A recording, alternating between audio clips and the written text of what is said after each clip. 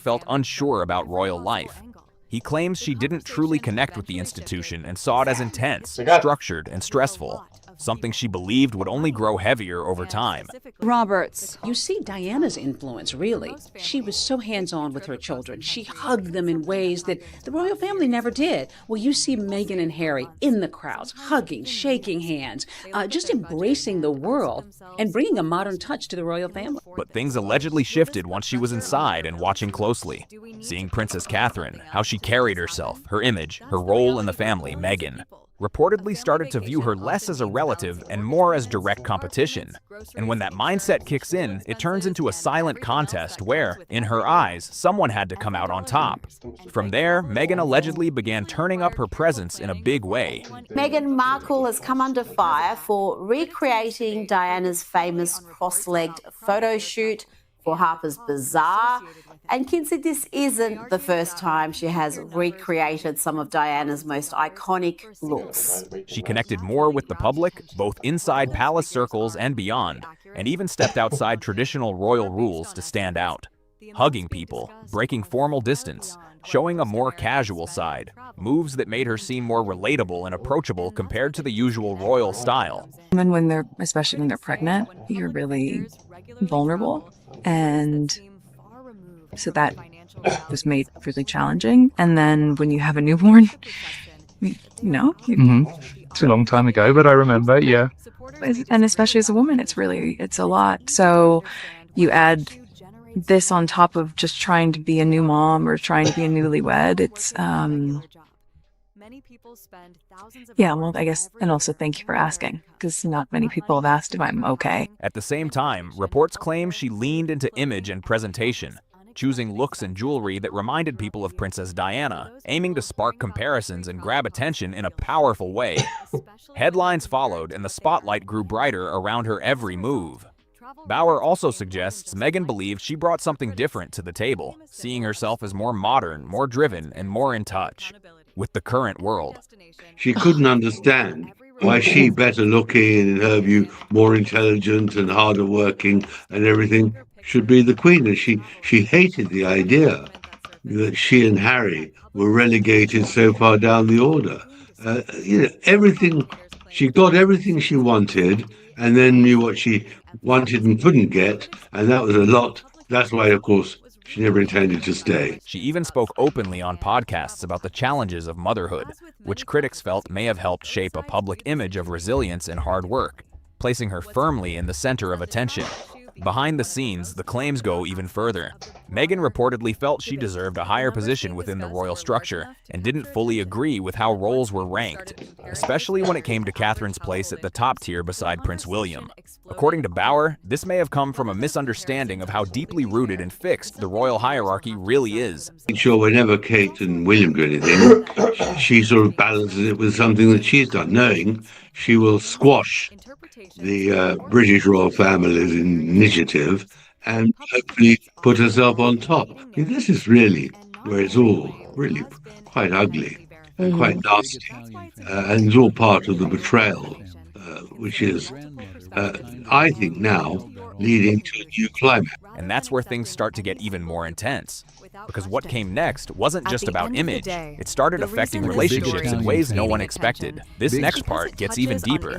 Because once reality hit, things didn't exactly go the way she expected. So stay locked in. You don't want to miss how this shifts. When the royal hierarchy didn't place Meghan where she reportedly wanted to be, sources claim she struggled to accept it. In the monarchy, rank isn't about effort or popularity. It's strictly tied to bloodline and succession.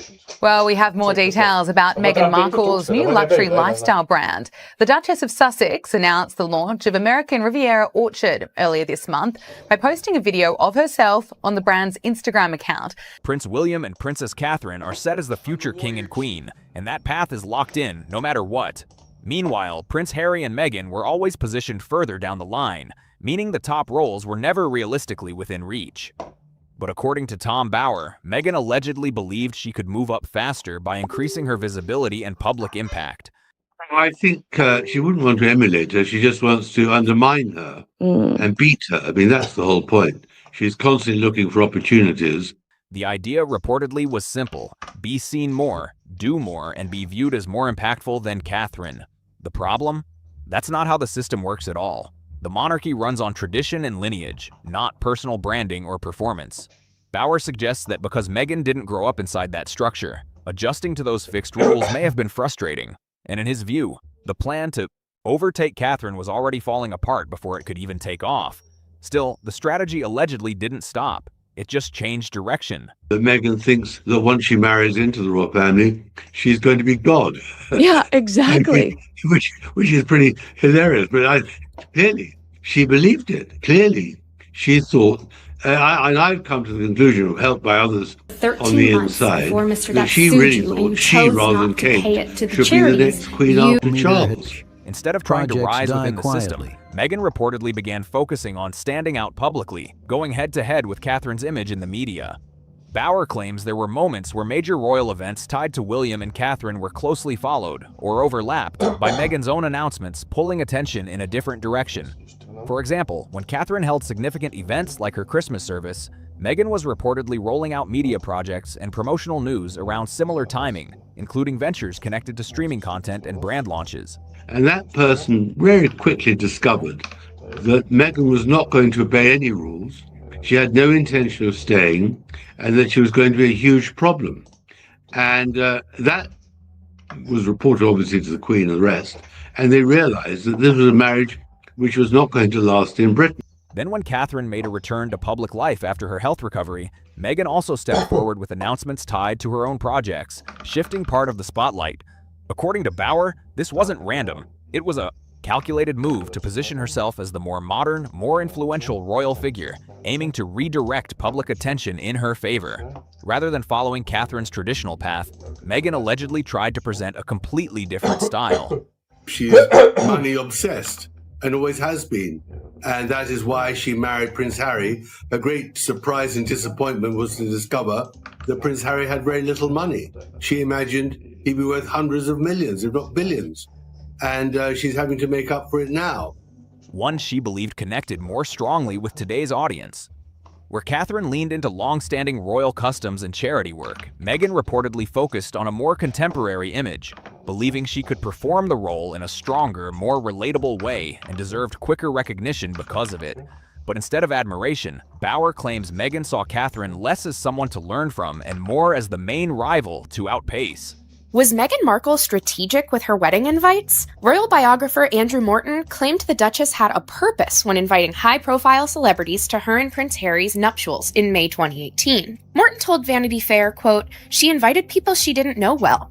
Oprah Winfrey, George and Amal Clooney, the big Hollywood hitters. It was a clever move because they are the ones who have stood up for her when she has been attacked." And once it became clear Catherine already held that central position, the alleged focus shifted fully toward becoming the standout royal figure in her own way. And here's where it gets even more interesting. Because before the wedding even happened, there were already quiet warnings behind palace doors about how this might all play out. And we just can't predict it because these two who grip our attention because of all the circumstances which made them and all that they've created in their damning interviews are struggling to survive. And the battle is being fought. Now this is where everything really comes together, and the fallout says a lot, so don't miss this final part. And if you've been following along, hit subscribe so you don't miss what's next. The advisor had reportedly warned early on that Meghan might feel restricted by royal rules, and that prediction, according to Bauer, didn't take long to show signs of becoming real. Tension reportedly grew behind palace walls, staff turnover increased, and some employees allegedly described the working environment as difficult and intense. Bauer claims this all tied back to a bigger issue. Meghan's reported ambition to become the standout royal figure didn't unfold the way she expected, reinforcing his view that she may have seen royal life as a stepping stone rather than a long-term role. Oprah interview, what she really wanted was control, because she is a manipulator. She wanted to be able to manipulate people, and she couldn't manipulate the press in the UK. That's why she was angry. She couldn't force people to write the stories that she wanted them to write. So therefore, she left to get privacy so that she could write the stories in her own perspective. He also points to a major difference in priorities. Catherine focused on stability, tradition, and keeping the institution strong. While Meghan, according to these claims, leaned more toward building a global profile and personal brand, royal duties in this interpretation became just one part of a much larger public identity she was shaping. Eventually, Meghan chose to step away from royal life and move toward independent ventures, where visibility and global recognition played a bigger role. Even during her wedding, critics noted the strong presence of Hollywood celebrities, which some saw as a shift toward global fame rather than royal tradition.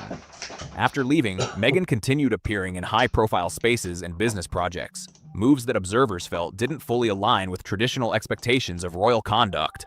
Bauer goes further, claiming that Meghan and Prince Harry later relied on sharing personal conflicts with the royal family as part of building their life outside the monarchy. Within that ongoing narrative, Catherine became indirectly linked to the wider tension, with media stories, often highlighting a supposed rivalry and public disagreements. Meghan also spoke about feeling unheard within the institution, adding another layer to the situation. Because of all this, public reactions stayed divided.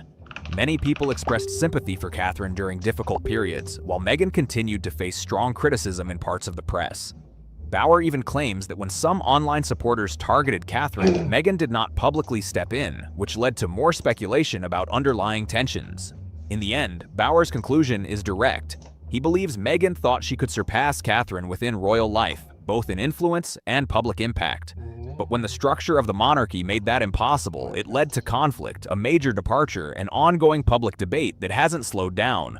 The book Betrayal paints a picture of someone entering the royal world, aiming to compete at the highest level, only to stalk into a system that doesn't, bend, and choosing to walk away when it didn't match expectations.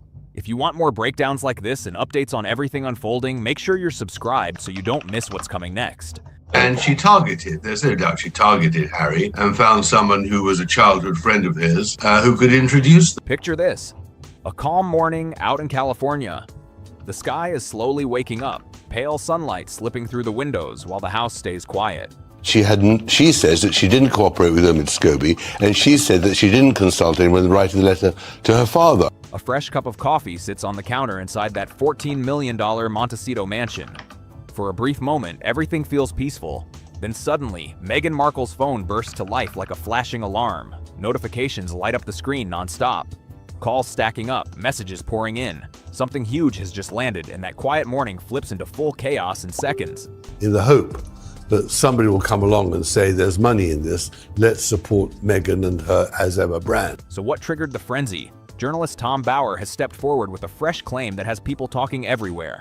Phones are ringing, advisors are scrambling, and insiders say Meghan has been staying unusually quiet behind closed doors. This is not just another headline drifting through the royal rumor mill. This feels like a serious media storm building in real time, and the volume keeps getting louder. Here's the thing about Tom Bauer. He is not some random online commentator chasing attention.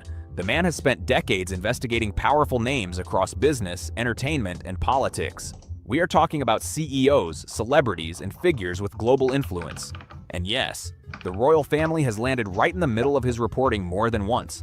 Before we dig into the newest revelation and why some reports say Meghan is feeling the pressure, make sure you hit subscribe, tap that like button, and turn on notifications. It's just one of those things everybody imagines. When somebody is pregnant close to you, you wonder what the child will look like. This story is moving fast, and new twists keep popping up everywhere. Bauer built his reputation by saying the things other people would not dare say out loud. When he focuses on a subject, calm rarely lasts very long. He is known for digging deep, chasing leads, and piecing together details others might overlook. No sugarcoating, no protecting reputations, just after investigation until the full picture starts forming. His book, Revenge, Meghan, Harry, and the War Between. But I thought that was just such a disgrace.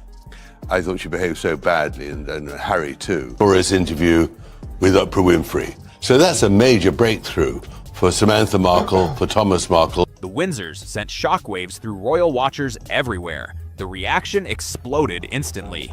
Reports said people inside royal circles were stunned. Headlines flooded news sites. Social media turned into a debate battlefield overnight.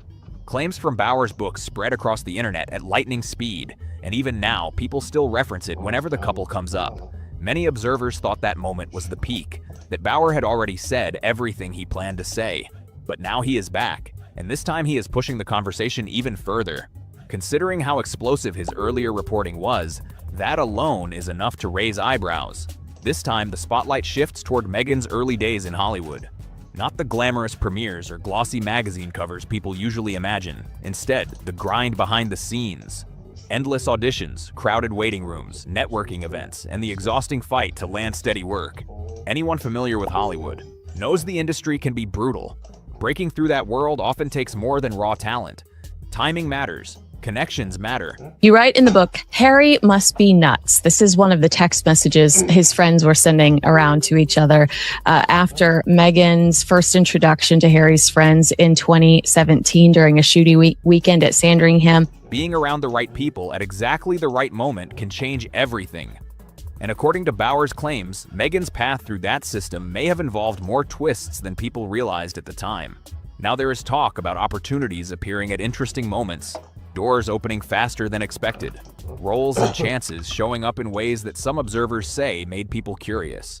That chatter alone has Hollywood insiders whispering again. For years, the public mostly heard one version of the story about her rise in the industry.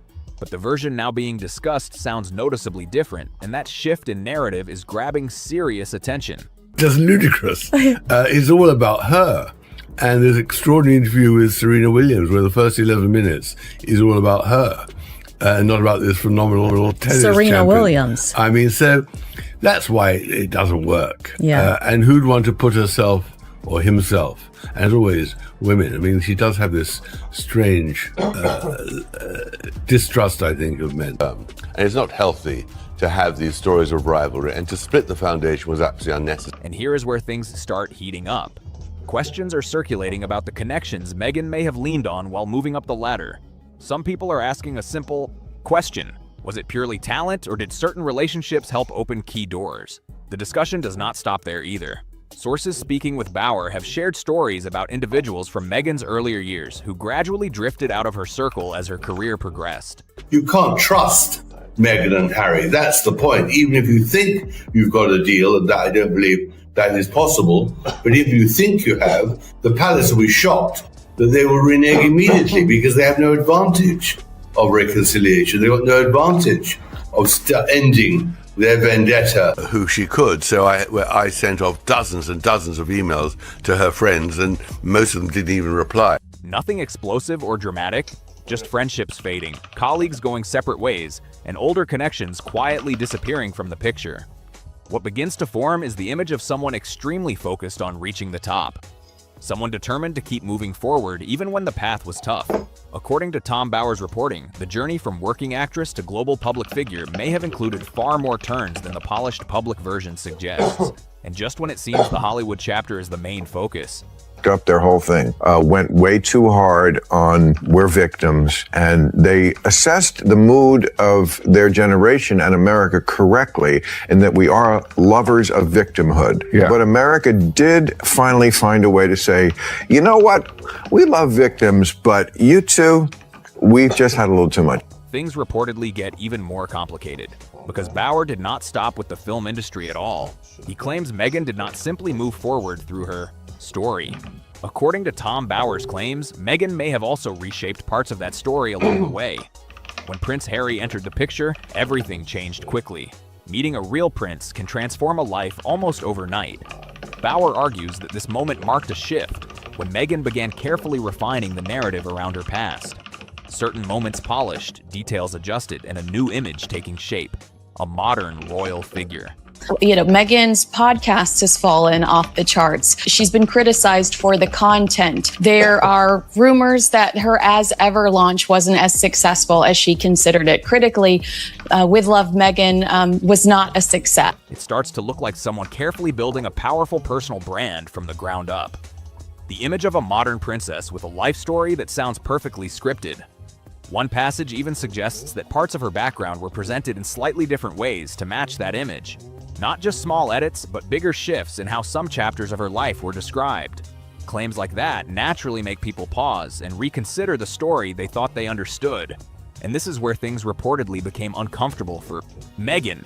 Insiders claim that once she realized how far Bauer had dug into her past, the situation began to feel overwhelming. This was not casual internet gossip or recycled rumors bouncing around online. Reports suggested Bauer had gathered information Meghan never expected to surface. Sources say that moment made things feel personal. Professionally, they've gone down dramatically, and I predicted it in the book, but even I would not have thought it'd be that accelerated. I think personally, they've separated their professional lives, but I think what's really a great problem for them now, as of in the last few weeks, is that Meghan has got no real income anymore. She's finished. Right. The Netflix series is over. There's no great podcast. The information, according to reports, came from individuals who had known Meghan during earlier stages of her life, people who had once been part of her circle.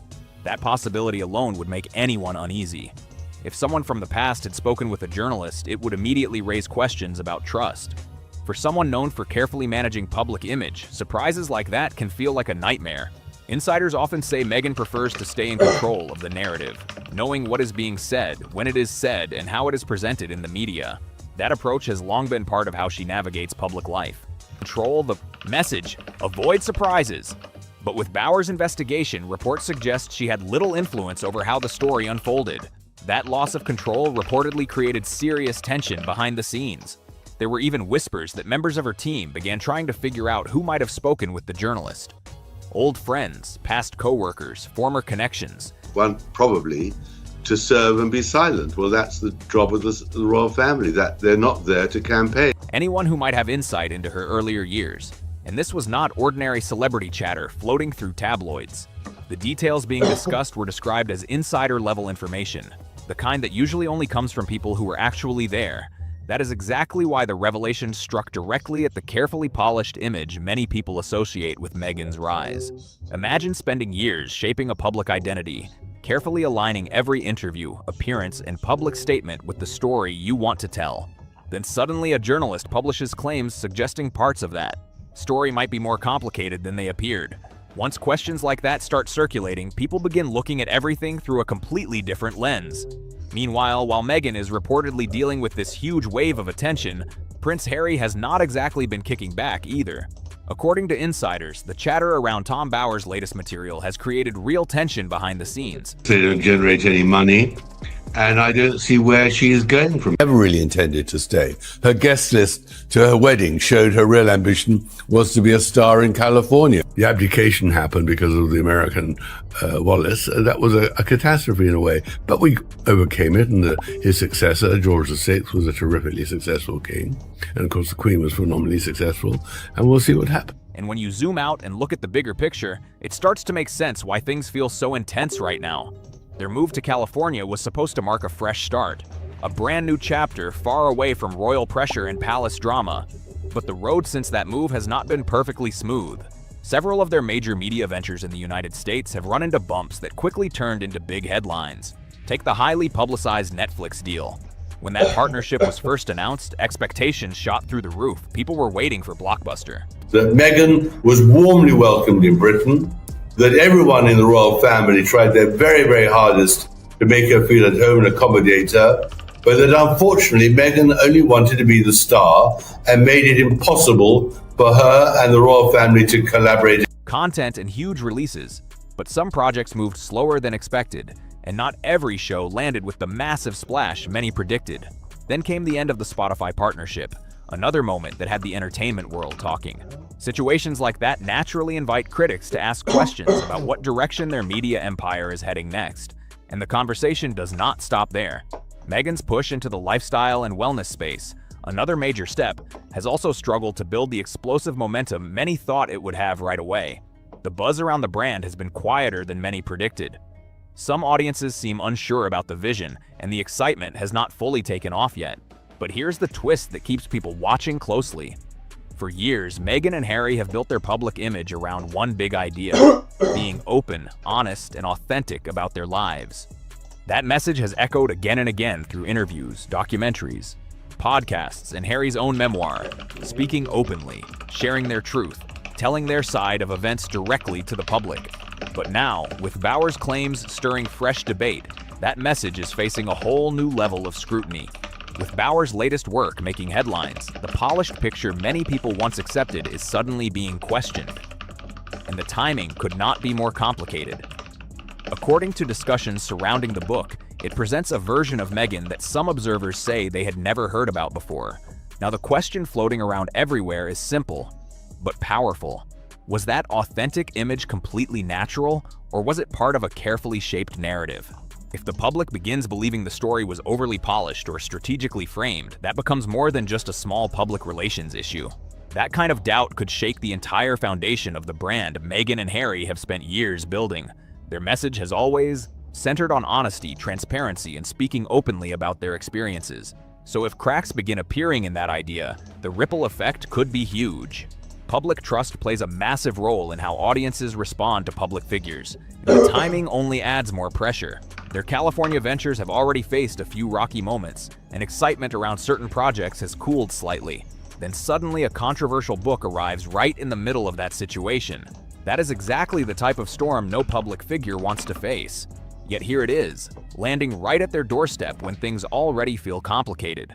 Harry understands better than most how quickly media situations like this can spiral. He has watched the cycle play out countless times before. One headline appears, then another, and suddenly every chapter of your life is being picked apart under a magnifying glass. That is exactly where they appear to be now. Every interview clip, every public speech, every old comment is being pulled back into the spotlight and analyzed all over again. For someone who stepped away from royal life hoping for more privacy and calm, that constant spotlight must feel exhausting. Instead of settling into a peaceful new life in California, they once again find themselves standing in the middle of a roaring media storm. And this time, there is a major difference. When they were still working royals, a full palace communications team handled the crisis management behind the scenes. Now they are largely steering through the chaos themselves. That alone raises the pressure dramatically. But if the situation already sounds tense, the next part of Bauer's investigation pushes the story into even more personal territory. This is where attention shifts toward Meghan's complicated relationship with her father, Thomas Markle. And this subject has always carried heavy emotion. For years, Meghan's public explanation has stayed consistent. She said the relationship broke down after her father cooperated with photographers and media outlets before her wedding. That situation included staged photos that exploded across headlines around the world. According to Meghan's account, that moment deeply damaged trust and led to their separation. However, Bauer's research reportedly raises fresh questions about that chapter. The journalist suggests there may be additional layers to the story that the public has not fully heard before. Instead of a simple one-sided conflict, he hints the situation may have been more complicated than it first appeared. In conversations about his findings, one idea keeps coming up again and again: the power of framing. Public figures often shape how their life stories are presented. Meghan has long been recognized as someone who understands media messaging very well. When a narrative is presented clearly and confidently, audiences often accept that version of events. Sources mentioned in discussions about the book suggest Meghan understood early on just how powerful storytelling could be. Highlighting certain details, leaving out others, and focusing on key emotional moments can shape how the entire situation is perceived. Of course, none of this means Thomas Markle himself was without controversy. Even Bauer's commentary recognizes that the situation involving him has always been complicated and messy. But the argument being raised is that the public may have only seen one part of a much larger picture, and that possibility shifts the emotional weight of the story. Meghan's family conflict has played a big role in how many people understand her life journey. The image of someone feeling hurt or misunderstood by relatives created strong sympathy from many viewers. But what happens if the narrative begins to shift? If people start wondering whether certain parts were simplified or presented differently, it naturally leads to even more questions about the broader story, and Bauer is not limiting his focus to the family drama alone. He is reportedly taking a wider look at Meghan's entire path, from the early hustle in Hollywood to her rise as a globally recognized figure. Everyone already knows the headline version: a working actress who eventually became a duchess and then a powerful international personality. But the big question now entering the conversation is this: how much of that rise unfolded naturally, and how much might have been carefully planned along the way? Building a powerful public image is not something that happens by accident. It takes timing, strategy, and extremely careful planning. And according to sources discussing Tom Bauer's work, Meghan was incredibly skilled at handling that process. Some observers even suggest she may have been almost too sharp when it came to shaping her public story. The wild part? The book has not even fully hit shelves yet, and the buzz is already exploding everywhere. Social media is going absolutely wild right now. People are digging up old interviews, replaying past appearances, and pulling video clips from years ago. Then they line those moments up next to the claims now being discussed, and the comparisons are spreading across the internet like lightning. Suddenly, viewers online say they are spotting things they never noticed before, timelines that seem a little off, details that appear to shift depending on the interview. Small moments that once slipped by quietly are now being replayed over and over again, and the internet loves nothing more than a mystery to break apart piece by piece. The comparisons are flooding in fast. Comment sections are filling with viewers pointing out moments where Meghan's earlier statements sound slightly different from what is being discussed now. Some people are asking tough questions, others are stepping in to defend her, and the debate is getting louder every single hour. But here's the twist that caught many people by surprise. It is not just longtime critics speaking up anymore. Even some supporters, people who defended Meghan very strongly in the past, have suddenly gone quiet. Spaces that once overflowed with praise now feel noticeably different. Instead of automatic support, there is more hesitation, more curiosity. Some people are even asking, wait, did we really hear the full story before? And that shift matters a lot, because those same supporters once connected deeply with Meghan's journey. They believed the struggles she described and related to the challenges she shared with the world. Now some of them are stepping back and re-examining everything. When loyal supporters begin raising questions, public conversations can shift extremely fast. Meanwhile, across the Atlantic Ocean, the British press has jumped straight into the drama. Headlines are popping up everywhere. Tabloids are printing bold titles across their front pages. Phrases like "new claims emerge" and "fresh questions surrounding the Duchess" are dominating the news cycle. It almost feels like the intense media frenzy from years ago has suddenly returned. Only this time, the coverage feels heavier because reporters say the discussion is based around detailed reporting rather than quick speculation. That difference has given the story even more momentum. Many UK outlets appear to have been waiting for a moment like this. Now that Bauer's research is back in the spotlight, journalists are digging into every detail they can find. Every quote is being examined. Every timeline is being debated. Every claim is being pulled apart from every possible angle. And while all this noise is exploding across social media and international headlines, reports suggest the atmosphere inside the Montecito mansion has been tense. Staff members are said to be moving carefully, unsure which headline might appear next. Phones ringing nonstop. Messages flooding in from reporters, contacts, and media outlets searching for answers. Behind the scenes, public relations teams are reportedly working overtime trying to steady the situation. Meetings are being arranged. Strategies are being discussed. Everyone involved is trying to figure out how to calm the storm before it grows even bigger. But when a journalist releases a detailed investigation like this, there are limits to how much control a PR team really has. Once the conversation spreads across social media and international news networks, the momentum becomes extremely difficult to slow down. Some insiders claim Meghan has told friends she feels completely boxed in by the situation. According to those reports, she feels exposed and deeply frustrated that personal parts of her life are being debated so publicly once again. After years of carefully shaping a confident and polished public image, watching that image questioned on a global stage would shake almost anyone. Because once people begin doubting one piece of a story, they often start questioning everything connected to it. That is simply how public perception works in the digital age. Now imagine what the first hours of this situation might have looked like behind closed doors. According to some reports, the morning the news started spreading was pure chaos. Meghan's phone reportedly lit up with message after message from friends and contacts warning her that headlines were about to explode. Insiders claim that once she realized how deeply Tom Bauer had researched her past, the mood inside the house shifted instantly. This was no longer a normal news cycle. It had turned into full crisis mode. Publicists were reportedly contacted immediately. Advisors started placing urgent calls. Emergency conversations were happening everywhere as people tried to understand just how big the situation might become. One source described the atmosphere as frantic. People moving quickly through the house, trying to gather information while headlines kept spreading across the internet. And the most surprising part, according to those reports, was how personal some of the details sounded. These were not just basic facts taken from public records. The information seemed to come from individuals who had known Meghan during earlier chapters of her life. Friends, old contacts, people who had once been part of her circle. That realization reportedly hit hard, because if those details truly came from someone connected to her past, it would mean trust had been broken somewhere along the way. One insider described the moment like someone suddenly realizing their protective walls were not as strong as they once believed. All that careful image management. Yet pieces of the story are still finding their way out.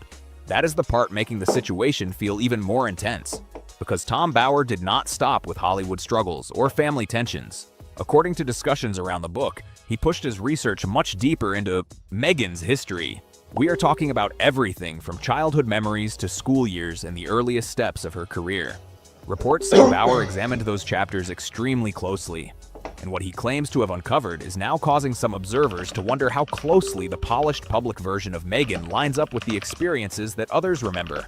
Some people who knew Meghan during her years at Northwestern University have reportedly begun sharing their own memories. According to those accounts, the Meghan they remember looks a little different from the global public figure the world sees today. Not necessarily because of fame, but because of how certain parts of her background and early experiences were later described. If former classmates start speaking more openly and comparing their recollections, that could lead to some very awkward conversations, especially if different versions of the same events start appearing side by side.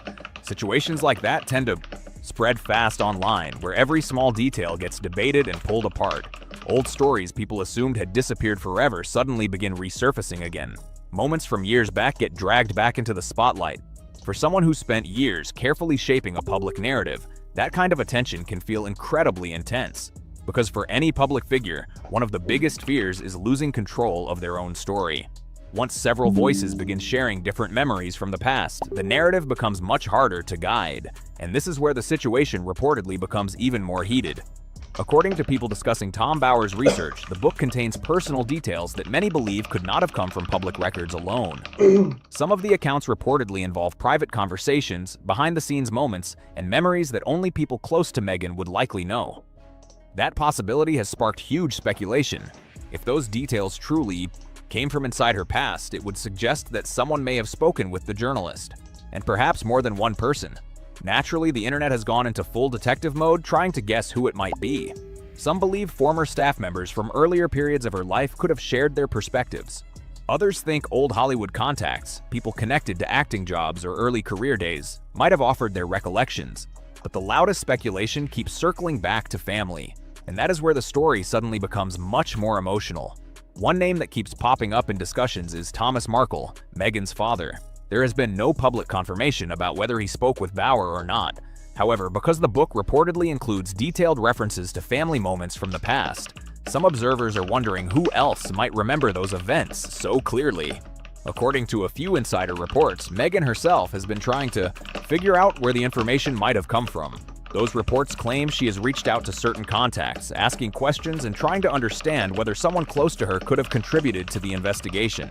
If that were ever confirmed, it would feel far more personal than a typical media leak. Situations involving family always carry a deeper emotional impact. And then there is another figure who often appears in discussions about Meghan's family history, her half-sister Samantha. Around the same time the book started generating attention, Samantha posted several cryptic messages online. In those posts, she thanked certain people for sharing the truth.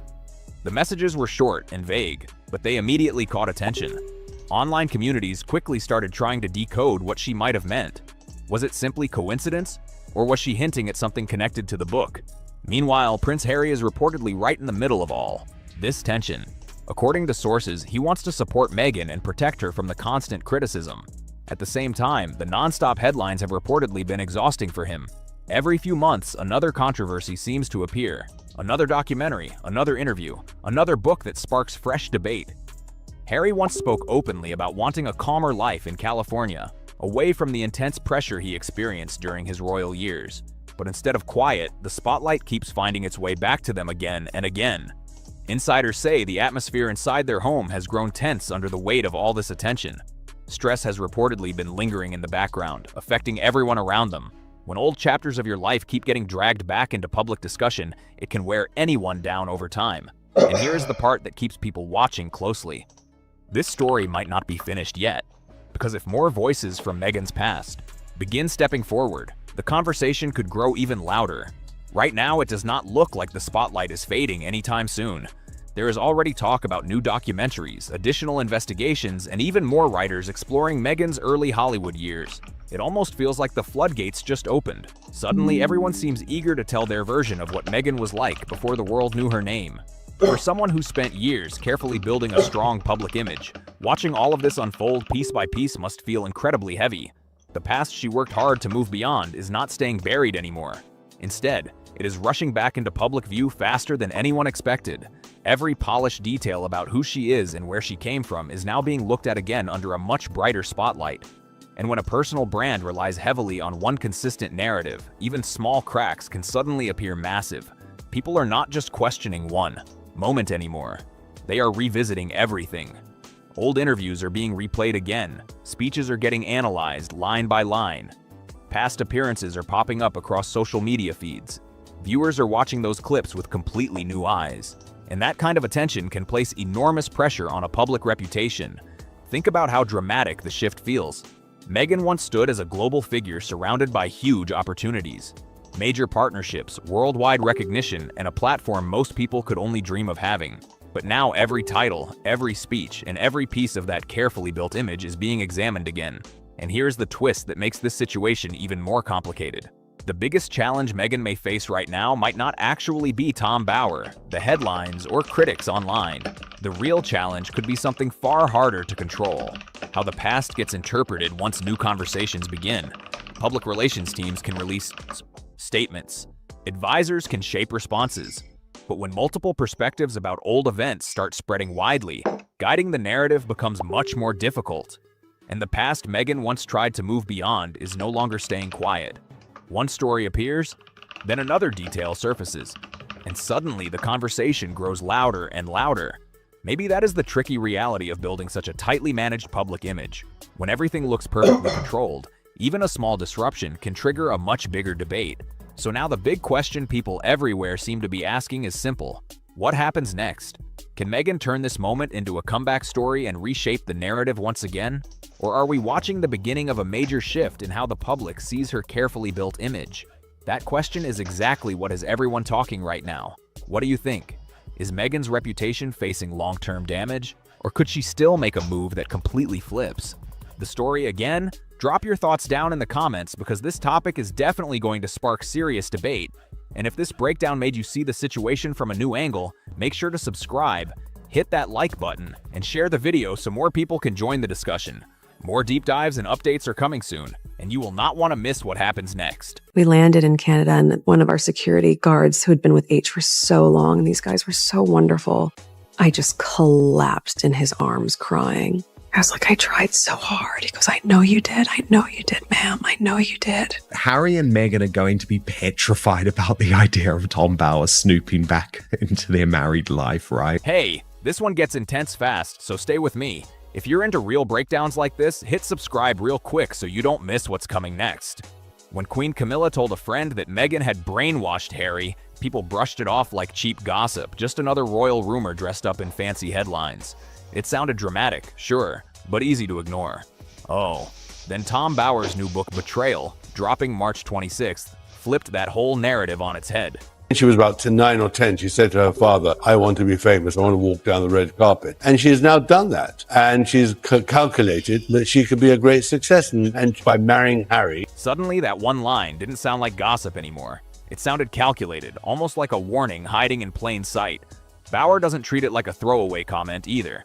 He builds it up piece by piece, laying out details that feel way too specific to ignore. You know, I think that's why he cuts quite a lonely figure. Because his friends all throughout his life do feel ostracized, he is just a bit of a lonely soul. Where she's got her friends in America, he, though, is very much on his own, and I think it's quite sad. And here's the wild part. The backlash from Harry and Meghan's side. It only pushed the book higher, turning it into a #1 bestseller before it even hit shelves. So what did Camilla actually say? She didn't just toss out the word brainwashed and move on. According to Bower, she backed it up with examples, clear ones. Harry started cutting off old friends. He changed his phone number and didn't even tell his own family.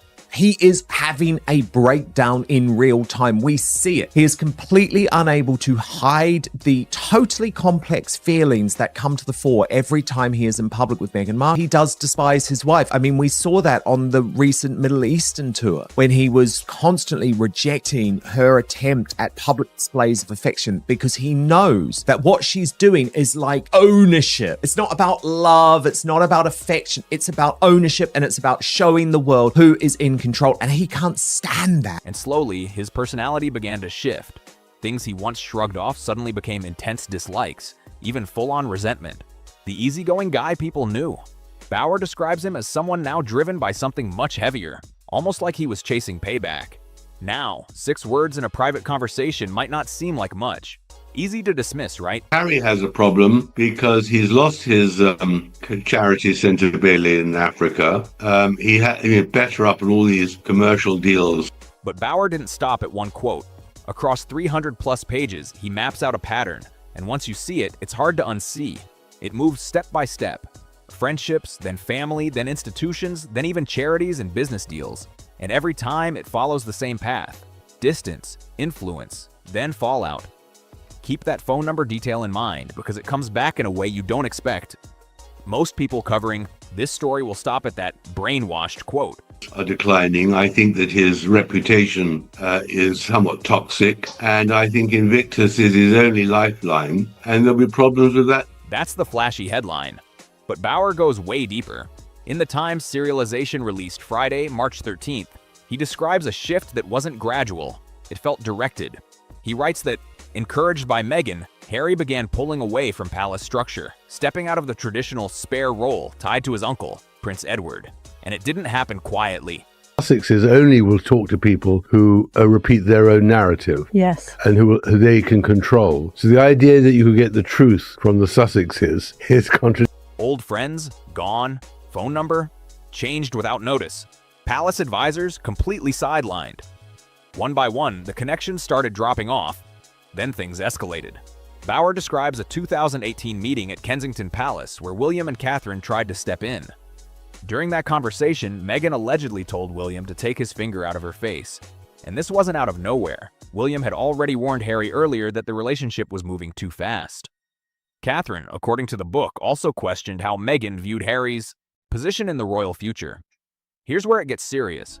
One claim like this could be personal bias. No comparison there, because Harry continues to back Meghan Markle, publicly back her and all of her terrible behaviour, not to mention the fact that Johnny Depp has always been a bad boy film star rather than a royal trying to do good in the world. 2, maybe coincidence.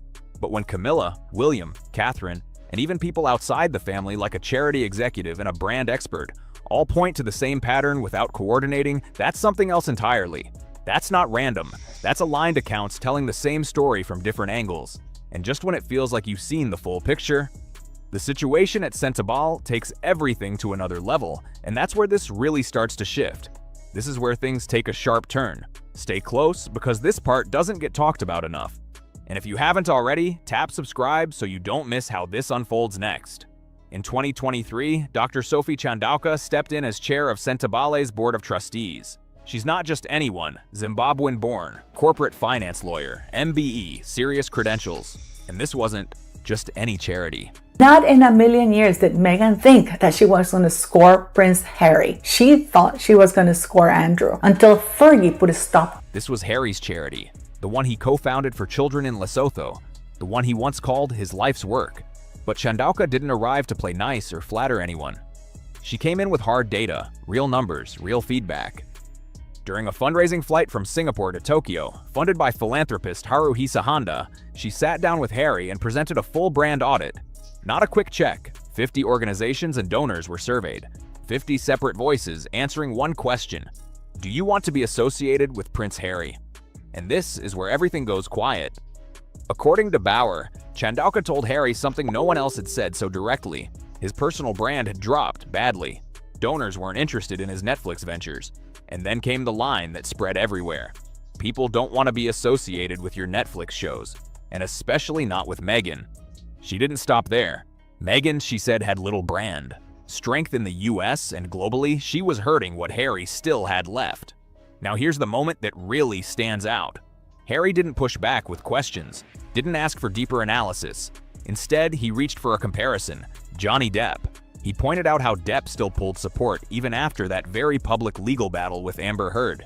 He seemed to believe he could follow the same path. Just remember, Harry and Meghan threatened to sue at the drop of a hat, and they have never tried to sue Tom Bauer because they know what he writes is true. Chandauka's reply? Short and sharp. Times have changed. And then she made it even clearer. We need American corporates who want to be associated with your mission, not you personally. They don't want your victimhood. Let that sit for a second. A charity executive, someone he trusted, telling him mid-flight at 40,000 feet that his image wasn't just slipping, it was actively pushing people away. And his response leans on a celebrity court case as a comparison. That's not strategy. That's someone trying to grab onto anything that still feels familiar while everything else shifts. And here's where it gets even more unsettling. Bauer claims Harry didn't reject the findings at first. In fact, he seemed to take it in. October 2024, he visits Lesotho for the first time in 6 years. For a moment, it looked like something might actually reset. But then things changed again. According to the book, once Meghan became involved, the direction shifted. Mr. Bauer's commentary has long crossed the line from criticism into fixation. This is someone who has publicly stated the monarchy in fact depends on actually obliterating the Sussexes from our state of life, language that speaks for itself. Harry allegedly moved to take control of Centibale itself, and instead of challenging the results of the audit, he focused on the process, claiming it caused him psychological harm. Not what it revealed, but the fact that it happened at all. By March 2025, both Harry and co-founder Prince Seiso stepped down. The UK Charity Commission stepped in to investigate. By August 2025, Harry was cleared of widespread or systemic bullying, but the damage was already done. The charity he built, the one tied to his identity for years, was effectively finished. And what comes next ties all of this back to that earlier pattern in a way that's hard to ignore. This is where it all snaps into place. Don't miss this part because it connects everything we've been building. The woman who told him the truth? Gone. Just like that. And the pattern Camilla summed up in 6 words didn't stay theory. It played out across 2 continents in under 18 months, step by step. Now here's the move that really changed everything. The smartest thing Meghan and Harry could have done about this book? Stay quiet. Let it pass. Let the headlines burn out in a few days and fade. They did the exact opposite. March 14th, 2026, 12 days before release, their spokesperson drops a statement to People, Newsweek, and GB News all at once. Not a small response, a full blast. They called Bauer's work deranged conspiracy and melodrama, saying he'd crossed from criticism into obsession. They accused him of building wild theories about people he doesn't even know, but I think she is a person who's done huge damage to the royal family, has been deeply, deeply inaccurate on many issues, and is of absolutely no value either to the royal family or society. But she just sucks from it. She takes from it and exploits it and profits. Bauer didn't stay quiet either. He fired back through the Daily Express, saying the Sussexes were running out of road in Hollywood and calling out what he described as overwhelming self-importance. And then the numbers hit. By March 15th, before a single physical copy even shipped, Betrayal shot to #1 on Amazon's bestseller list. Just like that. The response meant to shut it down. It amplified it, gave it more attention than any paid campaign could have pulled off. PR expert Renee Smith weighed in, and her take cuts deep. She said the reaction made the couple look seriously rattled, not because every claim had to be true, but because the claims felt close enough to what people already suspect. Close enough to sting, and here's the part that really stands out. They didn't directly deny the key details, not the brand audit, not Chandauka's claims, not the pattern of isolation, none of it. Instead, they went after Bauer himself. That's not a clean rebuttal. That's a signal. Think back to that phone number Harry changed without telling his family. Same pattern. When uncomfortable information shows up, whether it's a brother, a charity leader, or now an author, the focus shifts away from the message and onto the person delivering it. There's actually a name for this kind of pattern, and the royal family didn't miss it. Biographer Ingrid Seward says Prince Philip had a private nickname for Meghan, Duow, Duchess of Windsor, Wallis Simpson, and the comparison raises eyebrows for a reason. An American woman enters the royal world. The prince grows distant from his circle. Advisors fade out, the couple exits, and the man's public role slowly disappears. It's a storyline that feels familiar.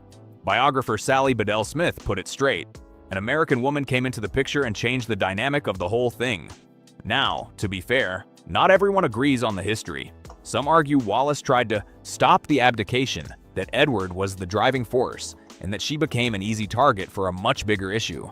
But that debate opens up a deeper question, and what comes next makes that comparison a lot harder to brush off. Fair enough, history is messy, and nothing is ever just one-sided. But Bauer isn't directly comparing Meghan to Wallis. What he's really pointing at is the system, the sequence. the way a royal support network slowly gets pulled apart, piece by piece, until only one voice is left standing in the room. And that's the part multiple people claim they saw coming. Philip noticed it, Camilla called it out, and now Bauer is stepping in saying the evidence backs it up. Not as a theory, but as a pattern that keeps repeating. So where does that leave Harry? According to Bauer, in a state of real fear. The book dows he's worried that a future King William could remove the Sussex titles completely, and Bauer says that fear isn't misplaced. William hasn't said anything publicly, but behind the scenes, royal insiders describe the relationship as done, completely broken. And the moment that really shows it, August 2024, Norfolk, at Lord Robert Fellowes' funeral. Same place, same time, no interaction, no words, not even eye contact, just distance. Royal expert Ian Pelham-Turner was asked straight up if William would ever welcome Harry back. His answer? A clear, blunt no.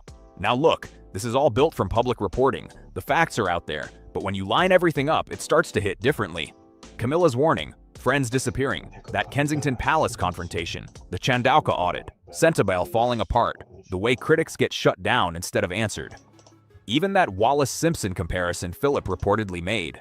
It stops feeling like random drama and starts looking like a consistent pattern told by different people at different times, all pointing in the same direction, and every single one of them faced backlash for saying it. So the real question isn't whether Camilla exaggerated, it's why her version might have been the most restrained one. But here's where it shifts again, because the brainwashed quote and that brutal brand audit, that's just the beginning. What Bauer uncovered about the Invictus Games in Vancouver goes even further, way more uncomfortable, way more specific. We're talking reports of just 43 paying spectators at a wheelchair basketball match, Canadian executives criticizing the image, and one moment involving a veteran's wheelchair that Bauer describes in serious detail. That part changes how you look at everything tied to Invictus, and it's not something people are ready for. So if you want the full breakdown when that drops, make sure you're subscribed, because this story isn't slowing down anytime soon. Netflix series is over. There's no great podcast. They don't generate any money. And I don't see where she is going from here. In Meghan's case, it seems to me she's absolutely determined to force feed the narrative. And damn it, they're going to accept it and keep going. And people are just too smart. Bad news in Harry and Meghan world, their show has been canceled. Season 3 of With the Love Meghan has been cancelled by Netflix. Devastating moment for Prince Harry's reputation and credibility, as he argues with a judge while in the dock, contradicts himself, appears to fib about using the pseudonym Mr. Royal biographer Tom Bauer just dropped a headline-grabbing claim, and reports say Meghan Markle is seriously upset about it. The timing made the situation even more intense. At the same moment this story started spreading, Prince Harry was sitting inside a London courtroom, visibly emotional while facing a tense exchange with a judge during a legal fight. Wherever she is, whether it's at Cotner or in Colombia or in Nigeria or wherever, she's always, her publicist will reveal that she's wearing one of Diana's pieces of jewelry. Prince Harry, his heart seems to have softened, or there's been some sort of evolution. So I do think you're right that a lot of us were kind of caught off guard by the Prince Andrew decision, because we had grown accustomed to cuddly Charles, Grandpa Charles, with the grandkids in his lap. And I when I saw the news, I thought, I don't know if I'll ever see anything like this again in my lifetime, but maybe I will because of Prince Harry. That courtroom scene grabbed major headlines, but another surprising twist was quietly unfolding behind the curtain. Behind the scenes, Netflix reportedly hit the brakes on Meghan's heavily promoted cooking and lifestyle show. And according to Tom Bauer, there's a specific reason the project lost momentum so quickly. He says the situation had little to do with basic ratings or routine production delays. Instead, he claims something deeper was happening inside the partnership, and the explanation has royal watchers talking nonstop. Before diving deeper into this dramatic situation, make sure you hit subscribe and drop a like. He holds on to these terrible, unhappy moments with Meghan, who he says, she's absolute misery, but, that's not true either. And she wasn't around in the late 1990s. I mean, it's a sort of extraordinary way of behaving. Even season 2 of her show was fake. It was not a season 2, it was a lie. It helps keep the spotlight on these royal headlines and the surprising twists surrounding them. Now here's where things start getting interesting. Tom Bower, the journalist behind the controversial book Revenge, Meghan, Harry, and the War Between the Windsors, recently gave an interview where he discussed what he believes happened with Meghan's Netflix project. The comments he shared immediately caught attention across media outlets and online discussions. Bower didn't soften his statement at all during the interview. He said, "It turns out she's not any kind of talent." That single line triggered strong reactions across the internet. It's a blunt opinion, and reports suggest Meghan was not happy seeing that quote repeated across news coverage and social media discussions. Bower says his opinion didn't appear out of nowhere. While researching his book, he spent several years studying Meghan's background and reportedly spoke with more than 80 people who had... It's almost like Harry 2.0 is Brooklyn Beckham. Have you seen any of this action where... Yes, I'm into it. I'm so very into it because he doesn't talk to his father, fall out with the... He was trying to humiliate her by clearly suggesting she came onto him. There was a little incestual dance. Interacted with her over the years. Some worked alongside her professionally, while others knew her personally. According to him, his reporting is based on interviews, research notes, and documents collected throughout that investigation. Then came his big claim about Netflix. Bower said the streaming company reportedly began having concerns earlier than many people realized. According to his comments, within about 6 months of signing the massive deal, said to be worth roughly $100 million. He wanted half in, half out. He wanted his own cake and eat it.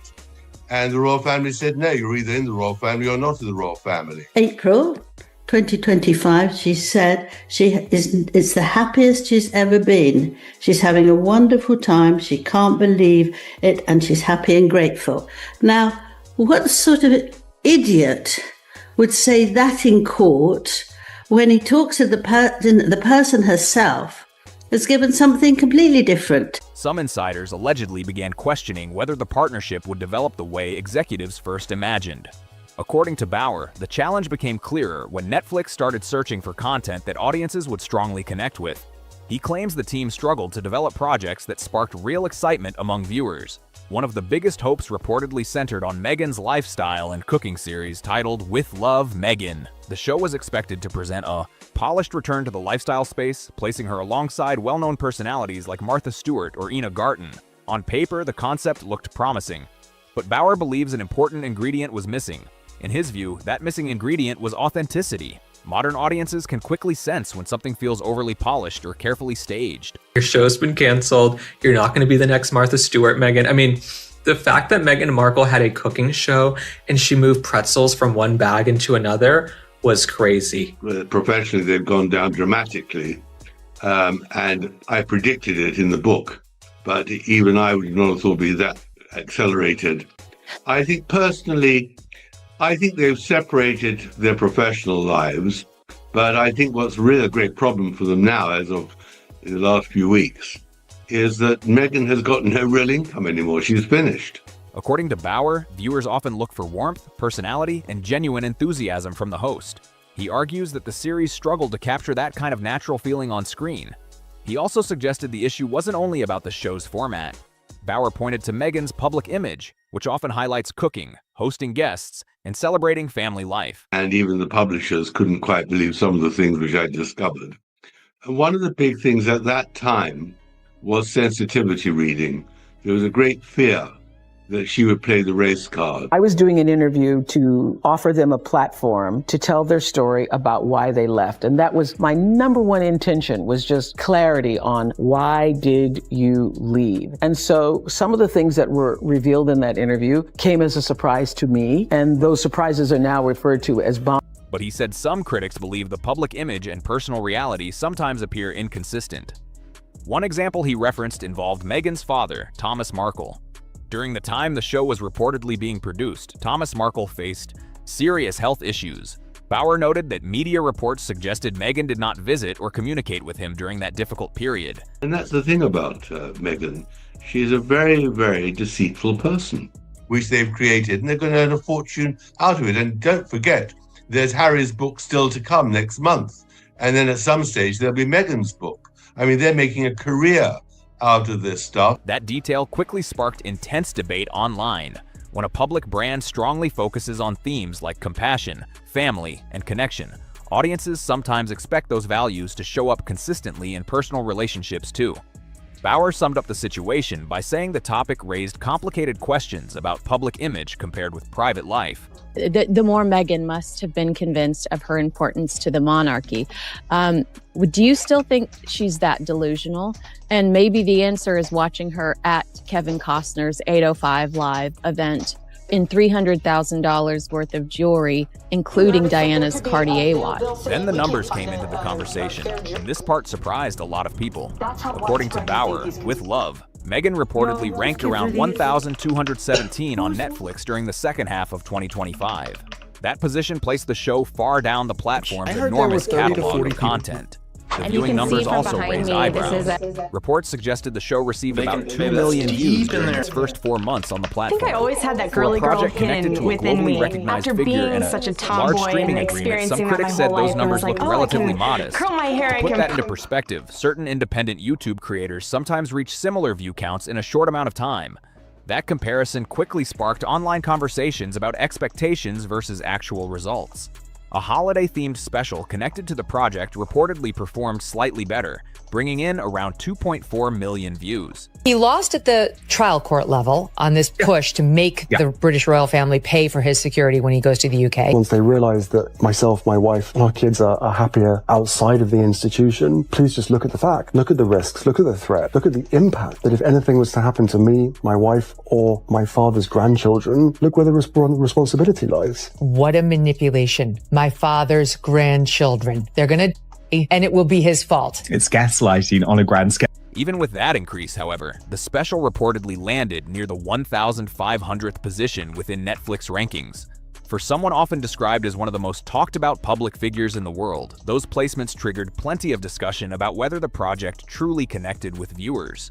According to Bauer, those results may have influenced how quickly excitement faded among some people inside Netflix. The internet is undefeated. You cannot fool it. You will never get away with it. Be doing anymore, which I'm not shocked because nobody was watching it. Okay, that show is like number 5,206 on the Netflix show. Tom Bauer was very direct when describing the situation. According to his perspective, Netflix genuinely made an effort to help Meghan's projects succeed. The company reportedly invested significant time, resources, and patience because executives believed the partnership could eventually produce something huge. Some insiders hoped the deal might open the door to exclusive stories connected to the modern royal narrative.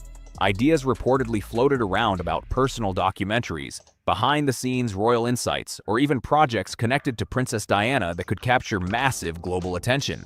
But instead of dramatic royal revelations, Bauer claims the final result looked much quieter. According to his description, viewers saw moments of Meghan arranging flowers or carefully placing pretzels into small bags. But don't even believe that there were 5 options.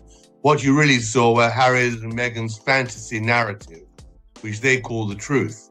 What Meghan never really understood, probably not even now, is that when she was chaired as a working royal, it wasn't because she was Meghan Markle, it was because she represented British royalty and all the values of the Queen and all the tradition and the 1,000 years of history. So people were cheering not just the person, but also the institution. Many viewers expected energy, storytelling, and a strong personality driving the show. What they reportedly saw instead felt calm and uneventful. Bauer also shared that some Netflix insiders were surprised by Meghan's on-camera presence during filming. In his interview, he claimed she didn't come across as very spontaneous or naturally playful during certain moments of production. They bought 12 episodes and you sliced it. What do you, everybody Craft knows Services that. did not come back. The trucks did not drive up the driveway again and relight the whole place. What I discovered was, of course, that she was hunting for a man in England from 2013, and she wanted wealth and she wanted fame, and she targeted. There's no doubt she targeted. He described her approach as highly controlled and carefully managed, something he believes translated directly onto the screen. According to Bauer, many scenes appeared extremely planned and rehearsed. He suggested that approach made the show feel more rigid than lively, which can be challenging for a lifestyle program that depends heavily on warmth and personality. He also said Netflix reportedly provided significant support for the project. Experienced producers, a large production budget, and creative freedom were all believed to be available to help the series succeed.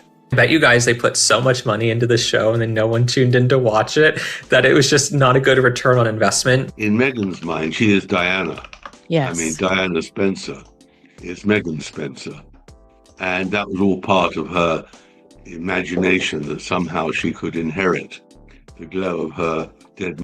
Even with those resources, however, Bauer argued the team struggled to produce a show that truly captured widespread audience attention. That's where his criticism became sharper. In his opinion, the main challenge wasn't a lack of money or opportunity. Instead, Bauer suggested the deeper issue came down to style and presentation. He believes the focus leaned heavily toward image and presentation, which he argues may have made it harder for the project to build a strong connection with everyday viewers. Authenticity is really what the issue is, and there's, they just hired a whole new PR firm. Because in the end, one of Meghan's many deficiencies is she has nothing to say. There's no originality. There's no profundity. And when someone is trying to build a lifestyle brand, that connection with the audience becomes absolutely critical. Without that sense of trust and relatability, the entire concept can start to fall apart fast. Bauer pointed out that many of the biggest names in the lifestyle world share one powerful trait: authenticity. Martha Stewart built her reputation through decades of hands-on experience, business ventures, and practical home skills. Gwyneth Paltrow, even when people debate her ideas, still presents a personality that feels aligned with the brand she promotes.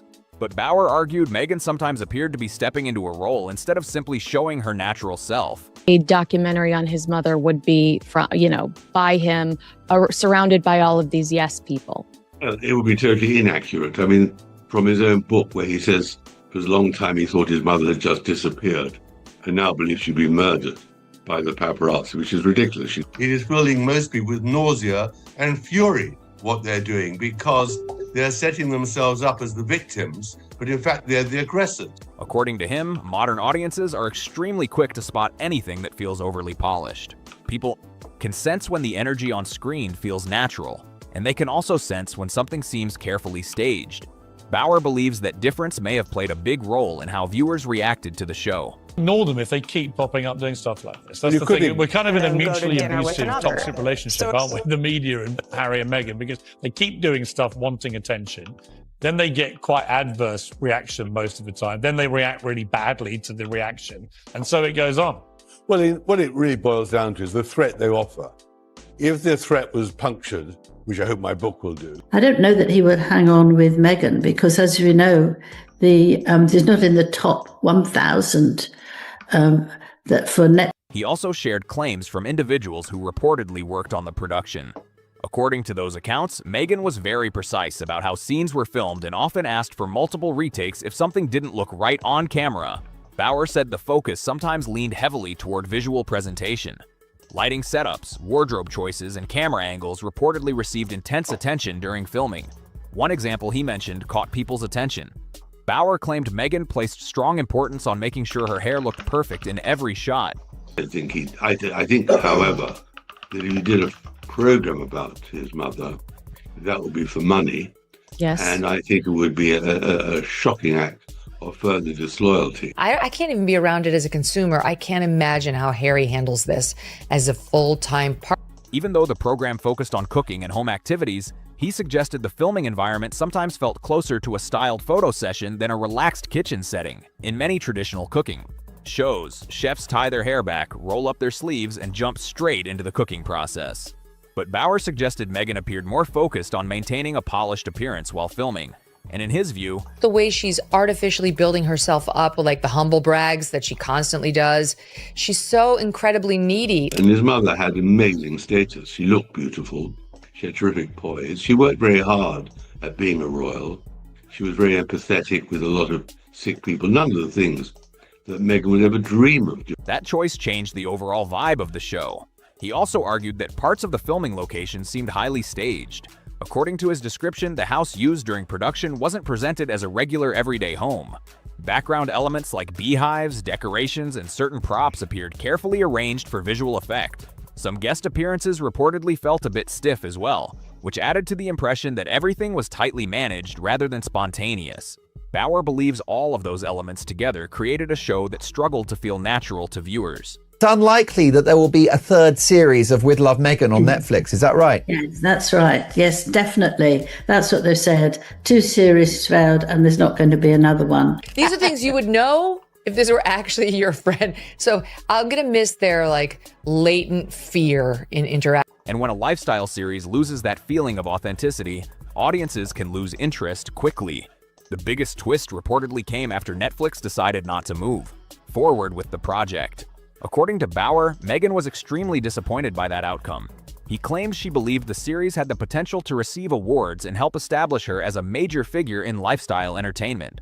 So when the public response turned out to be much colder than expected, it reportedly came as a major surprise. The production activity that once filled the filming location suddenly stopped. The vehicles used by the crew stopped arriving.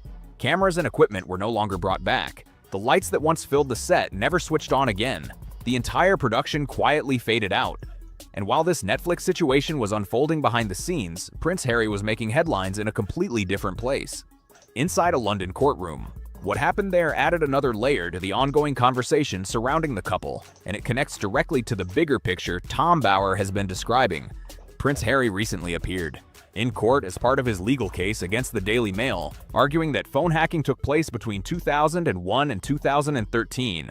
These events happened years before he even met Meghan Markle. But instead of a calm courtroom appearance, reports say the atmosphere quickly became tense.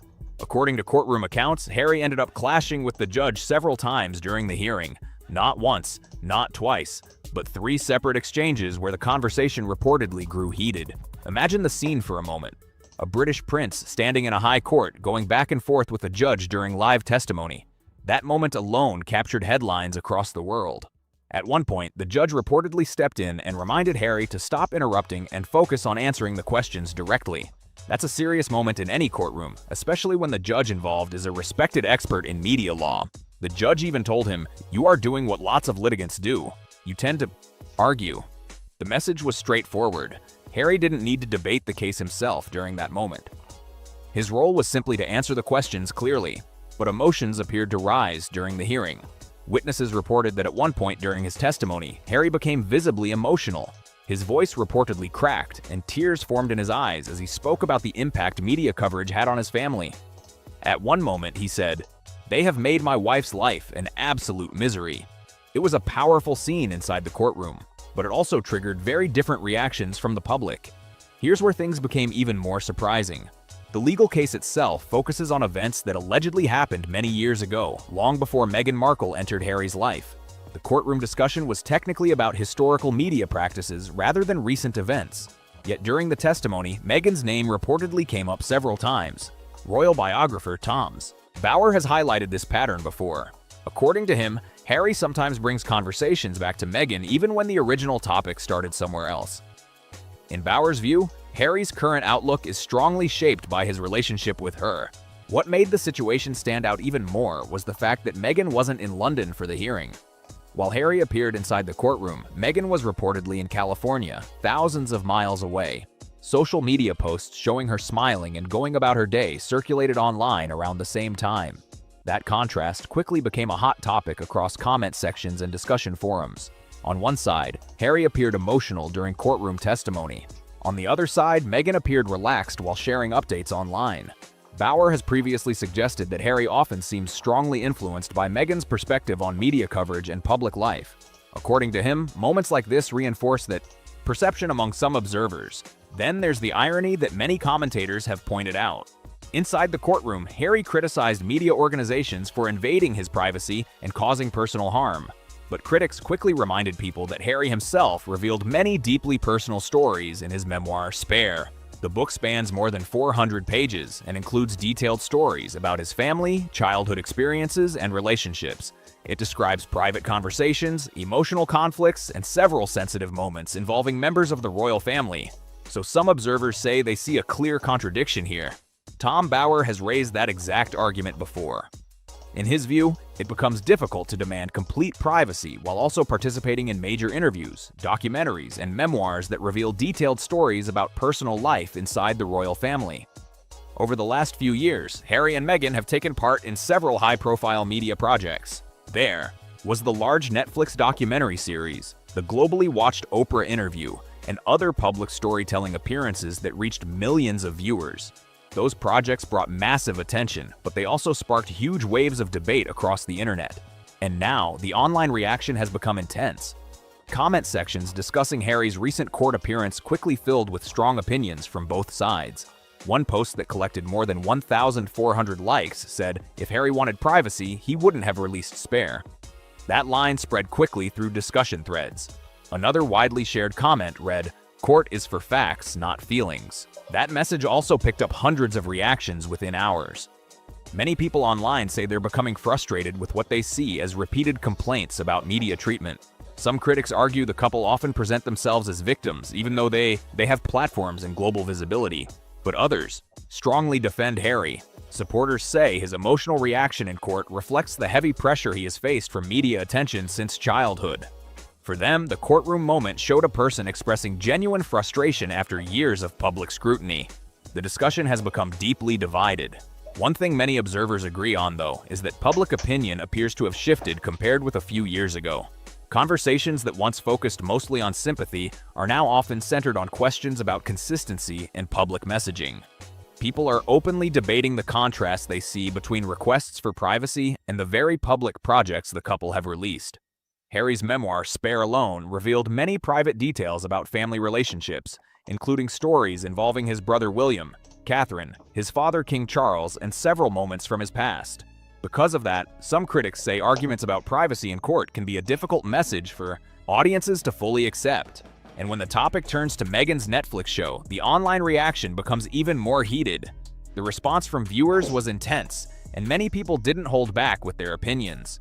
Comment sections filled quickly after news spread that Meghan's Netflix project would not continue, and the tone of many responses was extremely direct. Some users even appeared to celebrate the news. One comment that spread widely online said, "She's made our lives a misery listening to all her behavior and hypocrisy." Another viral response read, "Finally, Netflix found its spine." That comment gathered thousands of reactions almost immediately. Moments like this are exactly what Tom Bower said he believed might eventually happen. For years, Bower has argued that public patience with Harry and Meghan could wear down over time. According to his analysis, audiences might eventually grow tired if they continued hearing similar complaints about media, treatment, and royal conflicts. Now, some commentators believe that shift may be happening right in front of everyone. Bower once predicted that American audiences, who initially welcomed the couple with excitement, could lose interest if the projects connected to their media deals didn't bring fresh ideas or compelling stories. His argument was simple: if the content didn't evolve, audiences might slowly move on. With the Netflix project ending and Harry appearing in another headline-making court case, some analysts believe that prediction could be unfolding. The emotional reactions that once surrounded nearly every story about the couple seem to be changing. Instead of intense anger or passionate debate, many conversations now show something different: simple disinterest. Bower once captured that idea with a striking line. He said, "The opposite of love isn't hate, it's indifference." In his opinion, that shift toward indifference can become the biggest challenge any public figure faces. According to Bower, Netflix may eventually step further away from the partnership. The original agreement between the streaming company and Harry and Meghan was described as a first-look deal, meaning Netflix had the option to review and develop projects with them. But media insiders say arrangements like that can also quietly fade if projects fail to attract strong audience engagement. One entertainment analyst even joked that the situation feels like slow ghosting, where a partnership gradually fades without a dramatic public breakup announcement. It's a humorous comparison, but it reflects the growing speculation about what the future of the Netflix relationship might look like. Bower has also raised questions about the financial side of things. He claims that large amounts of money may have already been spent developing projects that didn't deliver the results originally expected. Reports have circulated suggesting that millions of dollars were poured into several productions that either stalled during development or failed to attract large audiences after release. Those numbers have sparked serious conversations in entertainment circles about how much was invested compared to the results that followed. At the same time, maintaining a luxury lifestyle in California comes with enormous costs. A large property, private security, travel expenses, and entire teams of professional staff can add up incredibly fast. Those kinds of ongoing expenses can create major pressure, especially when new projects are expected to keep everything moving forward. Bower argues that those pressures could explain why Meghan has reportedly started reconnecting with people across the entertainment industry. According to reports, she's returned to working with the well-known PR firm Sunshine Sachs, the same company that previously helped manage her public image earlier in her career. That move signals a clear effort to reshape how she is. presented in the media and entertainment world. There have also been rumors about Meghan reaching out to influential figures within Hollywood circles.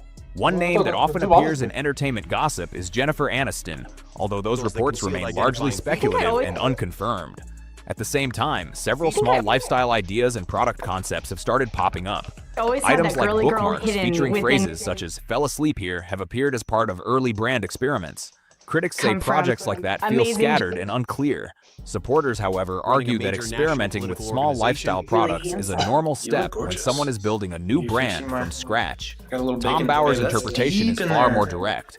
He believes the steady stream of new ideas suggests a search for something that will finally connect with audiences in a meaningful way. In his view, Meghan is putting out multiple concepts, hoping one of them eventually gains strong momentum. At the same time, Bower believes Harry's ongoing legal battles could create additional complications. He has suggested that the current case may face difficulties if strong evidence is not presented during the proceedings. Bower also pointed out that Harry's emotional reactions and courtroom interruptions could influence how the hearing is perceived by observers and legal commentators. If the case were to end unsuccessfully, some legal analysts note that financial consequences in British courts can be extremely significant. In certain cases, the losing side may be required to cover large portions of legal costs, which can reach very high amounts. That possibility alone has sparked plenty of discussion among commentators who closely follow royal news and legal developments.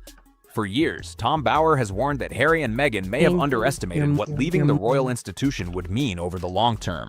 According to his perspective, the monarchy provided layers of support, global influence, and institutional protection that are difficult to replicate outside that system. Once they stepped away, the couple entered a completely different environment. In that world, success often depends on building a powerful entertainment brand and consistently delivering projects that capture public attention.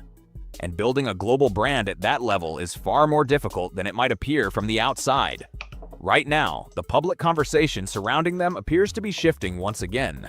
Their projects are facing stronger scrutiny, media partnerships are being questioned, and the spotlight of public attention is beginning to move toward new stories. Selfies with The big question now is whether this moment is simply a temporary setback or the start of a much bigger turning point in their public journey. What do you think about everything happening right now? Do you believe Tom Bower's predictions about Harry and Meghan are starting to play out? Or do you think the couple still has time to turn things around and stage a major comeback? Share your thoughts below. The biggest addiction in America is attention. We are addicted to attention. Easiest way to get attention is to be a victim. They're so racist. They're so racist. Some of the shit she went through was not racism. It was just some in-law shit. Because she's complaining. I'm like, what the fuck is she talking about? No, they're so racist. They wanted to know how brown the baby's going to be. I'm like, that's not racist. Because even black people want to know. It started like every other major comedy event people expected to dominate social media for a weekend. Bright stage lights, loud crowd, cameras locked onto every reaction shot. Before the first joke even landed, viewers online were already predicting viral clips and headline moments. But then Chris Rock walked out, grabbed the microphone, and within minutes, the atmosphere changed completely. Because suddenly, this was no longer just another celebrity comedy routine. The energy inside the room shifted fast. The laughs became louder, sharper, almost nervous at times. Like the audience realized they were watching a moment that would immediately explode online the second the clips escaped onto social media. A Christmas photo released by the royal family features a bad Photoshop job where Prince Louis's finger appears to be missing. And this is sweet. Meghan Markle said she has a finger they can use if they need it. And at the center of it all, unexpectedly, was Meghan Markle. What caught people off guard was how direct Rock sounded right from the beginning. There was no slow setup, no cautious approach, and no attempt to soften the topic. He jumped straight into jokes about Meghan and Prince Harry with the kind of confidence only someone like Chris Rock can pull off on a massive stage. And you could feel the room reacting in real time. Some people were about laughing your whereabouts instantly. on Others were turning toward the audience around them, almost as if asking, that they were looking "Wait, for the leak. Did They he knew really there just are say that leaks, out loud?" And Everybody rather trying than to be try a victim. to Like, be an what's honest this girl? organization, it's just let's Meghan get rid of Markle. all the people we think might be disclosing that we're a dishonest Seemed like organization. a nice lady, just complaining. I was like, didn't she hit the light-skin lottery? That tension is what made the moment to feel so describe huge. how I If felt you enjoy when I deep saw dives into that royal media tent. culture, celebrity image shifts, People taking selfies and the viral moments that quietly under reshape a public perception recreation. I don't know overnight, if it's actually the tent. It looks. make sure to subscribe. I am not because capable this of story whatever. gets much when bigger I saw this, once you look at what happened after the laughter faded. And still going on complaining, acting all dumb like she don't know nothing. Going on Oprah, I didn't know. I had no idea how racist they were. It's the royal family. You didn't Google this motherfucker? Because for years, Meghan's public narrative had largely centered around pressure, isolation, Getting media drinks hostility, was the replacement and of the having overwhelming coffee and experience breakfast. of I entering the personally royal would rather family have as an coffee or outsider. brunch with. Interviews, documentaries, magazine profiles, and commentary pieces consistently reinforced that image. But Chris Rock approached the subject from a completely different angle. Instead of treating the story delicately, he reframed parts of it through comedy in a way that challenged how believable some audiences found the narrative itself. And one joke in particular immediately detonated across the internet. Rock compared Meghan acting surprised by royal culture to a basketball player claiming they had never heard of the NBA before entering the league. Posting up pathetic pictures. This is me eating sushi. Like me. This is me 25 years ago when I was hot. Like me. Oh, it's fucking... The reason that line spread so fast was not because it was complicated or deeply analytical. It was the exact opposite. The joke was simple, easy to repeat, and instantly understandable to millions of people scrolling online. Within hours, social media platforms were flooded with reposted clips. TikTok reactions exploded. Commentary channels uploaded breakdowns almost immediately. Meme pages grabbed the quote and turned it into viral formats within the same night.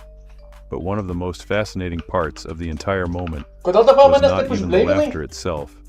It was the silence afterward.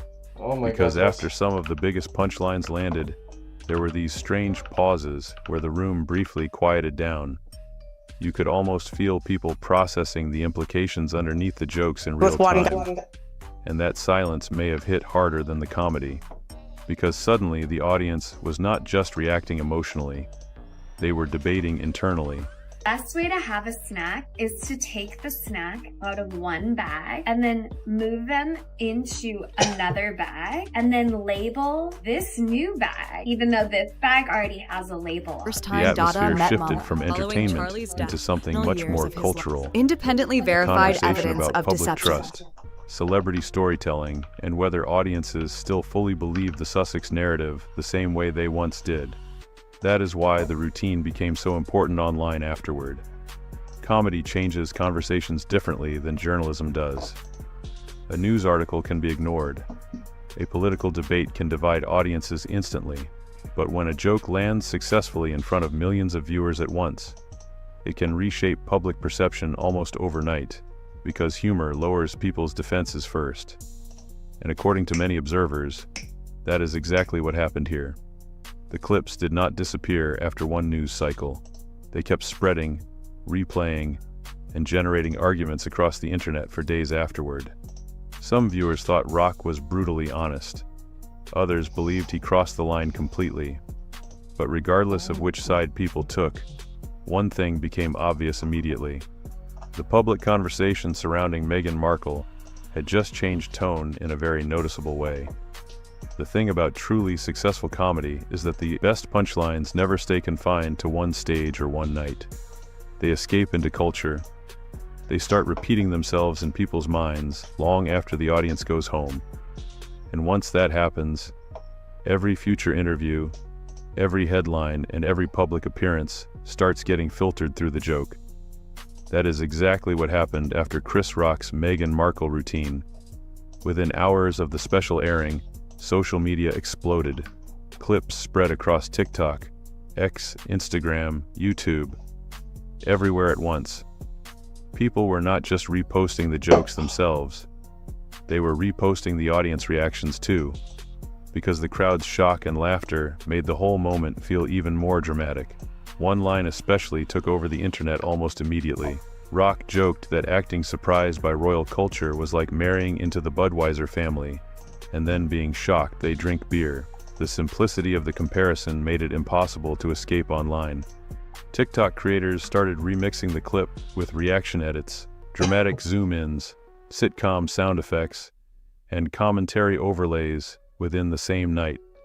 YouTube channels rushed to upload breakdown videos with giant thumbnails and titles framing the routine like a massive celebrity turning point, unfolding live in real time.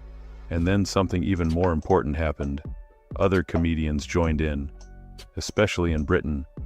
UK comics quickly started building their own material around Harry and Meghan, but with a much drier and more understated style. The humor focused heavily on what many critics viewed as contradictions between wanting privacy while continuing highly visible media projects, interviews, documentaries, and public appearances. The crowds immediately understood the references. That is what made the jokes land so effectively. British comedy often works through understatement. Comedians barely changing expression while audiences explode, because everyone instantly understands the implication underneath the line. Meanwhile, in America, late-night television picked up the same energy almost immediately. Host after host began joking about podcasts, Netflix documentaries, public interviews, and the now famous privacy debate surrounding the Sussexes. Online, the phrase "wanting privacy" became one of the internet's favorite recurring punchlines, because people kept pairing it with clips of red carpets, speaking events, media launches, and public appearances. And once the internet locks onto a joke like that, it evolves fast. That is what made this moment different from ordinary celebrity criticism. The jokes no longer felt isolated. Different comedians in different countries were suddenly making similar observations independently, which usually signals something much bigger culturally. Because comedy tends to follow audience mood. Writers only keep returning to the same punchlines if crowds consistently respond positively, and by the end of that week, Meghan's online image had noticeably shifted. Old interviews resurfaced. Past quotes reappeared. Meme pages and commentary accounts started re-editing years-old footage into short viral clips designed specifically to reignite debate around consistency, authenticity, and public image. TikTok especially turned the entire situation into ongoing entertainment content. Creators added dramatic music, exaggerated captions, reaction cuts, and sarcastic edits to old Sussex footage. Some posts were lighthearted, others were openly mocking, but almost all of them carried the same underlying tone: skepticism. And that may have been the biggest shift of all. The internet was no longer just discussing Harry and Meghan as royals or celebrities. Increasingly, they were becoming recurring entertainment commentary material, the kind of public figures audiences now instinctively react to with irony, memes, and punchlines before sympathy. And once a public image crosses into that territory online, reversing the momentum becomes incredibly difficult. Across social media, the reaction stopped feeling like separate conversations and started feeling like one giant shared internet event, unfolding in real time. Every platform amplified the next one. TikTok clips fed YouTube commentary. YouTube reactions became meme templates on X. Instagram pages reposted audience reactions alongside old interview clips. The momentum just kept multiplying every hour, and on YouTube especially, creators went into full analysis mode. People were slowing down interview footage frame by frame, zooming in on facial expressions, replaying awkward pauses, and comparing old public statements side by side like they were investigating some giant ongoing reality show mystery. At that point, the discussion around Meghan Markle had clearly shifted beyond normal celebrity coverage. She was no longer being discussed online purely as a royal figure or public advocate. Increasingly, she was being treated like a recurring internet character, someone audiences constantly debated, parodied, reacted to, and remixed every single day. Incomplete records. And once public figures enter that part of internet culture, escaping it becomes incredibly difficult, because memes move faster than public relations strategies ever can. Before any official response could even gain traction, dozens of new edits, reaction clips, and sarcastic compilations were already replacing the previous ones online. The cycle never slowed down long enough for the conversation to reset. That shift became obvious on late-night television too. By that point, comedians barely needed setup anymore. The audience already understood the references instantly. But now the second Candace Harry or Owens Meghan has stepped appeared on directly screen. into this On conversation, shows like Saturday connecting Night older Live, clips, the revisiting Sussexes timelines that have increasingly became resurfaced shorthand again and for again. celebrity overexposure, media contradictions, and image management. Harry was often portrayed as confused, overwhelmed, or drifting through situations without control. Meghan, meanwhile, was exaggerated as hyper-polished and intensely focused on controlling public narrative and branding. Now, obviously, sketch comedy exaggerates everything, but what made the audience reaction so strong was how familiar those themes already felt from online discussion. That overlap between internet perception and mainstream comedy is exactly why the jokes landed so hard. That's one reason this topic. And then more hosts joined in. One reason this Jimmy Fallon That's leaned one into reason the this smaller topic details keeps gaining traction. Audiences were Instead already of fading mocking away. online. Emotional interviews, headline-generating revelations, and the constant transformation of private moments into public storytelling. Stephen Colbert followed with sharper commentary that mixed humor with the feeling that audiences were already in on the joke. The decision reflected One her line values especially surrounding exploded privacy online after during an Meghan important discussed chapter marrying of her Harry life. privately before the royal wedding ceremony itself. Colbert joked about feeling foolish According waking to up those early to raising watch questions. two married people get married. To The those audience raising erupted questions, because there they were no immediately widely understood shared the event reference photos without showing a growing explanation. baby bump. And that repetition across multiple shows started becoming more important than any individual joke itself. Because once multiple comedians keep circling the same themes night after night, media deals, interviews, luxury branding, emotional storytelling, non-stop headlines, comedy stops simply reacting to public perception. It starts shaping it. That freedom made the comedy even sharper once stand-up comics outside television started joining the conversation.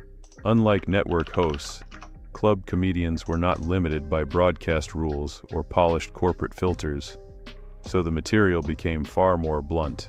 A lot of the jokes targeted the Netflix documentary and Prince Harry's memoir. Comics mocked the dramatic music, emotional storytelling, and cinematic slow-motion scenes, framing the projects as overly serious attempts to generate sympathy from audiences. Simon Brodkin especially leaned into that angle, joking that the documentary felt less like a royal story and more like a giant emotional advertisement. Harry's memoir also became easy material for comedians because of how personal many of the stories were. Comics pulled out details about royal life, privilege, and family drama, then flipped them into jokes about isolation, celebrity culture, and public oversharing. But even with Harry involved, Meghan remained the central focus of the comedy wave. Her speeches, interviews, and carefully polished public appearances became recurring targets. Comedians often described them as overly rehearsed or too tightly controlled. And inside comedy clubs, the reactions were immediate. The laughs came harder because there was no television filter softening the tone. Then South Park completely changed the conversation. The Privacy Tour episode exploded online because it compressed years of internet debate into one brutally simple parody. The animated versions of Harry and Meghan demanded privacy while constantly appearing in public, promoting projects, and traveling with cameras following them everywhere. The joke landed instantly because viewers immediately understood the contradiction being mocked. Within hours, screenshots and clips flooded social media, memes spread everywhere, and suddenly phrases and visuals from the episode became part of internet culture itself. That is when the situation crossed into dangerous territory for public image. Because once a parody becomes stronger in people's minds than the real person, every future headline starts getting filtered through the exaggerated version automatically. And according to many observers, that is exactly what started happening to Harry and Meghan after months of comedy sketches, viral edits, and animated satire. Then Bill Maher entered the conversation with a completely different tone. Instead of relying on giant punchlines, Maher used calm, blunt commentary, questioning the balance between asking for privacy while continuing highly public media projects and maintaining royal branding. And because his delivery sounded less emotional and more analytical, texting each other, that double many weather viewers felt the criticism hit even harder.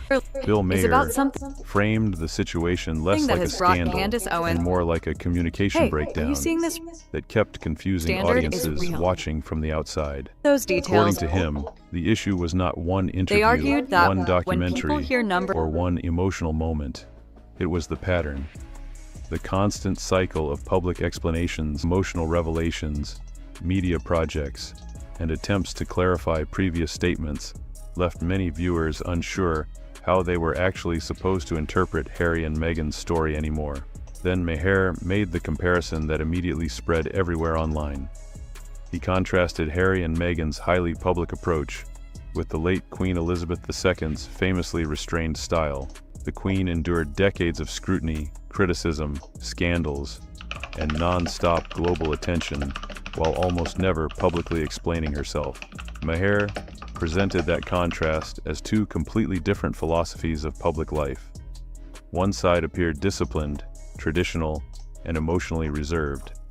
The other looked highly visible, emotionally expressive, and deeply engaged with media storytelling. And whether audiences agreed with him or not, the comparison landed hard. But the moment that really shifted the atmosphere inside the room was not even a joke. It was Maher's suggestion that audiences do not automatically owe endless sympathy to celebrity conflict, simply because it is delivered emotionally. The crowd reaction was different there. Not explosive laughter, not applause. Just this strange wave of quiet agreement moving across the room as people nodded and processed what he was saying in real time. And by that stage, Meghan Markle and Prince Harry's online image had already changed dramatically from where it started years earlier. What began as discussions about royal pressure and media treatment had evolved into non-stop memes, reaction videos, late-night monologues, viral edits, and recurring comedy references across almost every platform online. The jokes started lasting longer than the original headlines themselves, and that is the dangerous thing about comedy and celebrity culture. News stories fade, interviews disappear, public statements get forgotten, but once comedians and internet culture turn someone into a recognizable punchline, that image becomes incredibly difficult to escape. Every future appearance starts getting filtered through the parody automatically, fair or unfair. That is where Harry and Meghan now seem trapped culturally. Chris Rock may have ignited the moment, but social media, late-night television, meme culture, and non-stop commentary transformed it into something much larger than one comedy special. The jokes stopped being isolated entertainment and started shaping public perception itself. If you enjoyed this deep dive into celebrity culture, royal media battles, and the hidden ways comedy reshapes public image in real time, make sure to subscribe, because the deeper this story goes, the more fascinating the cultural shift becomes. And right now, many observers believe that shift is far from over. Harry, it ain't gonna happen. Dream on, baby. Hasn't Australia suffered enough? What have you done to deserve this? There shall be a crowd, and they shall be mobbed. It'll be like the Beatles in the 1960s. No. No one's interested. They could do a press release about where they're going to be and when, and it'll be a no-show. So a spokesperson for the Duke and Duchess, we don't know who it is, but it will be someone that will be fired early tomorrow morning. And it'll be another member of the Sussex Survivors Squad. Here's what they said. They said, the Sussexes. What happens when a country that once cheered on a royal couple suddenly says, "Not so fast, you're not welcome here"? And what does it mean for the monarchy when one of the Crown's most loyal Commonwealth nations starts pushing back? Welcome in. Thanks for clicking this video. Seriously, it means a lot. We'll visit Australia in mid-April to take part in a number of private, business and philanthropic engagements. Who do these people think they are? What are those business engagements going to be? Given the fact that the world's biggest streaming giant has just fired Meghan Markle and has had nothing to do with Harry for years. And if you enjoy these breakdowns, make sure to subscribe because it costs you nothing and you won't miss the next part of this story. That's the storm building right now as Prince Harry and Meghan Markle prepare for their next trip to Australia. Forget or don't think for 1 second they won't try to make it look like an official royal engagement. They will want certain photo opportunities where there's an audience clamoring for them so that they can send those pictures to People magazine. But for the most part, I do think that it will be mostly private events and commercial ventures that they're pursuing more so than charity opportunity. But before they've even boarded a plane, a political firestorm is already erupting. A petition signed by thousands of Australians is spreading fast online, demanding that not a single cent of taxpayer money goes toward their visit. And this isn't some small corner of the internet making noise. This is turning into a full national debate. For many Australians, it all comes down to one simple question. So it's quite extraordinary. It's going to have the opposite effect. If Harry thinks that this will be a game changer, the game will be changed and it will work against him because Harry is going to once again infuriate not just his father, King Charles, but of course the real power behind the throne, William, who is the equivalent of the president-elect. He is the heir to the throne. He's the king in waiting, and he won't take any of this nonsense from Harry when he becomes the main man. Why should public money support two people who no longer officially represent the crown?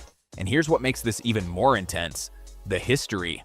Back in 2018, Harry and Meghan landed in Australia for their first royal tour as a married couple, and the reception was massive.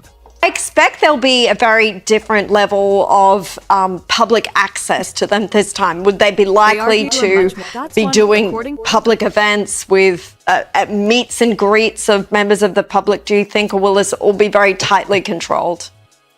It will be tightly controlled. I've seen what I thought was interesting was the announcement included private events. Like wouldn't we just assume that they would want privacy throughout the excursion? But don't. Crowds filled the streets of Sydney and Melbourne. People waited hours just to catch a glimpse. Meghan's style and confidence connected instantly, and Harry looked completely at ease. At that moment, they felt like the future of the monarchy. But that moment didn't last. Since then, everything has changed. I mean, the couple's, I'm thinking thoughts and prayers. The couple's popularity in Australia in 2018 was the catalyst for Harry and Meghan making demands as working members of the royal family. I don't know if you know that. In trying to step out of William and Catherine's shadow, Meghan started comparing herself to Princess Diana and tried to use this trip as leverage with the late Queen. As of late 2025, Harry and Meghan's popularity in Australia is at an all-time low. The couple stepped back from royal duties, moved to California, and launched major projects, from the interview with Oprah Winfrey to their documentary series and Harry's memoir. Along the way, they built a global brand that critics say still leans heavily on royal connections. Now they're returning to Australia under a completely different spotlight, not as working royals, but as private figures with something to prove. And the second their visit was announced on March 8th, Backlash hit immediately. The petition gained traction fast, with a message that couldn't be clearer. If they visit, it must be treated as a private trip. Harry wants to be right at the heart of the royal family again because he wants the fame, he wants the status, he wants the privilege, and he wants the money. She and Harry have been a massive disappointment for Netflix. Yeah, I feel like we had this on our 2026 bingo card, didn't we? No official status, no government coordination, and absolutely no taxpayer-funded perks. But now, for many Australians, the rules have changed. The era of automatic royal privilege may be coming to an end. And the Mark Dolan show has been told by a very well-placed royal source that we trust implicitly that this trip is one that Harry hopes will put him and Meghan back on the royal map. That is how deluded these people are, that they think there's a chance that there's a way back when clearly there is. The petition lays it out bluntly. No VIP treatment, no ceremonies, no public spending. With rising living costs, many argue that public money should stay focused on everyday citizens, not high-profile visitors. That's one reason. In the comments, they're brutal. Some say Harry and Meghan can easily afford their own expenses.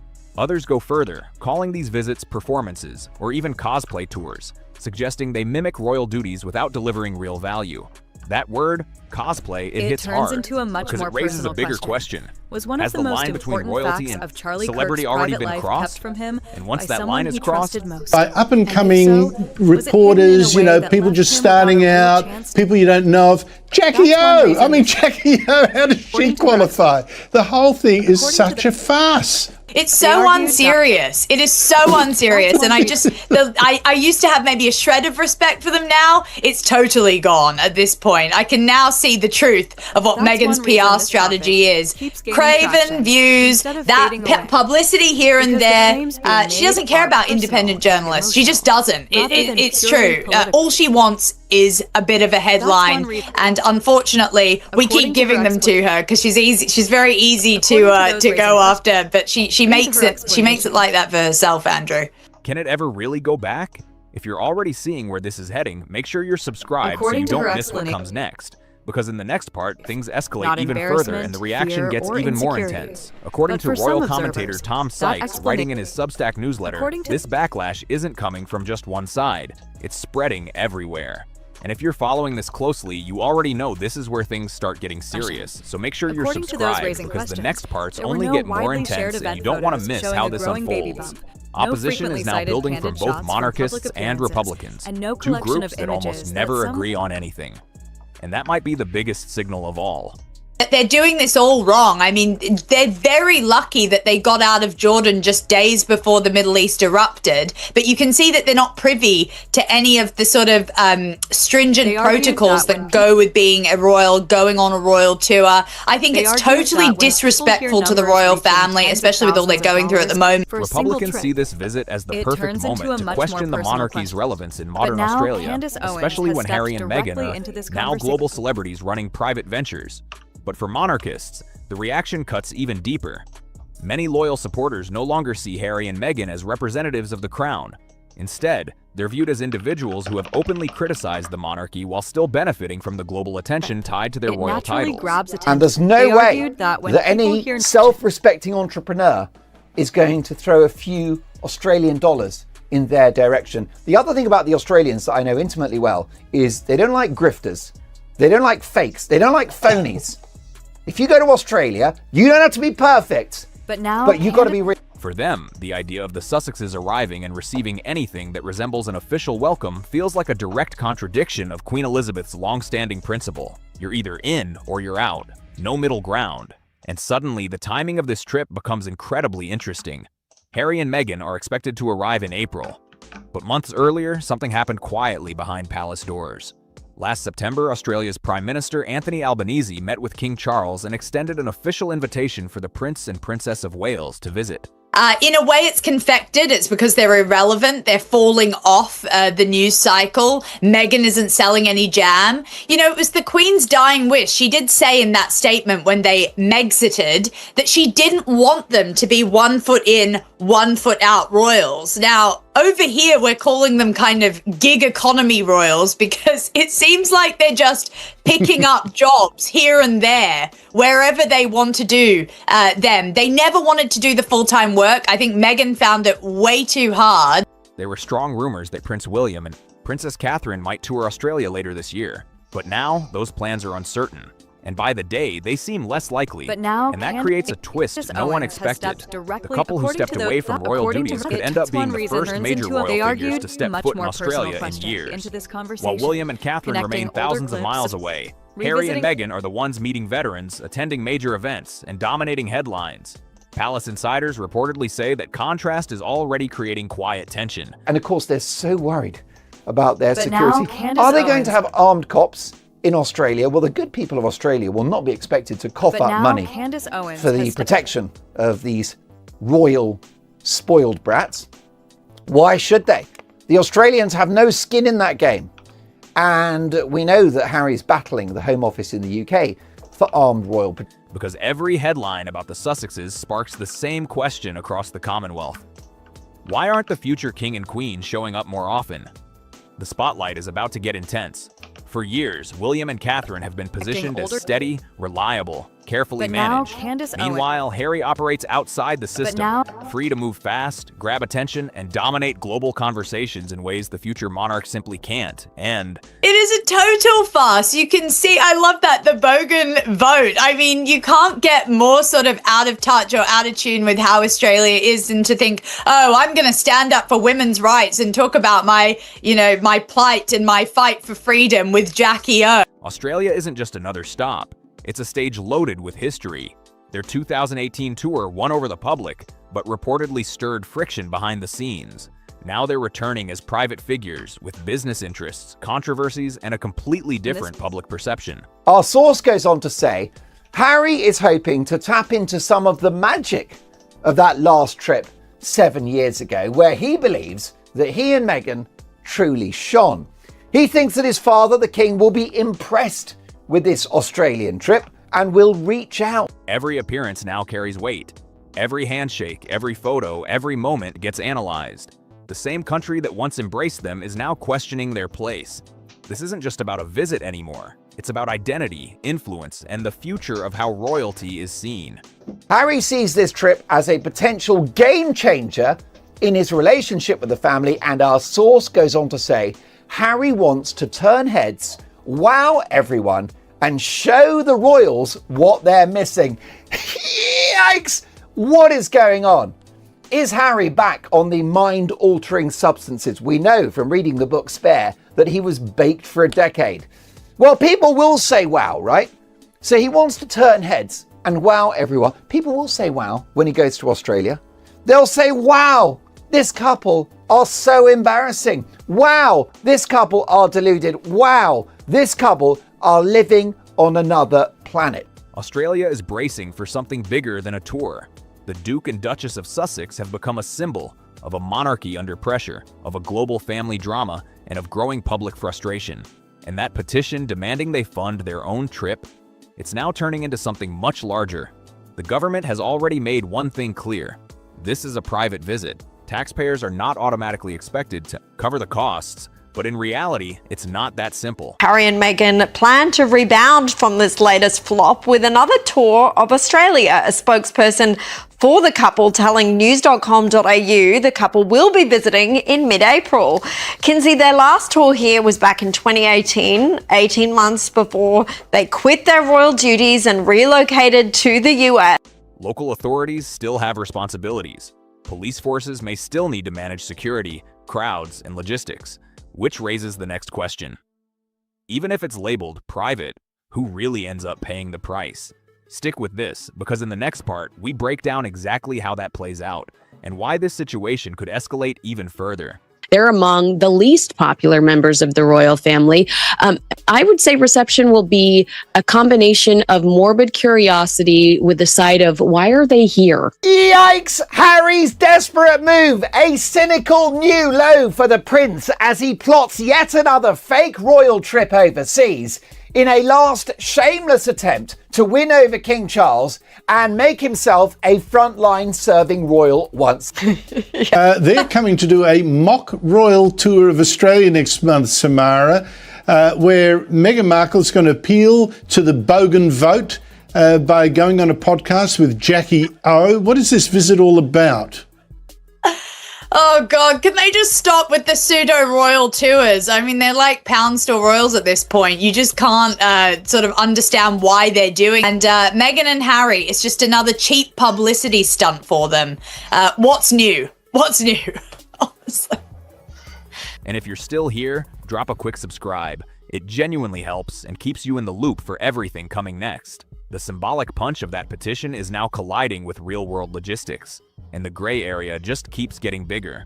Every public appearance during this visit will feel like walking a tightrope. Will cheers overpower the boos? Or will old tensions flare up even stronger? Now, Harry wants to be a frontline serving royal because he's bored in America and he's flat broke. Don't forget, the deals are disappearing and Netflix have just pulled the plug. Because sometimes the fate of major institutions isn't decided in Parliament. It starts with petitions that grow louder and louder until they can't be ignored. Australia is about to test what many are calling the Sussex model. Sources told Page Six the return on investment simply wasn't there. The show was a significant disappointment to the streamer, and with the product line being an extension of With Love Meghan, it makes absolutely no sense to maintain this working relationship. Private celebrities with royal blood stepping into public spaces that may no longer see them as heroes. And if you've been following this story, you already know it's escalating fast, so make sure you're subscribed, because the next part might be the most revealing yet, and you don't want to miss how this plays out. What started as a whisper has now become a full-scale political story. The petition has exploded across major outlets and even gone international, and it's forcing Harry, Meghan, and even the palace itself to confront questions they've managed to avoid for years. The stakes couldn't be higher. When the Sussexes land in April, they'll be stepping into a nation that feels divided. The Prime Minister has tried to stay neutral, carefully labeling the visit as private. But neutrality doesn't stop headlines, and it definitely doesn't stop public opinion. Every move will be analyzed. Every smile will be questioned. Every headline will carry weight. Australia, once the backdrop of their biggest royal success, has now turned into something very different. A high-stakes battleground. And behind the scenes, officials in Canberra are walking a diplomatic tightrope.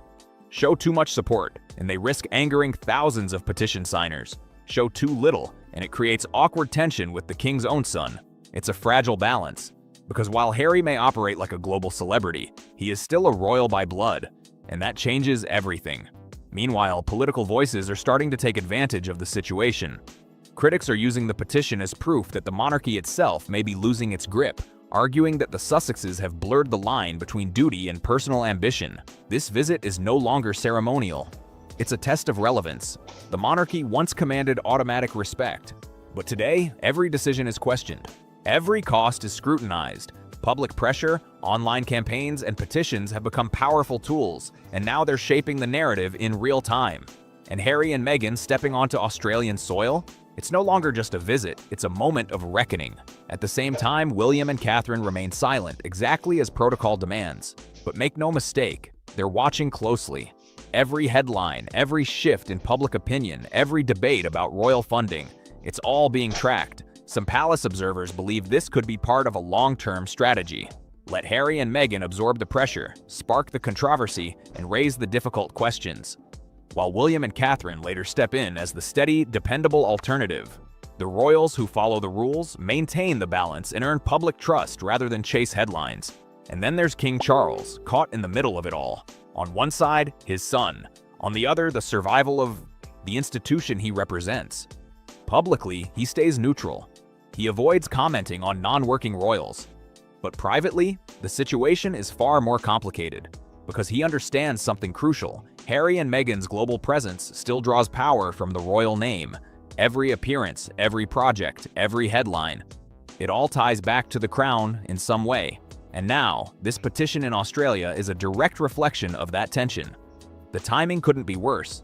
The king is managing his own responsibilities, shaping his reign and dealing with personal challenges, while controversy linked to his own son erupts in one of the monarchy's most important Commonwealth nations. And now, the questions are getting louder. Questions about funding, responsibility, and where the line should really be drawn. Stay with this, because in the next and final part, everything comes together, and the possible outcomes might be even bigger than anyone expected.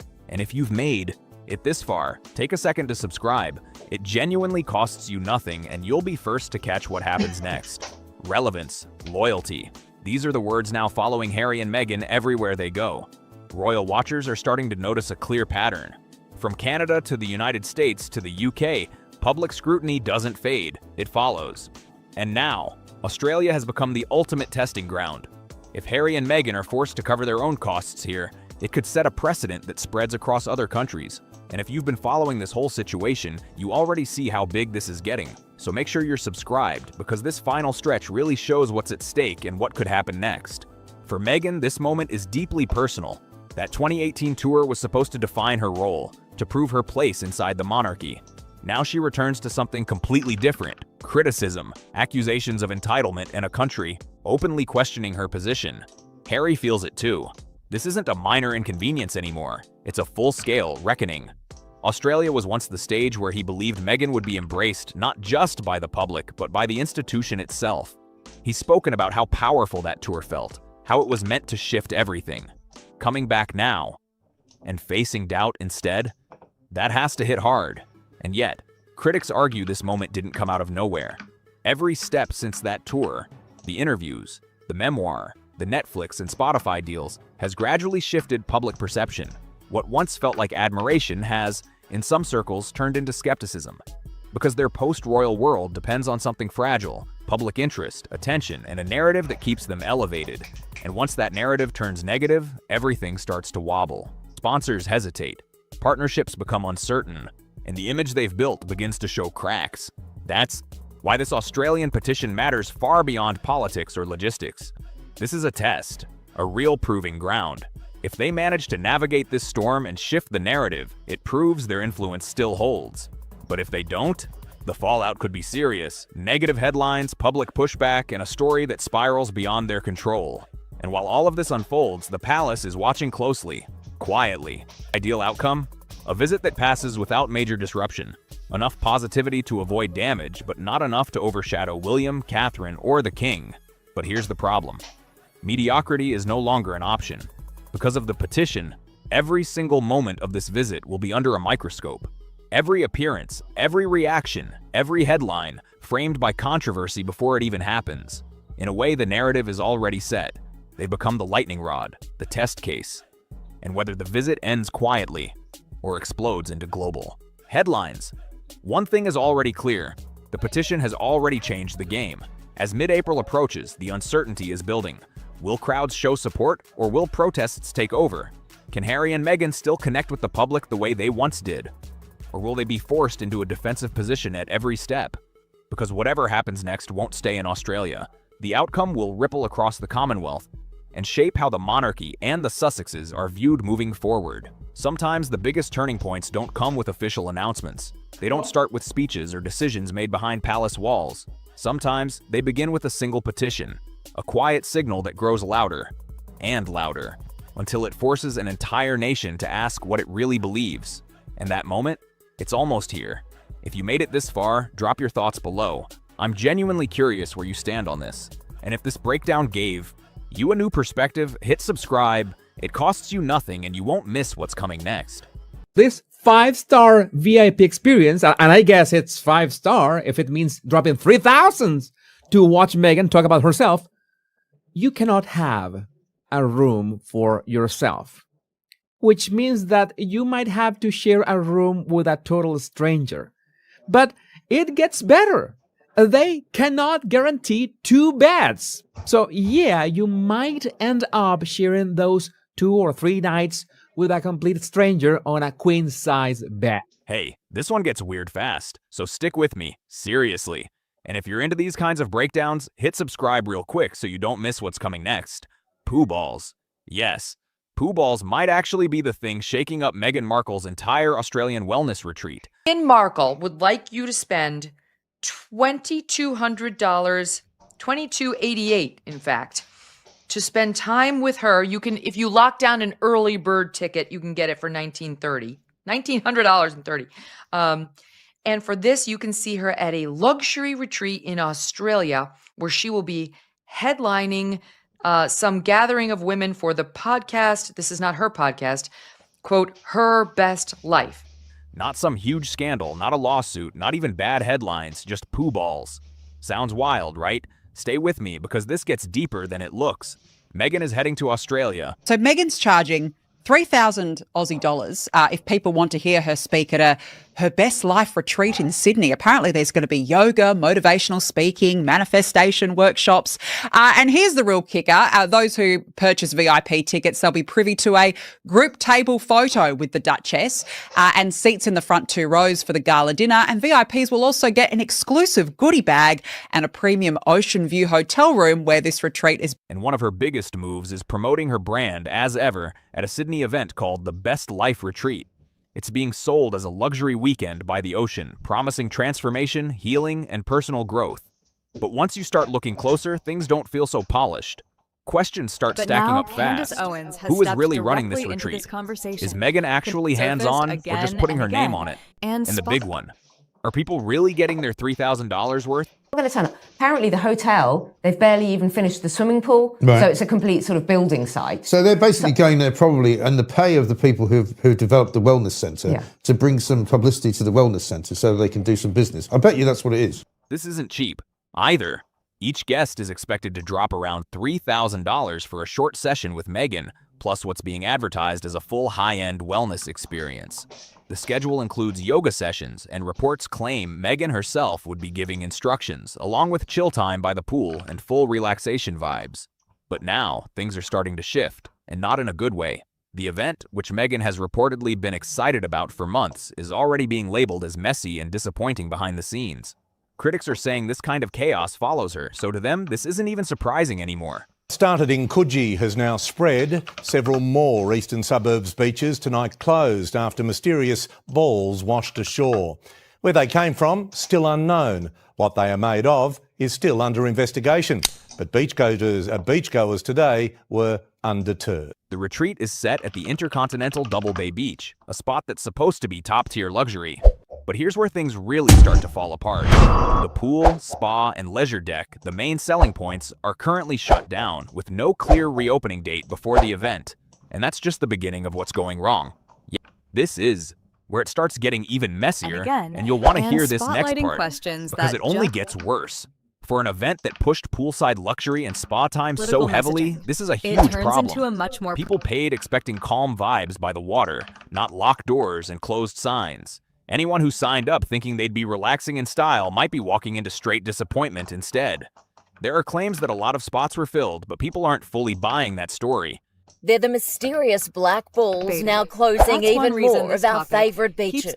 Thousands of pieces of debris from the size of marbles to tennis balls originally detected at Coogee Beach on... And even if they did sign up, most were probably hoping to unwind, connect, and enjoy the atmosphere. But now those expectations are looking shaky. And just when you think it can't get more strange, it does. Beaches around Sydney have reportedly been dealing with what people are calling poo balls. These aren't just random debris either. They're said to include cooking oils, soap residue, and human waste, which makes the water unsafe and honestly just unpleasant to be around. Because of this, several beaches have already been shut down, and on top of that, there's talk of a strong, awful smell in the area. No one is paying $3,000 for a luxury escape just to deal with that kind of situation.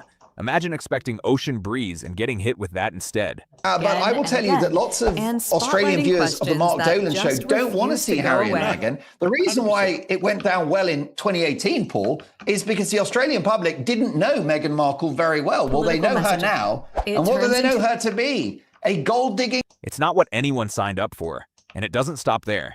Some people in Australia are still not happy about Meghan Markle visiting at all, especially with the controversy tied to her past trip. There were claims she expected payment for appearances and meeting the public, and that didn't sit right with a lot of locals. Now people are speaking up, signing petitions, and making it clear they don't want this visit or any public money involved.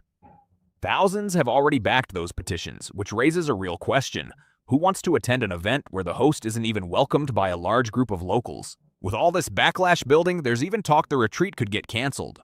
Entirely, but that's not even the full picture yet. Of the speakers that will be joining us in person on the weekend, I am beside myself about, because I have admired this woman and what she has endured, how she's risen above it, and how she has demonstrated how a woman can be pushed down and she can still rise. And that person is Meghan, Duchess of Sussex. Because behind the scenes, there are reports that the organizers themselves are dealing with serious financial pressure. The whole thing was put together by Gemma O'Neill, who likely thought bringing Meghan in would guarantee success. But what's happening next might surprise you even more. Now this is where everything really starts falling apart, and you're not going to believe how deep this goes. Organizer Gemma O'Neill is reportedly drowning in debt, serious debt. We're talking about 543,000 Australian dollars in unpaid taxes alone. You pay about $3,000, you get a photo with Meghan at some big table with a million other people. Yeah. You get a photo with Meghan, and then you get the opportunity to, be in the same room with her, and she'll talk to people about... She's not going to turn up. Apparently the hotel, they've barely even finished the swimming pool, so it's a complete sort of building. Plus another $3,000 owed to an accounting firm. And it doesn't stop there. Her talent business, the Jimmy Agency, quietly went into voluntary liquidation back in November 2025. Then when administrators showed up on February 20th asking about repayments, O'Neill reportedly made it clear she had no savings, barely any income, and even failed to refinance her beachside Sydney apartment. So think about that for a second. The same person charging people $3,000 a ticket to live their best life. Imagine paying well over $2,000 for a so-called luxury retreat where the main attraction is a group photo and a short fireside chat with Meghan Markle. Is reportedly struggling to stay afloat herself. What was supposed to be her financial comeback is now starting to look like an even bigger problem. Her plan was simple, use the retreat to bring in enough money to stabilize everything. But with key facilities shut down and beaches dealing with those conditions, that plan is slipping fast. It raises a real question. Can this event even happen like this? And if things keep getting worse, why would Meghan still go through with it? And even if it does happen, it might not go the way people expect. Guests paying premium prices could end up getting way less than what they were promised. Some reports say attendees may even have to share rooms with strangers after paying thousands. Honestly, who would pay $3,000 for quotes like, you have to anchor yourself in your own knowing, or my bacon brings all the boys to the yard? Meanwhile, nearby hotels are offering deals like around $872 for 2 nights, with full access to working amenities. So when you compare it, this retreat is nearly 3 times the price, with fewer benefits. And some of those perks might not even be available at all. That's a tough sell for anyone expecting luxury. At the end of the day, people could be paying more just to feel uncomfortable, all for a quick chance to see Meghan and maybe exchange a few words. And even that level of access might not match what's being advertised. And trust me, there's still one more piece to this that changes how everything looks. And this last part really shows how different the experience might be from what people were expecting. So don't miss this. Guests are reportedly expected to sit rows away during key moments like dinners and events.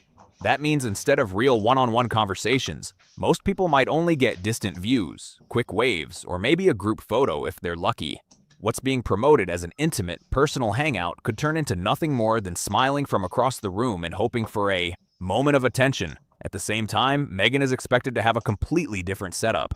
While guests deal with shared rooms and limited access to amenities, she would reportedly be staying in top-tier hotels, traveling first class, surrounded by security, and enjoying full comfort the entire time. That contrast is hard to ignore. It creates a clear gap. Guests paying thousands might be dealing with inconvenience, while she experiences the highest level of luxury, all funded indirectly through those same ticket purchases. And with everything piling up, the chances of cancellation seem to be growing by the day. The organizers are under financial pressure, the venue isn't fully ready, and instead of hype, the event is getting hit with negative attention. What was meant to be a dream wellness escape is now being talked about as a possible disaster, overpriced, poorly organized, and not delivering what was promised. So here we are. Nothing is officially confirmed yet, and anything could still happen. There might even be a full turnout in the end. But with everything going on, it leaves a big question hanging. Would it be smarter to cancel or postpone, or just push forward anyway? Drop your thoughts in the comments, and if you want more updates and breakdowns like this, make sure you're subscribed so you don't miss what's coming next.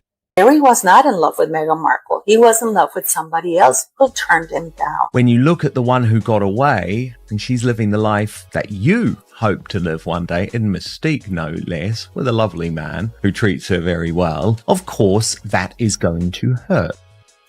Hey, quick one. This story starts off calm, but it flips fast. Stick around, and if you're into these real-life twists, tap subscribe so you don't miss what's coming next. On March 30th, 2026, Chelsea Davies posted a quiet photo on Instagram. She was holding her 3rd child, a baby boy named Finn, wrapped in a soft white blanket, sunlight glowing behind her on a calm beach in Mauritius. No press team, no cameras, no big announcement. Just a mother, her newborn, and the peaceful island she calls home. You can see it in their public appearances that this man can't even stand to look at this woman. Diana looked after him like a child. He was a child, but she had to really nurse him and hold him, and he was a damaged child from the start. At that exact same time, everything looked completely different somewhere else. Prince Harry was sitting in a London courtroom, not by the ocean, not holding a baby, but giving testimony in a legal fight tied to a long-running dispute with the Daily Mail. Then things took a sharp turn. Private messages suddenly showed up as evidence. Messages that had been denied before, with words like sugar and references to movie snuggles. Just like that, the situation got messy and questions started flying everywhere. Two people who once shared 7 years of history were now living totally different lives. One focused on quiet family moments, the other facing heavy public pressure under a global spotlight. Yeah, he loved her a lot, and she really loved him, and they had great fun together. And he liked it because she wasn't worried about the royal family. That wasn't a big deal for her. She just fitted in very easily. So he started having affairs with all sorts of other girls. That single week made it clear how far apart their paths had gone. And this isn't just about whether Harry misses Chelsea. It goes way deeper than that. It's about how choices, step by step, shaped two completely different outcomes. Someone who once had love, support, and direction slowly saw everything shift. Not by chance, but through decisions that changed the course of his life. Chelsea didn't just move on. She built something intentional. She created a life centered on privacy, calm, and family.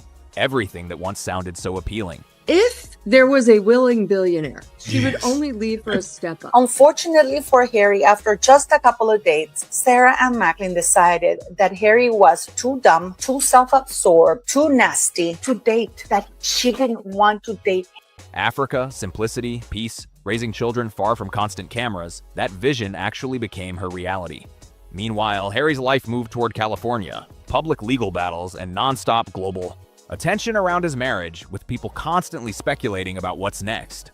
And there's one date people keep bringing up. A set of highly inappropriate, very flirtatious text messages sent by the Duke of Sussex to a leading British journalist, which imply not just friendship, but potentially something of a far more intimate nature. The Daily Mail left a nuclear bomb to go off at the end because Harry has said and kind of maintained that no, he has no personal relationships with the press. These are creepy, very sexualized messages towards a young woman in journalism, and Harry claims, "I found out she's a journo, I pulled the plug," but yet the evidence seems to contradict them. May 2028. It keeps showing up in conversations, and some believe it could matter more than expected as things continue to unfold. Years earlier, Chelsea had already made her feelings clear about royal life, saying it felt so full on, crazy and scary and uncomfortable. "I couldn't cope." That was back in 2016, long before everything else that followed. She didn't just talk, she made real choices that changed her direction completely. Their story started in Cape Town in 2004 during a gap year, turning into years of an on and off relationship. At one point, she even moved to England and studied law just to be closer to him. Harry has woken up and smelled the roses. And he's not happy because it's not roses he's smelling. He's smelling something bad. Poop. Prince Harry is heartbroken all over again. Now, of course, this is something that he is never going to admit publicly, especially as his marriage to Meghan Markle crumbled. She showed up to major royal events too, including Peter Philip's wedding and the 2011 wedding of William and Kate. Harry later admitted there were still strong feelings, but one issue kept coming back. Intense media, pressure. Reports described constant monitoring, private investigators, and even travel details being leaked to tabloids. Harry spoke about it himself in court, pointing to press intrusion as something that damaged his personal relationships. He said more than once that the media played a role in what happened with Chelsea, even explaining, "I always felt as if the tabloids wanted me to be single." She tries to direct and show people what to do because she's a controller. And that's what we see in her body language. That is her showing control because she is control obsessed. She wants to showcase that image to the world that she is the one who's the boss, but she's not really the boss. But here's where it gets complicated. Chelsea didn't walk away just because of headlines. She walked away because she didn't want that life at all. Yes, the pressure was real, but her own words made it clear she wasn't looking for someone to blame. She didn't want constant scrutiny, strict expectations, or a life that felt like it was always on display. So she chose distance, privacy, and independence, and quietly stepped out of the spotlight. She went on to qualify as a solicitor at Allen & Overy, one of the most prestigious law firms in the world. And this is where we always talk about how Meghan's like, they took my voice. Well, she's taking Harry's. She's taking his voice. She's taking, his freedoms away from him to do what he wants to do. Actually had no intention of moving to South Africa with him and escaping the press and living a private life. What she always intended to do was go to California. Things start to get even more interesting. Things didn't stay the same for long. Her next moves changed everything. Make sure you stay locked in, because this shift says a lot, and it only gets deeper from here. And if you haven't already, hit subscribe so you don't miss how this all connects. Later, she switched paths completely, diving into gemology and building her own jewelry brand from the ground up. She focused on ethically sourced African gemstones and 18-karat gold, creating her own supply chain step by step with full control over the process. It's usually a 6-month period for Meghan's mask to slip, and then she turns. And you can go in one day and not know anyone that you had been working with weeks before. Very significant in California. In California, if you're married for 10 years in California, everything is communal property. Oh, wow. So it doesn't matter if you have a prenup or not. After 10 years, it's communal property and you get. Then she married Sam Cutmore Scott, an Eton-educated hotel professional running a luxury hospitality group far away from nonstop public attention. The wedding itself? Extremely private, so private that she reportedly picked her dress just one day before the ceremony. No big media moment, no drawn-out coverage. Within 4 years, she had 3 children and eventually moved to Mauritius, where her family already had roots. No interviews, no streaming deals, no public drama, just a quiet life built exactly how she wanted it. I heard there were 30 to 40 people in late 2025, that breakup was probably the best thing that ever happened to her. That one line got people talking everywhere. Think about that image: economics degree, law degree, gemology diploma, a successful business, 3 kids, and a calm coastal lifestyle. It paints a picture that's hard to ignore. Because when you compare it to what comes next, the contrast feels almost unreal. Observers have pointed to patterns in how relationships shifted over time. Some friendships reportedly became strained during major life changes. One example often mentioned is Tom Skippy Inskip, a longtime friend from Eton who was said to have advised caution early on. Later reports claimed he wasn't invited to the private evening wedding reception. Tatler didn't hold back, stating, "Skippy advised Harry not to marry Meghan and has paid the price." Whether fully accurate or not, that claim pulled massive attention. Other reports describe distance growing between the couple and certain social circles. Royal correspondent Katie Nicholl even wrote about what she described as an unspoken expectation of loyalty. According to those accounts, speaking publicly about private matters could lead to tension or even separation. Over time, several relationships seemed to shift direction. Family dynamics also became a major topic in public conversations. In one documentary interview, Harry admitted he had lost a few friends along the way. Media outlets later shared claims from unnamed sources pointing to serious disagreements within the family. One widely repeated quote said, "He absolutely hates Harry." Another line that kept showing up in headlines claimed, "William will never, ever forgive Harry for what he has done." These statements fueled nonstop speculation and debate. Even his memoir, Spare, sparked backlash. Some veterans criticized how certain military experiences were described. Former Colonel Tim Collins said publicly, "That's not how you behave in the Army." That comment alone triggered a wave of discussion about what should stay private and what gets shared with the world. Looking at everything together, many believe key decisions shaped the outcome. Writing the memoir, doing high-profile interviews, and speaking openly about private conflicts all played a role. Some relationships grew stronger, but others clearly faded. It shows how fast things can change when personal matters turn into global headlines. Some observers say it didn't feel like slow disagreements. It felt sudden, like people were simply cut off. Longtime friends seemed to disappear, replaced by new voices more aligned with the direction things were going. That shift didn't go unnoticed. And now, Harry himself has confirmed just how strained things have become. In a BBC interview, he said communication with his father had broken down, stating directly, "He won't speak to me because of the security stuff." That didn't come from rumors, that came straight from him on record. Years before all of this escalated, Chelsea had already stepped away from that world, choosing distance before things reached this level. 16 years later, the same structure she once avoided is still making headlines, and Harry is still right in the middle of it, with more still unfolding ahead. Now this is where everything gets messy, fast. Stay with this part, because the details here start connecting in ways people didn't expect. And if you've been following closely, this is where it really turns. The story shifts from difficult to seriously complicated. Harry's legal fight with parts of the British press has become one of the biggest chapters of his post-royal life. Across multiple lawsuits, reported legal costs are now climbing close to £40 million. And the core argument hasn't changed. Claims that private information was gathered through unlawful methods like phone hacking, surveillance, or deceptive data tactics. There have been real legal developments tied to those claims, and key statements started to shape the entire case.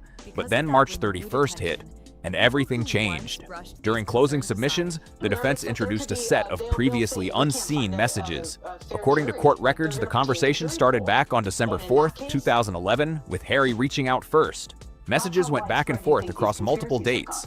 In those texts, he used the word sugar, while she referred to him as Mr. Mischief and HBO. One message shown in court included the exact line, "Miss our movie snuggles." Another read, "I'm off comms all week in case you think I'm being rude."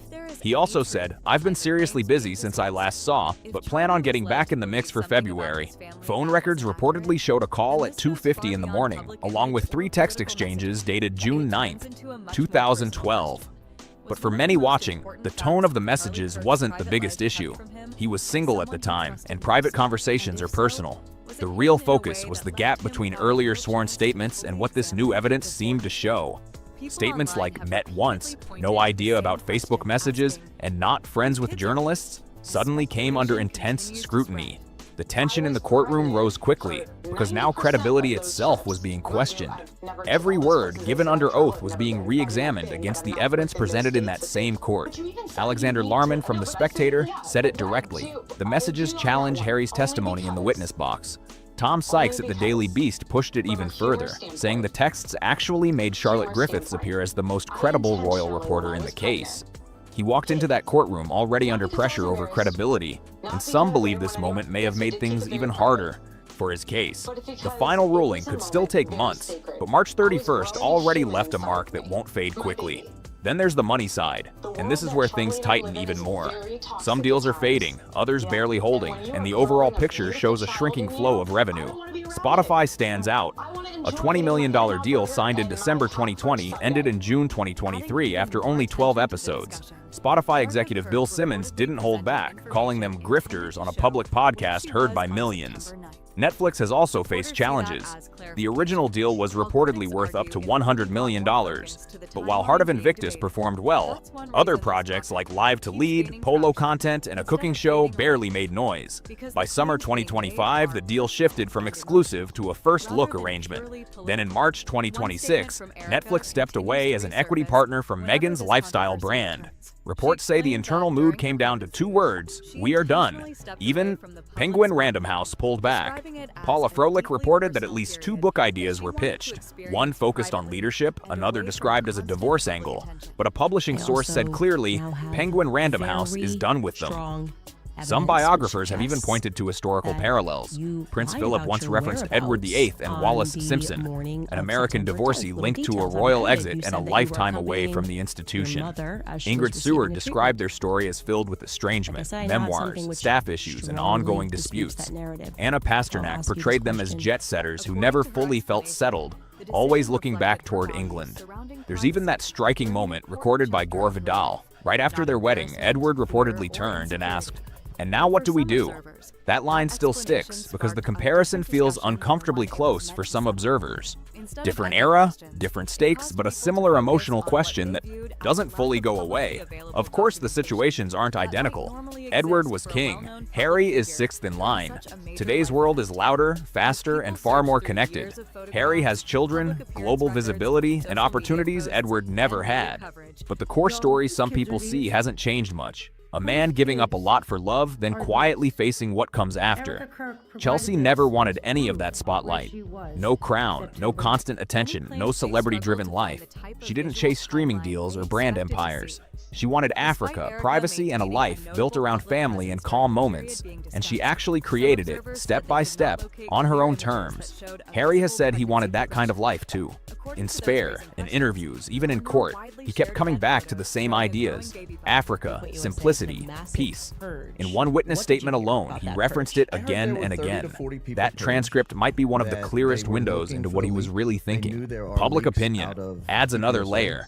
Recent polling shows Harry at 31% positive and 60% negative in the UK, while Meghan stands at 21% positive and 67% negative.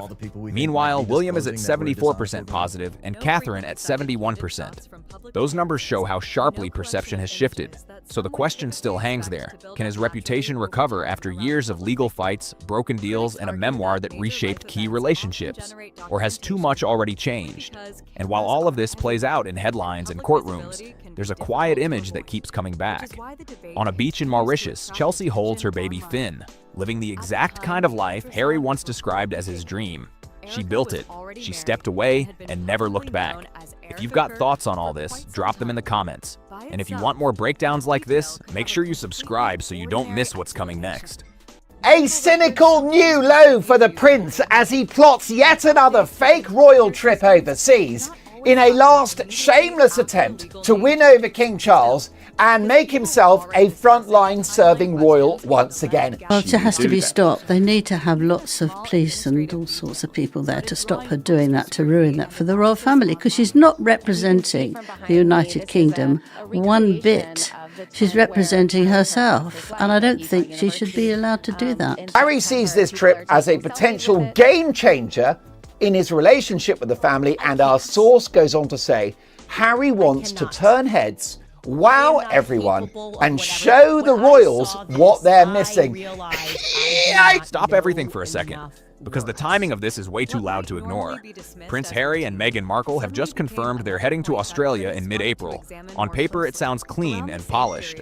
Private business, charity events, all very official. Harry wants to be a frontline serving royal because he's born in America and he's flat broke. Don't forget the deals are disappearing and Netflix have just pulled the plug. But let's be real. The timing, that's where things start to get interesting. This didn't drop during a win, not even close. It came right after a major shakeup. Netflix has reportedly cut ties with Meghan. She walked out of a market that had been done specially for her, that had taken days, if not weeks, to be ready. And asked to be paid. And asked to be paid. But she didn't like that either. She felt uncomfortable.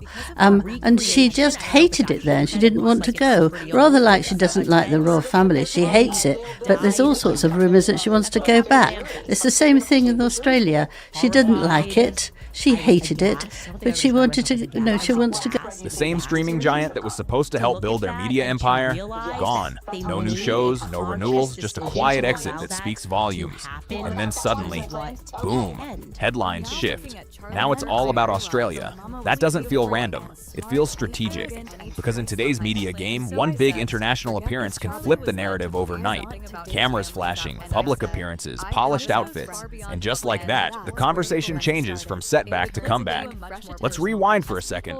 The last time Harry and Meghan were in Australia was back in 2018. So the Sussexes have announced they're planning a major trip to Australia next month, April 2026. And the Mark Dolan show has been told by a very well-placed royal source that we trust implicitly that this trip is one that Harry hopes will put him and Meghan back on the royal map. Royal tour, massive crowds, non-stop media attention.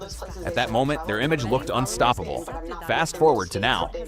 Red flag, literally waving right in front of Charles's face. It's waving right in front of his face about Harry and Meghan, and he just seems unable to recognize how past actions, past dealings with Andrew have resulted in Harry and Meghan, and how that's just going to get worse. And everything's different. They're no longer working royals. Their brand is built on deals, partnerships, and media presence. And losing Netflix is a serious hit. But almost instantly after that news, a new storyline appears. Australia, Sydney, Melbourne, big cities, big buzz. So now the real question is, why now? Because when something big falls apart, there's one move that always works. Create noise, shift attention, and keep things moving forward. This doesn't feel like a casual trip. It feels like a calculated media play, one designed to project influence, relevance, and momentum. Yes, Harry and Meghan went to Nigeria back in 2024, but going to Australia, really making this seem like another attempt at a cosplay royal tour on such close, in a country so closely connected to the monarchy, should be very, very disturbing to those working in Buckingham Palace right now. And it's already working. The headlines are changing. The focus is shifting. The narrative is being rewritten in real time. Now everyone's talking about the trip, instead of what really happened behind the scenes. Netflix is out, but the spotlight is still on. Now, our insider has said, and I quote, Harry believes that the optics of this Australia trip will be perfect. You heard me right. Harry believes the optics of this Australia trip will be perfect. Revisiting a country where the couple last visited as frontline members of the royal family in 2018. Our source goes on to say, Harry is hoping to tap into some of the magic of that last trip 7 years ago, where he believes that he and Meghan truly shone. He thinks that his father, the king, will be impressed with this Australian trip and will reach out. And if this Australia visit unfolds the way it's being teased, expect a full-on spectacle. Early reports mention Sydney and Melbourne, but here's the catch. There are no real details, no confirmed events, no official partners, no named organizations. Everything they do, Angela, seems to be driven by a sense of revenge. And we've even seen that overnight with the news that it looks like their plan to go to Australia. Just a headline and a promise that more is coming. And when you see that kind of rollout, it usually means one thing. The headline did its job. Within hours, media outlets picked it up everywhere. Old 2018 tour photos started resurfacing. Commentators began revisiting their past popularity. Just like that, the story flipped. And here's where it gets even more interesting. There's talk Meghan might appear on an Australian podcast called Her Best Life. But what we see is them acting their fantasies out. They're acting as if they are what they always intended to be. And the Queen told them no. And if Charles does not address this, again, we have seen with Andrew how this leads to absolute. Hosted by Jackie O. Henderson, there are even whispers of a live event tied to it. Nothing confirmed. But the buzz already building. And in this game, buzz is everything. Maybe it turns into a celebrity Q&A.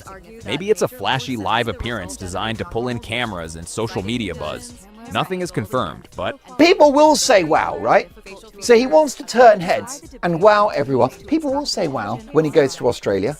They'll say, wow, this couple are so embarrassing. Wow, this couple are deluded. Wow, this couple are living on another planet. That's the whole strategy. Because the rumors do the heavy lifting. They build anticipation, they spark curiosity, and most importantly, they generate headlines. And once those cameras start flashing, Sydney Harbour glowing in the background, red carpet energy in Melbourne, the narrative flips again. Now it's fashion, appearances, celebrity presence. Exactly the kind of spotlight that pushes uncomfortable questions out of view. Because let's be honest. And Harry and Meghan, of course, always wanted to conflate that. Meghan, in particular, wanted to be paid to do a walkabout. When they went to Australia and these huge crowds appeared, she was looking around going, why isn't anybody paying me for my appearance? I'm a stinking celebrity, gosh darn it. When I was an actress on Suits, I would get paid to shake hands with people. I would get paid to spend time with fans. Like, that's part of it. But that's not what royals do. Royals give of themselves a lot much more than celebrities do in many ways. And Meghan just couldn't understand that. That spotlight was getting a little too intense. The reported Netflix fallout didn't just raise eyebrows, it raised serious doubts. That deal was supposed to be the foundation of everything Harry and Meghan were building post-royalty. And if it's truly over, that leaves a noticeable gap, which makes this Australia timing feel even more deliberate, because global appearances don't just show relevance, they create it. They reinforce influence. They remind people that the brand is still moving, still visible, still active. And if this really is a media move, then this trip isn't about Australia at all. It's about time to shift focus, time to control the narrative. That is how deluded these people are, that they think there's a chance that there's a way back when clearly there is not. Time to make sure one story doesn't define the bigger picture. But here's where it gets deeper. That Netflix deal wasn't just another partnership. It was positioned as the crown jewel, a major content pipeline meant to secure long-term influence in entertainment. And according to insider chatter, it didn't fade, it collapsed. Projects halted, direction changed. And Meghan Markle walked into the royal family thinking, oh, her multi-millionaire dreams were finally coming true. And then she gets stuck in Nottingham Cottage and is like, oh my gosh, this sucks. I need to get out. I need to get out. How dare I? I'm a duchess now and I'm living less well than I was when I was an actress. And suddenly, Meghan is no longer part of that equation. That kind of shift doesn't stay small. It shakes perception. It raises questions. It puts pressure on everything connected to the brand. And right on cue, Australia enters the chat. Big cities, big visuals, big distraction. Now it's quite extraordinary. It's going to have the opposite effect. If Harry thinks that this will be a game changer. The game will be changed, and it will work against him, because Harry is going to once again infuriate not just his father, King Charles, but of course the real power behind the throne, William, who is the equivalent of the president-elect. He is the heir to the throne. He's the king in waiting, and he won't take any of this nonsense from Harry when he becomes the main man. Headlines are filled with travel plans, possible appearances, and rising buzz. Meanwhile, the bigger issue quietly steps out of focus. That's not coincidence, that's timing. Some insiders even suggest the PR machine kicked into full gear. Shift the energy, change the conversation, make the moment feel bigger than the problem. Because if the spectacle is strong enough, people stop digging, and the media follows the momentum. Suddenly it's lifestyle coverage, outfit breakdowns, event speculation, and the deeper story fading into the background. That's how this game works. Headlines don't just inform, they redirect. They act like shields. They reshape perception. And this is another clear sign and indicator of why Charles needs to take the ultimate step that he seems so reluctant to do, which is strip them of not only their titles, but places in the line of succession. Because Harry and Meghan are doing this not because they have anything to offer the people of Australia. No.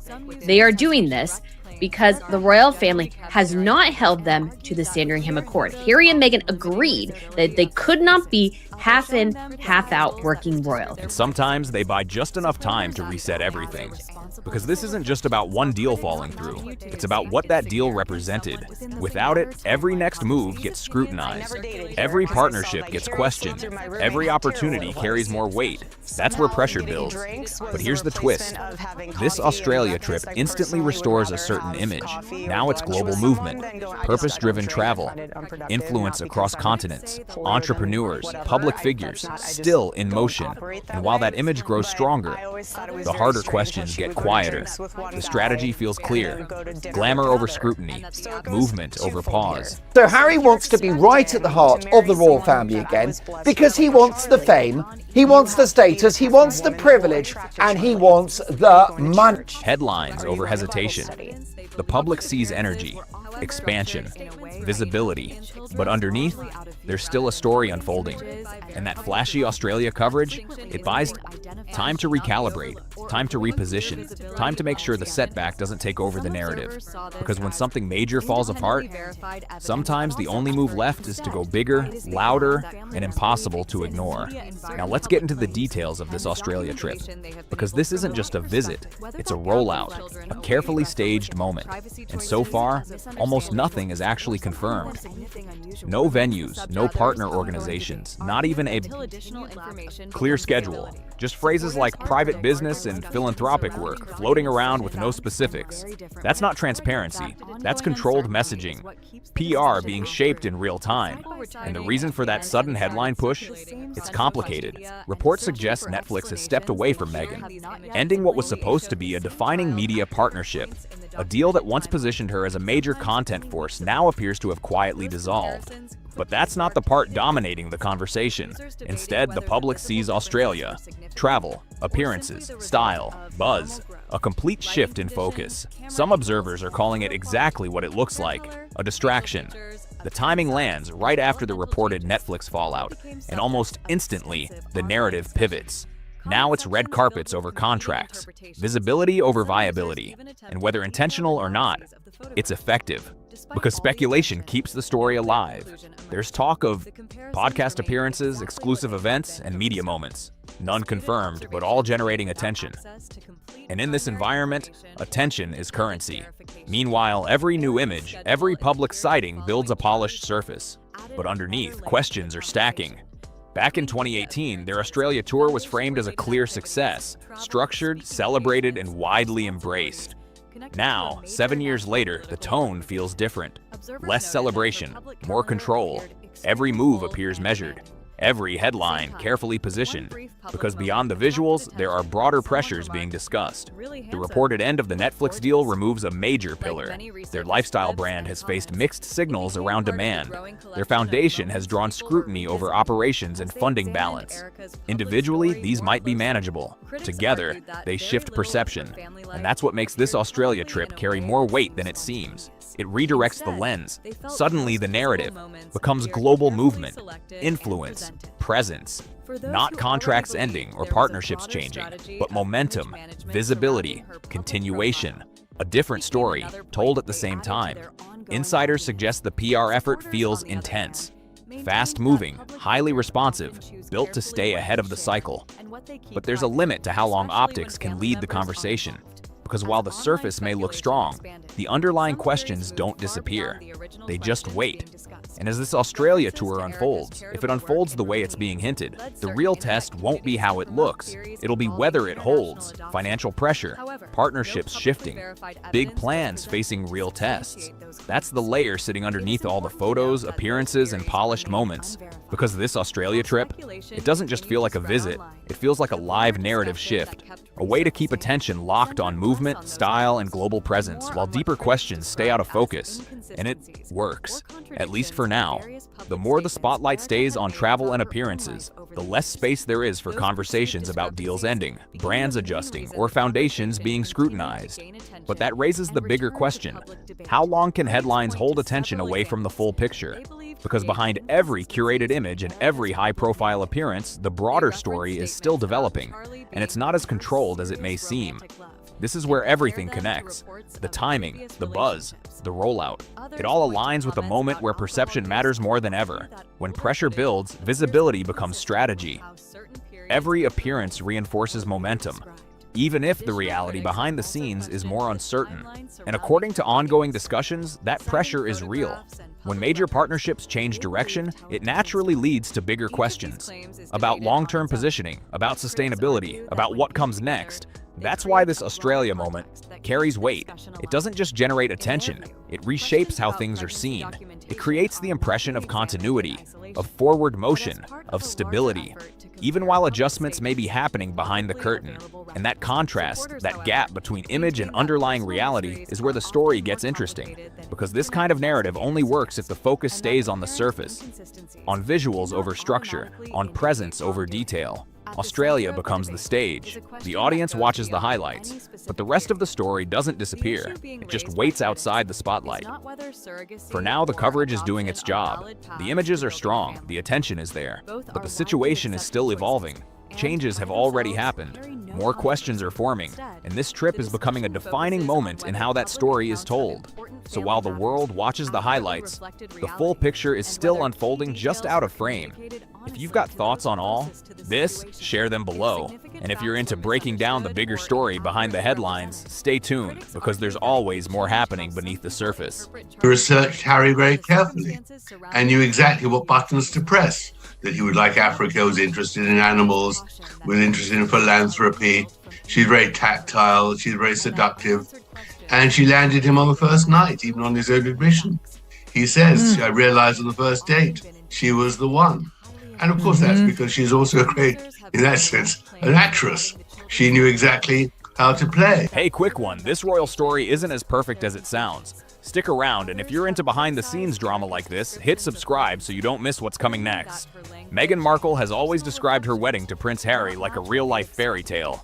But Tom Bauer paints a totally different picture, and it's way more intense than people expected. He lays out what he claims are 10 dark truths behind that royal wedding. And trust me, number 7 is wild enough to make anyone pause for a second. Bauer argues the marriage wasn't some random love story, but something far more planned out. According to him, Meghan had been aiming for a higher social circle for years, looking for someone powerful and well-connected. You're absolutely right. I mean, what I discovered was, of course, that she was hunting for a man in England from 2013 onwards, when her marriage had crashed and she couldn't find anyone in Canada at the time. And she wanted wealth and she wanted fame. And she targeted, there's no doubt she targeted Harry and found someone who was a childhood friend of his who could introduce them. And then on the days before they met at their blind meeting in a club in London, she researched Harry very carefully. Then Harry entered the scene, and everything allegedly shifted fast. Bauer suggests the timing of her split from Trevor Engelson and the start of her relationship with Harry wasn't just coincidence, but part of a bigger move toward the life she had always imagined. This particular saga at Sandringham, which obviously was told by someone who was there, was a decisive moment. I mean, it's the moment where effectively she says to Harry that you've got to dump all your friends. And none of those people at his shooting weekend were then invited to the dinner after the wedding. I mean, that was the crunch, that she separated him from his hinterland. And of course, he does suffer now enormously. And once she stepped into that world, there was no turning back. It was full speed ahead into royalty, no hesitation. Meghan once said in an interview that she didn't know much about the royal family before meeting Harry. But Bauer strongly disagrees. No, why did Harry never go to meet Thomas? Why is that? Well, I think because Meghan didn't want him to meet a fat old man. I mean, Meghan was very worried. That's why she brought her mother across the wedding just 2 days before the ceremony. What do we know about her mum? Her mum's a mysterious figure. Very mysterious. The book tells it all. I mean, the mother really was a very odd woman, disappeared for 10 years effectively during her childhood. That's why Thomas had to bring her up. And in the end, what Thomas says is that it was Doria who really engineered the split between himself and Meghan, because she wanted the fame and the glory. He claims she went full research mode, digging into everything about Harry, his life, and the royal system like she was building a full profile. Then things reportedly got tense with Harry's inner circle. Bauer says Meghan created distance between Harry and some of his closest friends. At a 2017 Sandringham shooting weekend, she allegedly called out jokes she felt crossed lines around sexism, feminism, and transgender topics. And that didn't sit well with everyone there. It didn't stop there either. The same then happened when they went to Tommy Inskip's wedding in Jamaica, which was a great friend of Harry's, who in the end was banned from the dinner after their wedding. Yeah, well, I know at least 3 of the very good friends were apparently banned, all by Meghan. And then they saw all these celebrities filing in. Exactly. Who'd known her about 3 minutes. Yeah, if that. At a pre-wedding event in Jamaica for one of Harry's friends, Meghan was reportedly seen as distant and critical, even complaining about the food and service. That kind of behavior, according to these claims, pushed people further away. The whole problem she found with this last Vanity Fair issue, the hustle issue, is that she couldn't control the content. And she is somebody who believes, understandably, she's got to control everything down to the last full stop. And suddenly, some of Harry's longtime friends weren't as close as before. Behind the scenes, things were already shifting, and not everyone was on board anymore. And that's just the beginning of what was happening around the wedding. This next part gets even more tense. Some of these moments almost changed how the whole wedding played out, so don't miss where this leads. One of the most surprising claims is that King Charles reportedly asked Meghan to fly to the United States and fix things with her father before the wedding. That is everything that matters. She's a creature of Hollywood. She knows that celebrity images is what earns the money, and that's what she must protect. He allegedly wanted her to meet him face-to-face and calm the situation before it spiraled further. But Meghan is said to have refused, pointing to security risks and privacy concerns. That decision didn't sit well with senior royals at all, and suddenly, what was supposed to be a joyful moment had a layer of tension hanging over it. Then there's the emotional side of things. Bauer claims that during the engagement, Harry often drew comparisons between Meghan and his late mother, Princess Diana. That's always been the view of many people, that she will dump him when he is no longer much use. But she'd have to have an escape route. She'd have to find a sort of a Silicon Valley or somehow aging billionaire that would want to take her on. I don't think she'd walk into the wilderness. I can't imagine any man finding happiness with Meghan Markle. I mean, I think it'll be pretty difficult. While some saw it as heartfelt, others inside the royal circle reportedly viewed it very differently. They felt those comparisons were uncomfortable and even inappropriate, especially given Diana's legacy and everything she represented. Details like the wedding veil, the storytelling in interviews, and the overall presentation seemed, at least to critics, to push that connection even further. And for many watching closely, that didn't go unnoticed. Princess Diana had built her reputation over years of public service, so some felt these comparisons came too soon and stirred emotions that were already sensitive. That she was Diana was always a fantasy, both of herself and of Harry. And Harry completely misunderstood his mother, who he obviously barely knew, and didn't realize what a manipulative and determined woman she was herself. So he completely misjudged the comparison between Meghan and his mother had amazing status. She looked beautiful, she had terrific poise, she worked very hard at being a royal, she was very empathetic with a lot of sick people, none of the things that Meghan would ever dream of doing. As the wedding approached, the pressure behind the scenes only grew. Palace staff were working non-stop to make everything perfect, but reports suggest Meghan's approach created friction. Her attention to detail and strong preferences reportedly clashed with long-standing royal traditions, and she wasn't quick to compromise. That led to frustration among staff, with some feeling overwhelmed or constantly corrected. During discussions about the bridesmaid dresses, Princess Catherine reportedly offered input, but those suggestions were turned down. It may have seemed small, but moments like that added up and created visible tension between the two. Staff were said to feel under pressure, dealing with constant changes and high expectations. Some even avoided direct conversations because they expected new instructions or last-minute adjustments every time. The atmosphere behind palace doors was starting to feel anything but calm.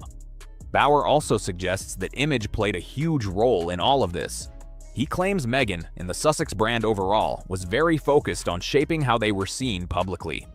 The wedding build-up wasn't just about tradition, but also about presenting a polished, modern image, even if that sometimes clashed with royal expectations. And then came the media spotlight, with moments like the 2017 Vanity Fair cover making everything even more public than ever.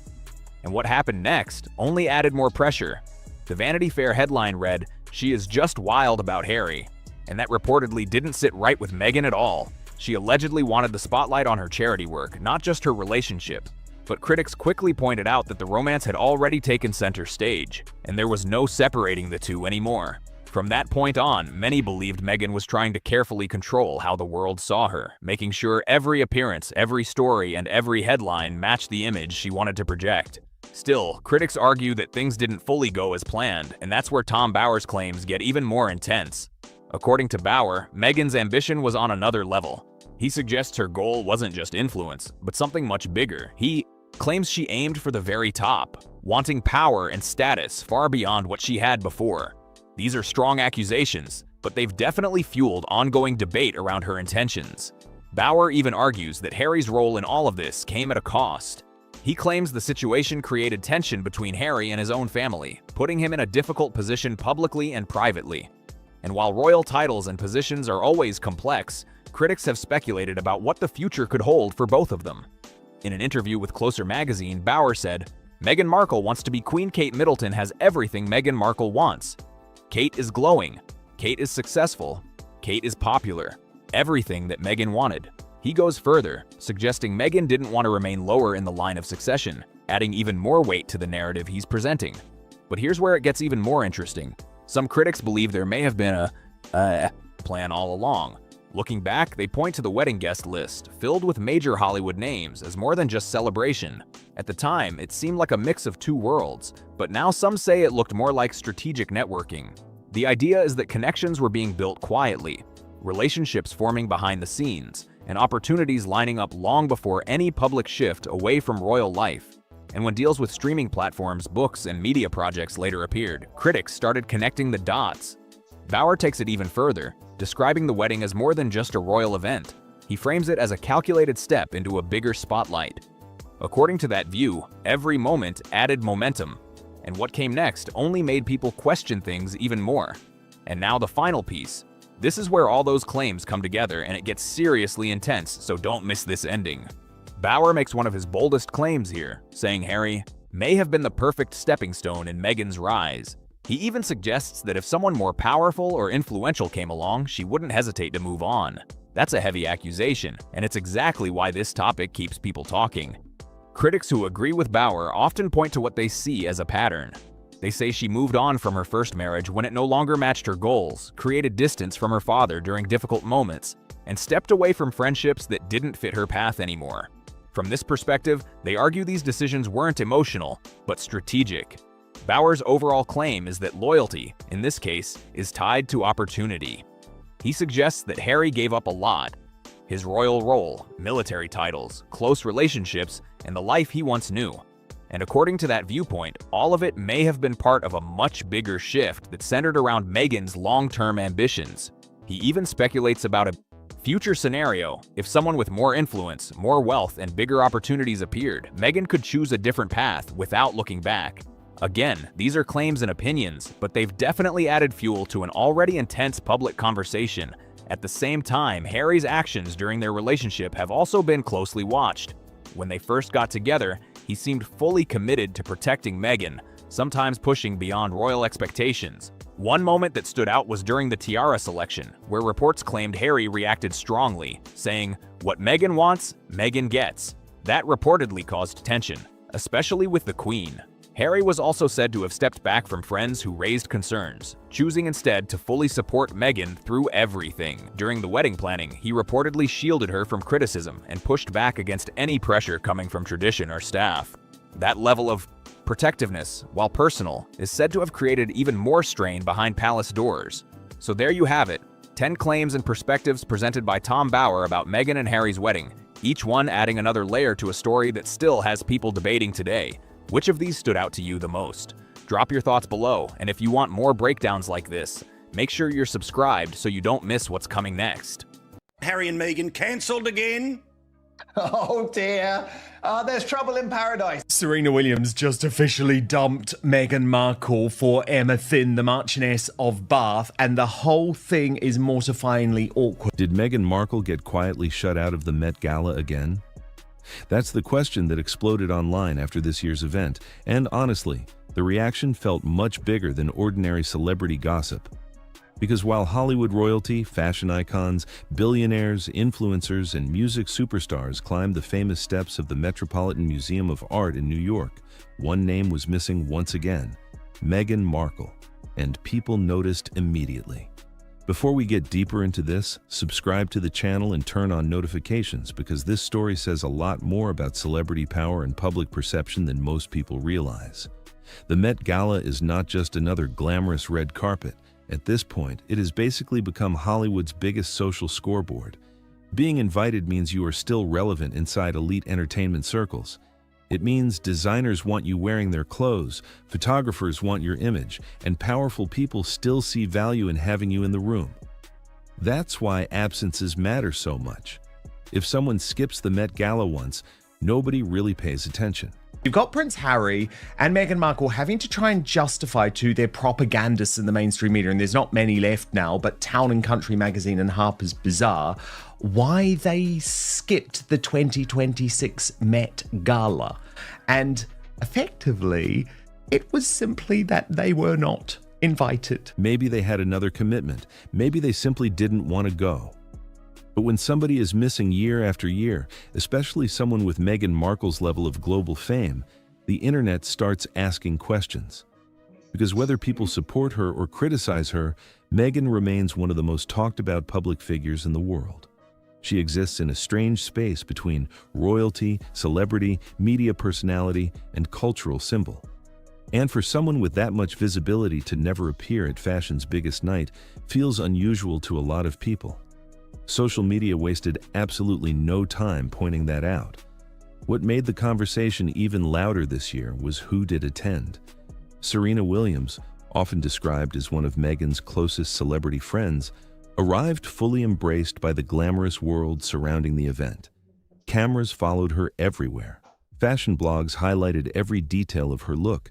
Photos of her standing beside major celebrities spread instantly online. And almost immediately, people started making comparisons. Because in celebrity culture, visuals quietly tell stories all on their own. Who you stand beside matters, who invites you matters, which designers dress you matters. These things shape perception before anyone even says a word. And while Serena appeared completely at home in that elite fashion world, Meghan simply wasn't part of the picture again. So it's a big humiliation and it's a financial headache because that's how Megs was hoping to make her money, selling clobber to the great unwashed.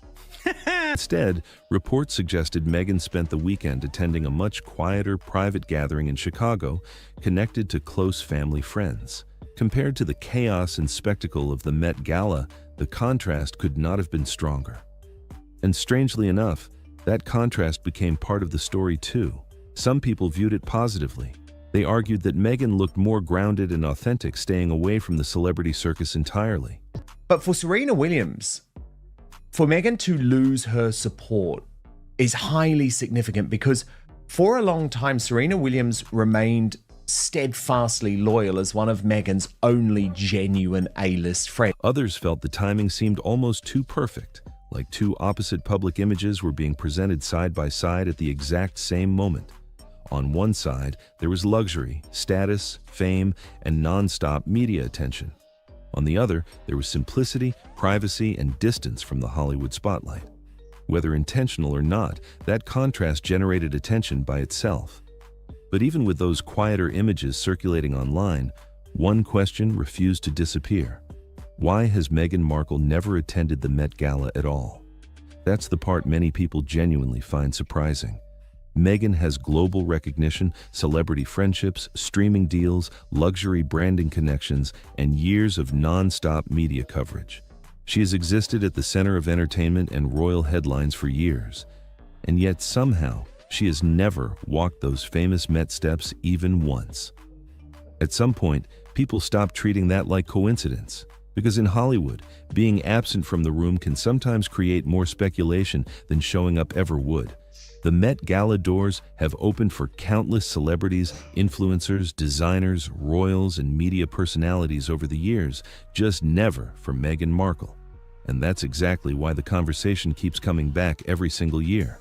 Some supporters argue there's nothing mysterious about it at all. They believe the Met Gala simply no longer fits Meghan's world, that her focus has shifted toward different projects, different priorities, and a completely different public image than the one she once carried during her early Hollywood and royal years. And honestly, that explanation could make perfect sense. Over the last several years, Meghan's identity in the public eye has changed dramatically. She is no longer viewed only as an actress or even strictly as a royal figure. She now exists somewhere between entrepreneur, media personality, public speaker, and cultural figure. That kind of shift naturally changes which spaces someone moves through and which industries they stay connected to. But even with that explanation, the speculation never fully disappears, because beyond the missing invitation itself, there's been quiet chatter surrounding Meghan's relationship with elite fashion circles for years. Nothing officially confirmed, nothing explosive enough to become major headlines, but enough whispers online to keep people talking. Conversations about connections that once looked strong publicly but appeared to cool over time. Partnerships that generated excitement initially but never fully evolved into long-term influence behind the scenes. One name that often comes up in those discussions is Edward Enninful, especially because of his widely publicized collaboration with Meghan during her British Vogue guest editor period. At the time, the partnership looked powerful. Fashion, media attention, celebrity influence, and royal visibility all collided perfectly. It seemed like the beginning of a lasting relationship within the highest levels of fashion culture. But over time, people noticed the silence, and in celebrity culture, silence almost always creates more curiosity. Then there is the larger ecosystem surrounding the Met Gala itself. The event is not really just about fame. Plenty of famous people never receive invitations. The Met Gala operates more like a reflection of an interconnected network involving designers, luxury brands, stylists, editors, celebrities, and media executives. At the center of that world sits Anna Wintour, whose guest list choices quietly signal influence, relevance, and cultural positioning. That's why Meghan's absence feels unusual to so many people. Someone with her level of global recognition, media attention, and public visibility would normally seem like an obvious fit for an event built around influence and conversation. Yet year after year, she remains outside that picture, while the speculation only grows louder. And maybe that's why this discussion never really dies down. Because at this point, it feels less about one event and more about a bigger question surrounding where Meghan Markle currently fits inside celebrity culture itself. Is she intentionally creating distance from traditional Hollywood approval systems? Or have some elite spaces quietly become harder to access than they once appeared to be? Nobody outside those circles truly knows. But one thing remains clear. Even without walking those famous Met Gala steps, Meghan Markle still manages to become part of the conversation every single year. And in today's celebrity world, attention itself is often the most powerful currency of all. Princess Diana famously attended the Met Gala in 1996, creating one of the most talked about royal fashion moments in modern history. Queen Rania has also moved comfortably through those same elite circles, representing a polished and internationally respected royal presence. Even younger aristocratic figures like Charlotte Casiraghi have become familiar faces within that world of luxury fashion, celebrity influence, and cultural prestige. So the idea that royalty somehow does not belong at the Met Gala never really holds up when you look at the history of the event. In fact, the opposite is true. The Met Gala has always loved figures who sit at the intersection of fame, status, fashion, and global recognition. And on paper, Meghan Markle seems like someone who fits that formula perfectly. She's a former actress, a duchess, a globally recognized public figure, and someone whose name still dominates conversations across both Hollywood and royal coverage. If anything, she feels like exactly the type of crossover personality the Met Gala usually embraces. A figure who naturally blends celebrity culture with institutional prestige. And yet, year after year, she remains absent from the event. No confirmed invitation, no public rejection, no dramatic explanation, just silence, while the internet continues, trying to fill in the blanks on its own. A lot of the speculation circles back to relationships inside the fashion industry itself. Not wild conspiracy theories, but long-running conversations about connections that may have shifted quietly over time. One name that repeatedly comes up is Edward Enninful, especially because of Meghan's British Vogue guest editor collaboration several years ago. At the time, that partnership looked incredibly strong. It generated major attention, dominated headlines, and was treated like a significant cultural moment for both Meghan and the fashion world. The collaboration positioned her as someone deeply connected to elite media and fashion spaces. But since then, people have noticed something interesting. The public relationship never seemed to evolve much further. No major follow-up collaborations, no visible long-term creative partnership, no repeated appearances together in the same influential fashion environments. And in industries where relationships often function as currency, silence becomes noticeable very quickly. Then, there's the broader network surrounding events like the Met Gala itself. Because invitations are not based purely on fame, they're built around relationships, alliances, visibility, and positioning within very specific cultural circles. Take Serena Williams, for example. She has long been viewed as part of Meghan's close celebrity circle, publicly supported for years. But Serena's place at events like the Met Gala also reflects her own deep connections within elite fashion and entertainment spaces. She moves easily between sports, celebrity culture, luxury branding, and high fashion. And then you have figures like Emma Thin, the Marchioness of Bath, who adds another interesting layer to this conversation. Like Meghan, Emma represents a modern blend of aristocratic identity and contemporary celebrity culture. She attends major fashion events consistently, maintains visible relationships across elite British and international society, and appears fully integrated within those environments. That contrast stands out to people. Because while Meghan's relationship with elite fashion spaces sometimes appears uncertain or heavily debated online, Emma's presence in those same circles feels steady and uninterrupted. Then, there's Anna Wintour herself, whose influence over the Met Gala remains unmatched. Her guest lists are famously strategic. They are not simply collections of famous people. They reflect a carefully curated vision of culture, relevance, influence, and long-term positioning. And that's where this conversation becomes more complicated, because Meghan's public narrative over the past several years has been incredibly high profile. Interviews, documentaries, streaming deals, public criticism of the royal institution, lifestyle branding, media projects, all of it has shaped how she is viewed across multiple industries simultaneously. In entertainment spaces, that visibility can create enormous influence. But inside more traditional or institution-connected environments, visibility can sometimes create tension too.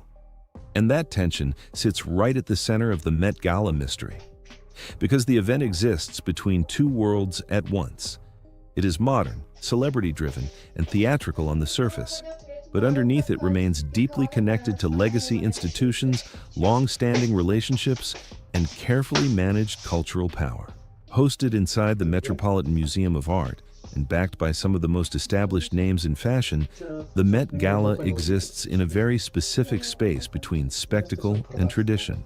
On the surface, it looks chaotic, glamorous, and celebrity-driven. But underneath all of that, it operates through structure, relationships, and carefully managed influence. Not everyone moves through that world in the same way, and that's part of why Meghan Markle's absence continues to stand out. Because while the Met Gala represents exclusivity, status, and elite cultural access, Meghan's recent public image has started leaning in a noticeably different direction. Her more recent appearances, including the quieter Chicago gathering tied to close family friends, projected something almost opposite to Met Gala culture. The atmosphere around those appearances felt grounded, controlled, and intentionally relatable rather than extravagant or fashion-centered. Instead of giant designer moments and red carpet spectacle, the visuals connected to Meghan recently have emphasized simplicity, normalcy, and accessibility. And in today's media environment, that creates a completely different kind of influence. For some audiences, stepping away from hyper-exclusive celebrity spaces actually strengthens relatability. It presents a more approachable image, one built less around glamour and more around authenticity. But at the same time, that approach naturally places someone outside the ecosystem the Met Gala is built around. Because the Met Gala thrives on exclusivity.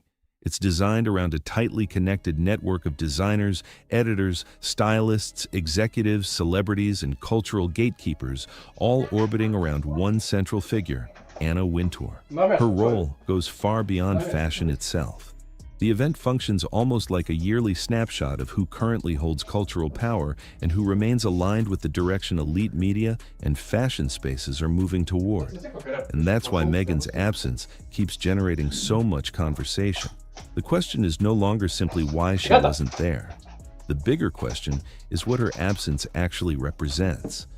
Because for someone with Meghan Markle's level of global recognition, visibility, and media attention, not attending year after year starts to feel less random and more symbolic, especially when her trajectory now appears noticeably different from the circles she once seemed naturally connected to.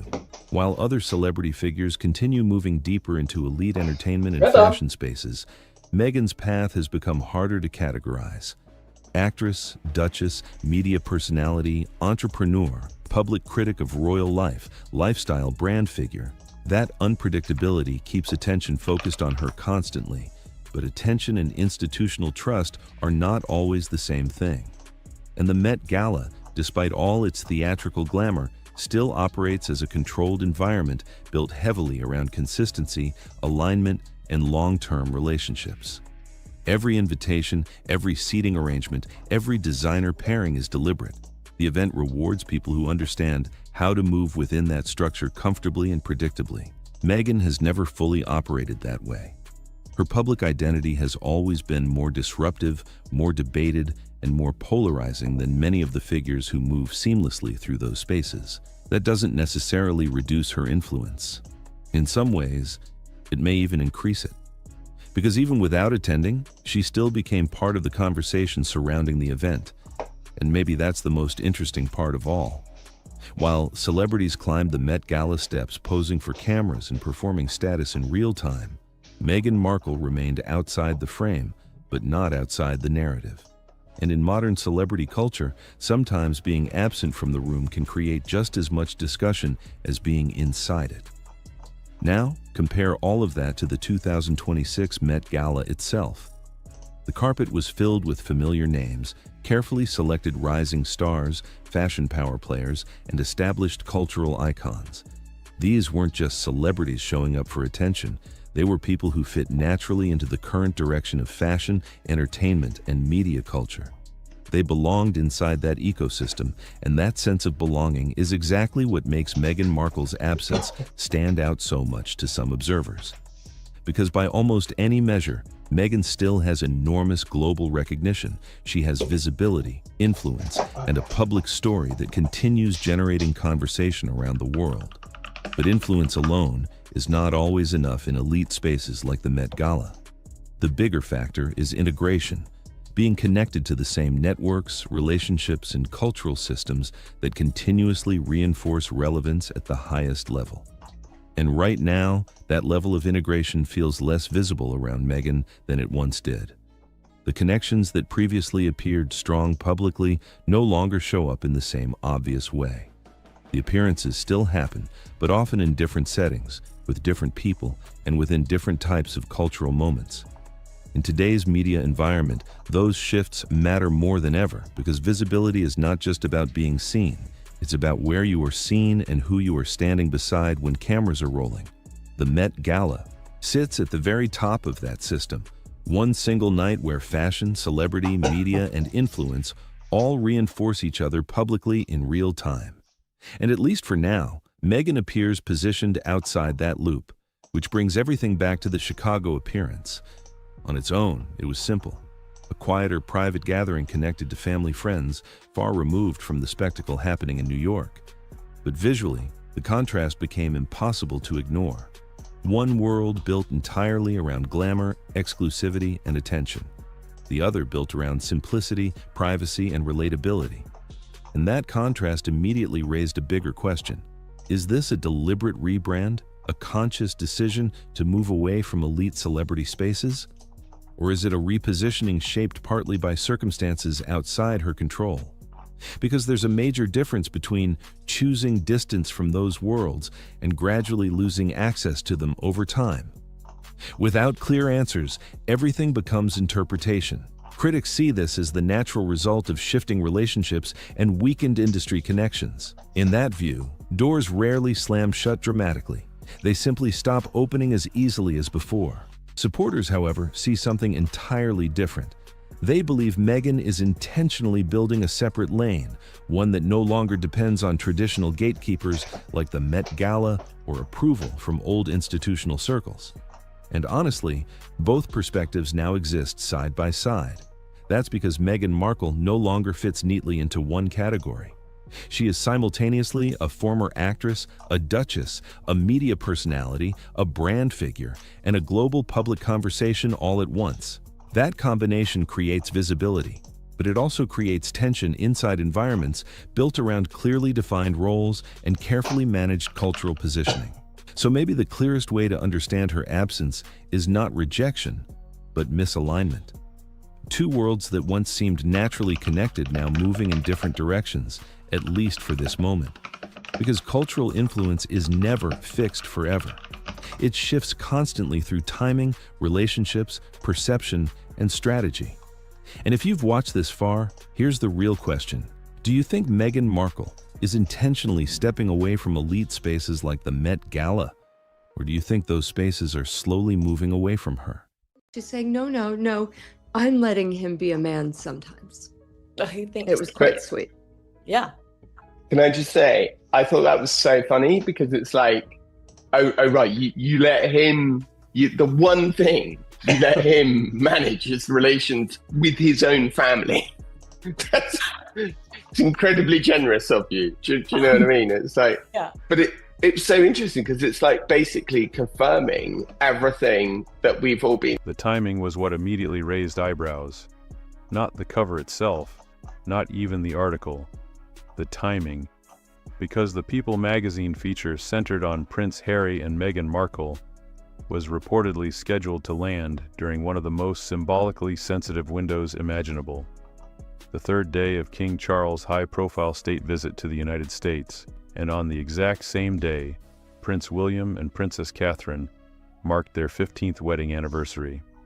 And according to commentators on this week's Royally Unfiltered broadcast, that overlap was far too precise to dismiss as coincidence. They were appalled that Meghan would wear a blue striped shirt that many Jews thought were evocative of an Auschwitz camp uniform to the Bondi Beach massacre site and then immediately sell it on her new AI one-off platform. Kinsey Schofield, joined by royal commentator Tom Sykes and media analyst Paula Froelich, framed the release strategy as something much bigger than ordinary celebrity publicity. Their argument was not simply that the Sussexes wanted attention, it was that the cover functioned as a calculated counter-programming operation against two major royal moments unfolding simultaneously. If you enjoy deep royal analysis that goes beyond the headlines and examines the media strategy, timing, and institutional power plays happening underneath the surface. Make sure to subscribe, because this story becomes far more revealing the deeper you follow the timeline. Because here is the critical point many casual readers miss. Major magazine covers are not thrown together overnight. A People magazine cover is planned weeks in advance. Publication schedules are coordinated carefully. Public relations teams know the release windows. They understand the surrounding media environment. And according to the analysis presented on Royally Unfiltered, the Sussex team would almost certainly have known exactly what else would dominate royal headlines that same week. King Charles was in the middle of a diplomatically significant American visit.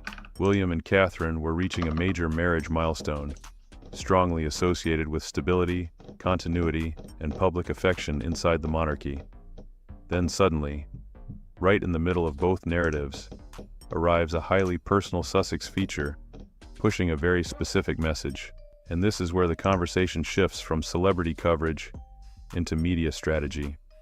Because commentators noted that portions of the article read less like neutral reporting and more like direct rebuttals to recent independent royal commentary circulating online. One line in particular drew attention: the suggestion that Meghan allows Harry to take the lead on certain royal matters. Now, on its own, that sentence might sound harmless, but Paula Froelich argued the wording appeared crafted as a response to growing commentary, suggesting Meghan largely controls the Sussex household's external operations and public positioning. Observers especially connected it to recent discussions surrounding staffing decisions and household management claims examined across independent royal media channels. According to Froelich's interpretation, the article contained multiple subtle clapbacks aimed at critics and commentators who had spent months dissecting Sussex media strategy online. And then Tom Sykes added another layer entirely. His reading was that parts of the article almost resembled artificially generated rebuttal language. Familiar criticisms mirrored back in inverted form to create an opposing narrative. In other words, phrases circulating in royal commentary spaces appeared reframed and recycled inside the People feature itself. Whether viewers agree with that interpretation or not, the broader implication was striking: that the Sussex media operation may no longer be ignoring independent royal commentary networks, but actively monitoring and responding to them through carefully managed press channels. But the most explosive part of the discussion centered on Queen Elizabeth II, because the article reportedly framed Harry and Meghan as continuing a model of service the late Queen allegedly understood and supported. And critics immediately pushed back against that characterization by pointing directly to the public record. The Queen's own statements following the Sandringham summit in 2020 were clear. The so-called half-in, half-out arrangement was deemed incompatible with official public service. Harry and Meghan were given a one-year review period, after which they confirmed their intention to pursue commercial independence outside the working monarchy. Only then did the palace formally close the arrangement, which is why commentators like Sykes argued the new People framing attempts to retroactively soften or reinterpret a conflict the historical record already documents quite clearly. And according to those critics, the most controversial aspect of all is that Queen Elizabeth is no longer here to publicly clarify her position herself.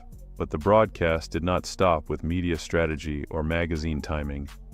The most consequential part of the discussion may actually have been the update surrounding King Charles' health, because according to Tom Sykes' sourcing, the palace is now operating from a position far more optimistic than many outside observers previously assumed. Sykes stated that Charles has reportedly been undergoing an advanced treatment program involving weekly immunotherapy injections built around RNA-based technology, similar to the medical platforms developed during the COVID vaccine era.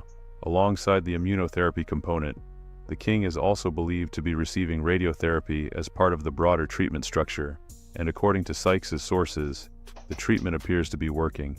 That detail dramatically changes the larger institutional picture, because when Charles delivered his Christmas address and openly suggested that the treatment had been successful, many people viewed the statement cautiously, almost symbolically, but Sykes argues the king should be taken at his word. More importantly, He points to the behavior of people surrounding Charles privately, the visible confidence, the calmness, the sense of operational optimism, as one of the strongest indirect indicators available when direct medical disclosure remains limited. Experienced royal observers often study body language and institutional behavior for precisely this reason. Palaces rarely reveal full medical realities publicly, but they do reveal confidence levels operationally. And right now, according to Sussexes' reading, the confidence level appears high. Of course, every serious illness carries uncertainty, and cancer trajectories can change quickly in either direction. That caveat remains important, but as things currently stand, Charles appears to be responding positively enough that the monarchy is no longer behaving as though his reign is merely transitional or temporary. And this is where the Sussex dimension becomes strategically important, because Charles' ability to continue carrying out demanding royal duties while undergoing treatment sends a much larger institutional message. His May visit to Washington involved 5 days of intense diplomatic engagements, major public appearances, state-level responsibilities, and extensive travel. Then, remarkably, Charles continued onward to Bermuda, even after Queen Camilla returned to Britain. That level of operational activity matters enormously. It signals that the treatment protocol, while serious, is not incapacitating him politically or institutionally. And according to analysts like Paula Froelich, that changes the long-term timeline the Sussex household may have been quietly planning around. For years, many royal commentators assumed Charles' reign could potentially be relatively short following his diagnosis, leading to earlier accession by Prince William. But if Charles remains active and medically stable for a significantly extended period, the Sussex strategy suddenly operates within a completely different time frame. That means Harry and Meghan potentially have years, not months, to continue expanding their commercial ecosystem tied to royal association, media storytelling, memoir pipelines, lifestyle branding, and public narrative positioning. And according to Froelich's interpretation, that is exactly why the institutional strategy, known informally among commentators as the let them doctrine, becomes so important. The palace, rather than engaging publicly in endless rebuttal cycles, appears increasingly willing to let the Sussex operation continue speaking, branding, and commercializing itself, while trusting that public contrast will eventually become self-evident over time. In other words, the monarchy's strategy may not be immediate confrontation, but long-term patience. The theory is simple.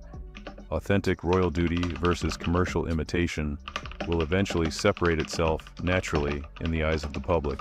But then came another controversy that complicated everything further. During discussion of the recent Australian tour, Paula Froelich focused on one specific moment that triggered significant backlash online: Meghan's visit to the Bondi Beach Memorial Site, honoring victims of the 2024 mass attack. The issue was not merely the appearance itself, it was the clothing choice combined with the immediate commercial context surrounding it. According to viewers cited by Froelich, including some Jewish commentators online, the blue-striped shirt Meghan wore visually resembled historical concentration camp uniforms associated with Auschwitz imagery. Then came the second layer of criticism. The outfit reportedly appeared on a commercial fashion platform for sale the very same day. Now, to be clear, there is no evidence the resemblance was intentional, but critics argued the overlap between memorial symbolism, Holocaust visual associations, and immediate monetization created what Froelich described as a severe tone management failure. And in high-level public relations operations, those failures matter enormously. Because whether the outfit passed through cultural review and was approved anyway, or whether no review process existed at all, both interpretations raise difficult questions about the Sussex team's broader media management structure. And according to Froelich, that Australian tour may not have produced the positive institutional impact the Sussex side later attempted to project publicly. One of the most damaging details raised during the broadcast was not emotional or symbolic. It was numerical. According to the Roy Morgan polling discussed by Paula Froelich and Tom Sykes, roughly 80% of Australians were aware Harry and Meghan were in the country during the tour. On the surface, that sounds impressive. Massive visibility, huge public awareness. But then came the second number, the one that completely changed the interpretation. That same polling reportedly showed that around 80% either did not want them there or simply did not care. And suddenly the entire successful tour narrative looked very different, because visibility alone does not equal positive impact. In fact, from a public relations perspective, high visibility combined with weak public enthusiasm can become actively damaging. According to the panel's reading, the Sussex operation succeeded in generating attention, but failed to generate the emotional goodwill they expected would accompany it. That distinction matters enormously, especially because the People magazine framing presented the Australian appearances as overwhelmingly successful, warmly received, and emotionally affirming. But critics argue the polling data undercuts that construction almost completely. The disconnect between the media narrative and measurable public sentiment is exactly what commentators like Froelich believe has become one of the defining structural problems surrounding the Sussex brand. And then Tom Sykes introduced what may have been the most devastating point of the entire discussion: the counterfactual, not what happened, could have happened. Sykes asked viewers to imagine an entirely different timeline beginning back at the Sandringham Summit in January 2020. Imagine, he argued, that Harry and Meghan had accepted Queen Elizabeth's position that a half-in arrangement was institutionally impossible. Imagine they had remained working royals for a defined transitional period before negotiating a quieter, more carefully structured departure later on. According to Sykes' analysis, the outcome today could look radically different. Instead of operating independently from California under constant commercial pressure, Harry and Meghan might now occupy a position structurally similar to Edward and Sophie's Old Wessex model: semi-independent but institutionally protected, financially stable, and still closely connected to the monarchy. Sykes even pointed to Royal Lodge, the massive Windsor property long associated with Prince Andrew, as a symbolic illustration of the life potentially available to them in that alternate timeline. Institutional staffing, historic royal access, long-term security, continued ceremonial relevance, a sustainable royal-adjacent existence without permanent warfare against the institution itself. Instead, critics argue, the Sussex household traded institutional permanence for celebrity market volatility. And this is where the contrast becomes especially sharp. While Prince William and Princess Catherine continue operating inside the state structure, including reports of future White House-level engagement tied to diplomatic and sporting events, Harry and Meghan increasingly appear locked into entertainment world economics, where every appearance, documentary, product launch, or speaking engagement carries commercial expectations attached to it. That difference in trajectory is becoming harder to ignore. The broadcast then pivoted toward another fascinating layer: King Charles' state visit to the United States and persistent rumors surrounding his private feelings about Donald Trump. According to commentary circulating through parts of American political media, Charles supposedly harbors strong personal dislike toward Trump.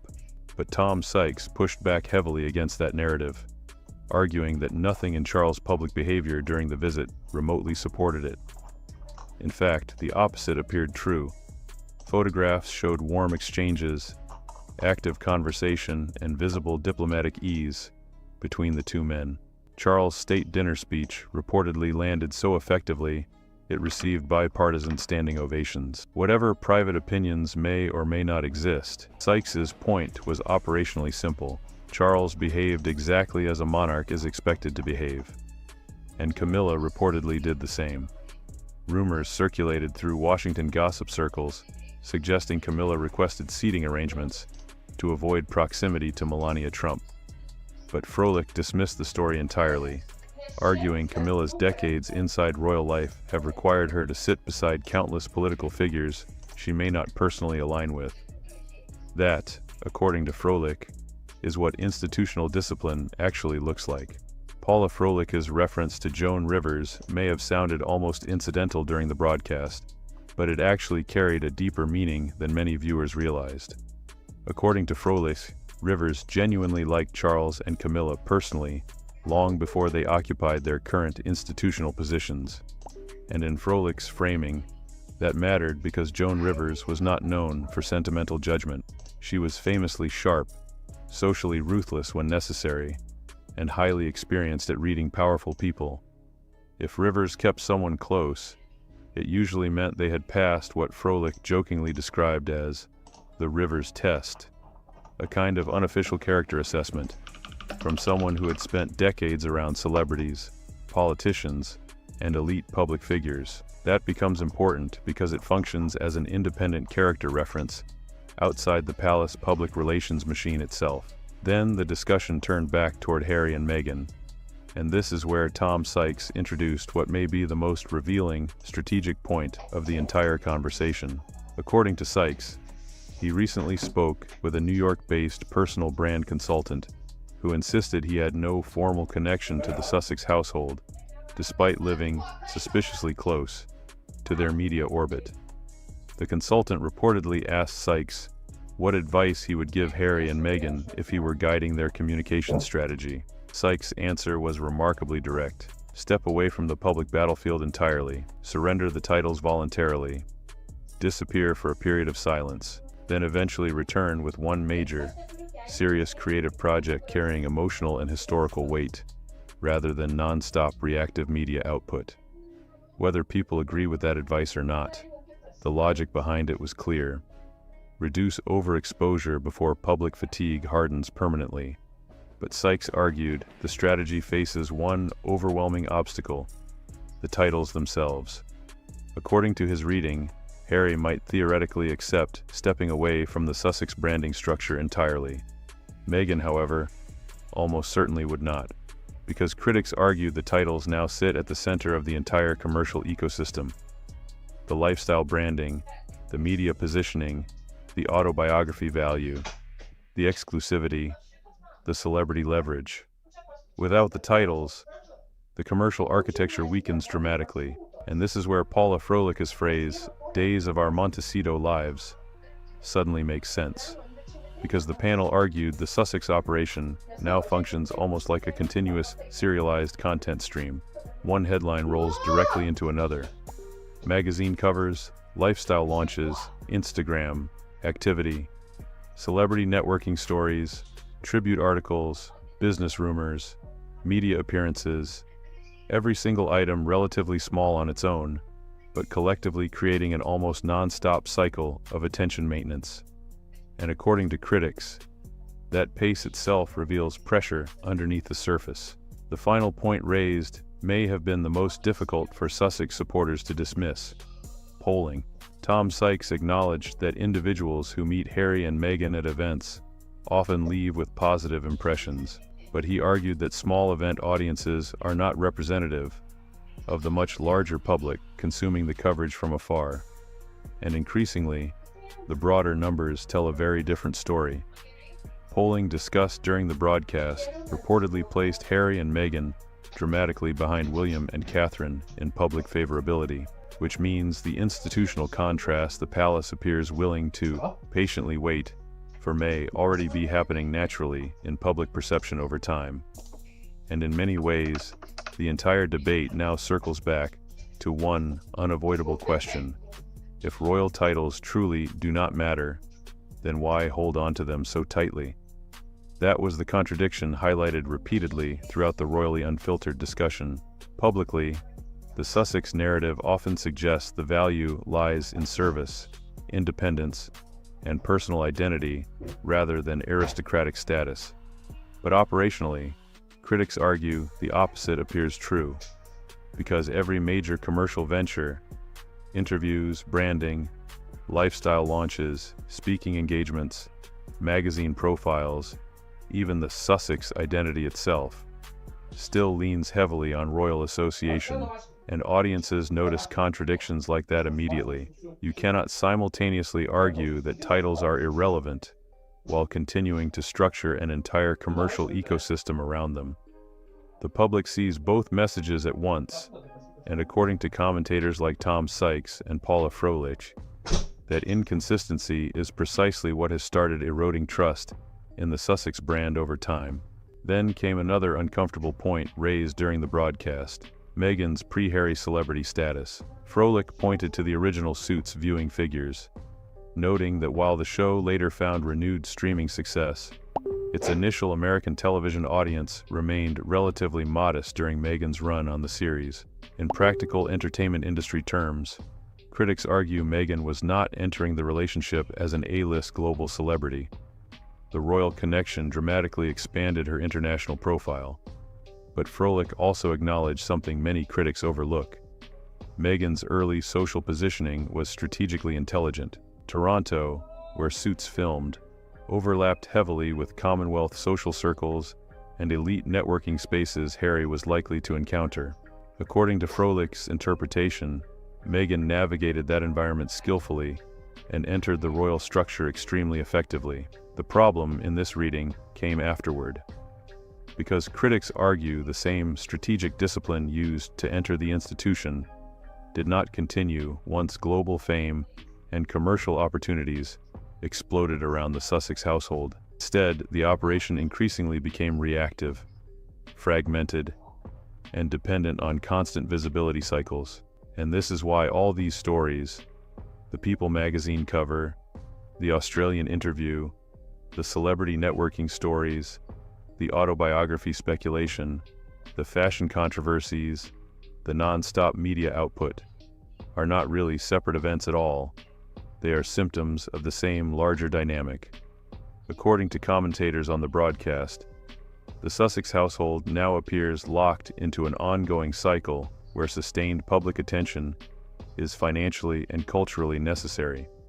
Meanwhile, the monarchy itself continues operating under the so-called "let them" doctrine: minimal direct engagement, minimal public rebuttal, and long-term patience while the public gradually forms its own conclusions. And perhaps that is the most fascinating part of all, because this battle is no longer unfolding primarily through palace statements or official responses. It is unfolding through accumulation, headlines piling onto headlines, public reactions building over years, comedy shows, polling numbers, media analysis, celebrity culture, and audience fatigue all slowly shaping perception in real time.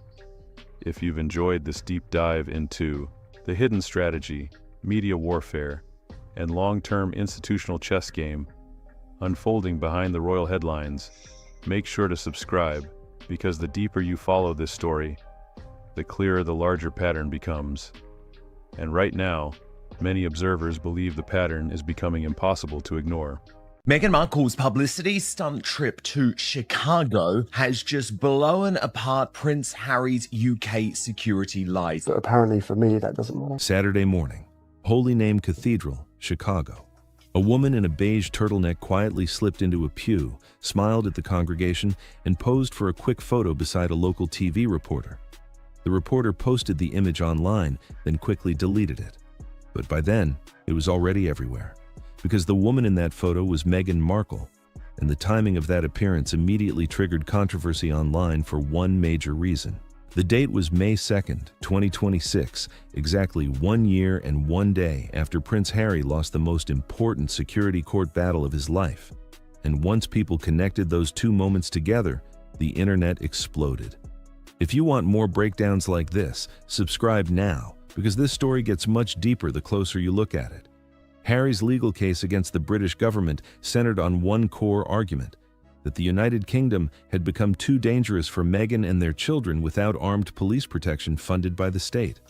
His legal team argued repeatedly that security risks placed their safety and even their lives at stake. That was not a small claim. Do this to get some decent PR after the Australian disaster. But for me, actually, Brittany, what she doesn't realize is she's just literally thrown a grenade into Harry's claim about why he needs security. The case stretched back to February 2020, right after Harry and Meghan stepped away from royal duties. Soon after, Ravek, The Royal and VIP Executive Committee responsible for state security decisions ruled that Harry would no longer receive automatic Metropolitan Police protection after March 31, 2020. Future visits to Britain would instead be handled case by case. Harry sued. By September 2021, the legal battle was officially underway. By December 2023, Harry submitted statements saying Britain remained central to his children's heritage, but argued they could not feel safe there without proper security protection. One phrase became the backbone of the case: not safe on UK soil. Then, in April 2025, Harry's barrister, Shahid Fatima KC, argued before the Court of Appeal that extremist threats against Harry remained serious. References were made to al-Qaeda threats and security risks. The language used in court was dramatic. Safety, security, and life are at stake. But on 2025, 3 senior judges rejected Harry's appeal unanimously. Sir Geoffrey Voss, one of the most senior judges in England and Wales, ruled that Ravek's approach was lawful and reasonable. Harry lost. And now, fast forward 1 year later. Meghan Markle is photographed moving casually through downtown Chicago during a busy public weekend, smiling comfortably beside strangers inside a crowded cathedral. No visible panic, no extraordinary security scene, no appearance of someone trapped by overwhelming danger. That contrast instantly became the story. Critics immediately argued that the image completely undermined Harry's years-long security narrative. Because if Meghan could comfortably appear in a major American city surrounded by the public, people started asking why Britain had been framed as uniquely unsafe. And that's why this photo mattered so much. Not because it was scandalous, but because it collided directly with the public arguments Harry spent years making in court. Fair or unfair, the comparison became unavoidable online almost immediately. Royal biographer Tom Bower has repeatedly claimed that contradictions in the Sussex story would eventually become impossible to ignore. To critics, the Chicago photo felt like exactly that moment, a quiet image creating a very loud problem. Because in today's media world, symbolism often matters more than legal nuance. A single relaxed public appearance can suddenly reshape how years of courtroom arguments are viewed by the public. And once that perception shifts, it becomes incredibly difficult to control the narrative again. That's why the beige turtleneck photo spread so quickly. It was no longer just Meghan Markle attending church in Chicago. It became part of a much bigger debate about consistency, credibility, and whether Harry's security argument now faces an even larger problem outside the courtroom than it ever did inside it. After losing the appeal, Prince Harry stepped outside and sat down for a BBC interview that immediately became one of the defining moments of the entire case. And during that interview, he said something people are still repeating a year later. "I can't see a world in which I would be bringing my wife and children back to the UK at this point." That quote mattered because it summarized the emotional core of everything Harry had argued in court. The idea that Britain had become too unsafe for Meghan and their children without full state-backed protection. Now, fast forward exactly 12 months. Saturday, May 2nd, 2026, Holy Name Cathedral, downtown Chicago, one of the city's most recognizable Catholic churches, located right in the middle of a major urban area. Meghan Markle arrives quietly for a First Communion service connected to close friends from her Northwestern University years. And according to People magazine, which remains one of the Sussexes' most consistently friendly outlets, Meghan attended the service just like everyone else. No hidden entrance, no dramatic security lockdown, no exclusive arrangements separating her from the public. She reportedly sat among other families inside the cathedral with only one visible private bodyguard nearby. 1. Harry was not there. Archie and Lilibet were not there either. The trip was completely solo. The reason given was personal. Meghan was reportedly attending the first communion of her godson, the son of one of her longtime Northwestern friends. Neither the friend nor the child was publicly identified, but the framing was clear. This was meant to appear private, personal, and low-key. Then, the situation became public anyway.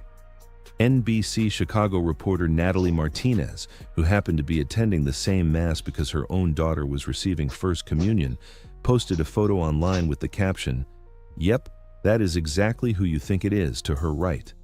The image spread quickly before being deleted. And suddenly, people began comparing that quiet Chicago appearance with Harry's security claims from the previous year. Because here was Meghan Markle moving through one of America's largest cities, attending a public religious service with minimal visible protection, surrounded by strangers and ordinary families. That immediately raised questions online. Critics pointed out that Chicago statistically remains far more dangerous than London in terms of violent crime. Even though Chicago's homicide numbers dropped significantly in 2025, the city's rate still remained dramatically higher than London's. And that comparison is what turned a simple church visit into a major story. Because people immediately went back to Harry's BBC interview. "I can't see a world in which I would be bringing my wife and children back to the UK." Yet Meghan appeared perfectly comfortable attending a public event in central Chicago with a single bodyguard and no sign of extraordinary concern. Fairly or unfairly, the optics became difficult for Harry's critics to ignore. But then, another detail from the People story started getting attention online, and this one opened an entirely different conversation. The article described the child receiving communion as Meghan's godson. That sounds simple enough until people started looking at Catholic canon law itself. Under official Catholic Church rules, godparents are required to meet specific religious conditions.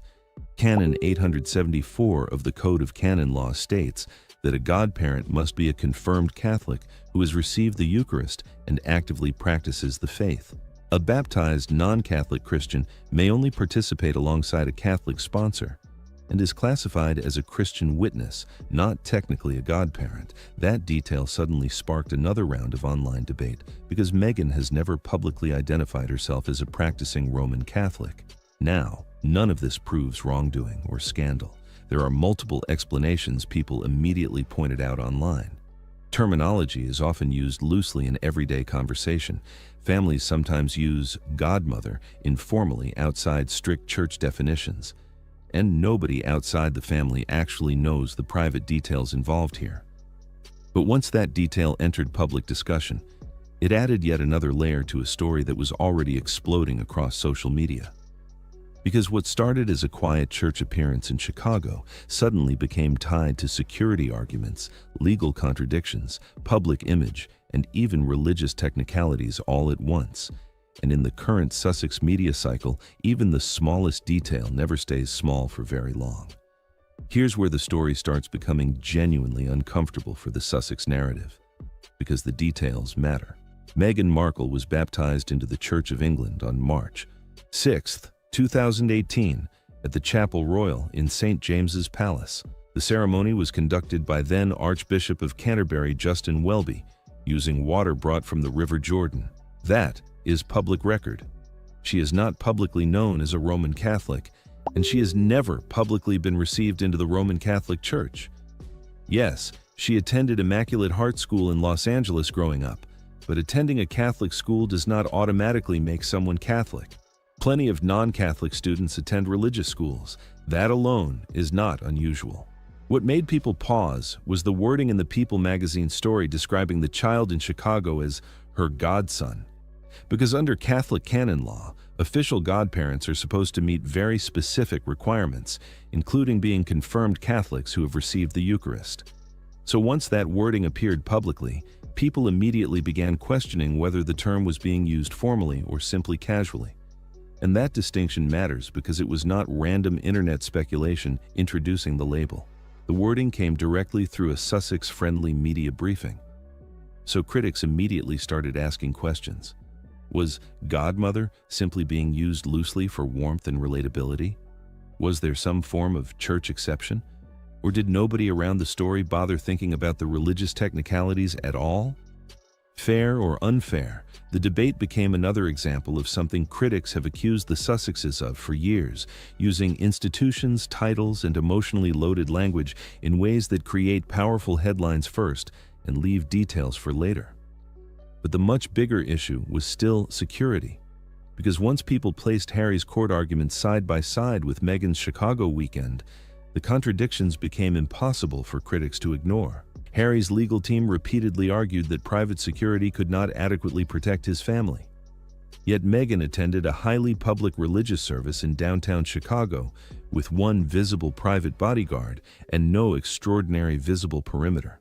Harry's barrister argued before the Court of Appeal that safety, security, and life are at stake. Yet Meghan voluntarily traveled alone into one of America's largest cities using the exact kind of private security structure Harry's legal team had previously described as insufficient.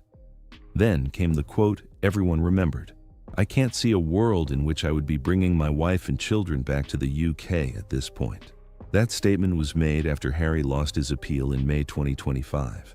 Yet 1 year later, Meghan appeared publicly in Chicago under circumstances critics immediately argued looked even less protected than the bespoke UK security arrangements Ravek had offered. And people noticed another contradiction too. Harry's legal filings had previously referenced the New York paparazzi incident as evidence that private security arrangements failed to protect them properly in America. Yet, during the Chicago church appearance, Meghan was photographed openly by a local television reporter while operating under that same private security model. No visible escalation, no emergency response, no obvious disruption. Again, none of this proves Harry's fears were fake or that security concerns are not real. Public figures absolutely face risks, but politically and legally, optics matter enormously. And for critics, the optics from Chicago completely collided with the emotional urgency Harry's legal case relied upon. That's why this story spread so quickly online, because suddenly people were not debating abstract legal arguments anymore. They were comparing courtroom claims directly against visible public behavior. One side saying the threat environment is too dangerous without state protection. The other side showing Meghan moving calmly through a public cathedral surrounded by strangers during a busy weekend. And once those images entered public memory, critics knew they would never disappear from future discussions surrounding Harry's security claims again. And this is where the contradictions become almost impossible to ignore, because if the threats Harry's legal team described are truly active and ongoing, then the logic cannot suddenly stop at the British border. During the appeal, Shahid Fatima KC argued that the risks facing the Sussex family were serious, credible, and continuous. The argument, presented to the court, was not that danger existed only inside London for a few specific hours. The argument was broader than that. It framed Harry and his family as individuals facing exceptional international security threats tied directly to his status and public profile. If that is genuinely the case, then duty of care applies everywhere, not selectively. Either the threat environment is severe on both sides of the Atlantic, or parts of the argument presented in court were amplified for legal effect. Critics say Meghan's Chicago appearance forced that contradiction into public view in a way no press release could control, because Harry spent years arguing that private security alone could not adequately protect his family. Yet Meghan voluntarily appeared in downtown Chicago with exactly that model in place.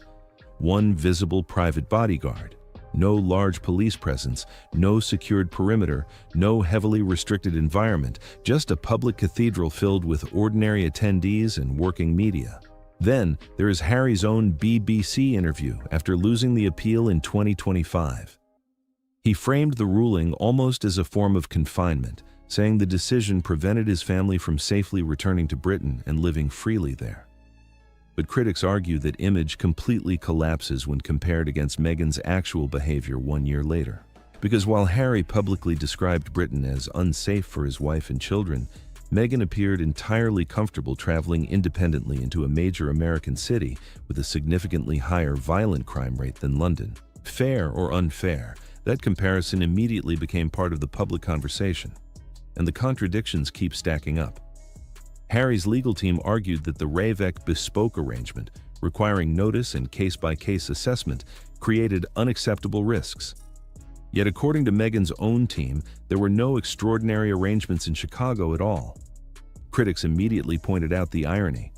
The security structure Harry rejected in Britain now appeared, on paper, more robust than the casual private setup Meghan actually used in America. Then, there's the issue of the children. Archie and Lilibet have rarely visited the UK since 2022 because of stated safety concerns. Yet their mother traveled thousands of miles alone while they remained in California. Critics began asking a blunt question: If Britain is uniquely dangerous, why does Chicago suddenly qualify as acceptable under lighter security conditions? That question is exactly why this story gained so much traction online, because it created something visually powerful. On one side, Harry sitting before cameras insisting his family cannot safely return to the UK. On the other, Meghan smiling calmly inside a crowded cathedral during a public weekend appearance in Chicago. For legal analysts and critics alike, those two images now exist side by side permanently. And that's the real problem for the Sussex security narrative going forward. Any future challenge, appeal, or renewed request for taxpayer-funded protection will now run directly into this moment. Opposing lawyers would not even need dramatic arguments. The visual contradiction speaks for itself. That's also why commentators like Tom Bauer continue returning to the same core claim. Not that threats are imaginary, but that the Sussex security argument increasingly appears tied to status, institutional positioning, and leverage rather than behavior consistent with the level of danger described publicly in court. Because ultimately, courts do not judge fear alone. They judge consistency. And once public conduct starts contradicting legal claims, perception changes very quickly. That is why the Chicago photograph mattered so much. Not because Meghan attended a church service, but because the image directly collided with years of courtroom arguments about risk, safety, and the impossibility of living normally without state-level protection. The receipts have finally caught up, and the Chicago appearance has now become the moment critics will point to again and again. For years, commentators warned that the Sussex security argument would eventually collide with visible reality. On May 2nd, that collision happened in the simplest possible way. One photo, one cathedral, one beige turtleneck, and one very awkward question. Either the family faces a level of danger so extreme that ordinary public movement is impossible, without state-backed protection, or the danger was presented in court in a way that does not match how they actually live. Critics say those are the only two options left. And after the Court of Appeal already ruled against Harry, Meghan's own behavior now appears to reinforce the same conclusion. Because what did Saturday look like on the ground? A solo trip across America. One visible bodyguard. A public cathedral with more than 1,000 ordinary congregants. A television reporter nearby taking a phone photo. A post on X. A deletion. Then confirmation from a friendly outlet. No lockdown. No visible crisis. No sign of the impossible danger described around UK visits, and that is why the moment cut so sharply. This was not happening in isolation either. It landed inside a busy news cycle. Questions around Meghan's absence from the Met Gala, royal headlines involving Buckingham Palace, updates around family tensions, brand criticism, and ongoing public debate about the Sussexes' future. Into that cycle came one image that seemed to pull every contradiction back into focus. A woman whose family argued Britain was too dangerous appeared relaxed in a major American city with lighter visible security than the arrangements Harry rejected in the UK. That contrast is now the story. And for Harry, it creates a problem that no statement can easily erase. His legal case was built on fear, risk, and the claim that his family could not safely return without extraordinary protection. But Meghan's conduct in Chicago gives critics a visual answer to that claim. Subscribe now, because in the next part, we break down the Court of Appeal ruling line by line, including the section Harry's team will not want quoted back at them. The case may be legally over, but the public debate is not. And from this point on, every future security claim will have one image sitting beside it. Meghan Markle, calm in Chicago, while Harry's argument hangs in the background. I choose people whose lives are shrouded in mystery and they've climbed the greasy pole. They want to be famous, they want to be influential, they want to be powerful. We can't ignore them if they keep popping up doing stuff like this. That's the thing. We're kind of in a mutually abusive, toxic relationship, aren't we? The media and Harry and Meghan, because they keep doing stuff wanting attention. Then they get quite adverse reaction most of the time. Then they react really badly to the reaction. And so it goes on. Well, what it really boils down to is the threat they offer. If the threat was punctured, which I hope my book will do. Well, I do think the Sussex overdrive is unbelievable. But I mean, I don't think that he is going to get back in. What if the royal fairy tale people around the world once celebrated was never the whole story? What if the glowing headlines, the emotional TV interviews, and that carefully polished public image were only the shiny outer layer hiding something far more complicated behind the palace curtain? The deeper people dig into the story of Meghan Markle and Prince Harry, the more the picture starts twisting in ways almost nobody expected. What once looked like a bold, modern royal love story has slowly turned into one of the most debated royal dramas in decades. Meghan Markle likely spent time with Prince Andrew and Jeffrey Epstein before she even met Prince Harry. The relationship that once symbolized change and progress now sparks arguments everywhere, across headlines, documentaries, social media debates, and even dinner table conversations. To many supporters, Meghan entered the royal scene like a breath of fresh air, a confident outsider stepping into a centuries-old system ready to shake things up. But to critics, the situation quickly began to feel less like a magical romance and more... And that's what she used as a weapon at the time. So there were quite a few things about her personal life. I'll work them into another book, I think. Like a carefully managed public brand driven by non-stop media buzz, dramatic headlines, and constant controversy. Prince Harry, who was once widely respected for his military service and his role inside the royal family, now appears in a completely different position. Instead of quietly representing the institution he grew up in, he now openly challenges it while sharing personal accusations about life behind palace walls. Supporters argue the couple are simply speaking their truth and freeing themselves from a strict royal system. Critics, on the other hand, say the story keeps shifting every time a new interview, podcast episode, or documentary appears, leaving even more questions floating around every time the spotlight lands back on them.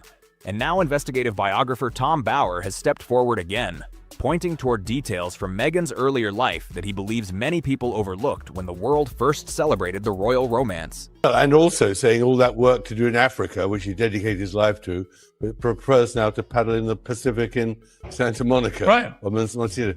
Well, he does it because he needs a profile. That's the only way they can get money, by showing the profile. And for Netflix, everything is built around the future documentary series to promote the Sussex. His claims have stirred serious curiosity among royal watchers who wonder if those details could change how the entire story is viewed. Before diving deeper into those claims, take a quick second to like the video and subscribe, because the next part of this story moves into territory that many people honestly did not expect. Hovering above all of this is another powerful layer in the story, the lasting legacy of Princess Diana. Is that Meghan has got no real income anymore. She's finished. Right. The Netflix series is over. There's no great podcast. They don't generate any money. And I don't see where she is going from here. I think she has a major problem. Her influence hangs over the entire conversation like a crown people keep mentioning, yet one that some critics say may never have truly belonged to Meghan at all. But here's where the conversation gets even more interesting. Some critics argue that Meghan and Harry are not the rebels battling the system the way their public narrative sometimes suggests. According to those critics, they have actually become one of the biggest controversies connected to the royal family itself. Instead of fully separating from the monarchy, critics claim the couple still lean heavily on their royal connection while reshaping the story through emotional interviews, bold public statements, and non-stop media attention. She flirts openly with other men. Who does not want to inherit a mess. He wants the stables cleaned. He wants Andrew out. And coming on to Harry and Meghan, I think for them now in Montecito, there's a moment of grave concern, because stripping the royal family of titles was unheard of in our lifetimes and for hundreds of years. At the same time, they continue building business ventures that remain closely linked to their royal titles and status. As the interviews keep coming, more people begin questioning the story itself. What once looked powerful and inspiring to supporters now feels messy and confusing to others, almost like the carefully built public image is starting to crack under the bright spotlight. But something Tom Bower recently suggested pushes the discussion into an even more surprising direction. According to Bower, Meghan's focus on Princess Diana may have been more strategic than many people first believed. While the world admired Diana for her compassion and the challenges she faced inside the royal spotlight, Bower claims Meghan carefully studied that public image almost like a guide for connecting with the public. Declining, I think that his reputation is somewhat toxic, and I think Invictus is his only lifeline. He suggests Meghan paid close attention to the details, the soft head tilts, the thoughtful hand gestures, and the emotional moments that once captured sympathy from millions of viewers around the world. Bower argues it sometimes looked like someone studying a powerful public figure and trying to recreate that same emotional bond with the audience. They want to hide their secrets, and I just love digging away to find out what they don't want us to know. And that was very critical, because at that moment last year, she was about to promote her Netflix series and didn't want to, firstly, be seen with Harry, and secondly, didn't want to go somewhere where she'd appear cheap. But critics say there is a big problem with that approach. Genuine emotion cannot simply be copied like a performance on a stage. Over time, some viewers began noticing expressions that felt overly staged, carefully angled head movements, and emotional moments that seemed almost too perfectly timed. Instead of building sympathy, some critics say those moments made audiences suspicious. Rather than feeling moved, many people began reacting with eye rolls because the performance appeared obvious from a distance. Then there is Prince Harry's role in the situation. Many expected him to guard and protect the legacy of his mother, Princess Diana, with deep care. Which showed that he is very commercially minded, which we'll get into later on, which makes it impossible for him. And of course, Meghan wouldn't come back to Britain. Yet critics argue that legacy slowly became woven into the couple's public narrative in ways that looked less like remembrance and more like a powerful public symbol. For many observers, that shift felt uncomfortable. Diana's very personal history began looking less like a private family memory and more like a symbol repeatedly used in the public spotlight. To critics, that change did not feel like a tribute at all. It started to look more like branding. Some even believe Meghan thought she could step into the emotional space Diana once held with the public, presenting herself as a modern figure carrying that same connection with people. Prince Harry, his heart seems to have softened, or there's been some sort of evolution. So I do think you're right that a lot of us were kind of caught off guard by the Prince Andrew decision, because we had grown accustomed to cuddly Charles, Grandpa Charles, with the grandkids in his lap. And when I saw the news, I thought, I don't know if I'll ever see anything like this again in my lifetime, but maybe I will because of Prince Harry and Meghan Markle. But critics argue that comparison only made the differences stand out even more. Instead of capturing the same respect and admiration Princess Diana earned, critics say the imitation started becoming easier to notice. And once people began spotting those differences, the conversation exploded into something much bigger than a simple royal comparison. The story slowly turned into a public spectacle that keeps getting louder, messier, and harder for the world to ignore. But according to Tom Bauer, the Diana comparisons were only the beginning. In his telling, that was just the opening chapter. The next part of the story pushes the debate into even more controversial territory, and it connects to one of the rumors that has been circulating online for years. Meghan didn't like the surname Mountbatten Windsor.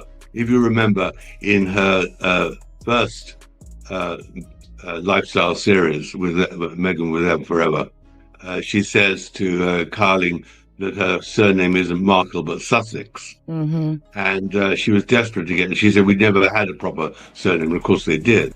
If the Diana discussion already stirred backlash, the talk about Meghan's earlier connections inside elite social circles created an even bigger storm. Bauer does not avoid that controversy at all. He points toward claims and rumors that Meghan reportedly tried to keep far away from public attention, including photos said to show her spending time on luxury yachts surrounded by wealthy businessmen, well-known party figures, and powerful names in entertainment circles. According to these claims, she was not appearing in those spaces as a major Hollywood actress with a long list of... And then gets a sort of success, not just people like Meghan, but also often very controversial and, inverted commas, criminal businessmen, or politicians, and all the other people I've read, or the music people. I mean, I do find people who climb the greasy pole and junk victims on the way and are ruthless in their ambition fascinating. And I think that is what makes Meghan fascinating, because in the end, there are very few women who were D-list actresses who were really completely unaccomplished, but who in the end have perfected an image. And it's got to be said, I mean, if 75% of people disapprove of her in polls, 25% do approve of her. Blockbuster roles. Instead, critics argue those environments were less about traditional acting opportunities and more about influence, charm, visibility, and strategic networking. In that world, people say success often depended on who noticed you, who introduced you, and which doors suddenly opened when the right powerful names were in the same room. Some observers claim Meghan did not climb the celebrity ladder in the typical Hollywood way. She wanted wealth and she wanted fame. And there's no doubt she targeted Harry. To tell the truth, I spoke to very few friends of Meghan because she put a fatwa on anyone talking to me who she could. So I sent off dozens and dozens of emails to her friends, and most of them didn't even reply. They believe she moved through influential social circles where connections could push opportunities forward faster than any casting call ever could. For critics, that is exactly where the polished fairy tale image begins to crack wide open. The story of the self-made actress starts facing tougher questions when people revisit old photos, old rumors, and the same stories that keep resurfacing across the internet again and again. Whether fair or not, those images and whispers continue floating around every time the conversation about her past returns. Prince Harry is also aware that these rumors exist. He is not completely shielded from what people say online or in the media, yet he continues standing beside Meghan while presenting their relationship as a heartfelt love story. But for many critics watching from the outside, the situation appears far more layered than the simple royal romance that is often presented to the public. The central argument from critics is blunt. They believe Meghan's rise in Hollywood was not mainly built on major auditions or standout acting performances. Instead, they argue access played the biggest role. She was warned before she married what the nature of being Harry's wife and part of the royal family would be, and the nature of how she ignored all that advice. For two reasons. One is she really did believe she could do what she wanted. And secondly, I don't believe she ever intended to stay. She always intended to take the title, take the connections and get back to California. So when Meghan came along into the scene, I just thought, this is fascinating. How is this going to play out? Meeting influential people, building the right relationships, and moving through powerful social circles until she eventually crossed paths with Prince Harry. From that perspective, some commentators say Harry became the biggest turning point in Meghan's path to global fame. They believe the relationship brought massive attention almost overnight, transforming her public profile in ways Hollywood alone had never done. Tom Bower's reporting does not soften that idea either. His portrayal suggests Meghan did not simply stumble into royal life through random luck. According to critics who support his view, they believe she carefully moved through opportunities and connections that slowly placed her closer and closer to the royal spotlight. Who she could use and who could serve her purposes. She did want him because she then was promoted from an unknown actress into a global star. And once she entered that world, the public disagreements, interviews, and ongoing disputes only made the entire situation louder. Because critics say if Meghan's past already looked complicated, the present situation looks even more chaotic. The story has turned into such a tangled web of claims and counterclaims that it almost feels like a plot pulled straight from a dramatic TV series. One moment, Meghan says she barely knew who Prince Harry was before meeting him. Then later, in another interview, she speaks about learning details about him and about the royal world. That shift immediately sparks one blunt question. From critics, which version of the story is the real one? Is she the outsider who walked into royal life without knowing much about it, or someone who had already studied the spotlight before stepping into it? Critics argue those two stories cannot live side by side forever. Yet in public interviews, Meghan's comments sometimes make it sound like both versions are somehow true at the same time. Prince Harry is often right beside her, repeating the same explanations during interviews and appearances. To critics watching closely, it can feel like the same talking points getting delivered again and again. Each new interview or carefully framed public appearance is meant to feel personal, but instead it often sparks even more debate and raised eyebrows. According to critics, those shifting accounts keep raising bigger questions. Every time the story appears to change, public trust weakens and the carefully built narrative begins looking less stable under the spotlight. To some observers, Meghan now appears like someone struggling to keep the story consistent as the pressure grows stronger. Meanwhile, Harry, once known for speaking openly and directly, now seems pushed slightly into the background of Meghan's very public narrative. Critics say he often stands beside her while the main focus stays fixed on messaging, presentation, and how everything plays out on camera. And Tom Bower does not soften his criticism here either. In Bower's view, these contradictions are not simple mistakes or random slip-ups. He suggests they could be part of a much larger strategy. But critics argue that strategy is becoming easier for the public to recognize. And once credibility begins slipping, the damage can spread fast. Public trust is fragile, and the moment audiences begin doubting the story, skepticism can explode across media and social platforms almost overnight. Some observers believe Meghan once expected Hollywood to roll out the red carpet and fully embrace her as a duchess turned global media star. On paper, the crossover sounded powerful. royal fame mixed with entertainment industry connections, massive streaming deals, and the promise of big productions that could dominate headlines around the world. But Hollywood can be brutally unforgiving. The moment controversy starts growing and the public narrative gets messy, studios, producers, and investors often step back fast. In that business, reputation is everything, and nobody wants to attach their name to projects that might generate more drama than success. Critics argue the real problem was never Netflix or Spotify failing the couple. Instead, they claim the issue came from how those massive opportunities were handled once they landed right in front of Meghan and Harry. What could have turned into groundbreaking projects ended up receiving mixed reactions from audiences and industry insiders. Some viewers began complaining that several projects felt weighed down by personal complaints, repeated accusations, and stories that sounded more like long therapy-style conversations than the powerful productions people expected. Instead of bold storytelling or creative ideas, critics say the content sometimes felt like a public airing of frustrations delivered through cameras and microphones. Hollywood usually loves a comeback narrative, but according to critics, Meghan's repeated attempts to reshape the public story only fueled more suspicion around her image. Every new interview, podcast appearance, or documentary seemed to reopen the same debates instead of finally closing them. Prince Harry was often right beside her during those moments, repeating similar points in interviews and public appearances. Critics say that patterns sometimes made the situation even more uncomfortable for viewers who felt they were hearing the same explanations again and again. The same celebrities who once smiled for photos alongside the couple now appear noticeably more distant. In the entertainment world, reputation shapes opportunity, and when public perception shifts, partnerships can disappear almost overnight. Meghan frequently presented herself as a strong advocate for change and an influential public voice. But critics argue that when the intense spotlight cooled down, that image began facing serious scrutiny from both the public and industry insiders.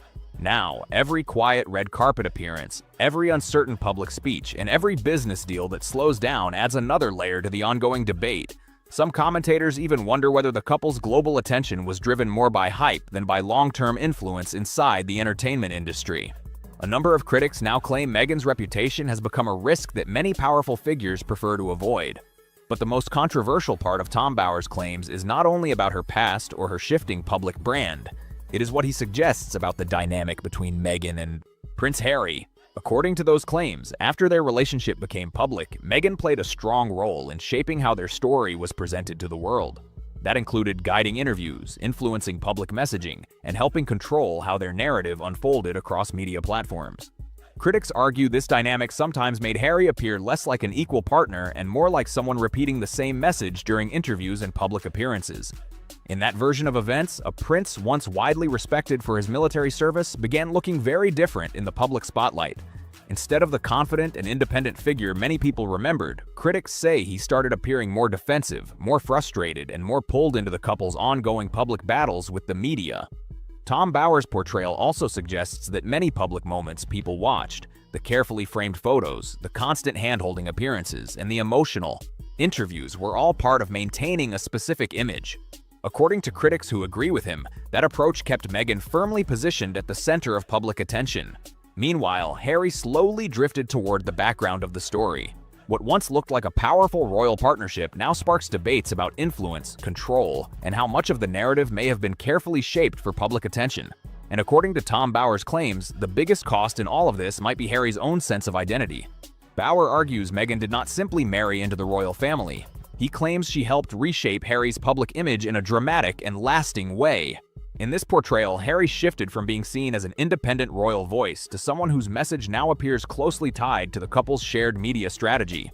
Critics say the prince who once spoke with strong confidence now sometimes looks more like a supporting character inside Meghan's very public storyline. For many observers, that change feels striking. The world still remembers the version of Prince Harry who served in the military and built a reputation for being bold, direct, and willing to speak his mind. Watching that image transform so dramatically has made the shift impossible for people to ignore.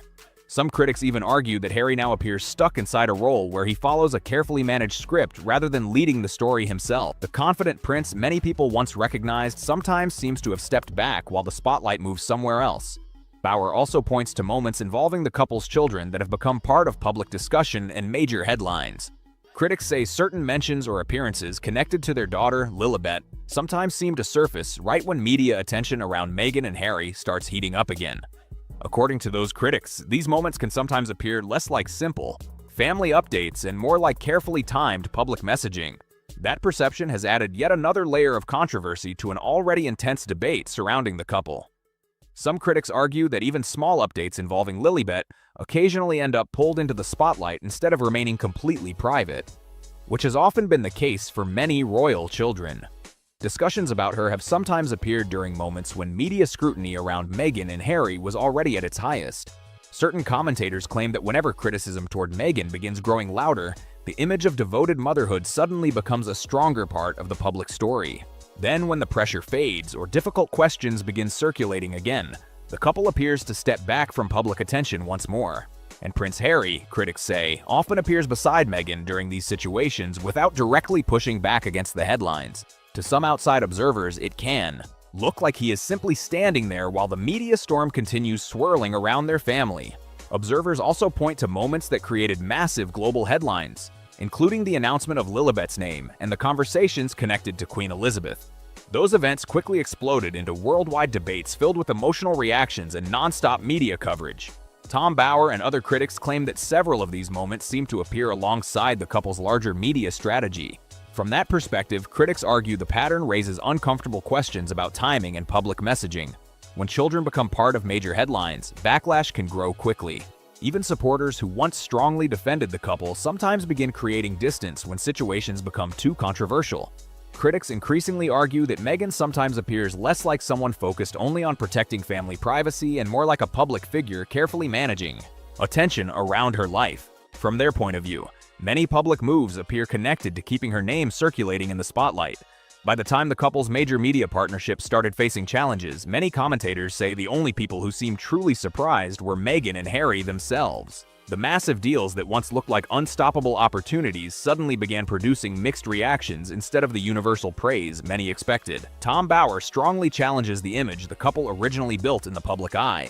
He describes how a glamorous brand powered by royal fame slowly turned into what critics call a carefully managed narrative filled with contradictions and tension.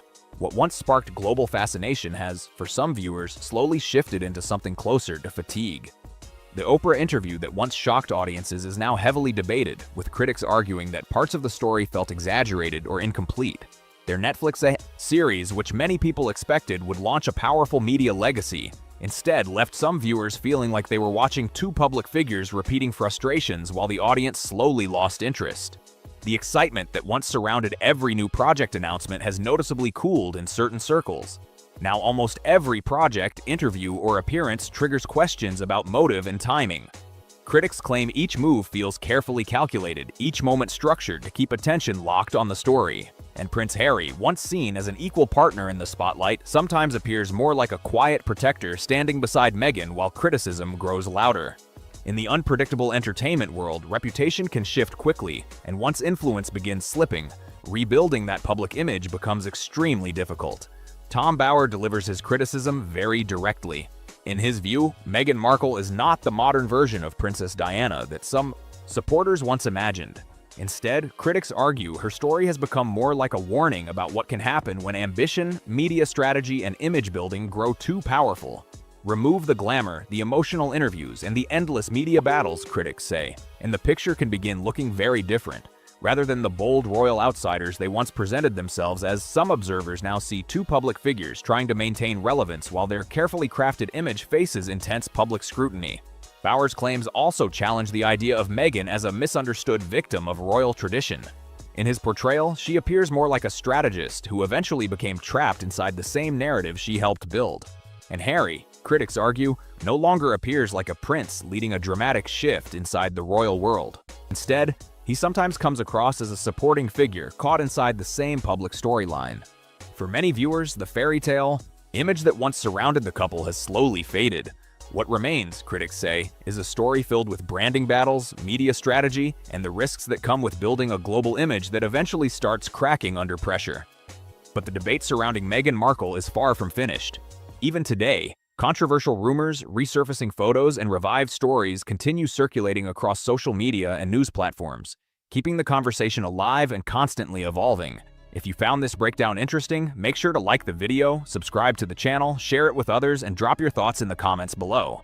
the Queen, Camilla, said that Harry had been brainwashed by Meghan, and that in fact members of the royal family felt that Meghan kind of changed Harry's personality, and he went from a fun-loving guy that we all loved and we all liked to this rather furrow-browed guy who seemed to hate everybody and everything. Hey, you're not ready for this one. It gets messy fast. Make sure you're subscribed so you don't miss what's coming next, because this story only gets crazier from here. Tom Bower is coming in loud with a new book called Betrayal, and this time, he's putting all the spotlight on Harry and Meghan. An early excerpt already dropped, and the claims inside? Yeah. They've reportedly got Harry and Meghan seriously upset. We're talking about 25 major truth bombs, and some of them hit way deeper than expected. One of the wildest parts dives straight into private royal concerns that were never meant to go public. According to the book, Queen Camilla allegedly told a friend she believed Meghan had brainwashed Harry. Not just a throwaway comment either. This was described as a real worry behind palace doors. Proof that I was there, and proof that I belonged. Because the truth was, I wasn't sure that I belonged. I was so nervous. Oh, I doubted myself, and I wondered if I was good enough to even be there, if what I was doing in the world, albeit important and meaningful as far as I saw it, was it deserving? The idea floating around was that Harry wasn't thinking for himself anymore, and that Meghan had stepped in and taken control of major decisions. If that's even partly true, it shows just how intense the tension inside the royal circle really got. And let's be honest for a second. Harry doesn't come across like the same carefree, joking prince people remember. Something clearly shifted and people noticed it. Now fast forward to the One Young World Summit. Big event, big expectations, all about leadership and inspiring young people. Meghan Markle gets invited to speak, and everything is set up for a powerful moment. But according to Tom Bower's book, things didn't go as planned at all. Instead of sticking to the theme, Meghan allegedly switched it up and spent around 10 minutes talking about herself and her personal journey. The word "I" was reportedly used nearly 50 times in what was supposed to be a charity-focused speech. That's not exactly what the audience signed up for, and it doesn't stop there. When Ella Robertson, the daughter of the summit's co-founder, reviewed Meghan's script on the autocue, she reportedly reacted strongly and said she's fucked it. Harry apparently, reportedly, according to the book, is worried he'll be banished from royal circles when William becomes king. Well, that is almost certainly true. He'll probably lose his HRH title and his prince title. That reaction alone tells you how off-track things may have gone behind the scenes. Then comes one of the most shocking moments in the entire book. Right after their 2018 honeymoon, Harry and Meghan met up with William and Kate for a casual tea. Everything seemed normal at first, until Meghan allegedly snapped at Prince William. The energy shifted instantly. What really stands out? Harry was right there the whole time, sitting, sipping tea, and reportedly doing nothing while things got tense. No stepping in, no calming the situation down, just silence while everything escalated. And this all connects back to William's earlier concerns. He had already warned Harry that the relationship was moving too fast, especially before the engagement. But Harry didn't listen. He pushed forward with the wedding anyway, and after this moment, things between the brothers reportedly became distant. William started keeping space, not just from Meghan, but from Harry too. Harry claims he and his wife Meghan felt abandoned, a major factor in their move to California. He added he felt trapped by his family and the toxic environment he perceived he was living in. That one moment may have changed everything. The book also digs into how Meghan allegedly viewed royal life. Instead of seeing it as a platform, it's claimed she saw it as something holding her back from bigger ambitions. According to the narrative, she believed the only way to build real global influence was to step away from the royal system completely, with Harry by her side. The goal? Becoming a major force in media, fashion, and global influence. But critics say the constant image control, branding moves, and public drama made it all feel less like service, and more like a non-stop Hollywood PR rollout. And Harry? He's painted as someone stuck in the middle of two completely different worlds. One side is his royal roots, and the other is the life he built with Meghan. Reports claim he's even worried about the future, especially when Prince William eventually becomes king. And show that Harry and Meghan are running out of money as the millions that they accrued from the book Spare and the original Netflix deal are beginning to dwindle. There's talk that Harry fears he could lose his Duke of Sussex title, especially after King Charles removed Prince Andrew's titles. That situation clearly left an impression. If something similar happened to Harry, it wouldn't just be symbolic, it would be huge. It would basically be like getting cut off from the royal inner circle for good. Still royal by blood, but without the title or role. That's not a small shift. That's history-level drama waiting to happen. And here's another layer. According to Tom Bower, Meghan's team was always watching what the royal family was doing, keeping close tabs, and possibly using that information strategically. That kind of awareness, it adds a whole new angle to everything you've heard so far. And trust me, this is just scratching the surface of what's coming next. When Princess Catherine was scheduled to appear at the Royal Variety performance on November 19th, a massive royal event packed with cameras and global attention, something else was allegedly set in motion at the exact same time. According to Tom Bower, Meghan's publicist spotted the date and lined up the release of Meghan's Netflix trailer to drop right alongside it. Turns out it's not actually jam. Under FDA regulations, it's technically a spread. The technical term for jam includes a 1-for-1 ratio of sugar and fruit. Most people don't do that. Bower frames this as part of a bigger strategy. Not just coincidence, but a deliberate move to pull attention away from the royal spotlight and redirect it straight back to Meghan. In his view, this wasn't about confidence. It looked more like a push to stay in the headlines, no matter what. He even suggests that by this point, Hollywood opportunities were starting to dry up for the Sussexes. So moves like this, they came off less like power plays and more like urgency to stay relevant in a space that was getting harder to control. From Harry's side, though, the story feels completely different. He reportedly believes the royal institution left him exposed, especially when it came to security and protection. The same system that once had his back suddenly stepped away, leaving him to figure things out on his own. But from the palace perspective, critics argue it wasn't abandonment, it was the result of stepping away from royal duties. You leave the role, you lose the structure that comes with it. That clash in viewpoints became one of the biggest ongoing tensions between Harry and the monarchy. Now going back to the beginning, when Harry first introduced Meghan to William and Kate, things were already a bit uneasy.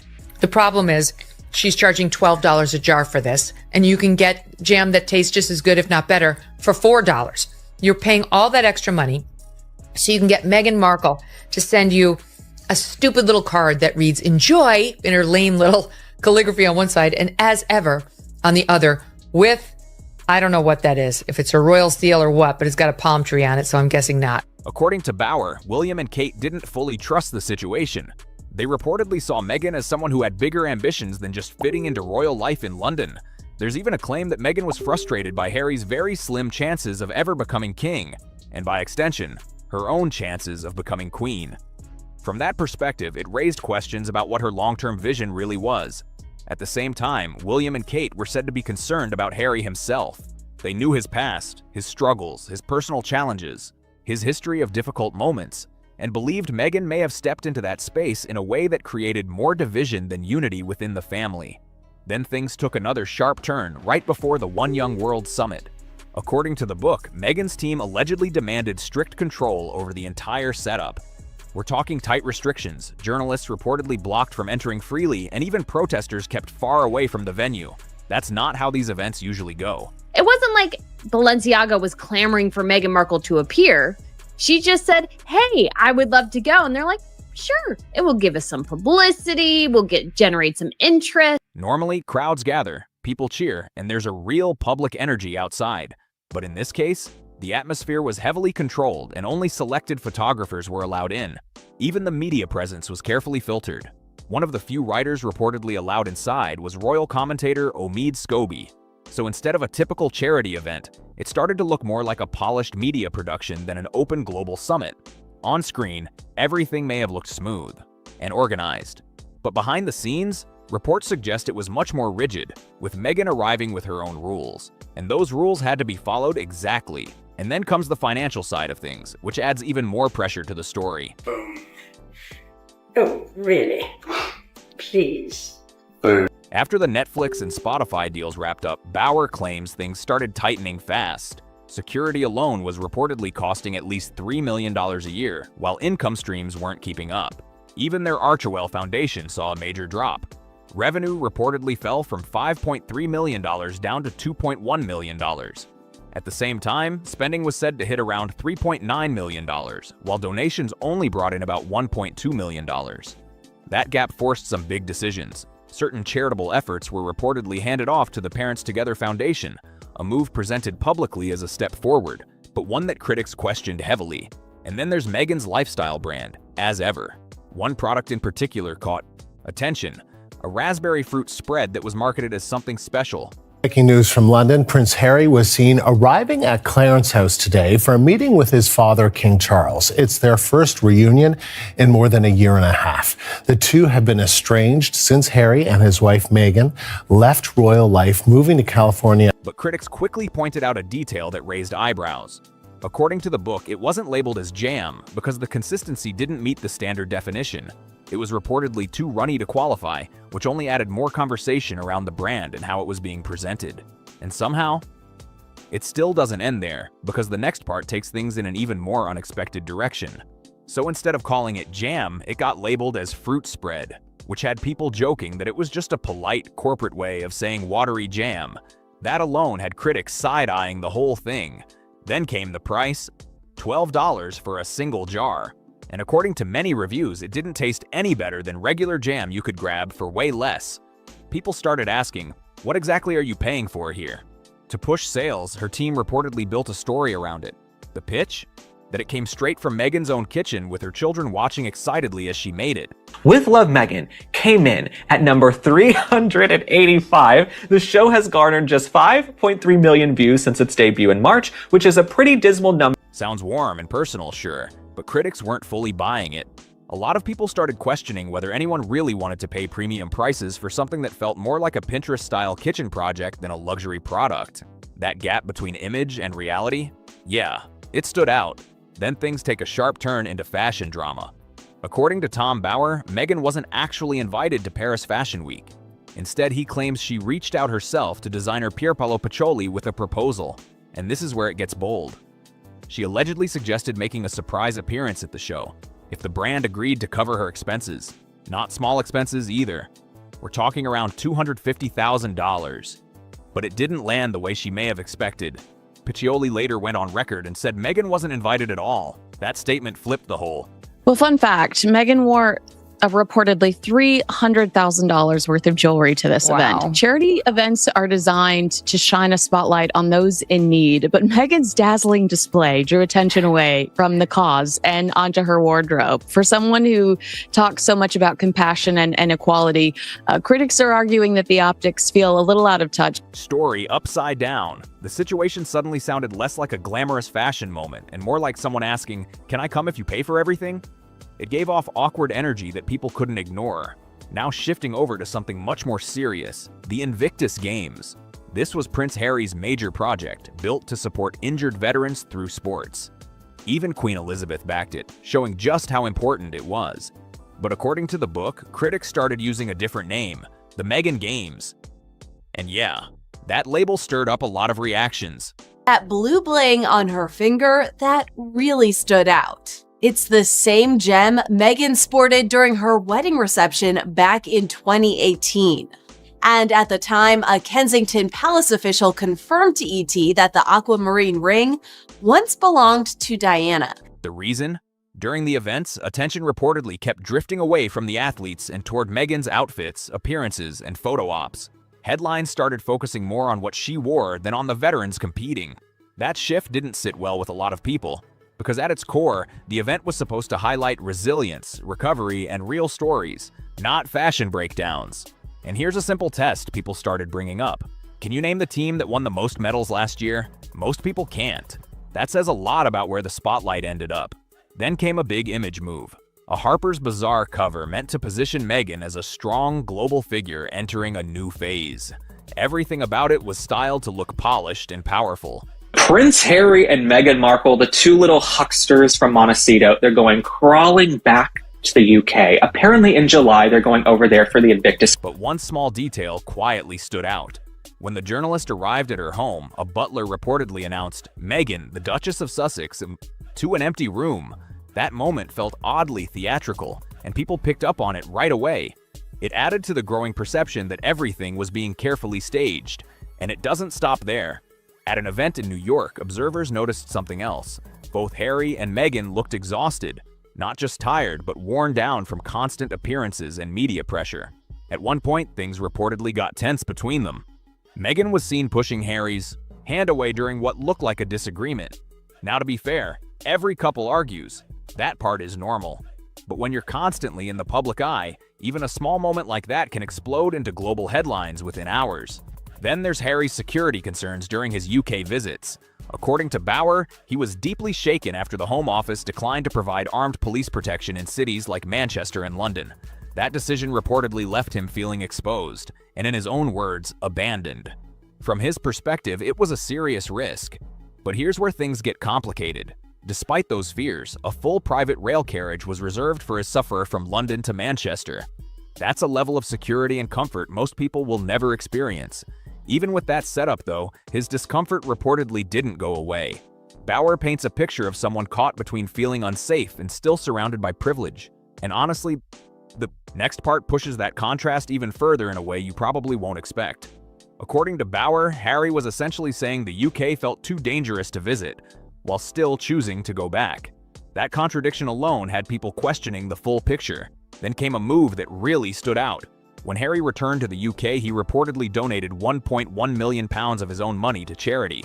Now that sounds generous, and it is, but the way it was done raised eyebrows. Unlike most royals who quietly support causes without highlighting exact amounts, Harry made this donation very public. The money reportedly went to Well Child, not Barnes & Noble, and the announcement was clear and specific. In royal culture, that's unusual. You're not really supposed to spotlight your own giving like that. And Bauer doesn't hold back. He suggests that to some observers, it didn't look like pure generosity. Instead, he claims people saw it as mitigation money, a very expensive way to repair a damaged public image. That interpretation, yeah, it sparked a lot of debate. Then came a moment many people were waiting for. After nearly 2 years apart, Harry finally met with his father, King Charles III. You'd expect emotion, right? A reunion filled with tension, maybe even relief. Something real between father and son. But according to the book, that's not how it played out. The meeting reportedly lasted just 54 minutes and was described as formal and distant. No photos, no visible warmth, no emotional reunion moments. Insiders even compared it to a scheduled appointment rather than a family reconnection. That alone says a lot about where things stand behind closed doors. Meanwhile, Meghan's lifestyle series With Love, Meghan was supposed to relaunch her image in a big way. The goal was clear, position her as a leading lifestyle voice. But according to Bauer, it didn't land the way they hoped. The show reportedly ranked around 383rd on Netflix charts. For something meant to reset her brand, that number didn't exactly make waves. And from a business angle, Netflix reportedly decided not to continue with it. If a project isn't performing, the investment stops. That's just how the industry works. Then there's the shift in public appearances. Bauer claims Meghan started showing up at events she had previously ignored. One example? A charity event hosted by Kevin Costner. The year before, she reportedly had little interest, but later appeared wearing jewelry valued at around $325,000. People noticed that change immediately. Critics saw it as a sign that visibility had become a priority again, especially when trying to rebuild a public image. It gave the impression that events once passed over were suddenly back on the list, for a reason. And during Paris Fashion Week, the lifestyle image took another turn. Meghan reportedly stayed at the Plaza Athénée in a suite costing around $22,000 per night. That level of luxury definitely fits a high-end influencer image. But critics pointed out the contrast. It doesn't exactly match the idea of a simple home-style kitchen brand. That gap between relatable and ultra-luxury? Yeah, people picked up on it fast. At several events, Meghan also wore jewelry that once belonged to Princess Diana. Naturally, that draws attention every single time. But critics argue that those connections have become a consistent media magnet, something that keeps headlines flowing during public appearances. Then comes another claim from the 2025 Invictus Games in Vancouver. According to Bauer, Meghan allegedly requested to be addressed as ma'am, with Harry as sir. That detail didn't sit well with everyone. Titles like that carry weight, and critics questioned whether it felt appropriate in that setting. There were also concerns raised about costs, private jets, security, and overall expenses reportedly funded by others. And attendance? Reports suggested some events had very low turnout, with claims of just 43 paying spectators at one wheelchair basketball match. There were even suggestions that empty seats were filled for appearances, which only added more questions. Again, the focus was meant to be on the veterans, but critics say attention kept shifting elsewhere. And finally, Bauer points to what could be the next big move. There are claims that Harry and Meghan may try to reconnect with the UK through the 2026 Birmingham Invictus Games. Part of that idea reportedly involves getting King Charles to open the event, creating a major moment that would bring the family and the cameras back together. But Bauer sees that plan as unlikely. With ongoing tensions, possible public backlash, and lingering criticism, a smooth return might not be so simple. And just like that, those are the 25 major claims from Tom Bauer's betrayal. Some surprising, some controversial, and some that definitely got people talking. Let me know, which one shocked you the most? And if you want more breakdowns like this, make sure you're subscribed so you don't miss what's coming next. She's the only woman, as far as I know, if you look at the timeline, who gave birth and then subsequently went into labour later in the day. That is Hugo Vickers speaking, not a random internet commentator, not an anonymous social media account chasing clicks. Hugo Vickers, a royal historian with 4 decades spent documenting the monarchy, a man trusted inside royal circles for years, the captain of the lay stewards at St. George's Chapel, and someone who physically helped carry Queen Elizabeth II's coffin during one of the most historic royal ceremonies in modern history. And now, after years of speculation surrounding the Archie birth timeline, he has publicly said something many people never expected to hear from an establishment figure. So she had to accept, that the things would be happening on a national level. And that's what the royal family has to accept as well. And most of them understand that. And so you make announcements. You tell people, the child's going to be born. You tell it where it's going to be born. You tell it when it was born. You show the child at a certain point. You tell us who the godparents are going to be. And we all enjoy this. And we're very much then, we, the general public, very much on the side of the person doing that and sort of enjoying it because they are a family at the centre of the nation. And that's all part of it. So to deny us that, I think, was sort of, kicking in causing trouble and showing she was going to do it her way. And that's when things began to go wrong. He said the story does not make sense to him. That is why this moment matters so much. Because for years, critics raising questions about the timeline were dismissed as conspiracy theorists, online agitators, or fringe commentators. Lady Colin Campbell has openly questioned aspects of the timeline since 2020. But her critics often brushed her aside as controversial or unreliable. Now suddenly, a respected royal biographer associated directly with establishment institutions is expressing similar confusion publicly. And that changes the atmosphere around the discussion immediately. Meghan at the Albert Hall. How many weeks pregnant was she supposed to be? Was it about 8 weeks? And she looks as if she's at least 5 months pregnant. If you enjoy deep royal analysis and the hidden institutional tensions unfolding quietly behind public headlines, make sure to subscribe, because this story becomes far more complicated once you examine exactly what Hugo Vickers said, and what he noticeably avoided saying outright. The conversation happened during an appearance on Dan Wootton's channel, where Vickers was primarily promoting his new biography, Queen Elizabeth II, A Personal History, published earlier this year. The book itself is already attracting major attention across Britain and the Commonwealth. Reviews praised Vickers' decades of first-hand royal knowledge, and the Financial Times even described him as perhaps the most knowledgeable royal biographer alive. So when someone with that level of institutional credibility suddenly comments on the Sussexes, people notice.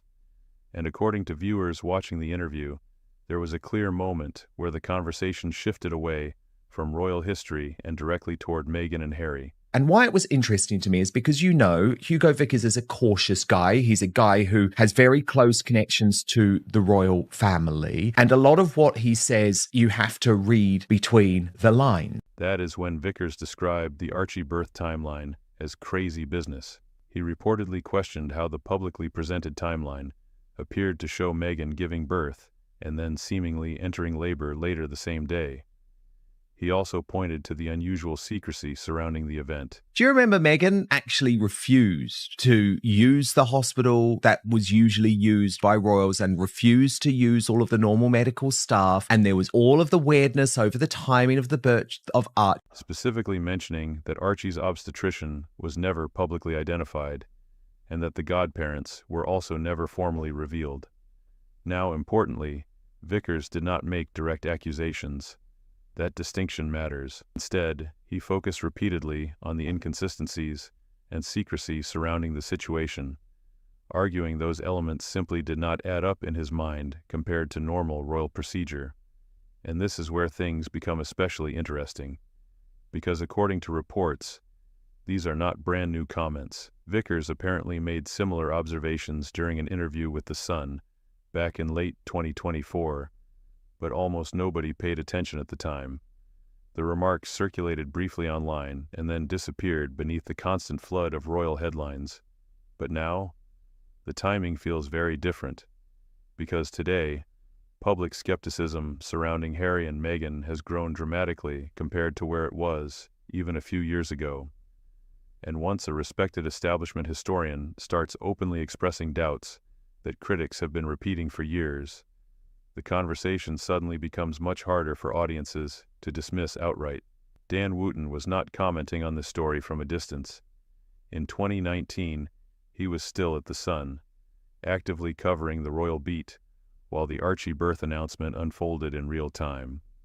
And during his recent discussion with Hugo Vickers, Wootton made a point that immediately caught viewers' attention.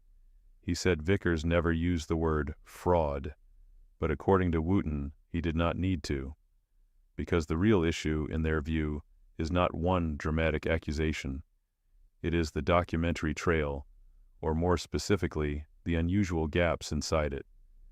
And this is where the story moves away from internet speculation and back toward royal procedure itself. Outside Buckingham Palace, the famous easel placed at the forecourt railings is not simply ceremonial decoration. Historically, it serves as the official public instrument confirming a royal birth. A framed notice is displayed, traditionally signed by the attending physician, photographed by the royal rota, and preserved as part of the monarchy's institutional record. That process exists for a reason. Its origins stretch all the way back to the 1688 warming pan scandal, when suspicions surrounding the birth of James Francis Edward Stuart triggered constitutional panic and demands for verification procedures around royal heirs.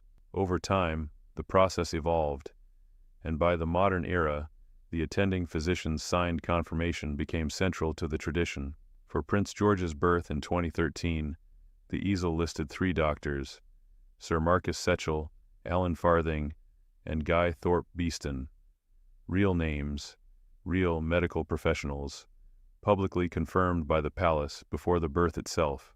The same pattern repeated for Princess Charlotte in 2015 and Prince Louis in 2018. The doctors' identities were known in advance. Photographers were waiting outside the Lindo wing before labor even began. The institution wanted transparency because the convention itself depended on public trust. Then came Archie's birth announcement on May 6, 2019. Time of birth, listed. Weight, listed. Hospital, listed. Doctor's name, blank. That blank space is the detail commentators like Vickers and Wootton keep circling back to repeatedly. Now, importantly, hospitals are under no obligation to release private medical information publicly. The Portland Hospital later cited patient confidentiality, which is entirely standard medical practice. But critics argue that royal birth announcements traditionally function differently because they operate not only as personal family news, but also as constitutional documentation tied historically to succession legitimacy. And according to commentators questioning the timeline, every public detail surrounding Archie's birth ultimately came from only 2 voices, Harry and Meghan themselves. No named doctor publicly attached to the easel, no identified medical witness on the official notice, no public confirmation from attending staff. For many people, that may mean nothing at all, but for critics like Hugo Vickers, the unusual departure from long-established royal protocol remains difficult to reconcile, especially when compared side by side with every recent royal birth that came before it. And according to observers, that is exactly why the conversation surrounding this issue refuses to disappear quietly. Lady Colin Campbell has been raising questions about Archie's birth timeline for years. Not weeks, not months, years. Since 2020, she has discussed the issue repeatedly across hundreds of hours of long-form commentary from Castle Goring, surrounded by the royal biographies and aristocratic histories that built her public identity over decades. Her book Meghan and Harry, The real story intensified those discussions even further after its expanded release in 2022, and whether people agreed with her or not, one fact became impossible to deny. She became the single most recognizable public figure consistently questioning the Sussex timeline, and she paid a price for it. Critics dismissed her constantly. Mainstream commentary often framed her as sensational, controversial, or unreliable. For years, the easiest way to shut down the conversation was simple. That's just Lady C again. But according to observers following the latest developments, that defense suddenly became much harder to use after Hugo Vickers spoke publicly, because now the issue is no longer simply about what Lady Colin Campbell believes. It is about what Hugo Vickers said on camera while promoting a major royal biography sitting inside the Sunday Times top 10. And that distinction changes the atmosphere around the debate completely. This is not an outsider attacking the institution. This is someone deeply associated with royal tradition itself, a historian trusted enough to serve inside St. George's Chapel during major royal ceremonies, including events connected directly to Queen Elizabeth II. And then came the moment that really caught viewers' attention. The day after Vickers appeared on Dan Wootton's program, Lady Colin Campbell herself appeared on the same channel. Wootton played her Vickers comments about the timeline inconsistencies, and according to many viewers, something about her reaction felt different. She slowed down. There was almost a sense of recognition in the moment, as though she understood immediately that this was no longer just her argument anymore. Vickers represented something she never fully could, institutional legitimacy, and according to commentators, Lady C seemed acutely aware of that distinction. Vickers still holds respected establishment positions. Lady C has spent decades operating more independently and controversially outside those structures. Yet after 6 years of separate commentary, they had arrived publicly at almost the exact same conclusion. The timeline surrounding Archie's birth does not make sense to them. Now importantly, Vickers remained careful with his wording. He questioned the inconsistencies. He pointed to secrecy. He challenged the chronology. But he stopped short of making direct allegations. Lady Colin Campbell did not. During the interview, she escalated the language dramatically, describing the situation as a scandal she believed belonged alongside major royal controversies of the past. Vickers would not go that far publicly, but according to observers, both ultimately arrived at the same core point. They believe serious questions remain unanswered, and this is where the wider significance of Vickers' new book enters the picture. Queen Elizabeth II. A Personal History is not some fringe publication floating around obscure internet forums. It is a major mainstream royal biography published by Hodder, serialized in the Daily Mail, praised by the Telegraph, and heavily featured by publications like Hello Magazine. That matters because establishment media outlets are now openly discussing Sussex-related tension surrounding the late Queen in ways that would have seemed almost untouchable only a few years ago. And according to many royal watchers, that shift may be the biggest story of all, and this is the detail that makes the entire conversation feel dramatically different now. The comments are no longer circulating only through controversial YouTube channels or fringe royal gossip spaces. They are now connected to mainstream establishment publishing. Hello Magazine covered the book extensively, not a tabloid screaming from the checkout aisle, but one of Britain's most royal-friendly mainstream publications, the kind of outlet that traditionally protects institutional narratives rather than destabilizes them. That shift matters enormously, because inside Queen Elizabeth II, A Personal History, Hugo Vickers reportedly writes that the distress caused to the late Queen by Harry and Meghan in her final years cannot be overestimated. And according to viewers following his recent interviews, Vickers reinforced parts of that assessment publicly on camera as well. But then came the line that really stopped people cold. Vickers recounts a private remark he attributes directly to Queen Elizabeth herself regarding Prince Harry's role by the later stages of the Sussex saga. According to the book, the late Queen privately described Harry as having effectively become a carer for Archie. Now pause there for a moment. because Vickers is not known for careless language. His reputation rests precisely on caution, restraint, and institutional credibility. He does not write like a gossip columnist, throwing emotional accusations around recklessly.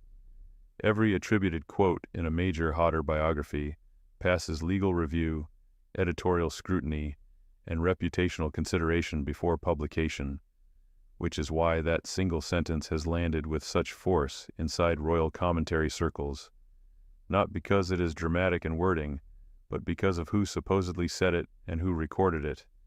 The man who physically helped carry Queen Elizabeth II's coffin into St. George's Chapel has now published what he presents as the late Queen's private assessment of her grandson's reduced role and purpose inside the broader Sussex dynamic, and that quote now exists permanently in a mainstream royal biography sitting on bookstore shelves across Britain and the Commonwealth. And this is where many long-time royal observers believe something fundamental changed this week.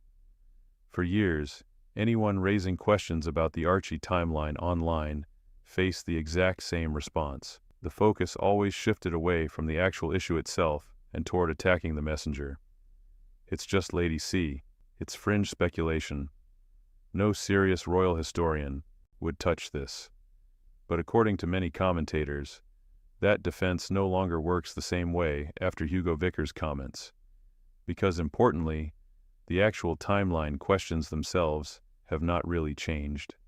Lady Colin Campbell has been repeating largely the same concerns since 2020. No dramatic new leak suddenly appeared this week. No secret document surfaced overnight. What changed was the messenger. Now, the person openly questioning aspects of the story is someone with decades of royal institutional access, a respected publishing house behind him, attendance at major royal ceremonies, and mainstream credibility difficult to dismiss casually, and that does not automatically prove any theory correct. But it does mean the conversation itself has crossed into territory that many people once believed it never would. It began as a question circulating through long-form YouTube commentary, discussed mostly in corners of the internet mainstream royal coverage preferred to ignore. For 6 years, Lady Colin Campbell kept knocking on the same door from Castle Goring in West Sussex, repeating the same argument while critics dismissed her as fringe, controversial, or obsessed. But now, according to many observers, the conversation has crossed into an entirely different tier, because the issue is no longer confined to live streams and online speculation. It now sits inside a Hodder hardback biography available in mainstream bookshops across Britain. It exists in a Daily Mail serialization. It exists in a Dan Wooten interview featuring one of the monarchy's most established historians, speaking cautiously but publicly on camera. And that changes the atmosphere around the debate whether people agree with the claims or not. The documentary record itself has not changed. The Buckingham Palace easel from May 6, 2019 still reportedly contains no publicly identified doctor's signature. The amended birth certificate filing from June 2019 still exists on the public record. The Sussex spokesperson's statement from 2021 remains publicly available. And according to critics, no independently named medical witness has ever stepped forward publicly to clarify the timeline questions being discussed. But what changed this week was not the evidence. It was the register of legitimacy surrounding the conversation, because now the same concerns long associated with controversial internet commentary are being echoed, however carefully, by someone deeply embedded within royal institutional history itself. And once a question enters mainstream establishment publishing and respected royal biography circles, many observers believe it becomes much harder to simply dismiss through ridicule alone. That does not automatically prove any allegation correct, but it does mean the conversation has undeniably moved. And according to royal commentators, the next major test may come very soon. Andrew Loney's upcoming paperback release, already being promoted as containing major new material connected to the House of York, is now looming directly behind the Hugo Vickers interview timeline. Many are watching closely to see whether the royal rota engages with these discussions more directly, or continues maintaining distance. Because sometimes the biggest shift in public narratives does not happen loudly. It happens quietly, step by step, as conversations move from fringe commentary into accepted mainstream debate. Before audiences fully realize, the center has already shifted underneath them. If you enjoy these deep dives into royal history, institutional narratives, and the slow-moving stories reshaping public perception behind the scenes, make sure to subscribe, because this conversation is clearly not ending anytime soon. So what do you think? Has the establishment finally started catching up to questions that were once dismissed entirely? Or will this moment fade away without changing anything at all? There are apparently protesters going around holding flags. Every day for 10 years, I have been bullied and attacked, and I was the most trolled person in the entire world, man or woman. I'm still here. Australia has once again become the stage where every move made by Meghan Markle and Prince Harry is examined in real time, pulled apart, amplified, and transformed into global conversation. But this time, the atmosphere feels noticeably different. It doesn't feel like a structured royal-style visit or a predictable sequence of appearances moving neatly from one engagement to the next. The energy feels sharper, more divided, almost as if people are no longer simply talking about them, but talking through them, using them as symbols in much larger debates about media, celebrity, influence, and public identity. And before we go deeper into this, make sure to subscribe if you want more breakdowns like this, because what's happening here is bigger than just one trip. At the center of the latest storm is a single statement that changed the tone almost instantly. While speaking to a group of Australian students, Meghan made a comment that immediately spread far beyond the room itself. She said she had spent 10 years, every single day, being bullied. She also stated that she believed she was one of the most trolled people in the world. There was no hesitation in the delivery, no attempt to soften the wording or dilute the emotion behind it. The comment landed with a directness that made the room pause for a moment, but outside that space, the reaction was immediate and intense. Within minutes, social media exploded. Aussies take no bullshit, and it's not working. One woman who was on board Meghan Markle and Prince Harry's Qantas flight told the MSM of the Duchess, "I don't like her at all. Don't come to Australia. You don't belong here. We don't want you here." Headlines moved quickly across platforms, and comment sections turned into arguments almost instantly. Supporters defended her strongly, arguing that her words reflected a reality people had watched unfold for years. They pointed to the relentless scrutiny surrounding her public life, where every appearance, every expression, every outfit, and every decision becomes material for endless online debate and criticism. To those supporters, the statement did not feel exaggerated. It felt overdue. Critics, however, interpreted it very differently. Many did not deny that Meghan has faced extraordinary levels of public attention, but they questioned the framing itself. The claim of being the most trolled person in the world became the focus of the backlash. Opponents argued that online harassment is a much broader issue affecting countless individuals, including activists, journalists, politicians, celebrities, and ordinary people with no public platform at all. To them, the statement felt too absolute, too centered around one perspective within a much larger digital problem. And that is where the divide deepened most visibly. Because in today's media environment, perception forms at extraordinary speed. A single sentence becomes a headline, the headline becomes an identity marker, and that identity marker is then repeated endlessly in debates that often have less to do with the original comment itself and more to do with what people already believe. And have a look at this. We have to fund it. Yes, us hard-working taxpayers have to pay for them. All of this is being supported by the British royal family as part of Operation Thor.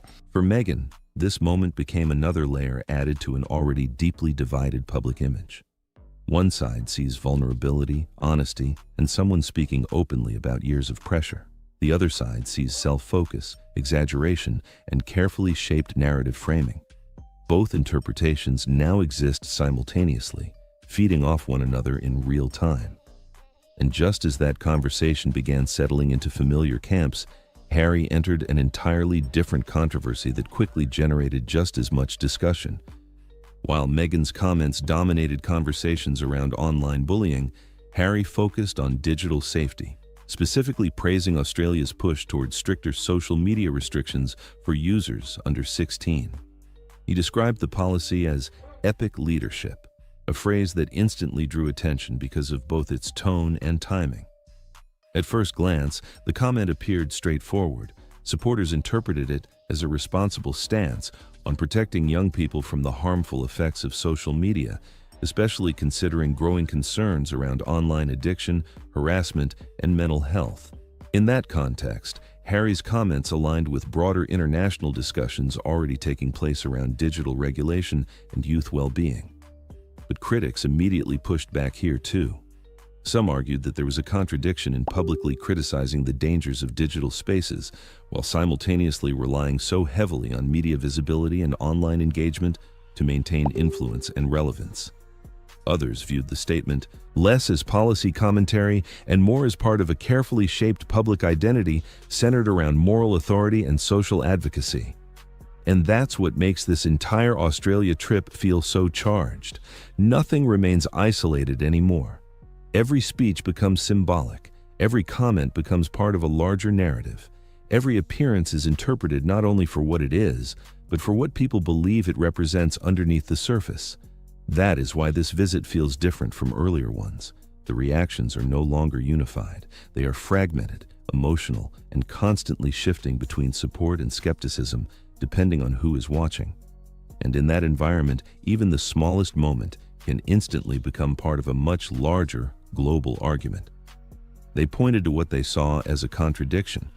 A couple whose visibility, influence, and global relevance are deeply tied to media coverage and digital platforms were now publicly supporting tighter restrictions on those same online spaces. To supporters, there was no contradiction at all. They argued that Harry's comments were specifically about protecting younger users from harmful online environments, not limiting free expression or shutting down digital communication entirely. But critics interpreted it differently. To them, the message felt layered and conflicted, as if two separate narratives were trying to exist side by side without fully aligning. And just like that, the conversation surrounding the tour expanded again. Even smaller details suddenly started carrying symbolic weight. During the visit, attention began shifting towards subtle elements of Meghan's styling and public presentation that, in another context, might have passed unnoticed. In particular, mama-themed references connected to her image started circulating widely online. What could have been viewed as a simple personal expression quickly became another subject of interpretation and debate. For some observers, those details suggested a deliberate repositioning of her public identity, presenting herself as more grounded, more relatable, and further removed from the polished expectations traditionally associated with royal life. The messaging felt softer, more personal, and more lifestyle-oriented. But in the environment surrounding this tour, nothing remained simple for long. Because once a public narrative starts forming, every detail gets absorbed into it. Every image, every phrase, every outfit becomes part of a much larger conversation about intention and presentation. At the same time, the tour began feeding into a broader discussion about the way modern public figures operate in today's media culture, where lifestyle, identity, influence, and business no longer function separately, but merge together into one continuous system. Visibility itself becomes part of the product. Public appearances become branding opportunities, and audiences increasingly interpret even personal choices through a commercial lens. That level of scrutiny only intensified as attention shifted toward Meghan's evolving public image, especially her wardrobe and presentation choices throughout the trip. What once might have been dismissed as ordinary celebrity fashion coverage now carries a very different meaning. Some observers noted how frequently her outfits changed between appearances, suggesting it may not simply reflect personal style, but a carefully managed branding approach tied to influence culture and lifestyle marketing. Conversations quickly moved beyond aesthetics into commerce, with discussions surrounding curated looks, online shopping links, and audiences recreating her style through digital platforms. Supporters viewed this as a natural evolution of modern celebrity influence. To them, it reflected adaptability in a digital-first era where fashion, visibility, and entrepreneurship naturally overlap. In that interpretation, style becomes empowerment and visibility becomes opportunity. Critics, however, interpreted the same dynamic very differently. To them, the image felt increasingly structured, commercialized, and strategically managed in real time. Rather than seeing authenticity, they saw branding. Rather than evolution, they saw constant repositioning. And once again, everything came down to perspective. What supporters described as modern influence, critics framed as calculated image management, yet nothing during the Australian tour triggered a sharper divide than Meghan's unexpected appearance on MasterChef Australia. By that point, the visit was already under intense public scrutiny, but this moment introduced an entirely new layer of debate involving celebrity culture, authority, credibility, and entertainment value all at once. Inside a brightly lit kitchen filled with contestants, cameras, and a massive viewing audience, the discussion surrounding Meghan shifted almost instantly from advocacy and public engagement to qualifications and relevance. Her appearance was introduced as a special guest moment, but it rapidly became one of the most talked about aspects of the entire trip. Supporters embraced it enthusiastically. They described the appearance as relaxed, engaging, and confident, arguing that it showed Meghan comfortably navigating modern entertainment spaces outside the traditional royal framework. To them, the appearance aligned naturally with her public interests in food, wellness, lifestyle media, and storytelling. Clips showing her smiling, interacting warmly with contestants, and moving easily within the format spread quickly online, reinforcing an image of adaptability and media confidence. But critics responded just as strongly in the opposite direction. Questions flooded social media almost immediately. Why was a former royal appearing as a guest judge on a competitive cooking program? What exactly qualified her for the role? Some viewers argued that celebrity recognition was being prioritized over culinary expertise, turning what they viewed as a respected competition into another publicity-driven media moment. The reactions ranged from confusion to outright frustration. For some, the issue was not Meghan herself, but what her appearance symbolized. It fed into a larger concern that entertainment culture increasingly rewards visibility and name recognition over subject matter expertise. Others viewed it as another example of how the tour seemed to move constantly between humanitarian imagery, lifestyle branding, celebrity media, and commercial influence without fully settling into any single identity. And that uncertainty is exactly what continues to fuel such divided reactions. Some argued that judging roles on a program like MasterChef Australia should remain firmly within professional culinary circles, reserved for chefs and industry experts whose experience directly relates to the competition itself. Others pointed toward Meghan's previous media, wellness, and lifestyle ventures as part of a much broader conversation about the direction of her public identity, questioning whether this appearance represented another calculated step in an ongoing brand evolution. Then, another layer entered the discussion entirely: titles. For many viewers, confusion resurfaced around why she continues to be referred to as Duchess, despite stepping away from official royal duties years ago. That detail alone reignited a familiar debate about status, identity, and public positioning. Some argued that the continued use of royal titles while operating primarily in celebrity and media spaces creates an ongoing contradiction that the public still hasn't fully resolved, and that single issue added even more fuel to an already divided reaction. At the same time, however, a strong counter-response continued building online and across sections of the media. Supporters defended her appearance enthusiastically, emphasizing her confidence, warmth, and ability to connect naturally in front of cameras.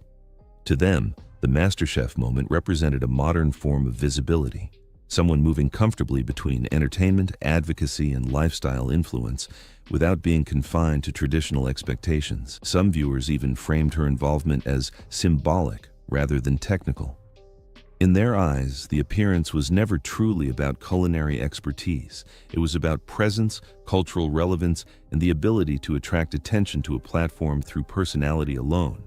But the criticism never really disappeared. Comments questioning her credibility, her relevance to the format, and even the broader direction of the show itself continued circulating widely online. And that's exactly what makes this entire moment feel so unstable and emotionally charged, because it stopped being about a television cameo almost immediately. Instead, it became about interpretation. To critics, the appearance looked like another carefully managed step in a larger transformation where visibility itself becomes currency, and every platform becomes an opportunity for expansion. In that interpretation, television appearances, wellness branding, emotional storytelling, and public advocacy all begin blending together into one continuous commercial ecosystem. To supporters, however, it reflected something far simpler: a public figure adapting to a modern media world where traditional boundaries barely exist anymore. In today's landscape, celebrities move between industries constantly. Entertainment, philanthropy, business, activism, and lifestyle branding overlap all the time. From that perspective, Meghan's appearance didn't feel unusual at all. It felt current. And that divide is not shrinking. If anything, it continues getting wider. Because in Australia, where every part of this visit is unfolding in real time, those two completely different interpretations keep colliding every single day. The result is a public conversation that refuses to settle into one clear narrative. Every statement becomes a headline. Every appearance becomes a debate. Every image gets pulled apart and reinterpreted depending on who is watching. And as the tour continues, one thing becomes increasingly obvious. This is no longer simply about Meghan Markle or Prince Harry as individuals. It's about what they represent. Because once public figures reach this level of visibility, almost nothing they do remains neutral anymore. Ordinary actions stop feeling ordinary. Every gesture carries symbolic meaning. Every public moment becomes part of a much larger cultural argument, shaped by audiences projecting their own beliefs, frustrations, admiration, or skepticism onto them. And right now in Australia, that attention feels especially intense, almost like the entire visit has become a lightning rod for much broader conversations about celebrity, royalty, media influence, and authenticity. Strip away the polished photos, the carefully timed visits, and the emotionally resonant public appearances, and one uncomfortable question continues surfacing underneath everything else. Is this compassion? Or is it choreography? That is where the sharpest criticism begins to emerge, not around fashion, speeches, or titles, but around optics themselves. More specifically, critics point toward the repeated use of emotionally sensitive settings, hospitals, vulnerable communities, shelters, and outreach spaces as the backdrop for highly visible public moments. Some observers are beginning to question whether these appearances function purely as humanitarian engagement or whether they also operate as part of a broader narrative strategy designed to shape public perception in real time. Because through a more critical lens, a pattern starts becoming difficult for some people to ignore. A visit to sick children can instantly shift public emotion. A stop at a homelessness center can soften criticism almost immediately. And when those images dominate headlines and social feeds, it becomes harder for some audiences to separate emotional response from media framing. That's exactly why the backlash feels so sharp and emotionally loaded. Critics argue that emotionally sensitive environments should never be perceived as protective layers for a public image. In their view, hospitals, shelters, and vulnerable communities carry a seriousness that should remain separate from branding, media strategy, or personal positioning. The concern is not necessarily about whether the visits themselves are genuine, but about the possibility that these settings can start being interpreted as strategically valuable because of the emotional response they naturally generate. And that is where the tension surrounding this trip becomes much harder to untangle. Because the more closely people examine it, the more complicated even the word tour begins to feel. What is unfolding in Australia does not fully resemble a traditional royal tour, but it also does not look entirely like a simple humanitarian visit either. Instead, it exists somewhere in between. Part public service, part media presence, part personal brand expansion. And it is precisely that mixture that continues making audiences uneasy. The lines feel blurred. While the public-facing moments focus heavily on empathy, connection, and emotional engagement, another parallel conversation keeps running quietly in the background, one centered around paid speaking. Appearances, branded experiences, private events, and structured forms of visibility tied to influence and access. And that contrast is where phrases like performative philanthropy begin surfacing more frequently in online discussions and commentary. Supporters reject that interpretation completely. To them, this represents independence, a modern approach to building influence and purpose outside rigid institutional systems. They see Harry and Meghan as public figures using visibility to highlight causes while simultaneously creating careers that no longer depend on royal structures. Critics, however, see something far more calculated. In their interpretation, purpose itself becomes part of the packaging. Advocacy becomes intertwined with image building. Emotional engagement becomes inseparable from publicity and branding. And sitting above all of this is something that never fully disappears, no matter how far they move away from it. The monarchy. Even without official royal duties, the institution still frames how people interpret them. Their titles remain part of public conversation. Comparisons to working royals continue constantly. Even the visual structure of these appearances, community visits, formal welcomes, carefully staged engagements, still echoes royal tradition in ways that are difficult to separate completely. That's where another uncomfortable question begins forming. Are Harry and Meghan truly moving away from the institution, or are they still operating within its visual and symbolic framework whenever it remains useful? Because visually, so much of the trip still feels familiar. The pacing, the settings, the symbolism, the public walkabouts, the outreach spaces, it all resembles the structure of official royal duty, even without the constitutional role behind it. And that is exactly where the phrase quasi-royal starts gaining traction among critics and commentators. The idea describes a version of royal visibility and presentation that still carries the appearance of monarchy, but without the formal obligations, restrictions, or accountability attached to working royal life. Then, there is Harry's praise for Australia's proposed under-16 social media restrictions, which he described as epic leadership. On the surface, the comment fits naturally into broader conversations about online safety and protecting younger audiences from digital harm. Supporters interpreted it as straightforward advocacy connected to issues Harry has spoken about for years, particularly mental health and the psychological effects of online environments. But within the broader context of this tour, critics interpreted it differently once again.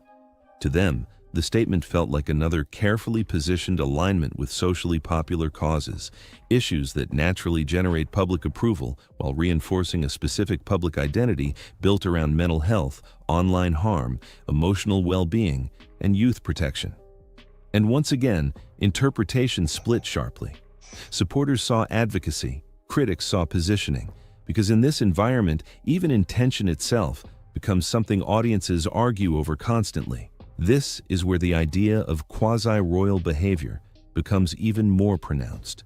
Visually, structurally, and symbolically, many of these appearances still mirror official royal engagements so closely that the distinction often feels blurred to the public eye. And that ambiguity keeps fueling debate, because both interpretations can exist at the same time, depending on how someone chooses to read the situation. Supporters argue that visibility is exactly what gives these causes power. In their view, attention is not the problem. It is the mechanism that amplifies important issues to a global audience. The platform itself is the point. Critics counter with something much more uncomfortable. They argue that attention itself becomes the transaction, and that emotionally charged environments provide the emotional weight that makes the visibility valuable in the first place. Layered on top of all of this is a constant sense of performance, not necessarily in a dishonest sense, but in a deeply modern one. Every public appearance is instantly transformed into content the moment it happens. Photos circulate immediately, clips spread online within minutes, headlines form in real time, reactions multiply endlessly across platforms. The moment stops belonging to the people physically present and becomes part of the internet's continuous cycle of interpretation and debate. And that is the real tension sitting at the center of everything. Nothing is simply an event anymore. Everything becomes a signal. And in that kind of environment, even sincerity no longer moves quietly through the world. It gets analyzed, questioned, debated, reframed, and pulled apart from every possible angle.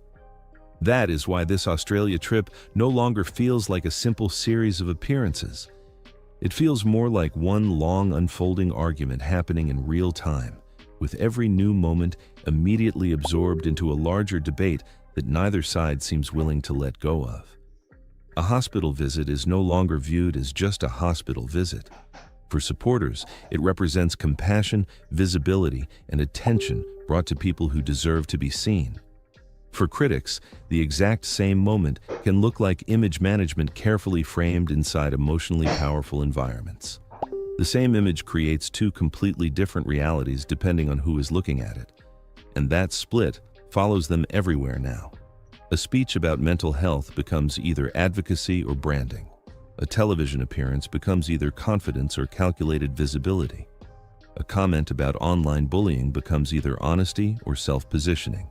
Even silence itself gets interpreted as strategy. That is the environment Harry and Meghan are operating inside now, one where there's almost no neutral ground left. And perhaps that is what makes this moment feel so much heavier than previous tours or public appearances. The reactions are no longer just emotional. They are ideological. People are not simply responding to what Harry and Meghan do. They are responding to what they believe Harry and Meghan represent. To some, they symbolize independence from an outdated institution, modern influence, openness about mental health, and the attempt to build a life outside rigid royal systems. To others, they symbolize celebrity activism, constant rebranding, blurred boundaries between service and profit, and a reliance on royal identity that never fully disappears. Both interpretations now exist at the same time, colliding constantly in public conversation. And Australia has become the perfect stage for that collision because the contrast is impossible to ignore. This was once one of the strongest success stories of their royal years. Back in 2018, the atmosphere felt uncomplicated. Crowds were loud, excitement felt natural, the public reaction seemed unified. Now everything feels fractured, the enthusiasm is more restrained, the reactions are more divided, the symbolism is more complicated. And every appearance seems to generate two entirely different narratives simultaneously. That is why the conversation surrounding this visit feels so intense. It is not really about one speech, one television appearance, or one headline anymore. It is about identity itself, who Harry and Meghan are now, what role they occupy in global culture, and whether the public still sees them through the lens they are trying to present. Because once perception becomes unstable, every detail starts carrying weight, every smile becomes analyzed, every crowd reaction becomes symbolic, every appearance becomes evidence for whichever narrative people already believe. And maybe that is the real story unfolding here. Not whether the tour was successful or unsuccessful, not whether the criticism is fair or unfair, but the fact that Harry and Meghan now exist inside a space where almost nothing they do can simply exist on its own anymore. Everything becomes part of the argument, everything becomes part of the performance. And in today's media landscape, once a public figure reaches that point, controlling the narrative becomes almost impossible, because the story no longer belongs entirely to them. To push forward, well, what better way to do that than to go to these countries and sort of test run how the business could go if they expand into Australia. I think nothing has been confirmed, but certainly it feels like that's the mood music. And what do they know her to be? A gold-digging grifter. Something unexpected just flipped the script on Meghan Markle's upcoming Australia trip, and the internet is loud about it right now. Fresh reports say the chaos kicked off after a private email somehow leaked into public view, and this wasn't just some random message people could ignore. This email allegedly pulled back the curtain on behind-the-scenes details tied to an event connected to Meghan's visit. No, can I just tell you that Australia has tackled illegal immigration very successfully. And I think given the fact that Harry and Meghan are on their way, I think it's time to reactivate Operation Sovereign Borders, Paul. Just, airstrikes, get the boats out. Because no, the bottom line is, I mean, I can't speak for your viewers, but I will tell you that lots of Australian viewers of the Mark Dolan show don't want to see Harry and Meghan. The reason why it went down well in 2018, Paul, is because the Australian public didn't know Meghan Markle very well. Well, they know her now. Details that were never supposed to go public. Now insiders claim Meghan is seriously concerned about what else could surface next. Because once one private message gets out, people instantly start asking what else is being kept hidden, and the timing could not be worse. This Australia trip was meant to be smooth, polished, and drama-free for Meghan. The goal was to rebuild momentum around her public image and spotlight her latest projects. But now the conversation online is shifting fast, and not in her favor. It's so interesting. I was actually on that royal tour back in 2018, and the optics for us at that time, because we didn't know what was going on behind the scenes, and to Tom Bauer's book, I mean, these are the claims that he's talking about. It's the lead up to Megxit. But for us as journalists and members of the public seeing that tour, it looked like a huge success. There were thousands of people greeting them everywhere. They were so popular at that time. It felt like this really huge moment for them and a really exciting moment for the monarchy. Now, as we know, that wasn't how they felt about it behind the scenes. And, 18 months later, they had left the royal family. People are suddenly debating transparency, high-end, lifestyles, and whether this event is really what it claims to be. And that shift is dragging attention away from what was supposed to lead the headlines. To really understand why this situation is blowing up, you have to look at what was actually revealed in that leaked email. Reports highlighted by Sky News Australia claim the message came from internal communications linked to Meghan's planned appearance at a women-focused retreat in Australia. And somehow it ended up everywhere. The contents reportedly included planning details, internal notes, and logistical info meant strictly for people behind the scenes. And once something like that hits the internet, it moves fast, speculation spreads instantly, opinions form in seconds, and everyone starts building their own theories. Now, leaks around celebrities are nothing new. Private messages and internal plans do slip out sometimes, but this situation hit differently. But apparently Australia holds a special place in the handlers' minds, because somehow they think Australia has been kinder to the formers than anywhere else. I'm pretty sure Australia's not massive fans. This email didn't just reveal basic planning, it pushed people to zoom in on the event itself, and that's when things started getting complicated real quick. The event tied to Meghan's visit is being promoted as a luxury women's retreat focused on empowerment, networking, and personal growth. So there is that aspect of it where they want to come here and I guess just sort of launch this new phase of their career. But at the same time, it will, of course, invite comparisons to that trip back in 2018 when there were thousands of people out to meet them. And now you're looking at situations where they're selling tickets for events. So Meghan will be doing this best. On the surface, it sounds inspiring, a place where women can connect, share ideas, and level up together. But as the story spread, critics quickly locked onto one detail that grabbed attention instantly. The price? Tickets for this retreat are reportedly listed at levels many people are calling extremely expensive, running into the thousands of Australian dollars. Right back to the current moment. I just think this is another Montecito money grab. As you rightly mentioned, the Netflix deal has been cancelled. These two just won't give up and they're just desperate for this relevance. They've got relevance deprivation. Supporters argue that pricing like this makes sense when you factor in celebrity speakers, exclusive access, and upscale venues, but critics are not buying that explanation at all. Instead, they're asking a bigger question. If this is about empowerment and opportunity, why does it feel like it's built only for a small group of wealthy attendees? That one question has... Well, thankfully, Meghan Markle grew up in Hollywood, where hiring extras or seat fillers is a go-to to avoid looking like you failed miserably at something. So who knows? There might not be an empty seat in the house. But honestly, who would pay $3,000 for quotes like, "You have to anchor yourself in your own knowing," or "My bacon brings all the boys to the yard"? I would pay $3,000 for a grifter's guide to making millions off of Netflix and Spotify while doing the bare minimum. I would definitely pay $3,000 for a lesson on how to trap a prince.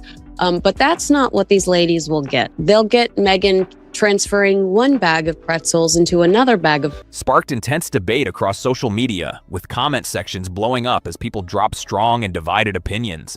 And just when things were already heating up, another layer of curiosity started building online.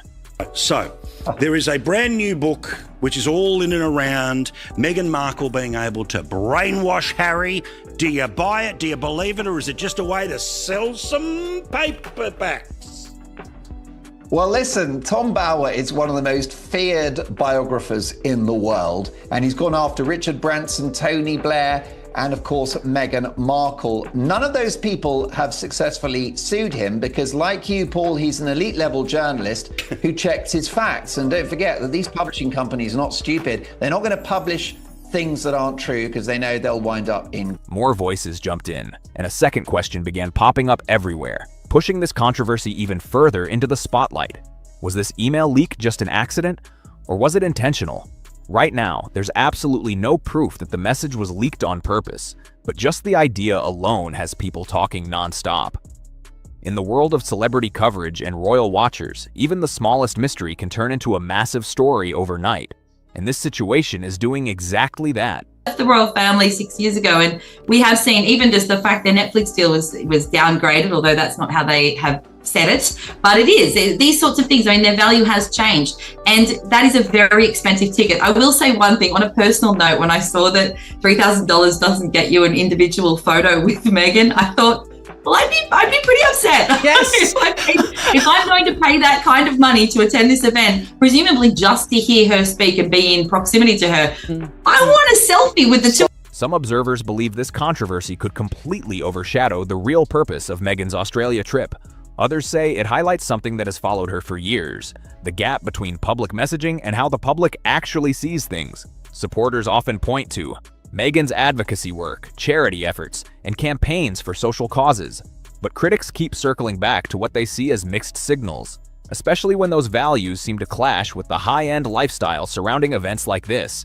And now, that tension is front and center again in a big way. Expert Richard Kay has claimed Princess Diana was preparing her younger son, Prince Harry, to be the king, preferencing him over the shy Prince William, who Diana felt wasn't interested in the top job. Kinsey, look, we have a lot of respect for the late Princess Diana in this country, but man, did she get that one wrong.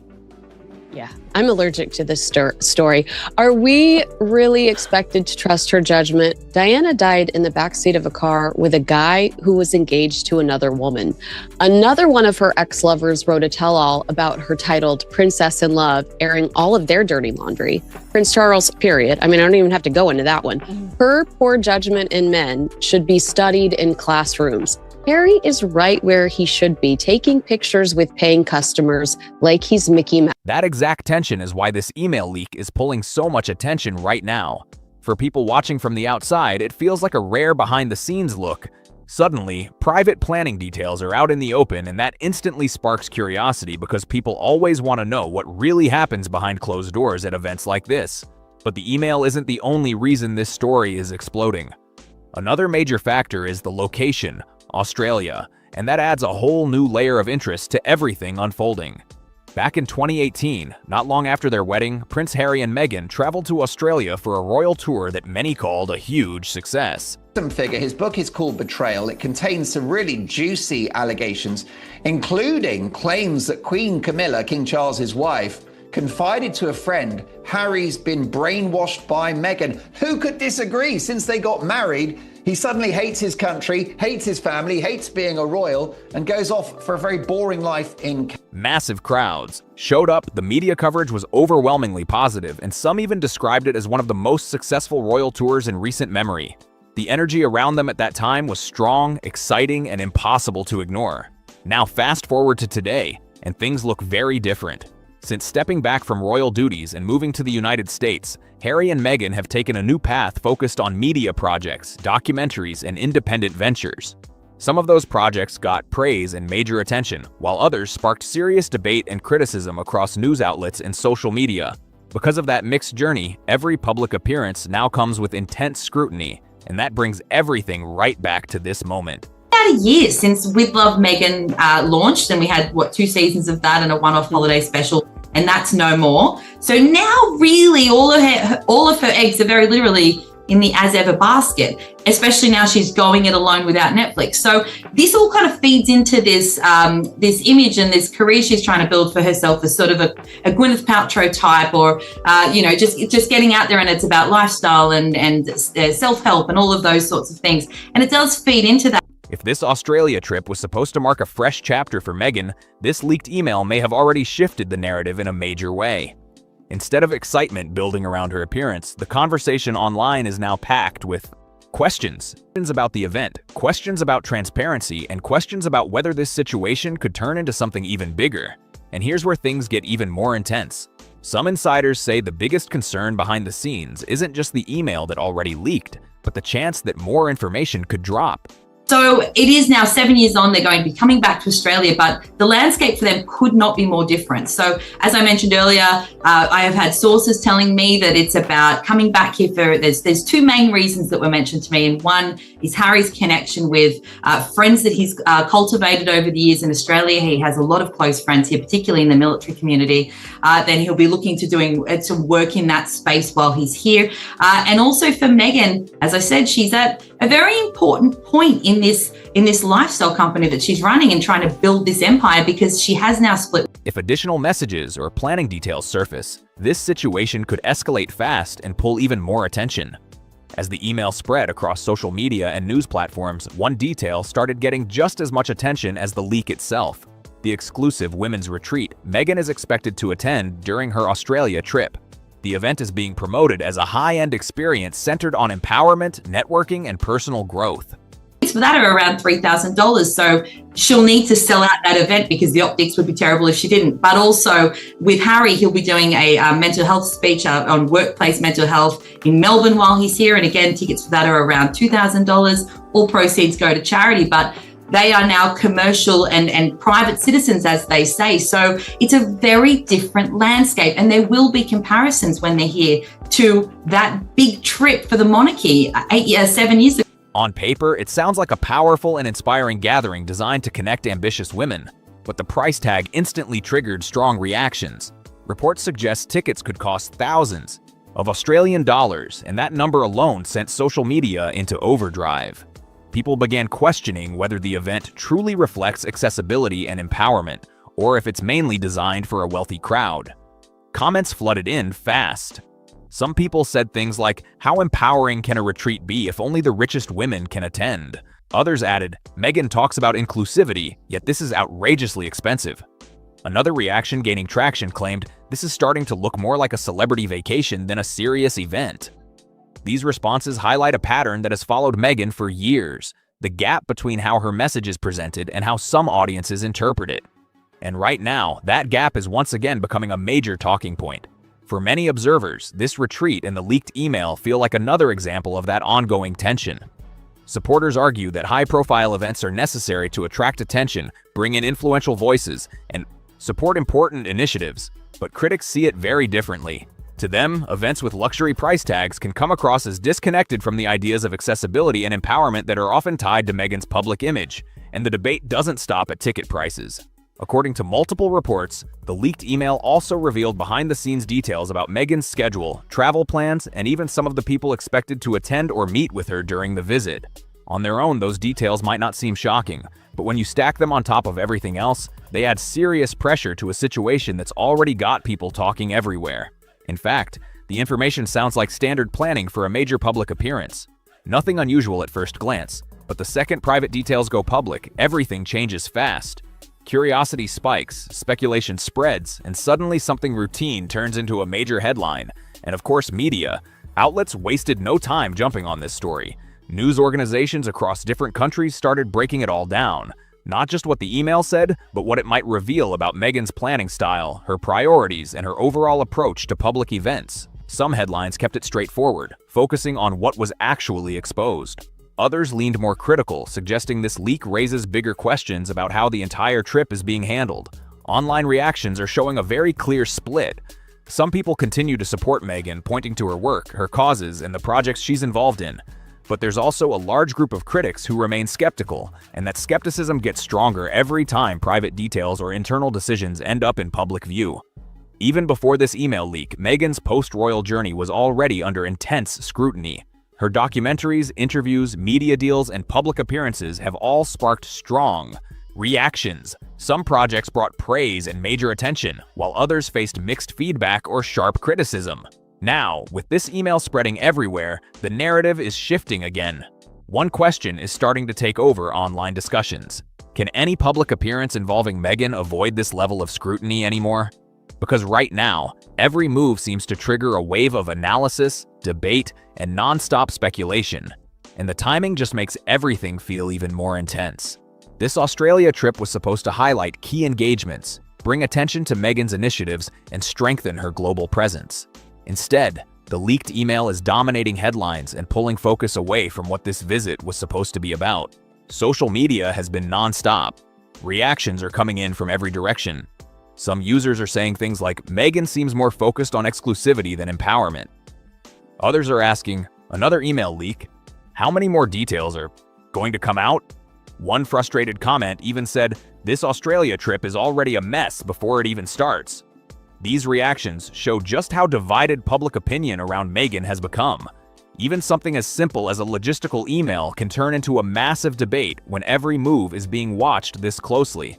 The stakes around public perception are extremely high, and the bigger picture explains why this story is getting so much attention. Since stepping away from royal duties in 2020, Meghan and Prince Harry have been navigating a complicated mix of media deals, charity work, business ventures, and public appearances. Some of those moves brought major success and positive headlines. Others sparked skepticism and heavy criticism. Because of that history, this leaked email isn't just a one-off situation. It fits into a much bigger ongoing narrative that people are already watching closely. Observers often point out that even the smallest missteps, or moments that seem slightly off, can quickly blow up into major controversies for the couple. And with this trip already tied to luxury, exclusivity, and global attention, it was always going to be under a microscope. Now insiders say Meghan is fully aware of the intense scrutiny surrounding this situation. Reports suggest the leak has raised concerns about how things could be misinterpreted, and the possibility that even more private details might surface later. If that happens, the focus could drift even further away from the real purpose of the trip, and that's where things take another sharp turn.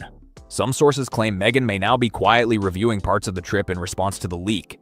That could mean adjustments to schedules, changes to guest lists, or even subtle shifts in how certain events are organized. And of course, that leads to a major question people keep asking. Will everything move forward exactly as planned, or are changes already happening behind the scenes to avoid even more backlash? With so many moving parts and the leaked email spreading fast, no one really knows how this Australia trip will unfold, or what other details could still come out. For people watching closely, this story is far from finished. That's exactly why this situation feels so intense right now. Every new reaction, every viral post, and every rumored adjustment instantly turns into another chapter in a story that's moving at full speed. People online are tracking everything in real time, and because Meghan and Harry's post-royal journey has already been packed with headlines, the pressure feels even higher this time. As the countdown to the Australia trip continues, media outlets, commentators, and audiences are all locked in. Everyone is waiting for the next twist. Will more details leak? Will plans shift quietly behind the scenes, or will everything go ahead exactly as scheduled? Right now, despite all the noise, the conversation keeps circling around three main things: the luxury retreat, the leaked email, and the flood of reactions taking over social media. But beyond those headlines, a bigger question is starting to build. What does this moment mean for Meghan's public image, and how could it shape what comes next? At this point, this isn't just about one event anymore. It's part of a much larger story involving intense celebrity scrutiny, powerful media narratives, and the challenge of maintaining a carefully managed public image in a world where even the smallest detail can go viral in seconds. One email leaks, and suddenly millions of people are debating it across every platform. With that in mind, attention is now shifting to the final piece of the puzzle: the Australia trip itself. The meaning behind Meghan and Harry returning there, and the impact this visit could have on both their personal and professional path. With the leaked email dominating headlines and the luxury retreat facing heavy criticism online, all eyes are now locked on Meghan Markle's upcoming visit. This isn't just another appearance, it carries layers of significance for both Meghan and Prince Harry. Originally, the trip was designed as a major moment to spotlight Meghan's initiatives, promote the retreat, and reinforce their presence on the global stage. For some observers, it even feels like a subtle return to places they once visited as senior royals.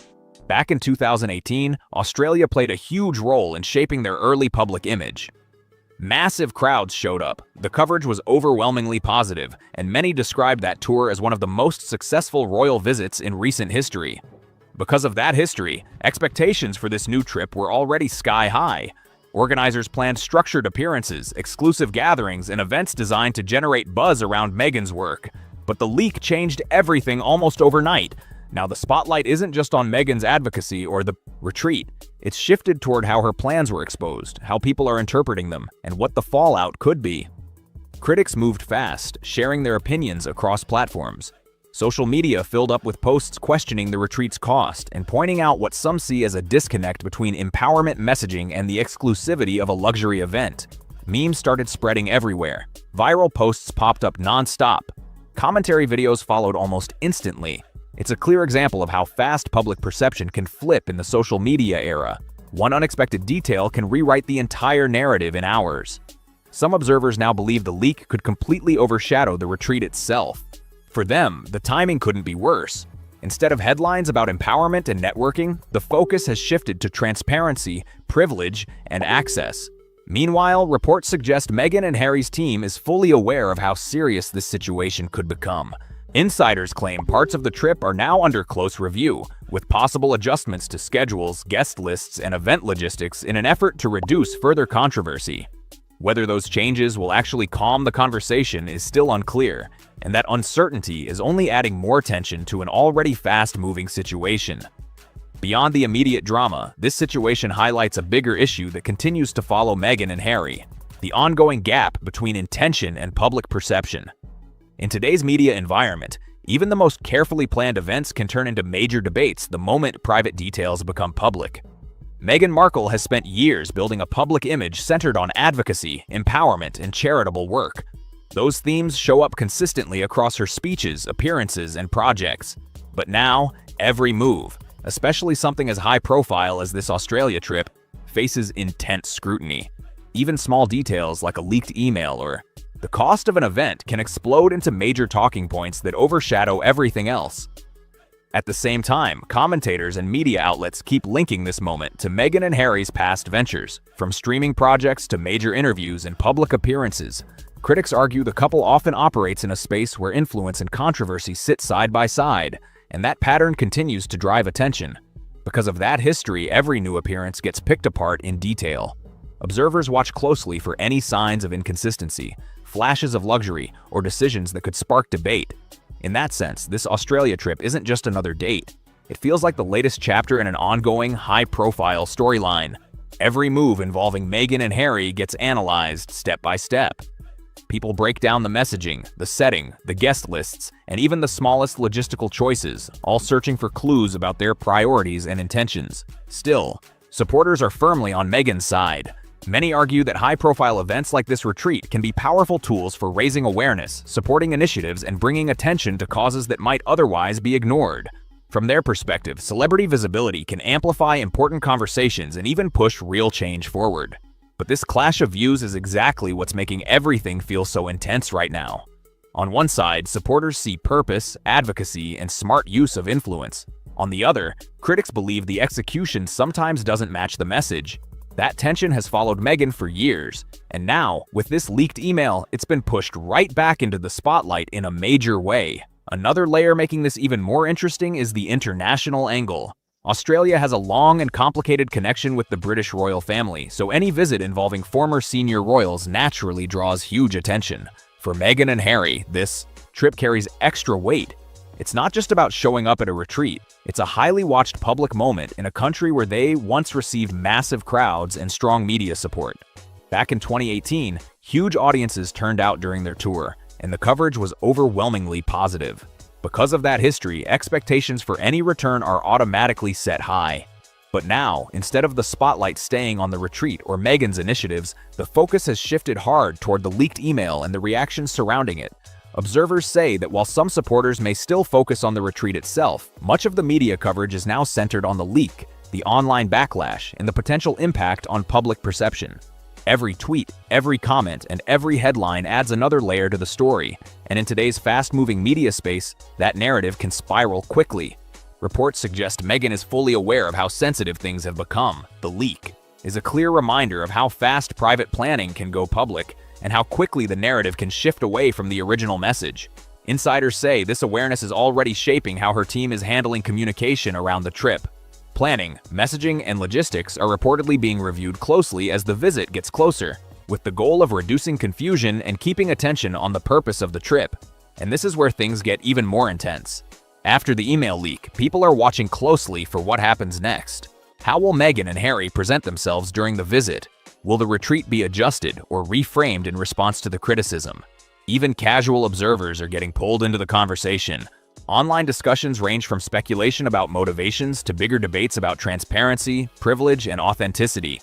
These conversations spread fast, and every new update keeps the momentum going. As the countdown continues, one question keeps getting louder. Will Meghan and Harry manage to navigate this situation smoothly, or will the leaked email end up defining the entire trip?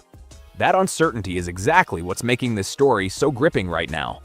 In the world of celebrity coverage, every move is watched closely, and even the smallest detail can explode into a massive headline overnight. With the spotlight locked on Meghan and Harry, even minor developments can suddenly turn into major news. At this point, all the pieces are in place. The leaked email, the luxury retreat, the intense social media reactions, and the long history tied to their public image have all come together into one high-stakes situation. What started as a planned visit has now turned into something much bigger. For many observers, this isn't just about a trip anymore. It's become a test of perception, influence, and control over the public narrative, and everyone is watching closely to see how it all plays out. Harry and Meghan Markle's surrogacy scandal has entered the mainstream media domain. The whole description she does of the Portland hospital, the birth, that was completely fabricated. We all know. But if she hasn't had the children herself, or Harry hadn't been involved, then they can't be in the royal line. They have to have royal blood, those little ones. Without that, there's no chance of them coming in member of the royal. Prince Harry and Meghan Markle built their public story around honesty, family, and a fresh start far from royal life. But now, a wave of questions is shaking that carefully built image. Royal watchers, reporters, and even some former supporters are suddenly looking at the story from a very different angle.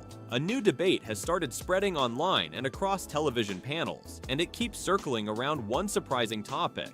Some people are wondering if a hidden detail connected to Archie and Lilibet could change how the public understands their story. The palace has stayed completely quiet, while the speculation keeps growing louder every day. That silence has only made the discussion spread faster. People across social media and news outlets are asking the same question again and again. Is this simply a coincidence that people are overanalyzing, or did the royal system quietly allow distance to grow for a reason? Either way, the missing connection many observers point out is now being discussed everywhere. This is no longer just a few rumors floating around the internet. The topic has grown into a serious debate, with people examining every detail very closely. Many families understand that medical decisions around childbirth can be deeply personal. Tom, do you think Harry and Meghan are fast learning what they signed away when they took this Netflix big moolah? And I would say they signed away their credibility and their dignity. Well, that's our view, but it's not theirs. They need the money, and they need it now more than ever because they've got no other source of income. So I think they're just stuck with the devil now. They're tied to Netflix, they're tied to their book, and all the criticism they're going to take means nothing because that's the only way they can earn their money. People think her kids are fake. They think they're AI. Paths like surrogacy are not unusual, and many people respect that choice completely. But critics say if any details connected to that topic were different from what the public originally believed, then the conversation could become much bigger.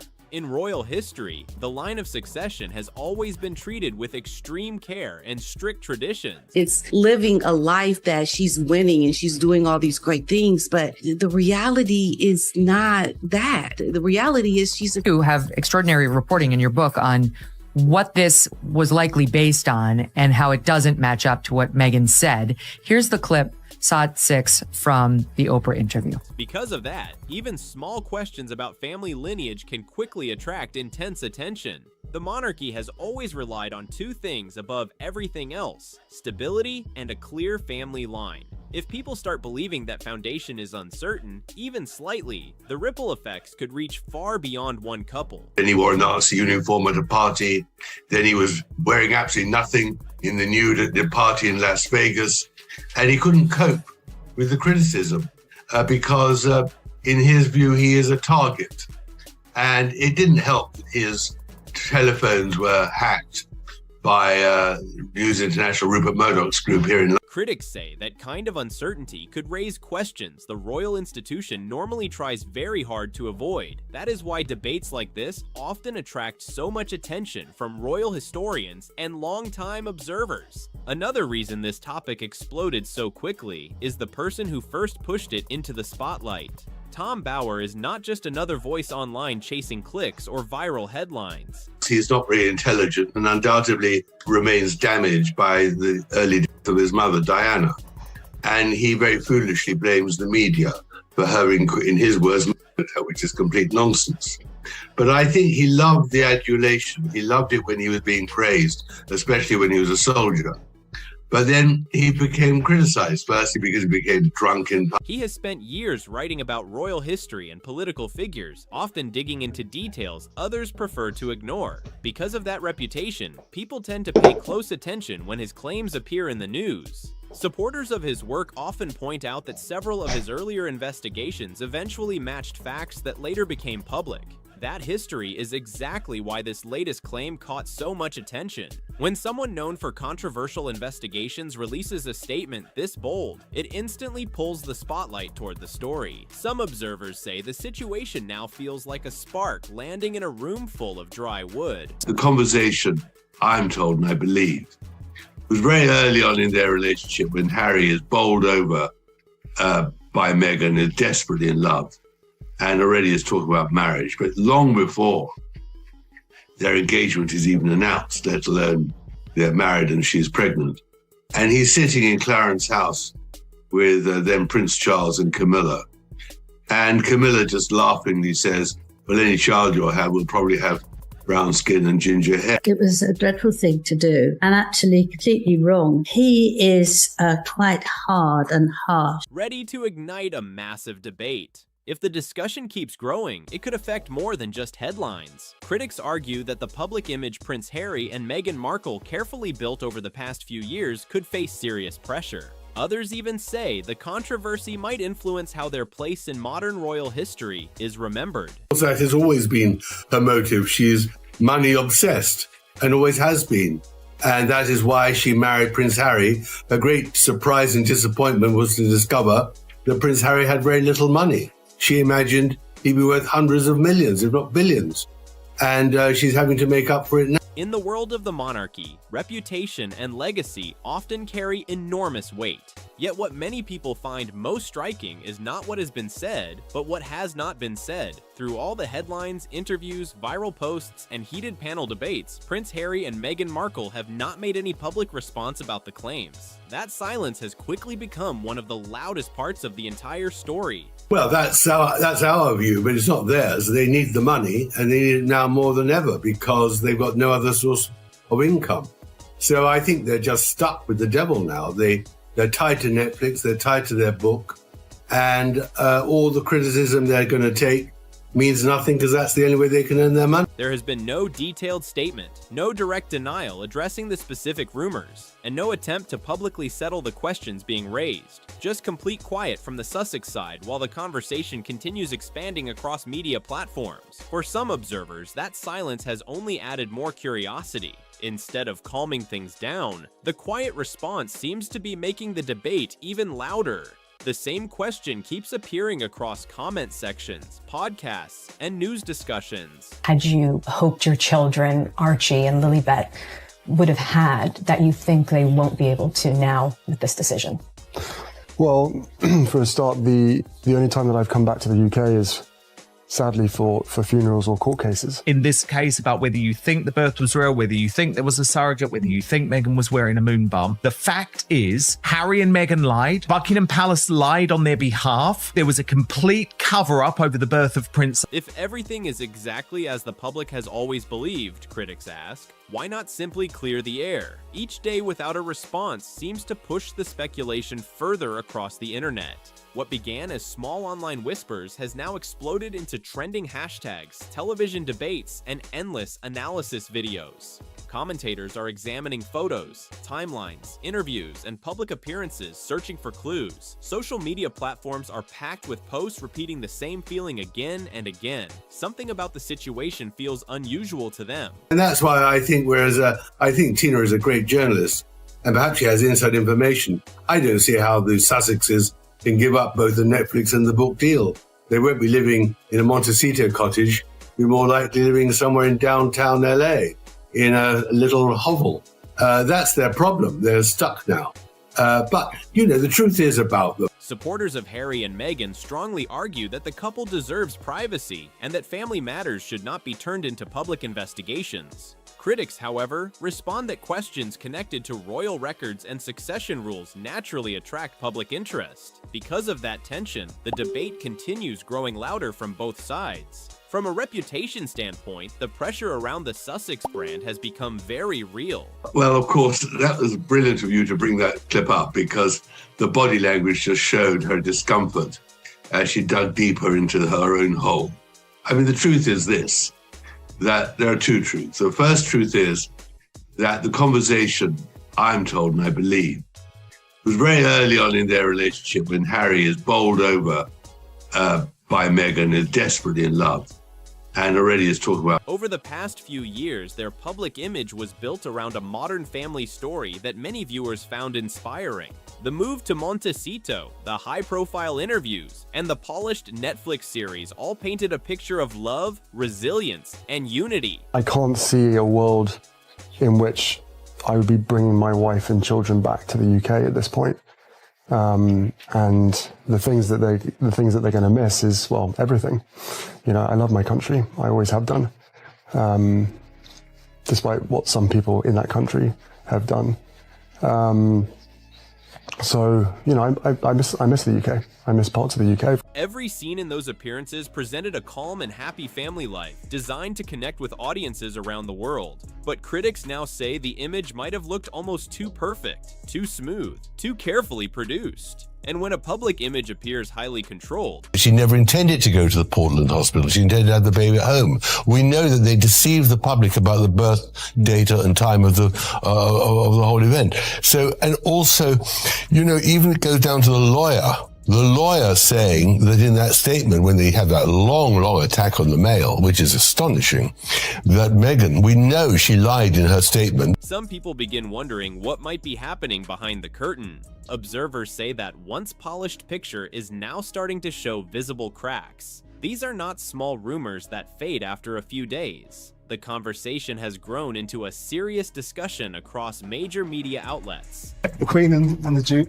Yes, and we just bumped into the Duke as we were walking by, which was so nice. So it'll be a nice moment to introduce the baby to more family, and my mom's with us as well. So it's been a really, here we go. another great grand. According to critics, those fractures are becoming harder to hide with interviews, photo releases, or carefully managed appearances. For Prince Harry personally, the subject touches something extremely close to his heart.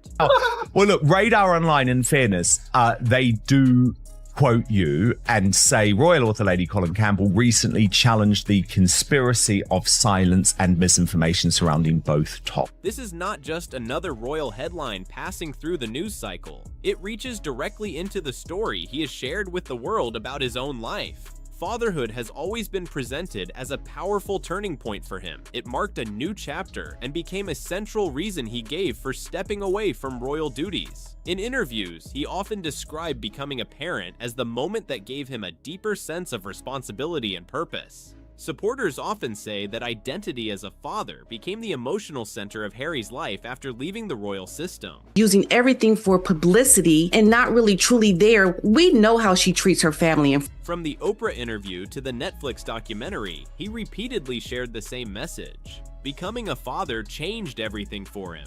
He described it as something that grounded him and helped him see the world differently.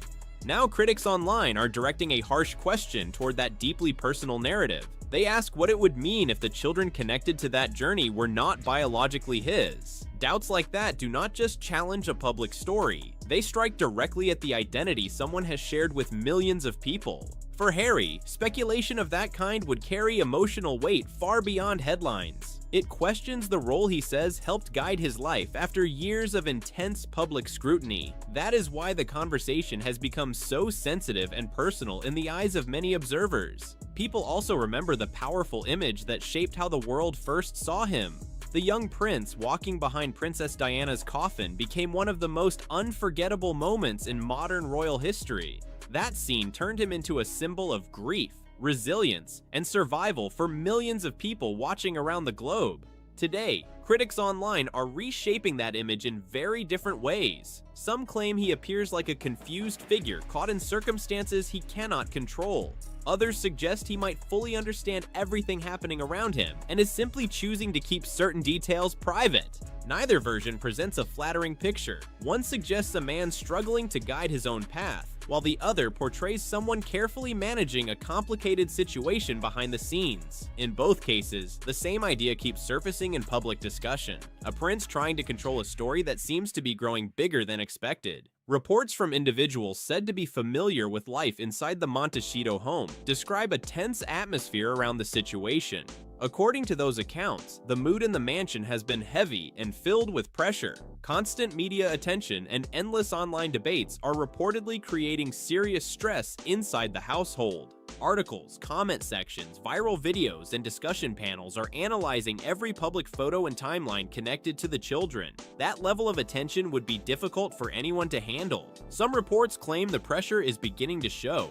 According to those claims, Harry has been deeply affected by the non-stop wave of speculation. Friends quoted in several reports say he appears restless, sometimes walking through the house late at night and struggling to sleep. The constant flood of rumors and analysis, they say, has created an environment filled with tension and uncertainty. Observers say the pressure is starting to show during Prince Harry's recent public appearances. Some viewers claim his face looks tense, more serious than before, like someone carrying a heavy weight. And there is a painful twist wrapped inside all of this. Prince Harry once became famous across the world for speaking openly about mental health and therapy. For years, he encouraged people to talk about their struggles and seek support when life becomes overwhelming. He pushed the message that facing emotional challenges directly is the healthiest path forward. But now critics say the same type of intense public pressure he warned others about appears to be circling around him. While Harry is described by some commentators as looking worn down by the constant speculation, Meghan is reportedly handling the situation in a completely different way, calm, calculated, and focused on protecting their public image. Reports suggest she has relied heavily on legal advisors, with teams sending warnings and pushing to stop certain claims from spreading further online. But here is where the story takes another sharp turn. According to critics watching the situation, each legal step seems to create even more curiosity instead of shutting the rumors down. Instead of quieting the discussion, the effort to control the narrative has made more people start digging into the topic. Across social media, the same question keeps popping up again and again. Comment sections, live stream panels, and viral posts all repeat the same line. If everything is exactly as it appears, why not simply clear the air once and for all? That question keeps echoing through the internet discussions. Then there is the royal palace itself, and their silence has become one of the most mysterious parts of the entire situation.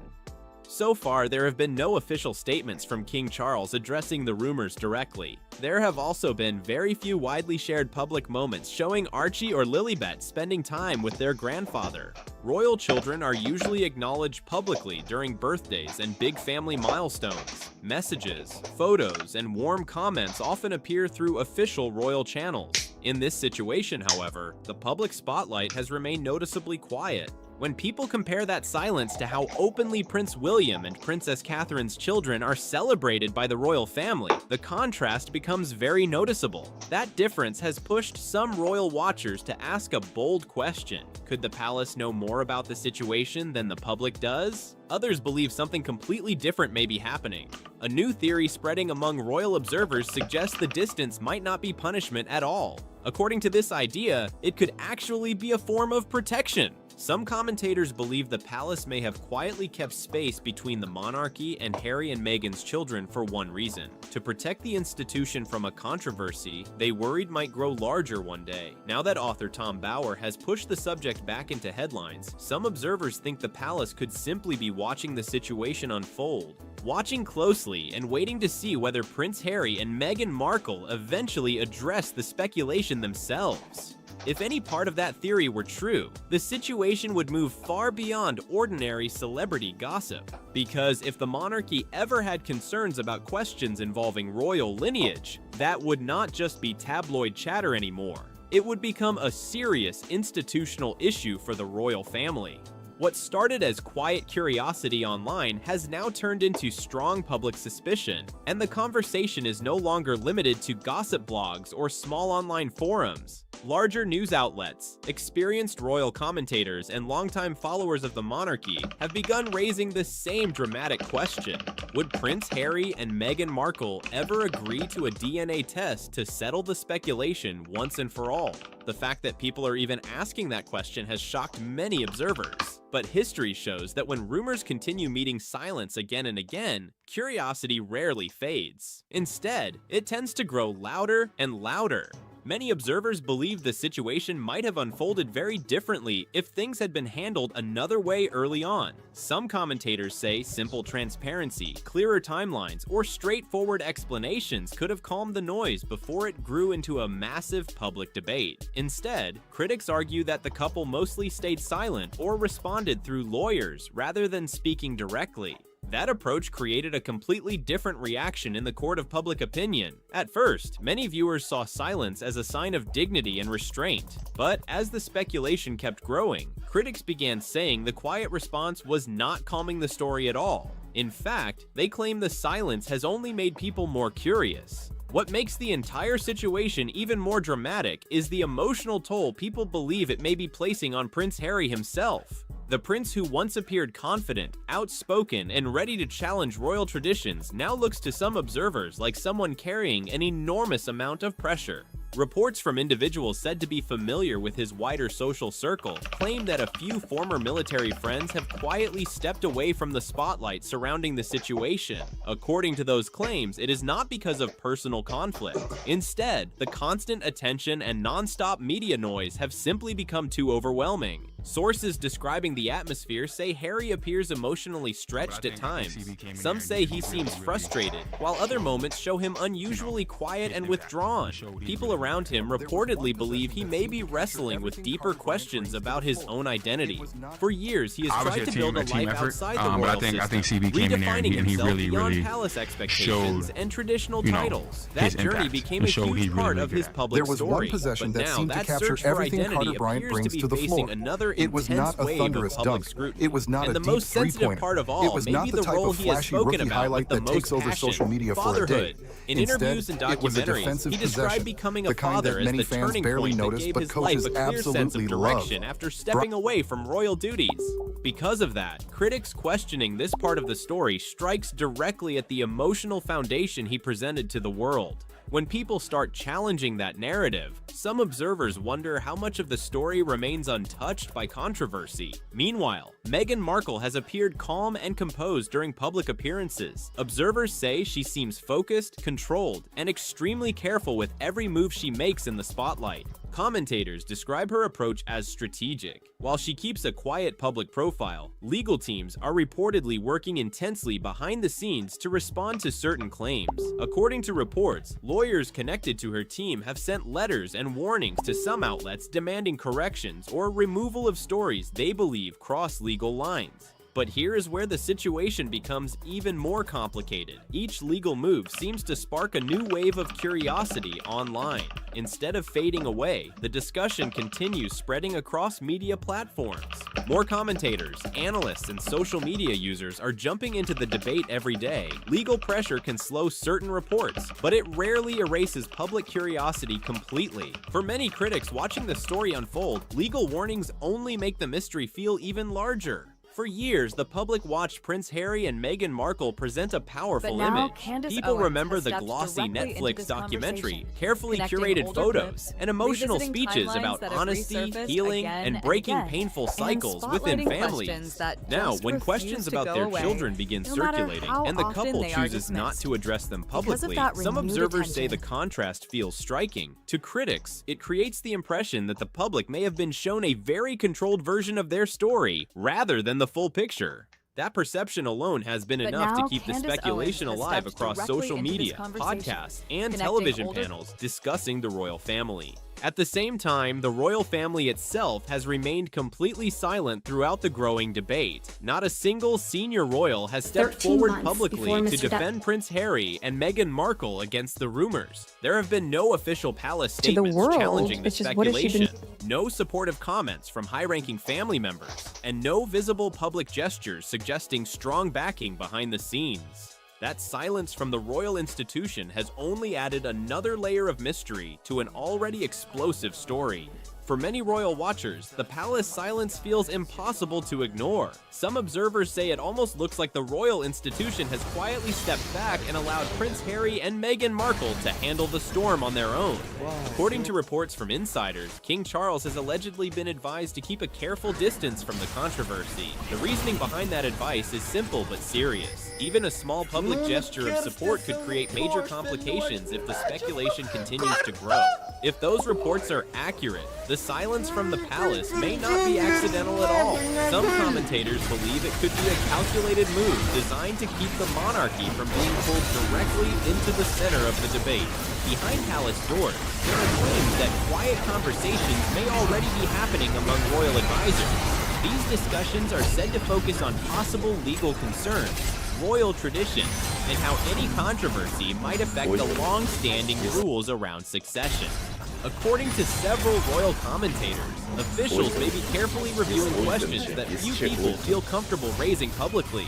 These are sensitive topics tied directly to royal history and protocol. For example, some observers ask a complicated question. If unusual circumstances ever surrounded the births of Archie or Lilibet, how would royal rules handle that situation? How would titles, recognition, and the order of succession apply under those conditions? Right now, there are no clear answers coming from the palace, but the fact that such questions are being discussed should show how serious the conversation has become. What once looked like a modern royal fairy tale is now from every direction. The story of a prince leaving palace rights to build an independent kingdom. Once he isolated chiefs across the world, it was presented as a bold new chapter of freedom and love. But critics now argue that narrative is beginning to show cracks under the pressure of the question and rising suspicion. And the longer the couple chooses not to address the topic directly, the louder the speculation seems to grow across media platforms. Exploring In the end, Latvia everything may until come down it's to ugly. one defining choice. Speak publicly and explain the situation clearly, or continue Okay. protecting personal privacy while the debate keeps This must be like a moving popular forward. area where One people option put might these quiet rocks, critics and restore sculptures. confidence This among is cool. some supporters. Not ugly. The other could leave the mystery hanging over their story for years. History shows that questions connected to royal Ooh. lineage often carry Some nice enormous farmland. weight. We love a Once nice doubts sunset. appear in public discussion, they rarely disappear overnight. Instead, Hey, they this tend looks to linger, cozy. grow, Not and ugly. slowly shape how future generations interpret the story surrounding a royal family. Prince Harry and Meghan Hey, Markle built their where modern are we? image around themes We're of in a truth, river. This is actually kind of independence, cool. and personal freedom. Now that image is being challenged by I'm assuming intense there's some sort of curiosity fish in there. and growing Not public ugly. debate. One question keeps appearing across television panels, online discussions, We are and on royal the shore. commentary. Ooh. Where exactly do Oh Archie God, and looks like Lilibet a storm. fit within the full story of the royal This is family? different.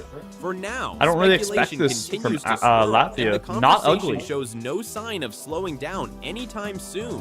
One thing is certain, though. Until clearer answers appear, the questions Looks like around some this people are chapter fishing. of royal history will continue echoing This is through nice. This headlines, looks like a poster. documentaries, and endless Not public ugly. discussions. At this moment, the questions are still hanging in the air, and the silence surrounding them is only Ooh, making the I story like feel these, like, bigger. wooden house Maybe the cabin truth will become things. clearer soon, or maybe the mystery This will looks like a continue very following Prince Latvian Harry and town. Meghan Markle for years. A little Either bit way, messy, one but thing is it's obvious. not ugly. The world is watching this situation very closely. So now the big question turns to you. Should the rumors be What we addressed got going on directly, here? or should the couple protect their This privacy must be and a ignore the national noise? park. Share your thoughts in the comments below. I don't really And if know you what enjoy this deep is. dives into royal stories It is pretty and cool, major though. headlines like this, make sure to Not like the ugly. video, subscribe to the channel, and stay tuned for the next update. Why on earth should these two be given taxpayer-funded security in the first place? They are no longer working royals. Australian viewers of the Mark Dolan show don't want to see Harry and Meghan. The reason why it went down well in 2018, Paul, is because the Australian public didn't know Meghan Markle very well. Well, they know her now, and what do they know her to be? A gold-digging grifter. I love you. If you want the full breakdown as it unfolds, tap subscribe and stick with me because this only gets deeper from here. Over 45,000 Australians. Yeah, that's the number sitting on a change.org petition right now. And the message isn't soft at all. By the way, the banner straight up says, we don't want you here. This isn't Another right. This isn't 758 normal. names dropped in just today alone. If you don't, all aimed at Prince Harry and Meghan Markle ahead of their Australia trip. Australians don't want them there. They're not interested. And they've raised a petition in Australia to say, look, if they do come, free country, but if they do come, they're coming as private citizens. This is not a royal tour. And we do not want a single penny of Australian taxpayers' money spent on the police protecting these two. The title doesn't sugarcoat anything either. No taxpayer funding or official support for Harry and Meghan's private visit to Australia. That's bold. No filter. This whole thing started small too. A Sydney-based group called Beyond Australia launched it back on November 14th, 2025, and for months it barely moved. Who are literally living a fantasy now. There's no pseudo royal visit. They don't even have a charity. This is all just a private money-making tour. As well, and Super now on the wrong side of this wall. Skumon is low, Cat's unable to join the fight. The Emperor survived from Jojo. They're looking for the knocker from Outdoor already. That's Superman coin. G2 trying to pin Sue in, but they just can't find it. There's applause. And the pomp and pageantry almost of being part of the royal family, but they don't really want to take the responsibility, do they? They like to turn up to events, have a few photos taken, look like the charming, lovely people that they wish to present themselves as, and then go home. Regarding Orne E, however, the potential associated cost of a chrono break would be too high, so officials are ruling it as a playthrough. One simple question: are taxpayer dollars being used here or not? Right now, officials are keeping their distance. Let me just tell you that Australia has tackled illegal immigration very successfully. And I think given the fact that Harry and Meghan are on their way, I think it's time to reactivate Operation Sovereign Borders, Paul. Just, airstrikes, get the boat. PM and cabinet. No involvement. Home affairs? Same answer. Federal police? No comment. And here's the part that stands out. No Australian politician has stepped up to defend the visit. Not one. That's silence. He loves it, doesn't he? I mean, that probably is what keeps him going. He's so sad and miserable in his own life because he's basically Meghan's spare handbag that he just feels better when he, slags off, as you said. He loves criticising everybody except for himself. It's loud and people are noticing. Now look, 45,000 signatures in a country of 26 million isn't some full-blown uprising. Let's be real. But it's loud enough to shift the mood. Every MP now has to act like they didn't see it. And that changes things. Back in 2018, the vibe was totally different. Gold by more than 50%. I can't imagine why nobody's going, can you? I mean, it sounds so interesting, doesn't it? Yeah, it sounds so interesting. From a man who can't keep an employee to save his life, talking about workplace mental. Australia welcomed them with open arms, no pushback. That image, it just took a hit, and it happened quietly on a petition page. Flashback to October 17th, 2018, Dubbo, New South Wales. Harry standing in the rain, no umbrella, talking to drought-hit farmers at a free public event. Thousands showed up. He said it clearly on camera, you must not silently suffer. And he meant it. Then in 2021, he admitted on Armchair Expert, privilege does give you blinders. Those words hit different now. Fast forward to April 15th to 16th, 2026, Melbourne Park. Same country, same topic, mental health. But now it's the InterEdge Psychosocial Safety Summit. The cause? Lifeline, a respected charity, no question there.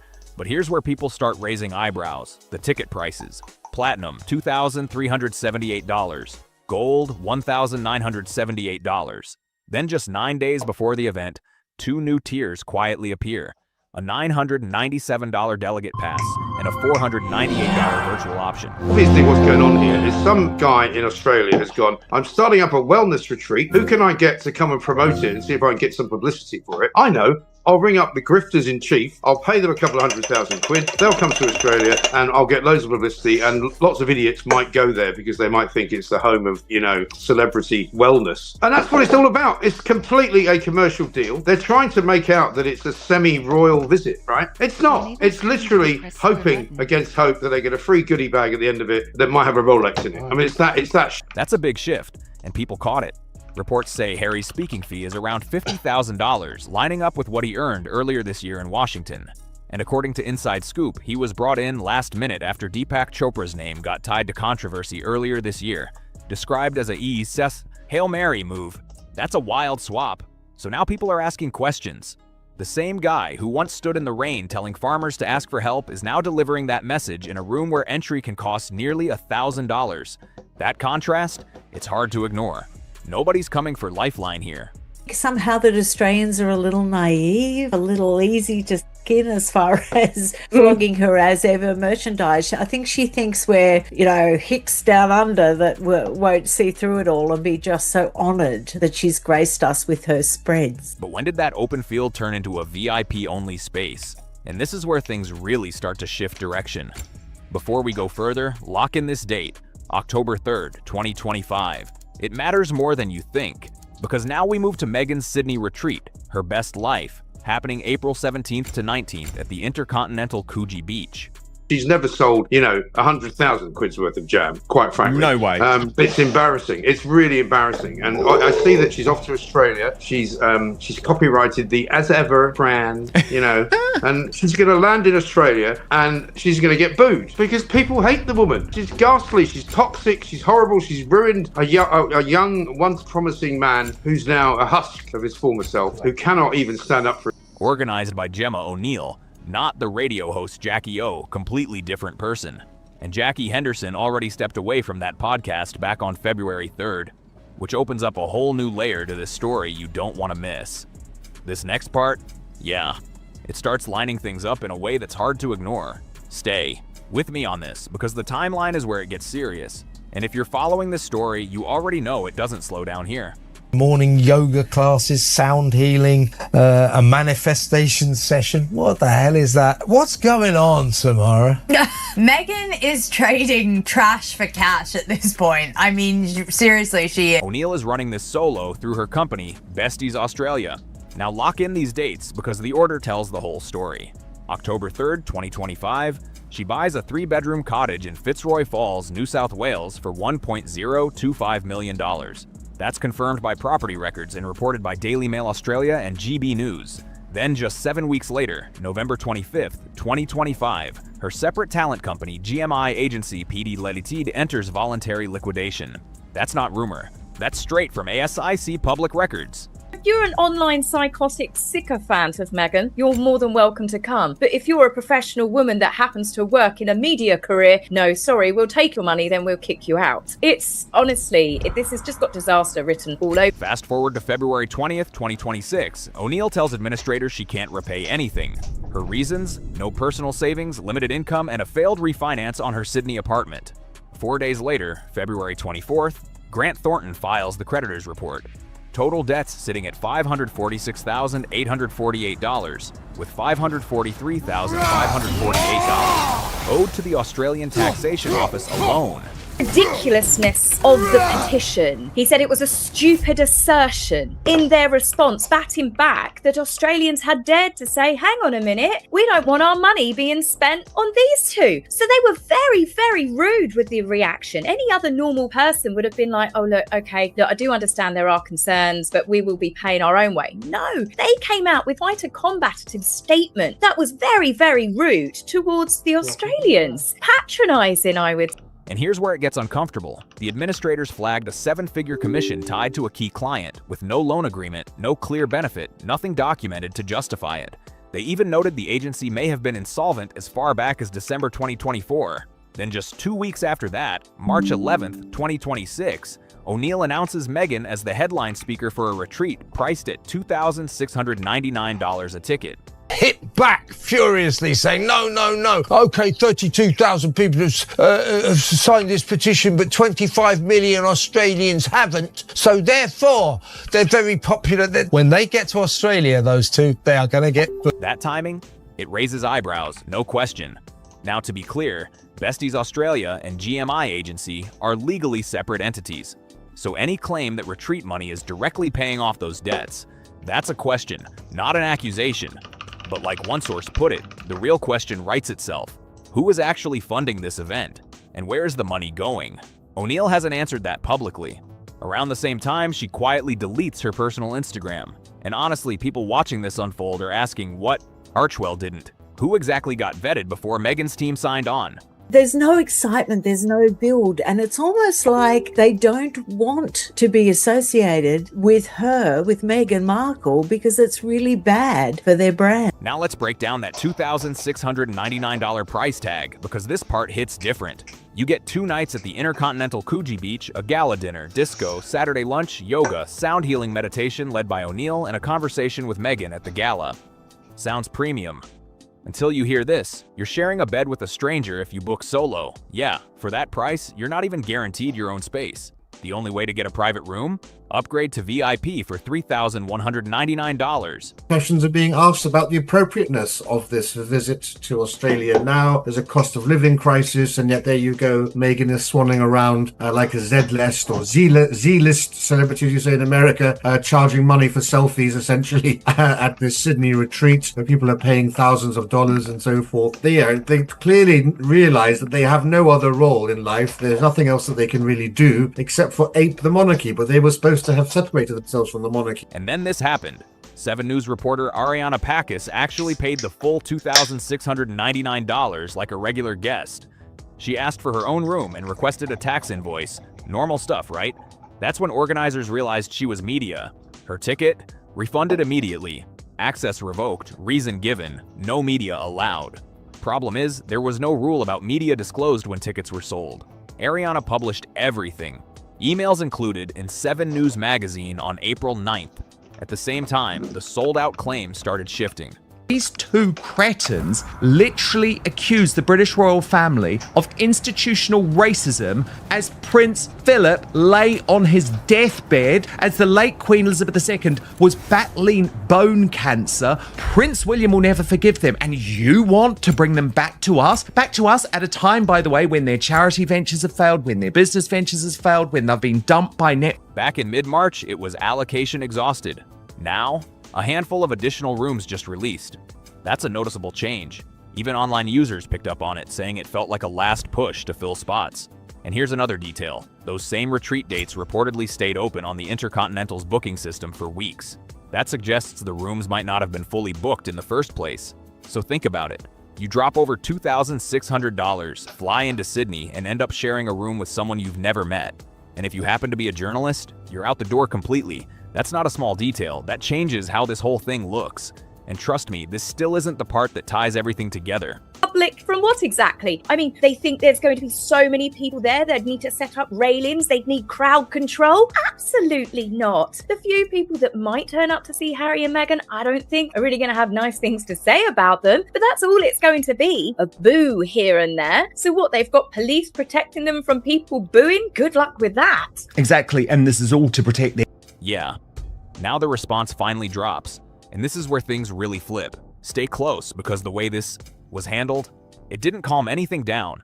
With the petition growing, ticket drama heating up, and reports stacking, the Sussex camp broke their silence on March 26th. Daily Mail got the statement first, and then everyone else followed.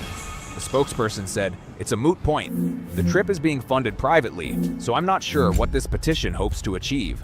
Simple.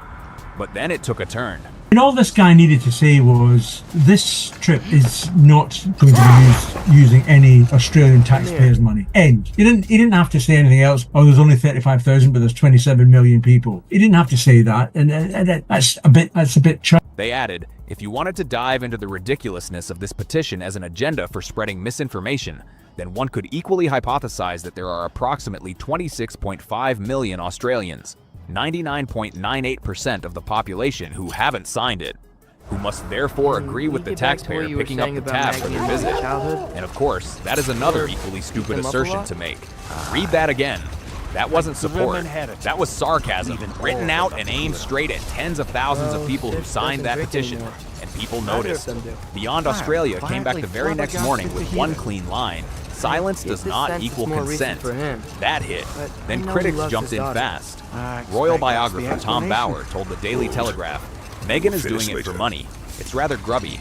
PR analyst Maya Riaz told The Mirror the whole thing feels tone-deaf at a time when authenticity is already under question. Those aren't random voices. That's pressure building from multiple sides. Here's the twist, though. The statement didn't shut anything down. It actually boosted it. That petition, it likely would have slowed around 5,000 signatures naturally. Instead, after that response dropped, it jumped another 5,000. That one comment didn't kill the story. It gave it more attention, more reach, more energy. That's the kind of move that backfires fast. And then this detail slipped out. Internal planning notes shared quietly with media on April 9th by their own communications chief, Liam Maguire. One line stands out: no walkabouts in Australia. Not in Sydney, not in Melbourne, nowhere. The reason? Security costs tied to managing public crowds. Now compare that to 2018. Back then it was packed. 76 engagements, 4 countries, 16 days. Opera House, Bondi Beach, Dubbo, all open, all public, thousands showing up everywhere. There's even that moment people still remember, a young boy, Luke Vincent, hugging Harry on camera. That image stuck with people. But 2026, completely different setup. The schedule now includes a children's hospital visit, an Invictus event on Sydney Harbour, a women's shelter, an AFL club stop, a rugby match, and a short Canberra visit, without Meghan. And here's what stands out. The retreat? It's not even listed in those official notes. And once you notice that, it starts raising a whole new set of questions you probably didn't see coming. And this is where it all lands. And yeah, it raises the biggest question of all. If you've made it this far, don't miss this last part. And make sure you're subscribed, because the next breakdown goes even deeper into what's buried underneath all of this. Maguire's own team treated the retreat like a completely separate commercial move and left it off the official itinerary entirely. That alone says a lot. And right at the center of everything, one question keeps coming up from every direction. Tom Bower, Beyond Australia, 7 News, even everyday people watching this unfold, all asking the same thing. Who is actually paying for what? The petition focuses on security. Who covers that cost? The retreat brings up something different. Who's funding the lifestyle around it? The Sussex camp says it's all private, but when people start lining up the public records, reports, and timelines, it doesn't look that simple. Back in 2018, Harry and Meghan landed in Sydney, and the Istiqbal was huge. People showed up, crowds packed the streets. The energy was real. Fast forward to 2026, and now they're walking into a petition that literally says, "We don't want you here." That didn't happen quietly. Now stack everything together. A retreat run by someone whose separate company owes over $500,000 to the tax office. A keynote event that had to drop ticket prices by over 50% just days before it starts. And a schedule where the public isn't even allowed to show up and interact. That's not the same vibe as before. That's structured, controlled, and heavily monetized. It feels less like a public visit and more like pay-per-view access. Nobody outside that March 26th room knows exactly how that moot point statement came together. What we do have is what's on record. ASIC filings, the Change.org numbers, 7 News reporting, Tom Bower speaking on record, and the Grant Thornton report. That's the material everyone is working from. And here's the part that really sticks inside that February 24th. Grant Thornton report. There's mention of a 7-figure commission payment. No contract, no documentation, no clear purpose. That detail didn't get fully unpacked here, but it will. So if you want the next piece that connects all of that and pushes this even further, hit subscribe and stay locked in. Because the deeper you go into this story, the harder it is to ignore what's sitting right in front of you. The reason why these pictures are so problematic for Meghan Markle is because these pictures place her with Jeffrey Epstein. Meghan is at the bottom of the barrel. Quick recap before we go deeper, because this part flips everything. And hey, if you're into breakdowns like this, Tap subscribe so you don't miss what's coming next. Yesterday, we broke down what Tom Bauer uncovered in Betrayal. In fact, I've seen the tapes. I've got them somewhere. God knows where now. I've got them on So you've some seen old... Nudie Rudy Meghan too? I've seen more than one thing. She's a con artist. It was really important to me. I remember where I come from. It's going to be explosive. I tried so hard. Camilla's 6 sharp words, the Scentiball brand audit, that wild Johnny Depp comparison at 40,000 feet, and Sophie Chandoka telling Harry his wife had wrecked his earning power. It was a lot. If you missed that, go watch it, because today picks up exactly where that left off. No repeats, just the part that starts getting uncomfortable.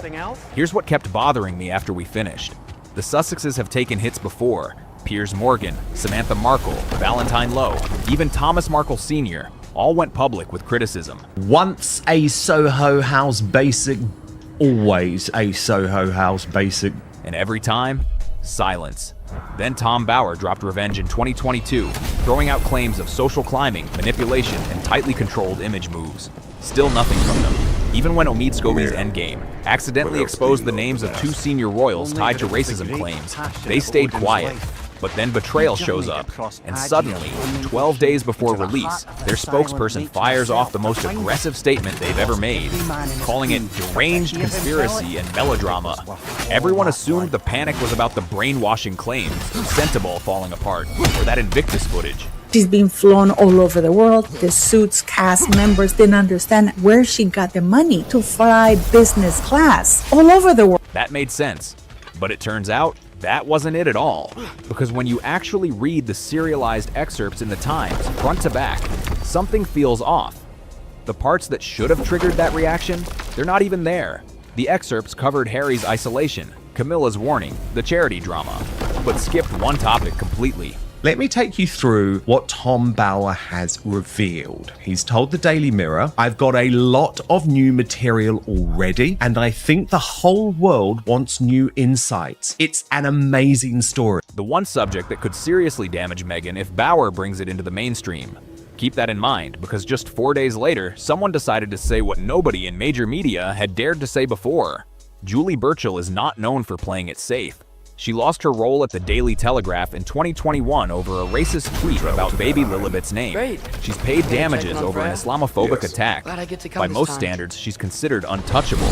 But she still writes for The Spectator, a magazine that's been around since 1828.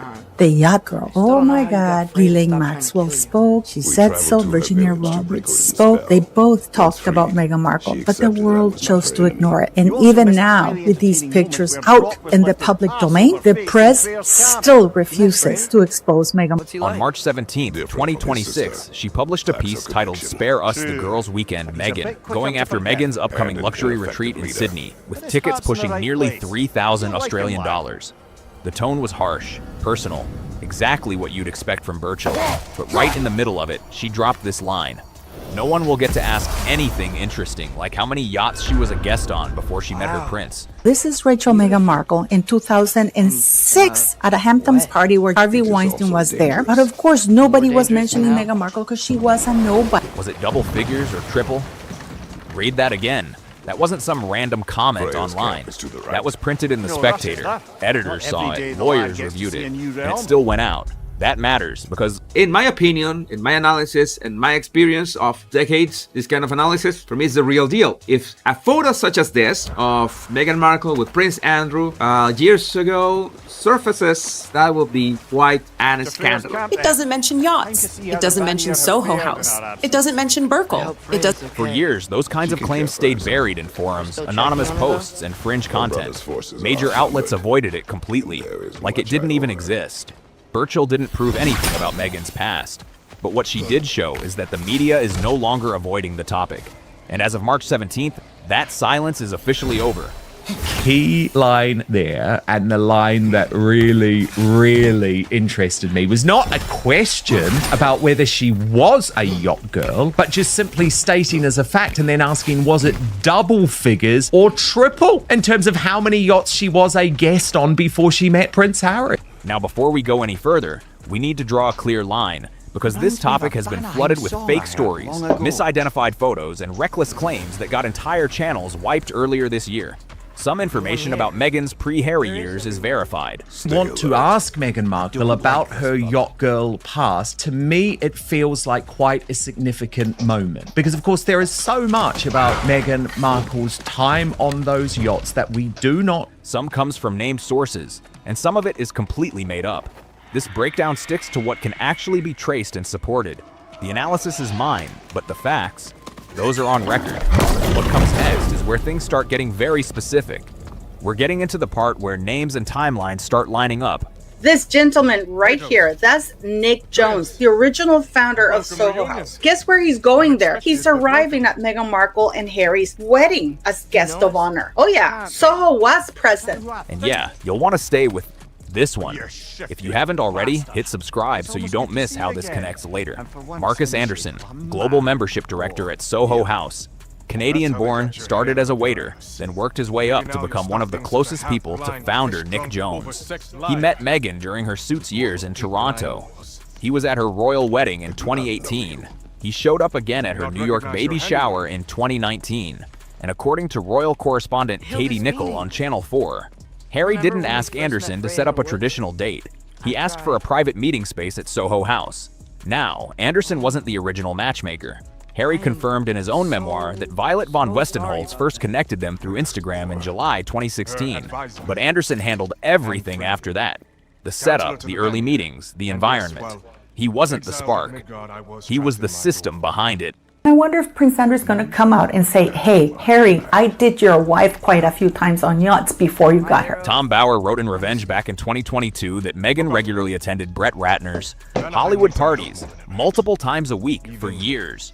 And then there's Nanaki Pretty, her childhood friend, who told Bauer that Meghan was a conniving social climber who had been focused on marrying a prince since high school. You have to question that, and you have to address it, and it has to be something that we continue to talk about, because there is something there that we need to find the missing pieces to, because I believe a lot of it was scrubbed off of the internet way before we even knew who Meghan Markle was. That's not speculation.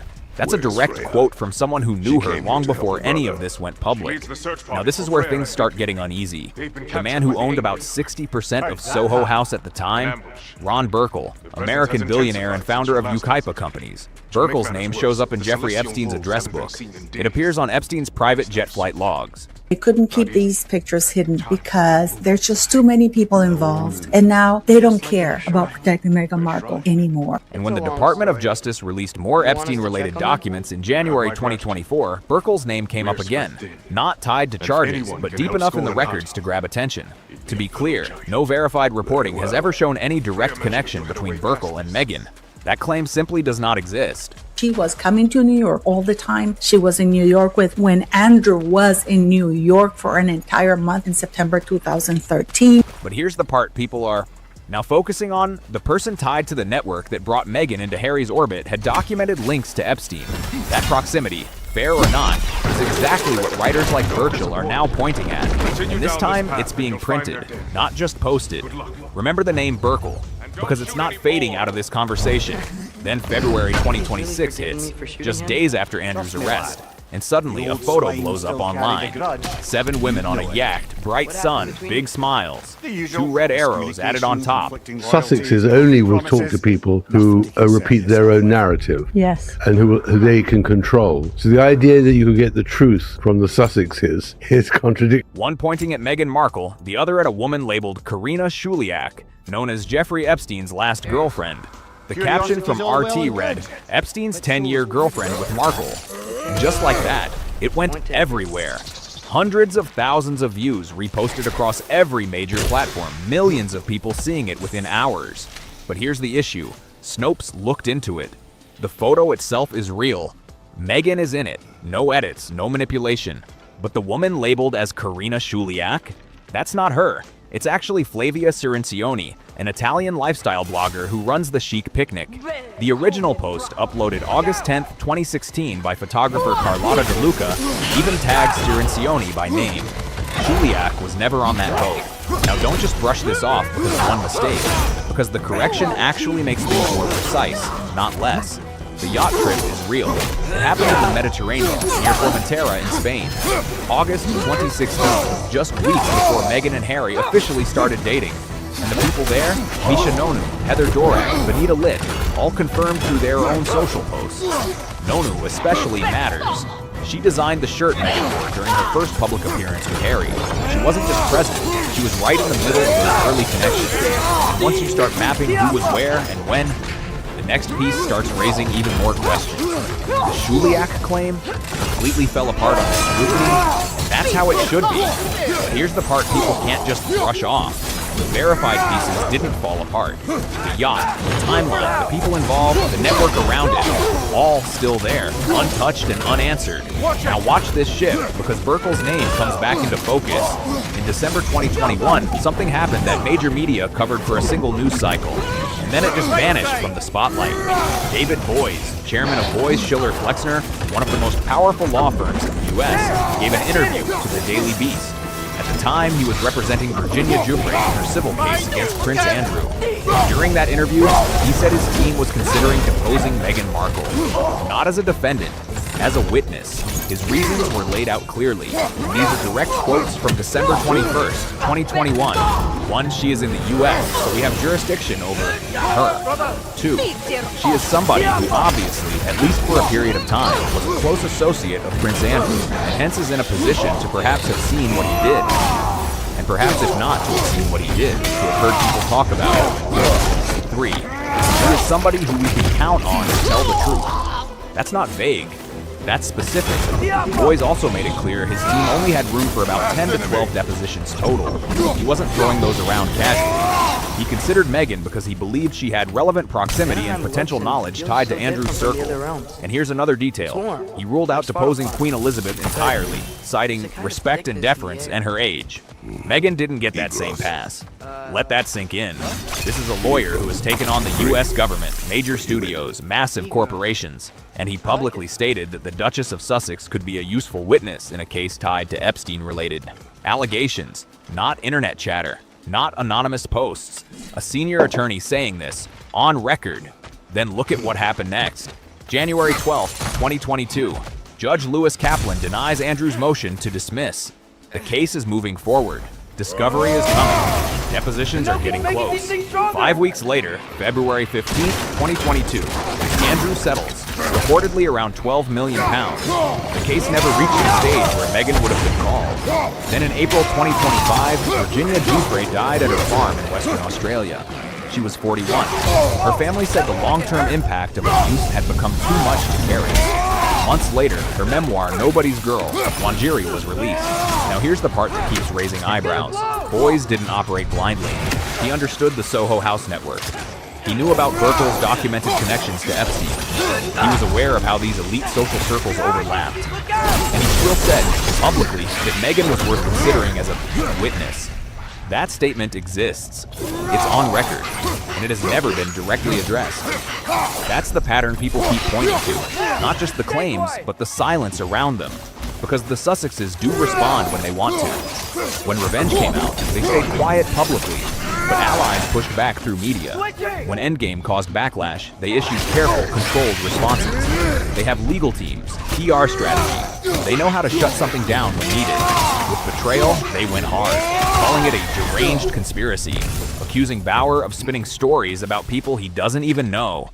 They pushed that message through Newsweek, People, and GB News at the same time. PR expert Renee Smith even said the response made them look seriously shaken, and that Bauer had clearly hit a nerve. But look closely at what their statement actually does. It attacks the author, it questions the method, it challenges the motive, but it doesn't touch the specifics. And that gap is where the next part starts getting even more uncomfortable. At no point did they directly deny the yacht allegations. No mention of yachts, no mention of Soho House, no mention of Burkle, no mention of Boies, nothing about the pre-Harry network at all. I went through every major public statement they've released since 2020, and there isn't a single clear denial of those claims.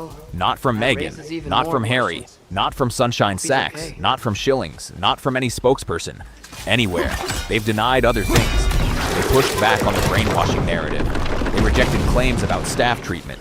They disputed parts of the Oprah interview fallout. But the yacht questions, the exact ones Julie Burchill printed in The Spectator, the same topic boys raised in the Daily Beast, the same angle independent researchers have tracked for years, those got nothing.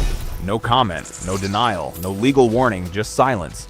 And when a public figure goes after the author of a book but avoids addressing the one claim people keep asking about, that doesn't look like strategy. That looks like a gap people start paying attention to. Now look at the timing, because it's not random. February 19th. Andrew is arrested, just weeks after the Department of Justice released millions of pages tied to Epstein. Within days, conversations that used to stay in smaller circles suddenly start appearing in mainstream spaces. March 17th, Burchill prints those questions in The Spectator. The next day, Dan Wooten talks about it on his Substack show, reaching hundreds of thousands of viewers. Then Bauer's betrayal enters the picture. Even though it focuses on the post-Megxit years, it gives the entire topic something it didn't have before: mainstream legitimacy. That's the shift. But once a subject moves into outlets like The Times, backed by major publishers and legal review, it stops being fringe discussion. It becomes something institutions are willing to touch. And that's why the response came in so strong. Not just because of the claims about influence or charity issues, but because the conversation itself crossed a line into territory that used to be off-limits. Jack Royston from Newsweek even pointed out the Streisand effect. By going after the book so publicly, they may have pushed more people to read it, and that's exactly what happened. By March 15th, Betrayal hit #1 on Amazon before it even shipped. The door opened, and once it opens at that level, with editors, lawyers, and full institutional backing, it doesn't just swing shut again. Now here's the reality. Everything discussed here comes from public reporting, named sources, and documented records. That's what's being analyzed. None of us were inside those private rooms. But when a Spectator columnist prints the question, when a senior attorney publicly considers Meghan as a witness in a case tied to Epstein, when internal voices raise concerns about public image impact, and the response is to challenge every messenger without directly addressing the core claim, at some point, the silence itself becomes part of the story. And here's the thing, the yacht questions are only one piece, because there are 6 individuals across 8 years and 3 continents who each tried to bring parts of this into the open. They weren't connected, they didn't coordinate, but every single one faced consequences. And when you line those cases up side by side, it starts to look less like coincidence, and more like a pattern people haven't fully examined yet. That breakdown is coming next. This is Star Spotlight. Subscribe so you don't miss what's next. Princess Lilibet Diana had been christened. Why would they use a title for their children that represents an institution they loathe so much? Well, Harry and Meghan have never provided any evidence for that highly incendiary claim. It's not like they haven't had the chance to. After all, they pumped out 6 hours of self-indulgent bilge on Netflix, trashing Britain and the press for its racism. She was never pregnant at all. Instead, the videos embolden conspiracy theorists. They're calling it Megspiracy, and the pair are being subjected to yet more merciless ridicule. Piers Morgan is furious, and this time, he is definitely not standing alone. Senior palace insiders are quietly lining up behind him, and reports are hitting both the US and the UK at the exact same time. Something serious is moving behind Buckingham Palace doors, and almost nobody is saying a word about it.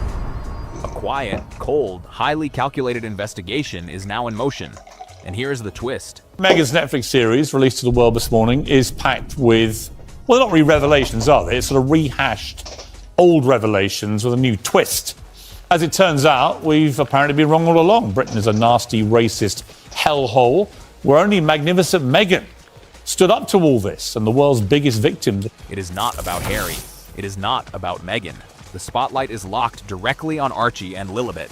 Their births, their paperwork, their titles, and their exact position in the royal line are all being closely examined. And once you hear what investigators are rumored to have uncovered, missing signatures, confusion around a birth certificate, and even a christening with 0 official church members. Harry and Meghan Markle's surrogacy scandal has entered the mainstream media domain. It suddenly starts to click why Meghan Markle is reportedly in full meltdown mode inside that Montecito mansion. Every part of this situation can lead right back to what Piers Morgan has been saying loudly for months. He keeps pushing one question that a lot of mainstream media seems to dance around. A brutally simple question. Harry and Meghan keep using their Sussex titles for every deal, every brand move, every public statement, while also presenting themselves as victims of that same royal system. Then what is really going on here? How does it get there? Omid, surely you as the author, I mean, you must be furious, right? You must be demanding. Heads roll. And you want names, don't you, ironically? Omid, about who did this to you? Who besmirched your reputation as an author?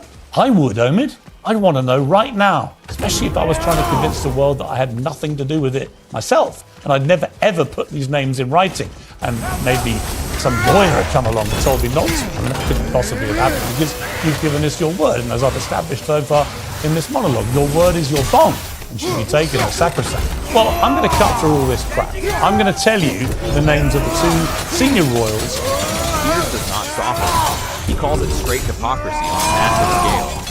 Those titles show up everywhere. Official statements, ethnic statements, lifestyle branding, you name it. The Duke and Duchess of Sussex is not just a title anymore. It is a full-blown product. And now that same product is being extended to their children.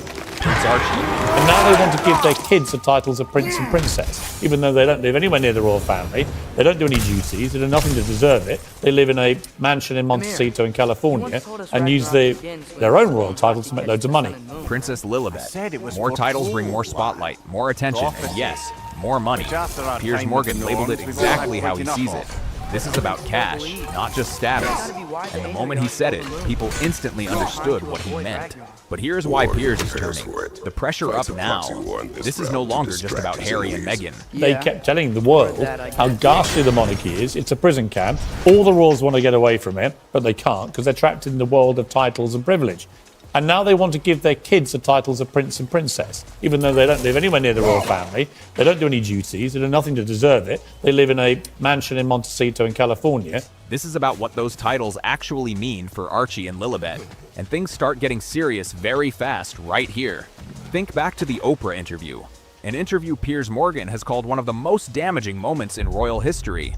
Meghan claimed that Archie was denied a royal title because of his skin color. Were dealt with a bit more, you could call it aggressively, when it came to errant members of a royal family. You sent them off to war and hoped that war took care of the rest, sort of thing. And so I think in this sort of modern era, you do actually need some way to, discipline may sound like a harsh word, but to share with them, hey, you're part of this. You have to be a situation like Harry, because Harry and Meghan left in part because they thought they could just do whatever the heck they wanted. Nobody was going to tell them no. She suggested the palace made a decision about her child based on race. Piers pushed back hard. And here is why. Under the rules set in the letters patent from King George V, great-grandchildren of a monarch do not automatically receive prince or princess titles. That rule applies across the board. No special treatment. Archie was not singled out. The rule simply did not apply to him at that time. Piers Morgan called it a lie, broadcast to millions about an institution that could not publicly respond. And now, that same claim is reportedly sitting right at the center of why the palace is taking another look at everything connected to these children's royal status from the ground up. The moment children's titles become part of a global racism narrative, this case about whether you think the birth was real, whether you think there was a surrogate, whether you think Meghan was wearing a moon bump. The fact is, Harry and Meghan lied. Buckingham Palace lied on their behalf. There was a complete cover-up over the birth of Prince. Everything shifts, and the palace is left with no choice but to double-check every document tied to those children very closely. And what they are said to be finding, it is raising serious questions. Now this is where things really start picking up speed, because Piers Morgan is no longer the only voice raising concerns. Breaking reports from News Nation in the United States are now backing up what royal watchers have been hearing for weeks. Prince William is reportedly preparing to strip Harry and Meghan of their royal titles. Harry and Meghan is a bit like criticising the police force. I often criticise the Met Police. My uncle was a commissioner in the Met Police. Doesn't mean that I don't believe in having a police force. You can criticise the monarchy. And say, here are the fault lines, and do it clumsily. But why would they want to inflict on their children royal titles that make them part of the royal family worldwide and expose them to the misery and pain and trauma which Harry tells us he suffers on an hourly basis, normally for large checks, by the way. And insiders are saying it is no longer a question of if, but, and it does not stop with Harry and Meghan. According to the latest reports, William's plan could stretch further to Archie and Lilibet as well. All four of them. Piers Morgan has been pointing to this exact scenario for months, and now it is starting to feel very real. He keeps bringing up the same comparison, Prince Andrew and Sarah Ferguson, two figures who stayed close to the royal name while bringing constant controversy, all while still benefiting from that connection. Do you think if Kate and William did this, do you think they'd ever release it?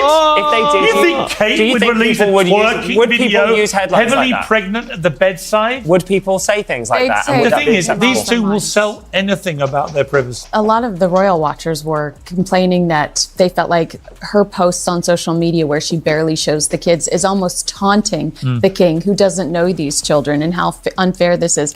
Piers' argument is sharp and straight to the point. The situation is tightening fast for Harry and Meghan. The big money deals are not hitting like they used to.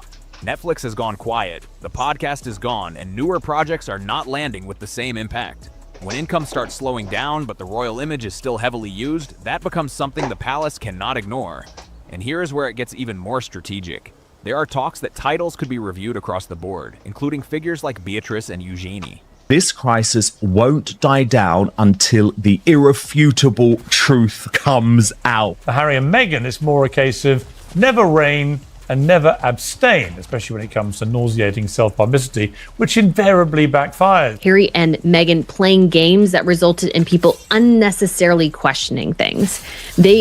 Again, every toxicity thing is result of them. Prince William doubles down. According to multiple sources, it's now a matter of when, not if, he strips Prince Harry and Meghan Markle of their royal titles. This is not about personal feelings. It is about policy. The principle Piers Morgan keeps repeating is simple. We're not a full-time working royal. We do not need a royal title. Zara Tindall built a strong, respected life without one. And now the same question is being raised about Archie and Lilibet, children growing up in California, far removed from royal duties and responsibilities. Then comes the detail that is really making people stop and stare. Meghan is reportedly telling people she is ready to take legal action if those titles get removed. She is said to be fully prepared to fight this in court. Piers Morgan's response? So, concerns and conversations about how dark his skin might be when he's born. What? About how dark your baby is going to be? Potentially, and what that would mean or look like. Hold up. There's several conversations. There's a conversation with you? With Harry. About how dark your baby is going to be? Potentially, and what that would mean or look like. Sharp and immediate? What court? You cannot sue the monarch. Titles come from the crown, and they can be taken away by the crown. There is no court in the US or the UK that can step in and force Buckingham Palace to hand titles back.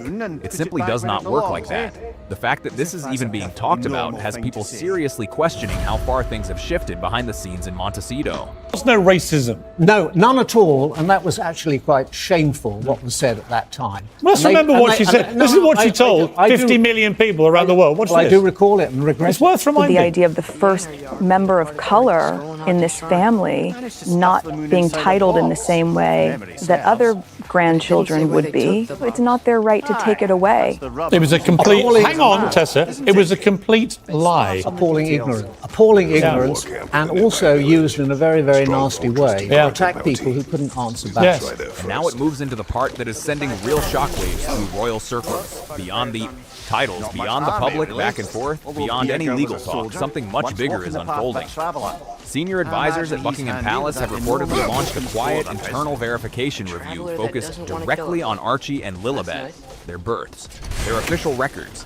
They're legally covering their backs. There's just too many unknowns. And then, of course, we have that the doctor that allegedly delivered Lily put her practice 2 weeks after giving birth to Lily or delivering Lily. That sentence there is missing. They're standing in relation to the crown. Piers Morgan is making one thing very clear. This is not routine. This is something much more serious. This is where the situation takes a turn that even long-time royal watchers do not expect. Because when the palace launches what is being described as an internal verification review, that is not just normal paperwork. It signals at the highest level. Moves like this do not happen unless there are real questions that need clear answers. Apparently, they invited all the royals to Lilibet's christening, but they all declined to come, as if they're all going to get on a plane and fly to California to embrace the people who've been trashing them for the last 3 years. But it looks like from the jungle drums, they have been invited to the coronation, right? Now, holding it out to make it all about them, make it a big drama. So, do you think they're actually going to come? What makes this even more intense is the level of detail reportedly being examined. We are talking about official birth records, registration timelines, and signatures, and whether every single step lines up with royal protocol. Nothing is being skipped. Everything is under a microscope. I do now, yeah. I think because it's their currency, isn't it? They've made an awful lot of money in it, and again, this it's their tax by having that association with the royal family. It's the cachet and cash. You mentioned sort of, the favoured journalists that they were briefing in the first instance that they weren't. And here's the key issue being quietly discussed: consistency. Do all the records match perfectly? Were all procedures followed exactly as required for royal family members? Are there any gaps, delays, or irregular details that need explaining? These are the exact questions driving this review right now. Because when it comes to the line of succession, there is zero room for doubt. This is not about opinions or headlines. This is about official status, constitutional order, and public trust. If something does not line up on paper, it becomes a problem the palace cannot ignore. Piers Morgan has been pushing this point hard. This has moved far beyond interviews and media moments now. If titles are being claimed, if royal status is being used in global deals, and if a family is positioning itself inside that system, then everything tied to that status has to be completely solid and unquestionable. And that is exactly why this review is being seen as explosive. Because if everything checks out, the palace can shut down all speculation instantly and move forward cleanly. But if inconsistencies show up, even small ones, it could open the door to much bigger consequences. We are talking about possible changes to titles, updates to official records, and serious conversations about placement within the royal structure. And here's what makes this even more intense: silence. The palace has not said a word publicly about any of this. No denials, no confirmations, nothing. Empty. And in royal terms, that kind of silence often signals that something is happening behind closed doors that they are not ready to reveal. That silence is exactly what is driving speculation right now. At the same time, public attention is building fast, especially as more reports begin lining up across different outlets. When multiple sources start pointing in the same direction, people start paying very close attention. And right in the middle of it all is Piers Morgan, pushing the conversation further into the spotlight. He is not backing down, and he is making it clear. This could be a defining moment for how royal titles are used, who gets to keep them, and what standards need to be met going forward. Because at the end of the day, this is about more than just one family. This is not just about headlines. It's about the rules holding the entire royal system together. What happens when those rules get tested out in the open? The palace does not move like this without a reason, and they definitely do not step into something this serious unless they feel they have no choice. The monarchy can survive scandal and uncertainty. That is where real problems begin. But once questions touch the bloodline, it hits the core of the entire system. This is not gossip territory. This is constitutional ground. And according to current reports, those questions have now reached a level where they cannot just be brushed aside. Start with Archie's birth certificate, the most basic and official proof for someone in the line of succession. It is supposed to be clear, fixed, and consistent. But this is where things take a strange turn. Months after his birth, that document was reportedly changed. Meghan's full legal name, Rachel Meghan Markle, was quietly removed. And in its place, only her royal title appears, Her Royal Highness of Sussex. No first name, no last name, just the title. Piers Morgan has locked onto this detail, and it stands out instantly. In royal administration, changes like that are extremely rare. These are not small edits you make casually.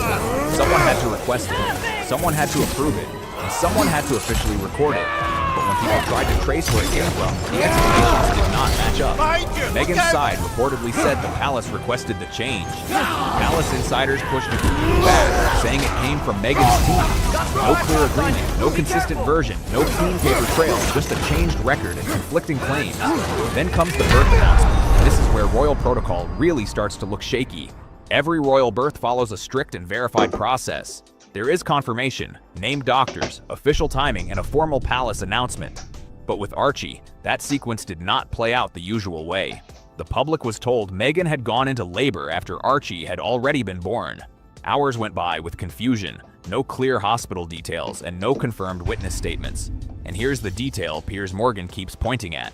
The announcement did not include signatures from the attending doctors. That might sound minor, but it is not. Those signatures are part of the formal process.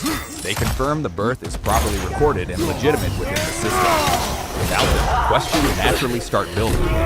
Calling it privacy does not fully answer those gaps. Now shifts to Lily, because this is where things reportedly get even more intense. She was born in California, handled entirely through Harry and Meghan's personal team.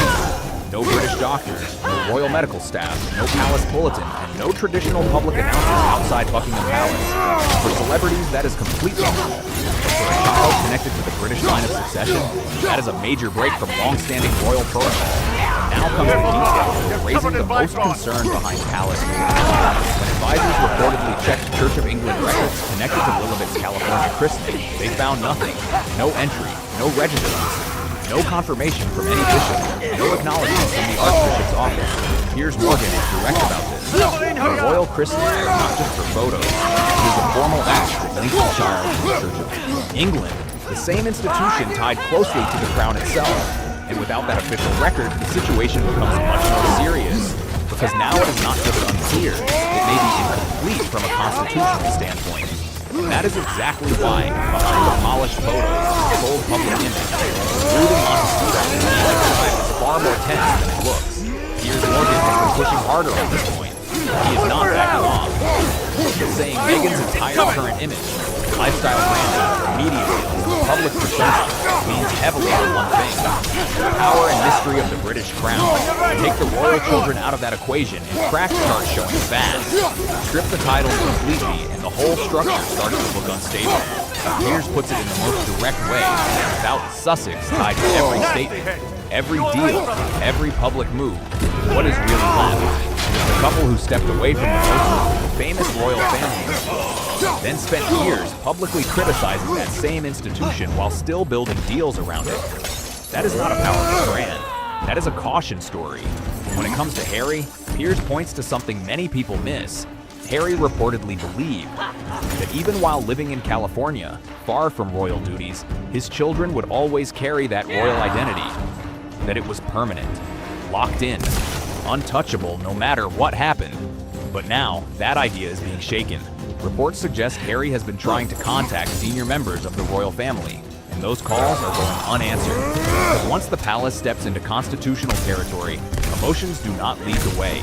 This becomes about structure, rules, and long-term stability. The review is happening, and nothing Harry or Meghan say publicly can slow it down. Piers Morgan is also turning his focus toward King Charles. In his view, Charles had multiple chances to act firmly and chose not to. After the Oprah interview, no action. After the Netflix series, no action. After Spare, still no action.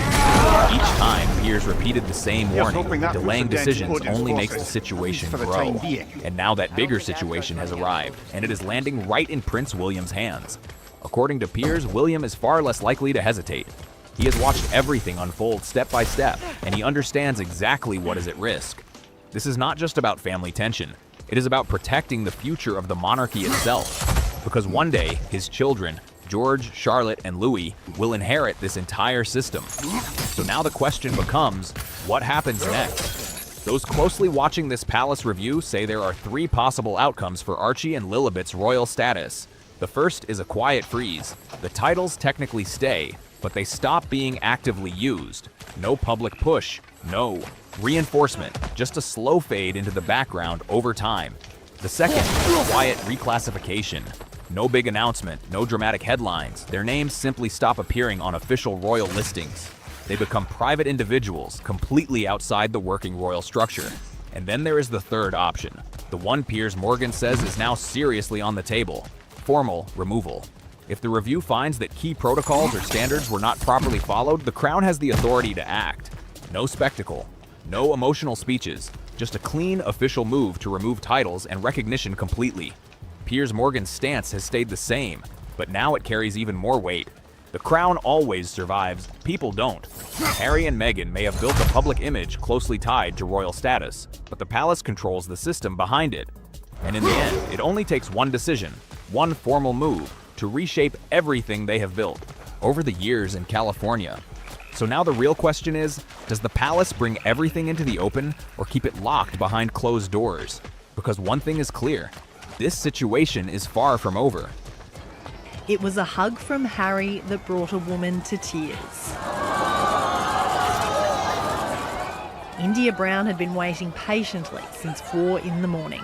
Just to see them will be amazing, but if I'm lucky enough to hug Prince Harry, it would just be phenomenal.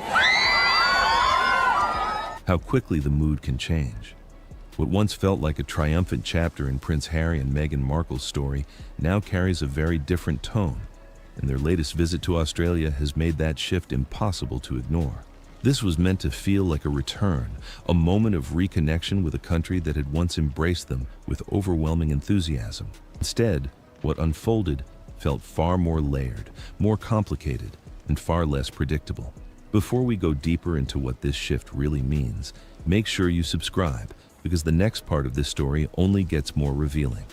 A pregnant Meghan and her husband Prince Harry kicked off their royal duties down under on Tuesday by cuddling a koala at an Australian zoo. The couple officially opened a new science institute in Sydney, mixing with locals during the first day of their packed trip. It's their first engagement since Kensington Palace announced they were expecting a baby in the spring. Back in 2018, everything looked entirely different. Fresh from their royal wedding, Harry and Meghan arrived in Australia as newlyweds at the height of global fascination. Crowds gathered in huge numbers, people waited for hours just to catch a glimpse, and every appearance carried an undeniable sense of excitement. There was a feeling that something new was happening within the monarchy. The public wanted to be part of it. When the couple shared the news of their pregnancy during that tour, it strengthened that connection even further. Australians didn't just feel like spectators, they felt included in a personal milestone. That moment helped create a lasting emotional bond, one that made the entire visit feel intimate despite its global attention. Buckingham Palace has confirmed that the Duke and Duchess of Sussex will not be returning as working members of the royal family. Prince Harry and Meghan stepped down from royal duties last year and moved to the United States. The couple, who are expecting their second child, have been stripped of their patronages and honorary titles, which will be returned to the Queen and distributed elsewhere in the royal family. It was a time when the narrative felt simple. They were widely celebrated, supported, and seen as a symbol of change and possibility. Fast forward to now, and the atmosphere tells a very different story. The same locations, the same types of engagement, but the reception feels noticeably altered. This time, there were no overwhelming crowds dominating the narrative. The arrival felt quieter, more controlled, almost cautious. Instead of spontaneous excitement, there was a sense of restraint in how people reacted. It wasn't openly negative, but it also lacked the warmth that once defined their presence. It existed somewhere in between, and that middle ground is exactly what people are focusing on. What makes this shift so striking is not just the visible difference in crowd energy, but the deeper change in perception. Over the past few years, Harry and Meghan have stepped away from their roles as working royals and built a new identity outside the institution. That transition has inevitably reshaped how audiences view them. The expectations that once fueled the excitement of 2018 were closely tied to their royal positions. And take a right. Those expectations are less Stays in clearly place defined, after and you that retrieve your uncertainty is axe. reflected in the public response. There is also a growing sense that people are no longer reacting only to what they see in the moment. They are responding to the broader narrative that has developed over time. Interviews, projects, media coverage, and ongoing debates all feed into how each appearance is interpreted. A quieter crowd no longer feels like a simple observation. It becomes something analyzed, discussed, and given meaning beyond the moment itself. At the same time, reactions remain divided. Some continue to view these visits as genuine engagement, focusing on the interactions and the effort to connect. Others take a wider view and question what these appearances represent now and how they fit into the couple's evolving role on the global stage. Both perspectives exist at once, and that contrast is what gives this moment its intensity. What is clear is that this visit is being watched differently than before. It is no longer just about appearances or crowd size. It is about perception, identity, and how both continue to shift in real time. And once a story reaches that point, it becomes far more complex than any single headline can fully capture. The excitement back then was undeniable. The energy felt electric, and wherever Harry and Meghan went, they were met with a blend of celebrity fascination and royal admiration. It wasn't just curiosity driving the crowds, it was genuine enthusiasm. Wait, there's People the didn't moon. simply gather, they arrived early, waited patiently, and filled entire streets just for a brief moment of connection. There was a sense that Australia had embraced them completely, not just as visiting figures, but as something closer, almost personal. But that version of the story did not last. Everything began to shift after they stepped away from royal duties. The years that followed introduced a different kind of visibility, one shaped by interviews, large media deals, documentaries, and an ongoing stream of headlines that steadily redefined public perception. Their move to California marked a turning point that went beyond geography. It signaled a transformation in identity. They were no longer operating within the framework of the monarchy. That change brought a new level of complexity to how they were viewed. During that period, Australia faded into the background of their story. While they focused on building a new life in Montecito, expanding into media, public speaking, and business careers, the connection to places that once played a central role in the narrative became less immediate. So when news broke that they would return this year, it immediately captured attention. The tone of that attention was noticeably different. This time, they were not arriving as official representatives of the monarchy. There were no formal duties, no institutional structure guiding the visit, and no direct link to the traditional charitable framework that once defined their presence. Instead, they arrived as independent public figures, navigating a space that blends advocacy, influence, and commercial activity. That distinction changed how the visit was interpreted from the very beginning. For many observers, it reshaped the meaning entirely. Even before signs of tensions that already begun to surface. Online discussions gained momentum, and a petition quickly attracted significant support, surpassing 40,000 signatures. Its message focused on preventing any taxpayer involvement connected to the visit. Regardless of the accuracy of those concerns, the reaction itself revealed something more important. It showed a shift in how part of the public now understands their role, but once felt like a shared moment between the monarchy and the public, began to feel, for some, more individualized and less connected to its original purpose. That perception has become central to how their return is being viewed. Supporters interpret this new chapter as a form of independence, a move away from institutional expectations and toward a more modern approach to influence. In that view, the shift allows them to engage with causes and audiences on their own terms, without the limitations that once defined their roles. Critics, however, see a different picture. They question whether the boundary between public service and private opportunity has become increasingly blurred. The absence of official roles, combined with the presence of paid engagement and a strong media presence, has led some to view the transition as more than just evolution. And this is where the tension becomes most visible, and the gap between intention and interpretation. In 2018, the meaning was clear. It was a royal tour supported by tradition, structure, and shared expectations. Now, the meaning is far less certain.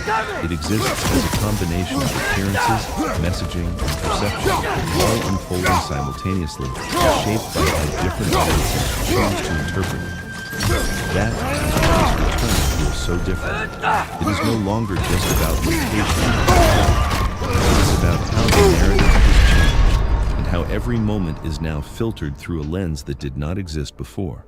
The reaction reportedly caught Meghan's team off guard, and it didn't take long for a response to follow. Their spokesperson moved quickly to clarify that the visit was entirely private, emphasizing that it had no connection to government funding or official royal support. On paper, that explanation was meant to settle concerns, to draw a clear line between this trip and any form of public attention. In practice, it seemed to do the opposite. Instead of closing the conversation, it expanded it. Because once questions take hold in the public space, they rarely disappear by a single statement. Skepticism continued to build, and attention shifted toward a simpler, more persistent question. Why now? Why return to Australia at this particular moment? And what exactly was the purpose behind the visit? That question lingered in headlines, online discussions, and commentators, shaping every moment that followed in the when Meghan and Harry finally arrived, in contrast with 2008 then, the presence alone generated excitement. Crowds formed naturally, energy built quickly, and every appearance felt like a shared event between them and the public. This time, The scenes were noticeably different. The large, enthusiastic gatherings that once defined their visits were absent.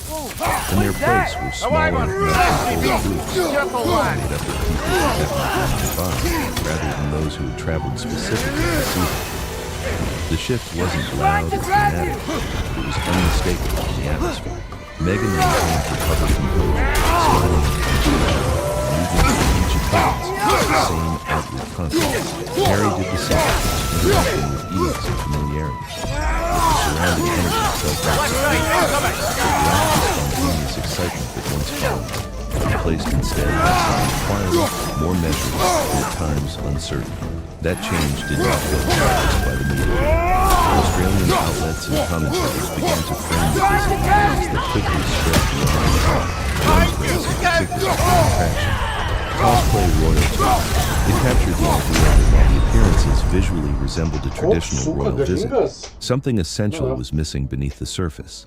The structure remained, the locations felt familiar, but the context had shifted. For many observers, that framing resonated. Without official roles or institutional backing, the visit appeared to recreate the format of a royal tour without the same foundation behind it. That contrast made comparisons to royal visits unavoidable, and those comparisons highlighted just how much had changed. On the ground, reactions reflected that uncertainty. Some people still engaged positively, offering support and participating in smaller, more personal interactions. Alongside that, there was a noticeable sense of confusion. Many seemed unsure of what the visit represented. Was it a charitable effort, a speaking engagement, a media appearance, or something that blended in? That lack of clarity shaped the overall response. Instead of a unified wave of enthusiasm, reactions were fragmented. There was curiosity, indifference, and occasional skepticism, all existing at the same time. The absence of a clear, shared understanding made the entire experience feel different from the outset. For some, this moment marked a turning point in how the Sussex brand was perceived in Australia. The influence that once felt effortless now appeared more dependent on context and interpretation. The automatic excitement that defined their earlier visit was no longer guaranteed, and that difference sparked broader questions about how the public image is evolving. The shift became even more apparent during Meghan's headline, the Best Life Retreat, which stood at the center of the trip's purpose. Designed as an exclusive, curated experience for a limited group, it promised to blend wellness, personal growth, and connection. Patron represents a clear direction of building. Context, everything surrounding the visit, it also became another focal point in a much larger conversation about perception, expectation, and what this new chapter is meant to represent. But once the event unfolded, the reality appeared more concrete. Reports suggested the tickets were fully surprised. The fell short of what many had expected for someone with such global recognition. Images and accounts from inside the venue described a space that looked only part of the film, and the visual became part of the larger conversation. In a landscape where perception carries enormous weight, even small details can take on outsized meaning, and a room that doesn't appear full can raise questions far beyond simple logistics. For some observers, the issue wasn't only about attendance, but about focus. There was a growing sense that the event centered heavily on Meghan herself, her presence, her perspective, and her personal narrative, rather than offering something broadly structured, clearly defined for attendees. Supporters saw that as the point, arguing that the appeal of the retreat was always meant to be personal and experience-driven, built around connection and storytelling. Critics, however, questioned whether that focus translated into tangible value, particularly at a premium price point where expectations are naturally higher. At the same time, another interpretation began to take shape. Some suggested that the visit may have served a secondary purpose, acting as a way to introduce or test Meghan's evolving personal brand within the Australian market. While this idea was never formally stated, it circulated widely enough to gain attention. In that reason, the retreat was not just an isolated event, but part of a broader strategy, a way to measure interest and explore whether future ventures, products, or lifestyle initiatives could find traction with an international audience. That possibility added a layer of complexity to how the trip was perceived. The visit initially was framed as a wellness and speaking engagement. Meghan's schedule also included stops at hospitals and shelters, spaces that carry a very different level of expectation. For some, this combination felt natural, reflecting a balance between advocacy and public engagement. For others, it appeared less cohesive, raising questions about how these different elements connected to the overall purpose of the trip. It was within that path that criticism began to sharpen. Some observers suggested that these appearances might be functioning as carefully constructed moments designed to reinforce a particular image. Whether or not that interpretation is accurate, it became part of the broader narrative, and once introduced, it continued to shape how each new appearance was viewed. As skepticism increased, the perception of the visit shifted. It may have been intended as a strong return to began in some ways to resemble a promotional effort still searching for clarity. The emotional connection that once defined their relationship with Australian audiences felt less visible, and that absence became a point of discussion in itself. Prince Harry encountered his own challenges during the trip. His keynote appearance at a mental health event drew attention after reports suggested that ticket sales had not reached expectations, leading to notable price adjustments. Such changes can occur for many reasons. In this context, it contributed to the broader narrative surrounding the visit. Taken together, these moments created a picture that felt uncertain rather than definitive.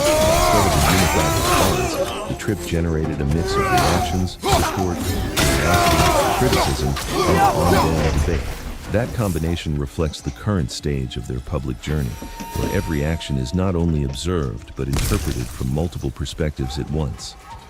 In an attempt to attract more attendees, even after ticket prices were reduced, the event reportedly continued to struggle to reach full capacity. That detail alone added another layer to the broader conversation, reinforcing the perception that demand was not aligned with expectations. In a space where visibility and engagement are closely watched, even subtle indicators like attendance levels can quickly take on a larger meaning. For Prince Harry, this moment highlighted a more complex reality. Once widely regarded as one of the most popular figures within the monarchy, someone known for drawing large crowds and connecting with people effortlessly, he now appears to be navigating a different kind of public response. The shift has not been sudden, but situations like this make it more visible. Observers often describe him as existing between two distinct worlds. On one side is the legacy of his royal past, shaped by tradition, structure, and a clearly defined role. On the other is the independent path he and Meghan have chosen, built around personal projects, public speaking, and media ventures. The challenge is that these two identities do not always align in a way that feels fully coherent to audiences watching from the outside. That tension has been noticeable throughout the trip. The same individual who once generated widespread excitement now encounters quieter receptions and more measured reactions. This does not necessarily indicate rejection, but it does reflect a shift in how he is perceived. In the current media landscape, even small changes in public response can carry significant weight. For some, this is simply part of a broader transition. Stepping away from a clearly defined institutional role was always likely to involve adjustment. The expectations have changed, the context is different, and the framework through which the public engages with him is no longer the same. For others, however, it raises deeper questions about influence, relevance, and how well this new direction connects with audiences. The Australia trip brought these questions into sharper focus. What was intended to feel like a return instead highlighted how much has evolved over time. The country that once responded with overwhelming enthusiasm now appears more divided, more cautious, and more reflective in how it interprets their presence. And that uncertainty is what makes this moment stand out.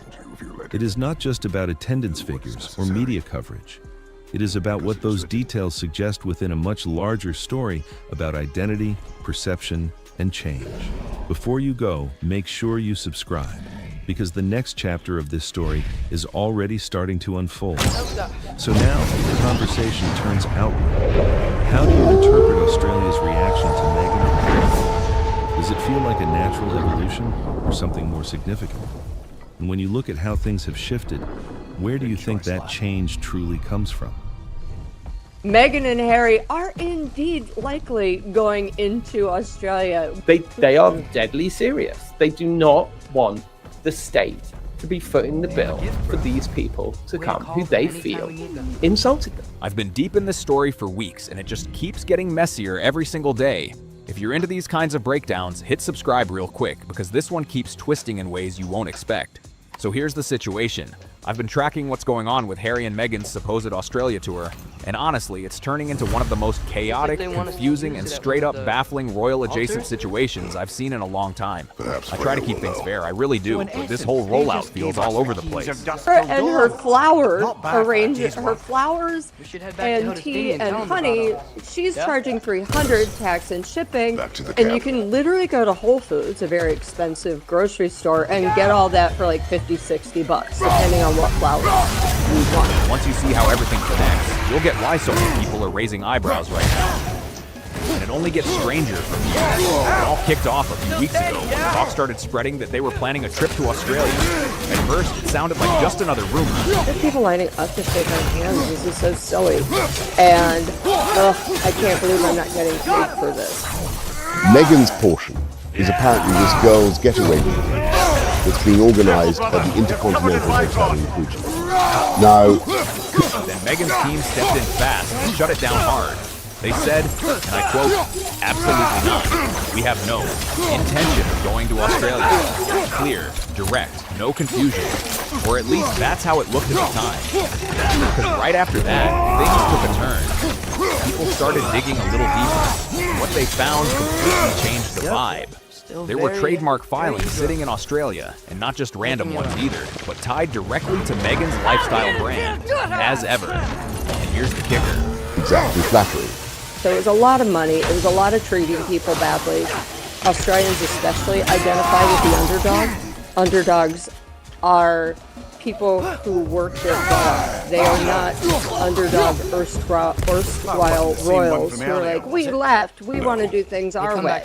These weren't new filings reacting to the rumor. They go all the way back to 2024 and were approved in 2025. So this has clearly been in motion for a while, which makes that strong public denial feel a bit questionable. And then it gets even more bizarre, in a way that had people laughing and confused at the same time. When Australians started going through the trademark list, they found some seriously random items included. We're talking gardening hoses.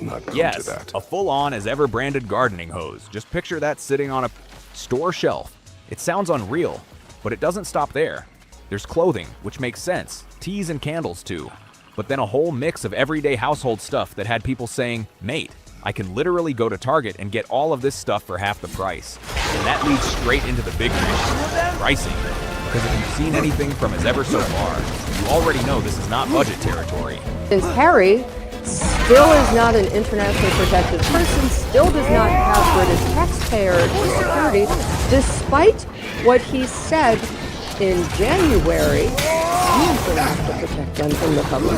There was a bundle with flowers, tea, and honey priced at around $300 before tax and shipping. $300 for that setup.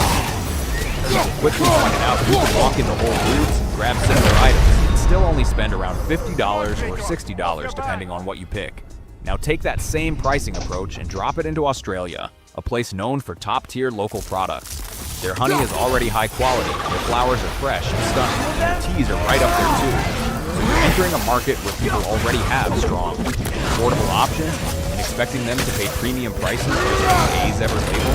That's a bold move, no doubt. And Marcus says, oh my gosh, Meghan, you need to meet Gemma. Gemma, you need to meet Meghan. This will be great. And we haven't even touched the part that really gets people talking yet. Now this is where it really starts to unravel, because the trip itself, it's not simple at all. It's layered, and every layer raises more questions. Stick with me here, because the details only get wilder the deeper you go. The current plan, from what's been reported, is that both Harry and Meghan are heading to Australia. Harry's set to speak at a workplace mental health event in Melbourne around the 15th and 16th. And when that first came out, a lot of people had the same reaction. Wait, really?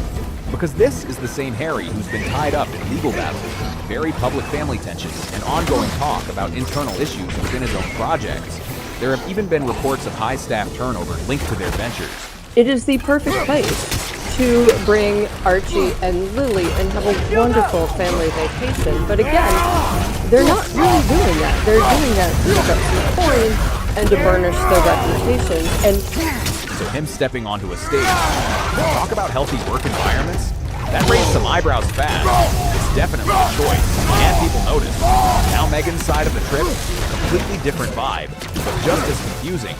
She's reportedly tied to this girls' getaway weekend happening at the Intercontinental Hotel in Coogee, which is a beachside area in Sydney. Sounds relaxing on paper, until you start looking a little closer.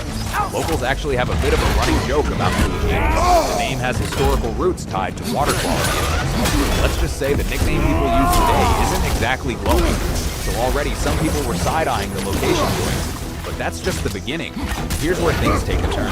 Because even though this big luxury weekend is being hosted at the Intercontinental in Coogee, Meghan reportedly won't be staying there. One of the reasons why people are so skeptical about this duo is that what they say often is not true or is demonstrably wrong. Instead, he and Harry are expected to stay at a completely different 5-star hotel in central Sydney. According to sources, the Coogee Hotel is still under refurbishment. The pool isn't even open yet. So you've got a luxury wellness retreat happening at a location that's not fully ready, while the main figure behind it is staying somewhere more polished nearby. That contrast didn't go unnoticed. It actually made people question the whole setup. But the biggest issue, and the one that really got people talking, is about who's organizing this entire weekend.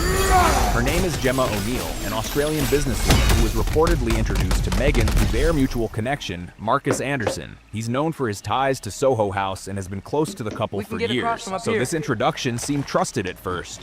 Then this dropped, and it changed everything. Reports surfaced that Gemma O'Neill allegedly owes over $550,000 to the Australian tax office. And she says this thing about the 30,000 people signing the. She's like, it's not a joke. They are deadly serious. They do not want the state to be footing the bill for these people to come who they feel insulted. Over $500,000. This is the person tied to organizing a high-end wellness retreat connected to Meghan's brand. Once that information started spreading, the response from Meghan's side was basically that they didn't know. No one flagged it. No background check caught it. Nothing. And that's where people really started asking questions. Because we're not talking about a small casual collab here. This involves major travel, public appearances, branding, and big money positioning, with access to teams, advisors, and professionals whose job is to vet partnerships. How does something like this slip through? And just when you think that's the peak of it, there's still another piece to this that makes the whole situation even harder to ignore. Now this part right here, it adds a whole extra layer to how people are reacting. Because it's not just about this trip, it's about what people remember from before. There were reports coming out of their previous Australia tour that painted a pretty tense picture. Claims that Harry and Meghan seemed frustrated with parts of the experience. That in their mind, they think that they're owed. So they're going to get a foot in the door, and then once the door is ajar, they'll bust it right open to get what they think they're owed. Even confused about why crowds were lining up to greet them. Some accounts mentioned tension with the Governor General's household, with suggestions they wanted access to the entire residence, not just a section. And then there were reports from Fiji, where staff were allegedly left in tears after a difficult moment behind the scenes. On top of that, there was the situation where Meghan's friend Jessica Mulroney was flown in from Canada midway through the tour to help with styling. The reports said she wasn't happy with how things looked in early photos, so a last-minute fix was brought in from across the world. That kind of move stood out to a lot of people because it didn't exactly feel relatable. Now, to be fair, none of this is firsthand here. These are reports and claims that have circulated, and not every detail is confirmed. But perception, that's what stuck with a lot of Australians. The general feeling for some was that the couple arrived, accepted major hospitality, had security and arrangements funded, and still came across as unhappy with parts of the experience. And culturally, that hits differently in Australia. There's a strong respect for humility, for staying grounded, for not acting bigger than everyone else. People often talk about the tall poppy mindset, where if someone seems too full of themselves, it doesn't go down well. So whether it's fully accurate or not, that perception of Harry and Meghan as stepping away from royal life, but still holding on to certain perks, doesn't exactly connect with those values. Now fast forward to today, and they're coming back, but this time as private figures tied to a commercial launch. They're linked to a business partner with reported tax issues, promoting premium-priced products in a market full of strong local options, and still expected to receive taxpayer-funded security. You can see why the excitement isn't exactly through the roof. But there's another angle here that people are starting to look at more closely, and it's about how business and charity are being mixed together. Harry's role on this trip is centered around mental health advocacy, speaking at workplace-focused events. That's positioned as meaningful, purpose-driven work. Meghan, through the Archewell Foundation, is also connected to various charitable efforts. On their own, those things are clear. But when you combine that with product launches and brand promotion on the same trip, it starts to blur the lines a bit. People begin asking questions. Are donations being made purely for the cause, or is there a feeling of access tied to it? Are products being bought because people genuinely want them, or because there's a charitable link attached? That doesn't automatically mean anything is wrong, but it does make the structure worth paying attention to, especially given the royal background where those lines were traditionally kept very separate. And then it raises the biggest question of all. What does success even look like for this trip? If the goal is attention, then that box is already checked, because the headlines have been non-stop and every new detail keeps the conversation going. But if the goal is building a real customer base in Australia and actually selling these products long-term, that's a completely different challenge. Because for us ever to truly land there, people have to buy in. And that depends on a few key things that haven't fully lined up yet. And that's where this story takes another interesting turn. And this is where everything has to actually come together. Because talk is one thing, but execution, that's what decides if this works or falls apart. For this to land in Australia, the basics have to be locked in tight. The products need to be available. No delays, no confusion, no missing stock. The pricing has to make sense in a market full of strong local options. And the brand, it needs to cut through all the noise, which isn't easy when headlines keep circling around controversy instead of the products themselves. But more than anything, the launch has to run smoothly. Because if people go to order and the site crashes, or shipping drags on for months, or items show up damaged, that's it. That instantly confirms every doubt people already had. And once that trust slips, it's incredibly hard to win it back. People who actually understand retail say this needs a full-on media push. We're talking interviews everywhere, TV, morning shows, podcasts, all of it. In-person appearances where people can actually see the products, not just hear about them. QR codes, direct links, smooth checkout pages that work without a single glitch. It has to feel polished from start to finish. Will it happen like that? Based on what we've seen before, there's some hesitation. But if they pull it off, that changes the conversation fast.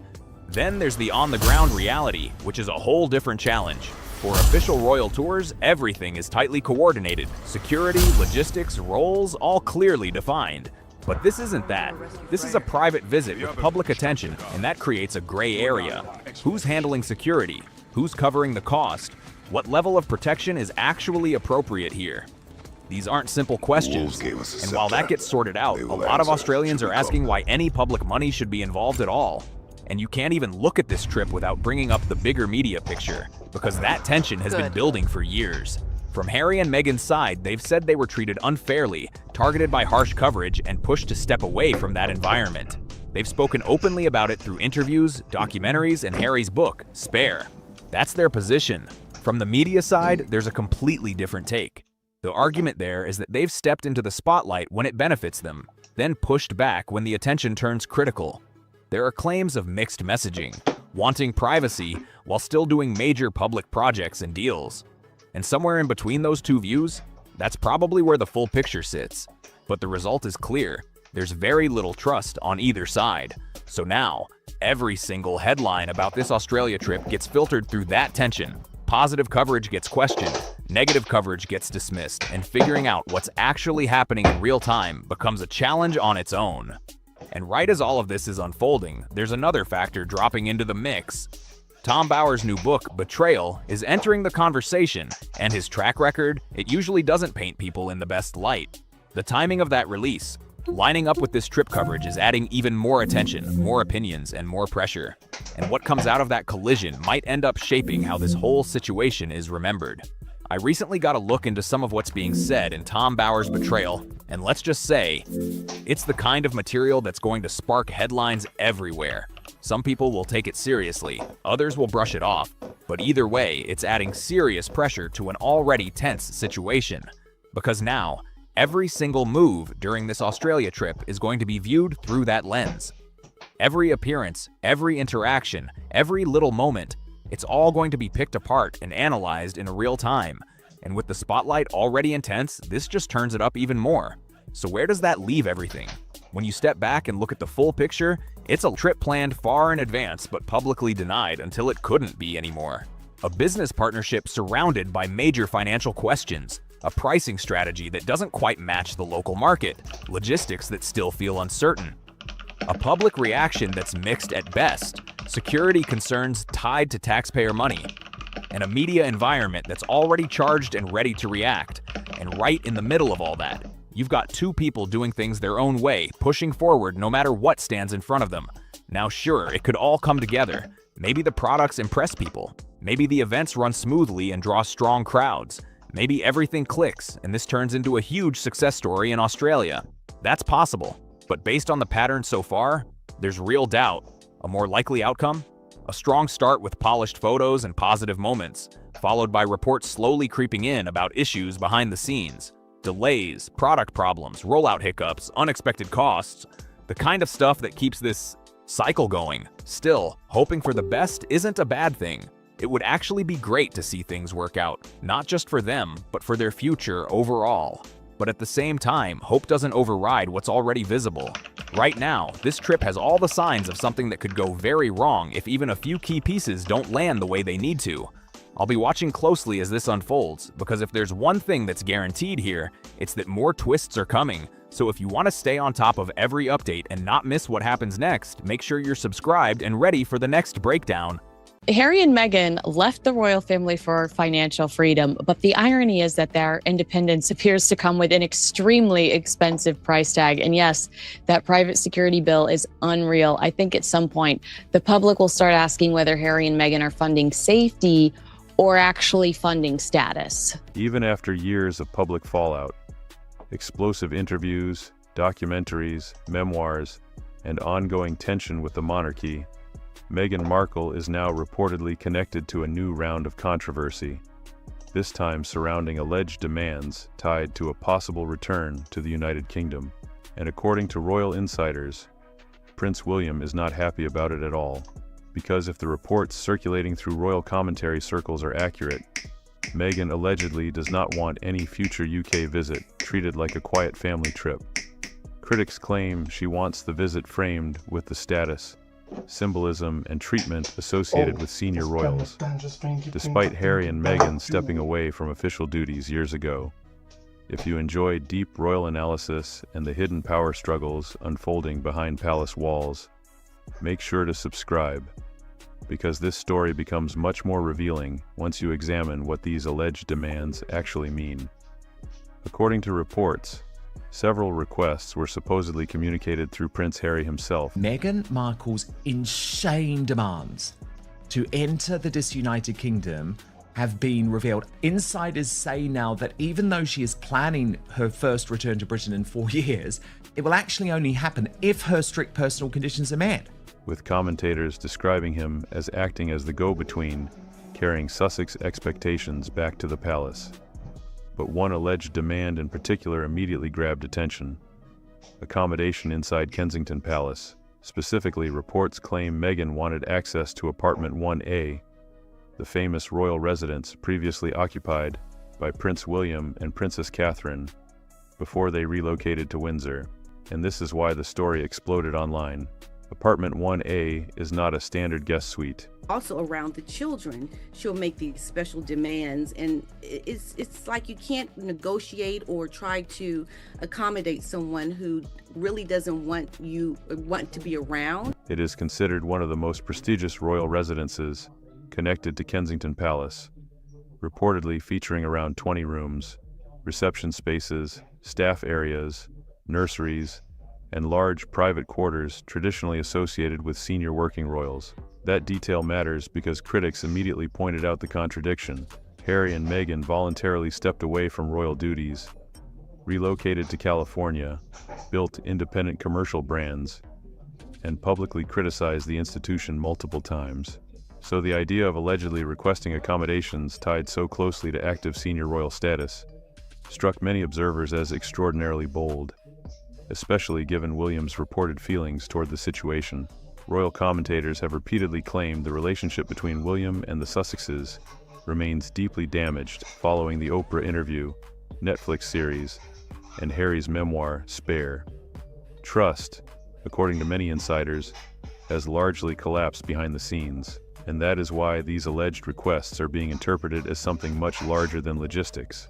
To critics, they symbolize an attempt to retain royal-level privilege and prestige, while remaining outside the responsibilities and restrictions attached to working royal life. And according to observers, that is exactly the kind of issue that creates serious tension inside the monarchy, because the palace now faces a difficult balancing act: reject the requests and risk fueling another public Sussex grievance cycle, accommodate them, and risk signaling that years of public attacks against the institution carried no real consequences at all. And once that contradiction enters the picture, the entire situation starts looking far more complicated than a simple family visit. For many royal commentators, the biggest issue is not simply the alleged requests themselves. It is the contradiction behind them, because critics argue you cannot publicly separate yourself from royal duty, reject the structure of monarchy, build an independent commercial identity in California, and then still expect access to the highest levels of royal privilege whenever it becomes convenient. And according to observers following these reports, that is exactly why the reaction inside royal circles has reportedly been so intense. But the accommodation request was apparently only the beginning. According to insider claims now circulating online, Meghan allegedly also requested access to the Wales household beauty and styling team during any future UK stay. And this is where the story starts sounding less like a family visit and more like a celebrity production operation. Reports specifically mention Princess Catherine's trusted glam team, including longtime hairstylist Amanda Cook Tucker and makeup artist Arabella Preston. According to the speculation surrounding the story, Meghan allegedly wanted priority access to those services ahead of other royal scheduling needs. Now, to be clear, none of these claims have been publicly confirmed by Kensington Palace or the Sussexes themselves, but the rumors alone have already sparked enormous debate online because of what they symbolize. For many observers, Catherine's team represents part of the future Queen's carefully managed royal operation. Access to those resources is not simply about makeup or hair appointments. It is tied directly to institutional hierarchy, trust, loyalty, and royal status. And then came the detail that reportedly shocked some palace watchers even more. According to the reports, Meghan allegedly wanted celebrity stylist Law Roach flown in to assist with appearances connected to the visit. That detail instantly intensified criticism because many commentators argued it reflected a Hollywood-style celebrity mindset, colliding directly with the more restrained image traditionally associated with the monarchy. Critics questioned what practical purpose such extravagant arrangements would even serve. After all, even active working royals are not generally viewed as operating with full celebrity entourages built around luxury image management. Royal appearances are traditionally meant to emphasize duty, diplomacy, and public service, not red carpet-level styling operations. But according to the speculation surrounding the alleged demands, Meghan's requests did not stop there either. Reports now claim she also insisted that any UK return would require what insiders described as maximum comfort, including a luxury support entourage built around her personal preferences. That reportedly included demands for a private chef and extensive lifestyle accommodations throughout the stay. And this is where the criticism becomes especially sharp, because many royal observers argue these alleged expectations appear dramatically disconnected from the financial and institutional realities of someone who is no longer a working royal. Others see it as further evidence that Meghan still views herself through a hybrid lens, neither fully outside the monarchy nor fully inside it. And according to critics, that unresolved identity may now be creating a growing clash between celebrity culture expectations and the monarchy's increasingly rigid boundaries. And according to the growing list of insider claims, the alleged requests became even more detailed from there. Reports now suggest Meghan also wanted a personal yoga instructor available throughout the visit, a detail that immediately triggered criticism online. Many commentators questioned why a temporary UK stay would require that level of highly customized lifestyle support, especially within royal residences traditionally associated with duty rather than celebrity luxury culture. But perhaps the most debated claim involved childcare. According to the speculation circulating through royal commentary circles, Meghan allegedly requested 2 Norland-trained nannies, the same elite childcare professionals historically associated with royal households, including Prince William and Princess Catherine's children, and that detail struck a nerve with many observers, because critics immediately pointed out what they viewed as another contradiction. Harry and Meghan stepped away from royal life, partly under the argument of wanting greater independence and privacy for their family. Yet according to these reports, Meghan still allegedly expects access to some of the monarchy's highest-tier institutional resources when it suits operational convenience. Then came another detail that intensified the celebrity versus royalty debate even further. Reports claim Meghan allegedly requested children's fashion stylist Charlotte Cooley as part of the broader support structure connected to the visit, combined with claims about personal staff arrangements equivalent to those assigned to senior working royals. Critics argue the overall picture starts resembling a Hollywood production environment rather than a family trip to Britain, and this is where the story reportedly becomes especially demanding behind the scenes. According to insiders, Meghan allegedly wanted advanced preparation teams sent ahead before her arrival to inspect and customize any residence she would occupy. Reports claim this preparation would involve replacing approved kitchenware, changing cleaning products, and fully laundering linens using chemical-free materials before use. The residence itself, according to the rumors, would reportedly need to meet non-toxic environmental standards, approved by Meghan's team before she would stay there. Even palace cleaning supplies would allegedly require approval. Now, to supporters, some of these requests could simply reflect personal health preferences or lifestyle choices common among celebrities and wellness-focused public figures. But critics argue the cumulative effect of the demands paints a very different picture, one of extraordinary expectation attached to someone no longer carrying official royal responsibilities. And then came perhaps the most controversial claim of all: who would pay for it? According to the reports, Meghan allegedly expects most, if not all, operational costs connected to the visit to be covered through royal resources. That reportedly includes accommodation, staffing, security, childcare, household operations, chefs, and logistical expenses. And this is exactly why the situation is reportedly creating such frustration among royal observers, because many critics believe the monarchy already spent years navigating public fallout, security disputes, and institutional tension surrounding the Sussexes' departure.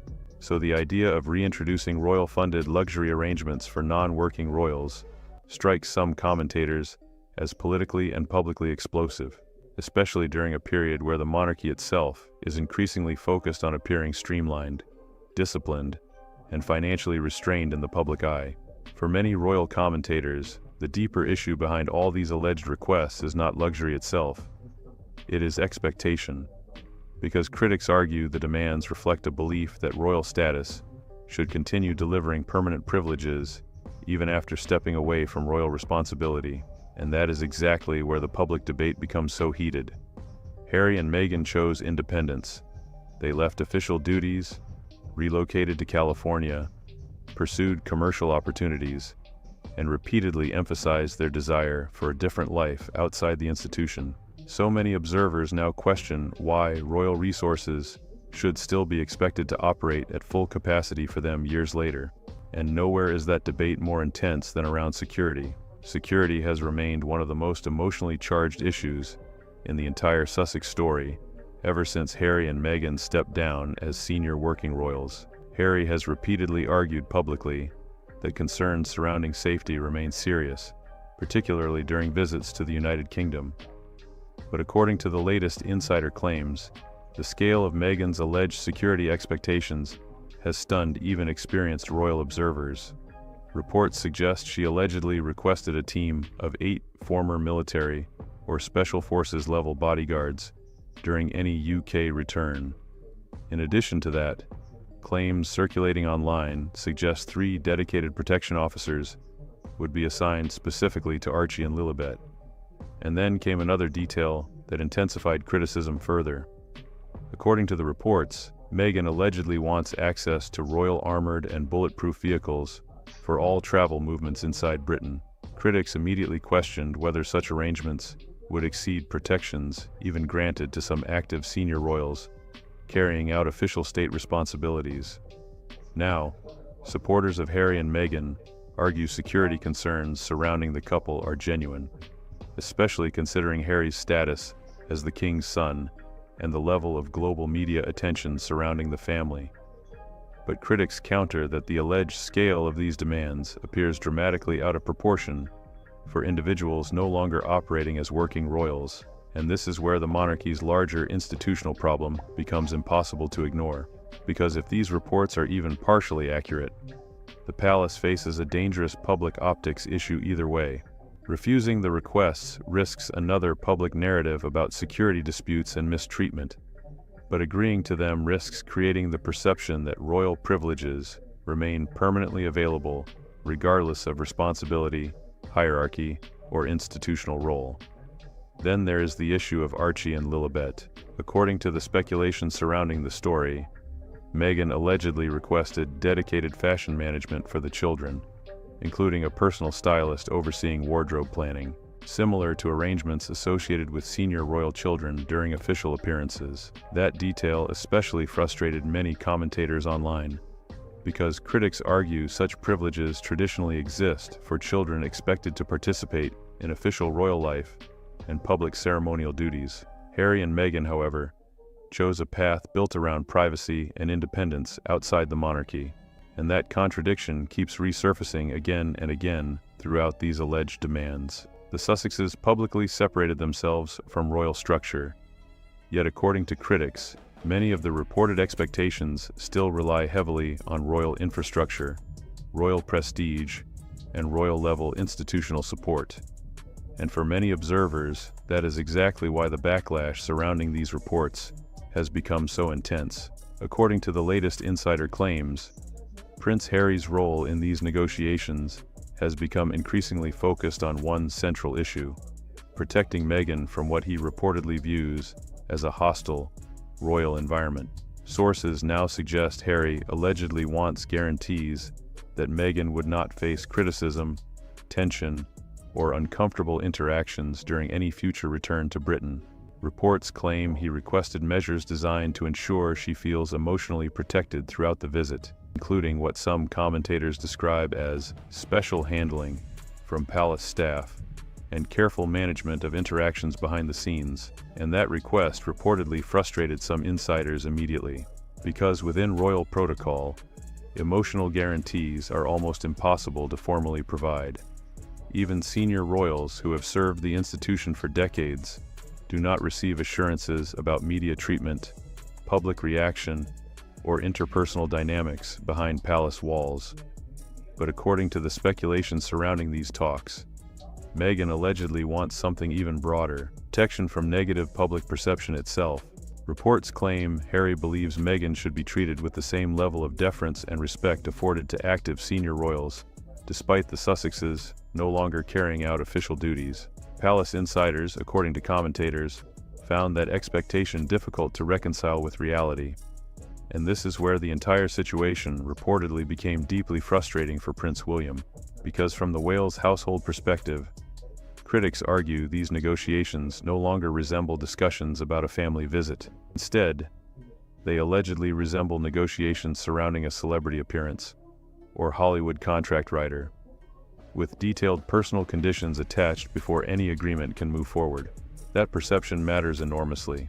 Royal life traditionally operates around duty first and personal preference second. But according to observers discussing the alleged demands, the current dynamic appears reversed, with institutional arrangements being asked to reshape themselves almost entirely around Meghan's comfort, image management, and personal expectations. And for many commentators, that is where the backlash intensifies. Critics argue Harry and Meghan voluntarily stepped away from the monarchy while continuing to publicly criticize parts of the institution afterward. So the idea of now requesting elite accommodations, image protections, luxury staffing, expanded security, and emotional guarantees from the very system they left has struck some royal watchers as astonishingly contradictory. According to reports, Prince William allegedly views the situation as crossing a serious line institutionally. Insiders claim he believes adjusting long-standing royal protocol to satisfy non-working royals would weaken the structure and credibility of the monarchy itself. From that perspective, granting these requests would create a dangerous precedent, one where royal privilege becomes detached entirely from royal responsibility. And according to commentators, that may be why this situation could become one of the final breaking points between William and Harry personally. Because for William, the monarchy is not supposed to function like celebrity culture. It is not meant to operate through negotiation tactics, image demands, or Hollywood-style conditions, and insiders reportedly say he has no intention of allowing the institution to bend in that direction under his watch. If you enjoy these deep dives into the hidden tensions, power struggles, and royal dynamics unfolding behind the headlines, make sure to subscribe because this story is clearly far from over. So what do you think? Should Harry and Meghan receive these kinds of accommodations if they return to Britain? Or should the palace draw a hard line and reject the request completely? Then Meghan Markle, fresh off of her dumping by Netflix, they've made no room for error. They're done with her. Things just went from tense to explosive. Investigative force Tom Bower and royal insider Lady Colin Campbell are now stepping into what looks like a full-on takedown mission. She is now going to be featured. The billing is it's called Meghan, Duchess of Sussex, Her Best Life Retreat. The focus? A book called Betrayal, and the timing couldn't be more dramatic, just 9 days before its global release. Now the pressure is rising fast.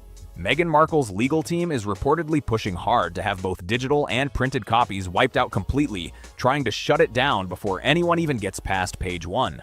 And here's the twist. The first chapter alone is already causing serious buzz, with insiders saying this move is all about controlling the story before it spreads too far. But this is where it flips. Legal experts in London are already warning that this strategy could seriously backfire, with some even calling it tactical suicide. This isn't just gossip anymore, it's turning into a real legal clash, and people watching closely know this could shift everything about. How this situation unfolds. Quick pause. If you think information shouldn't be silenced through legal pressure, hit subscribe right now. Tap the bell and drop truth in the comments to keep this conversation alive and seen. Back to the heat. The approach coming out of Montecito is being described as bold and all-in. This isn't just about protecting an image anymore, it's about stopping certain claims before they even gain momentum. Carefully, an event that promises a lot of word salad that sounds very Meghan Markle. Quote, powerful conversations, relaxation. By leaning on the UK's Libel Act, the mission seems simple. Shut it down early. But here's the part that changes the whole game. Under UK law, the burden of proof doesn't sit where most people think. If this goes to court, it may fall on Meghan to prove the claims are false with clear evidence, not the other way around. And that's where things get risky real quick. Because stepping into this kind of legal fight can trigger something called discovery. That is vague.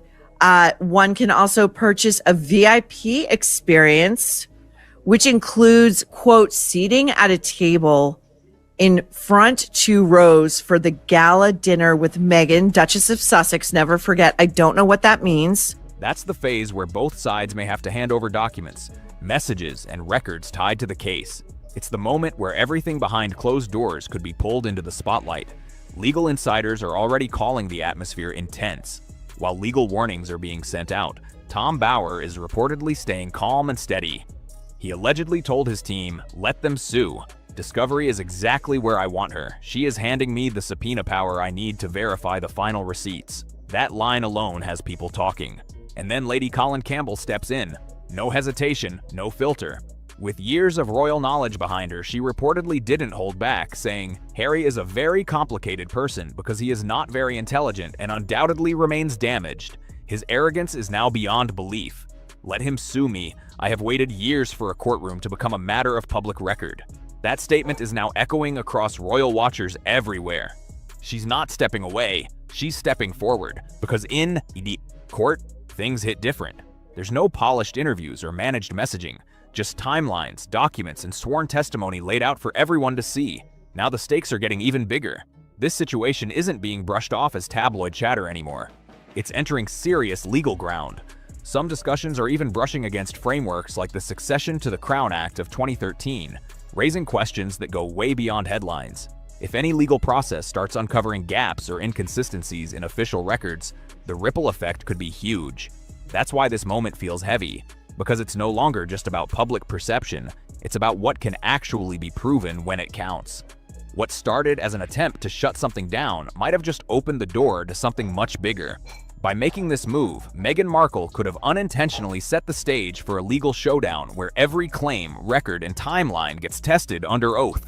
The countdown to March 26th is on, and the pressure is building fast. A move has already been made, but whether it lands clean or sparks something even bigger is what everyone is watching right now. Prince Harry is reportedly already on a private flight to London, trying to stay ahead of the situation as things escalate quickly. But here's the catch. The High Court filing is already in motion, and this process won't slow down for anyone. In the next part, attention shifts to the specific claims and inconsistencies that triggered this sudden legal push.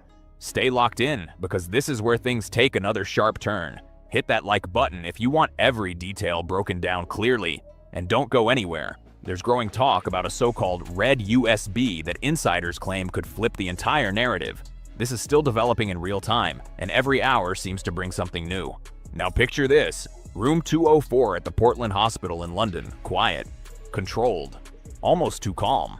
Officially, this room was meant to be the center of a major royal moment. But now, as of March 18th, 2026, this situation is being pulled into something much deeper, and it's raising serious questions that won't go away. Tom Bower isn't someone who throws guesses around. He sticks to paperwork, timelines, and records that can actually be checked. For months, his team has reportedly been digging through medical systems in both the UK and the US, tracing details from Portland Hospital all the way to Santa Barbara Cottage Hospital. And here's where things get real strange. What they found, or what they couldn't find, is now being labeled by some legal voices as the Portland Void. That phrase alone is turning heads, because when it comes to royal matters, missing documents can carry serious weight. So why does this even matter? Inside the British monarchy, a birth tied to succession isn't just a private family moment. It has constitutional importance. That's where the born of the body protocol comes in, a long-standing system designed to remove any doubt completely. Traditionally, it follows 3 clear steps. First, the birth is publicly announced. Second, senior royal doctors sign an official bulletin confirming all the details. Third, that signed bulletin is displayed publicly at Buckingham Palace so everything stays transparent. That process builds a chain of trust meant to protect the line of succession. But in this case, critics argue that parts of that process didn't follow the usual pattern.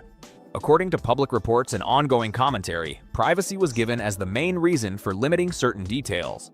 Names of medical staff were not widely shared, and the traditional signed bulletin didn't appear in the same format people have seen in past royal births. Now here's where it gets tricky. Some analysts are saying that when standard verification steps aren't fully visible, it can open the door to questions, not conclusions, but questions that start getting attention in legal and constitutional conversations. Then there's that moment from May 6, 2019 that people keep bringing up. During a media interaction near Windsor, Prince Harry casually said the baby had changed a lot in the past 2 weeks. Standing right beside him, Meghan Markle quickly corrected it to 2 days.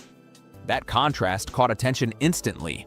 2 weeks versus 2 days might sound minor, but in a moment that important, even small differences can get people talking. Observers have pointed to that exchange as an example of how fast public statements can come under the spotlight. Now the focus is also shifting toward official registration language. Every birth in the UK is recorded, but some legal commentators are zeroing in on wording used in announcements. One phrase in particular, "born for the Duke and Duchess," is getting attention. At first glance, that might not seem like a big deal. But in legal terms, wording matters a lot. Some experts say phrases like "born for" can appear in specific contexts, which is why it's now being looked at more closely in discussions around this case. If this situation moves into full legal proceedings, these details won't just sit in headlines, they could be examined in court under oath. That means documents, explanations, and testimony could all come into play. And just as things build, another strong voice is stepping in even louder. Lady Colin Campbell is pushing things further, shifting the focus away from paperwork and straight into something much more direct. Because now, according to her, the answers may not just sit in records, they could come down to something far more personal and immediate. This situation is moving fast, and the pressure keeps climbing with every new claim and response. Stay locked in, because now things take a sharp and explosive turn. The focus shifts to what's being called a DNA ultimatum. And insiders say the pressure around Montecito is reaching a whole new level. The mood in London feels tense, almost electric, as one question keeps rising above everything else. And it's not something PR teams can easily smooth over. This is now being framed as a question of biology, and it's front and center. Lady Colin Campbell has stepped forward in a very direct way. No more careful wording, she's made a clear public challenge. She's calling for a verified DNA test for Archie and Lilibet, presented openly. Now for some people that sounds extreme, but in certain circles it's being framed as a blunt way to shut down speculation once and for all. Her stance is simple. If the claims being discussed are completely false, then a quick independent test could clear everything immediately. She's calling it a 15-minute solution. A neutral third-party test, done transparently, could end the debate in one move and completely undercut the credibility of these claims. But here's where the volume turns all the way up. As people wait for some kind of response, the silence itself is starting to speak loudly. In high-pressure PR moments, saying nothing can hit harder than any statement, and critics are already reading into that silence in completely different ways. Lady C isn't just calling for action, she's flipping the script and making the lack of action part of the story. She's suggesting that if there's truly nothing to hide, then simple proof should come easy, instead of leaning on heavy legal pushback. And this is hitting a nerve for a reason. Because now, attention is swinging back to past controversies that never fully settled. One moment that keeps coming up is the 2018 conversation that later surfaced during the Oprah interview. Harry and Meghan previously shared that a senior royal raised concerns about their future child's skin tone, and that claim sparked global reactions instantly. But now, Lady Colin Campbell is putting forward a completely different version. According to her sources, she describes that moment as a casual family-style conversation about possible traits, like hair color or appearance, not something meant with harmful intent. She even claims that Harry was calm during that exchange and took part in the discussion. That sharp contrast between the two versions is exactly why this topic refuses to fade, and why opinions stay divided. What started as a private issue has now grown into something much bigger. This isn't just about image anymore, it's now brushing up against legal structures and constitutional discussions. The spotlight is now landing on the succession to the Crown Act of 2013. This law lays out the framework for royal succession, including the long-standing principle that heirs must be born of the body within a royal marriage. Reports suggest that senior advisors, including figures connected to the Privy Council, are watching closely as this situation develops. If the legal case involving Tom Bower moves deeper into court, the discovery phase could force detailed evidence into the open. And that's where things get serious, because courts don't deal in narratives, they deal in proof. If inconsistencies were ever proven, hypothetically, it could raise tough legal questions about how these rules are applied. That's why this moment feels so intense and heavily watched. At the same time, another layer of pressure is building quietly. While legal tension rises in the UK, financial conversations are heating up across the US. Behind closed doors in places like London and New York, analysts and corporate advisors are reportedly reviewing the Sussex brand from a completely different angle. And the tone is shifting fast. What was once seen as a strong global brand is now, according to some insiders, being reevaluated as a possible risk. One name now getting attention is Dr. Sophie Chandaka, a corporate lawyer and strategist. Initially linked to stabilizing organizational efforts, her reported internal review, now being called in some circles a toxic brand dossier, is raising serious questions. According to those discussions, the findings point to concerns about long-term stability, partnerships, and public trust. So while one side of this story is focused on legal battles and public claims, another side is quietly focused on numbers, influence, and long-term survival. Two worlds, law and finance, are now colliding around the same situation, and the outcome is far from clear. Newly discussed figures are adding even more pressure. There's talk of a reported 40% drop in donor confidence worldwide, and this isn't being framed as a small decline, but something much more serious. To understand that shift, attention is turning to how the Sussex brand has been positioned over time. Critics argue that the messaging has leaned heavily into personal struggles, while major global sponsors like Audi and American Polo tend to align with themes like luxury, legacy, and aspiration. That gap is now being pointed out in financial circles. Reports tied to Dr. Chandaka's review suggest that some high-level donors and corporate partners are stepping back, not wanting to be tied to ongoing controversy. One senior marketing executive reportedly said during a private meeting, "We are in the business of selling dreams, not hosting a 24-hour grievance cycle." That line alone is now spreading quickly behind the scenes, and now the financial side is starting to feel tight. Estimates suggest the Archewell Foundation may have around $8 million in liquidity. That sounds big, but when you factor in private travel, security, and ongoing legal costs, that number can drop fast. Every single hour spent in a high-stakes legal battle adds more pressure. Analysts are already warning that costs at this level don't just rise, they stack up fast, and even large financial reserves can start shrinking quicker than expected. But money isn't the only problem building here. There's now growing attention coming from the UK Charity Commission, and this is where things start getting very serious. The Commission is reportedly looking closely at spending tied to high-profile appearances, zeroing in on whether those expenses actually match the core purpose of a non-profit organization. Under UK law, this falls under fiduciary duty. That means anyone running a non-profit is required to put the mission first. Not personal image, not branding, not publicity. Now the spotlight is hitting specific spending categories. Things like professional media production, wardrobe expenses, and even security arrangements are being talked about. The key question being raised, is there a line being crossed between charity work and personal promotion? If regulators were to find that funds weren't used the right way, the consequences could be serious. We're talking about possible restrictions on leadership roles or limits on future involvement in UK-based nonprofit work. So now there are two major pressures building at the same time. On one side, a legal fight that could force transparency through the courts. On the other, a regulatory review focused purely on finances and accountability. And just as things start closing in on a critical moment, a new twist enters the picture. Prince Harry was reportedly seen late last night at a private terminal at LAX. He's heading to London, but this isn't being described as a routine trip. Insiders are calling it urgent, possibly tied to behind-the-scenes talks. Now here's the question everyone is starting to ask. What exactly is on the so-called red USB linked to the High Court filing? Because whatever is on that device, people close to the situation are treating it like it could change everything. At around 11 p.m. in London, a Gulfstream jet, identified as Flight N72SX, reportedly landed quietly with no attention at all. No cameras, no press, just a controlled, low-key arrival. Sources near the terminal are calling it an emergency movement, not a scheduled visit. And the timing has people talking, especially since it comes right after legal tensions escalated. But inside legal circles, the real focus isn't just Harry's arrival. It's that small encrypted device now being discussed as part of potential evidence. There's growing chatter about what's being called the red USB, described as a digital backup allegedly held for years. According to these ongoing reports, the device may contain encrypted material from around 2018. Not public clips or interviews, but alleged private conversations during a tense time inside royal operations. If any of that material were ever verified and brought into court, it could seriously shift the direction of the case. Right now, everything still sits in the space of claims, analysis, and developing updates. But one thing is clear, the intensity is rising fast. Because at this stage, it's not just about headlines anymore, it's about what can actually be proven with records, data, and evidence. To understand why people are calling this moment explosive, attention is now turning to how the Sussex narrative has evolved over time. Prince Harry has publicly stated that media pressure and internal dynamics played a major role in their struggles. But now, insiders are suggesting a very different angle.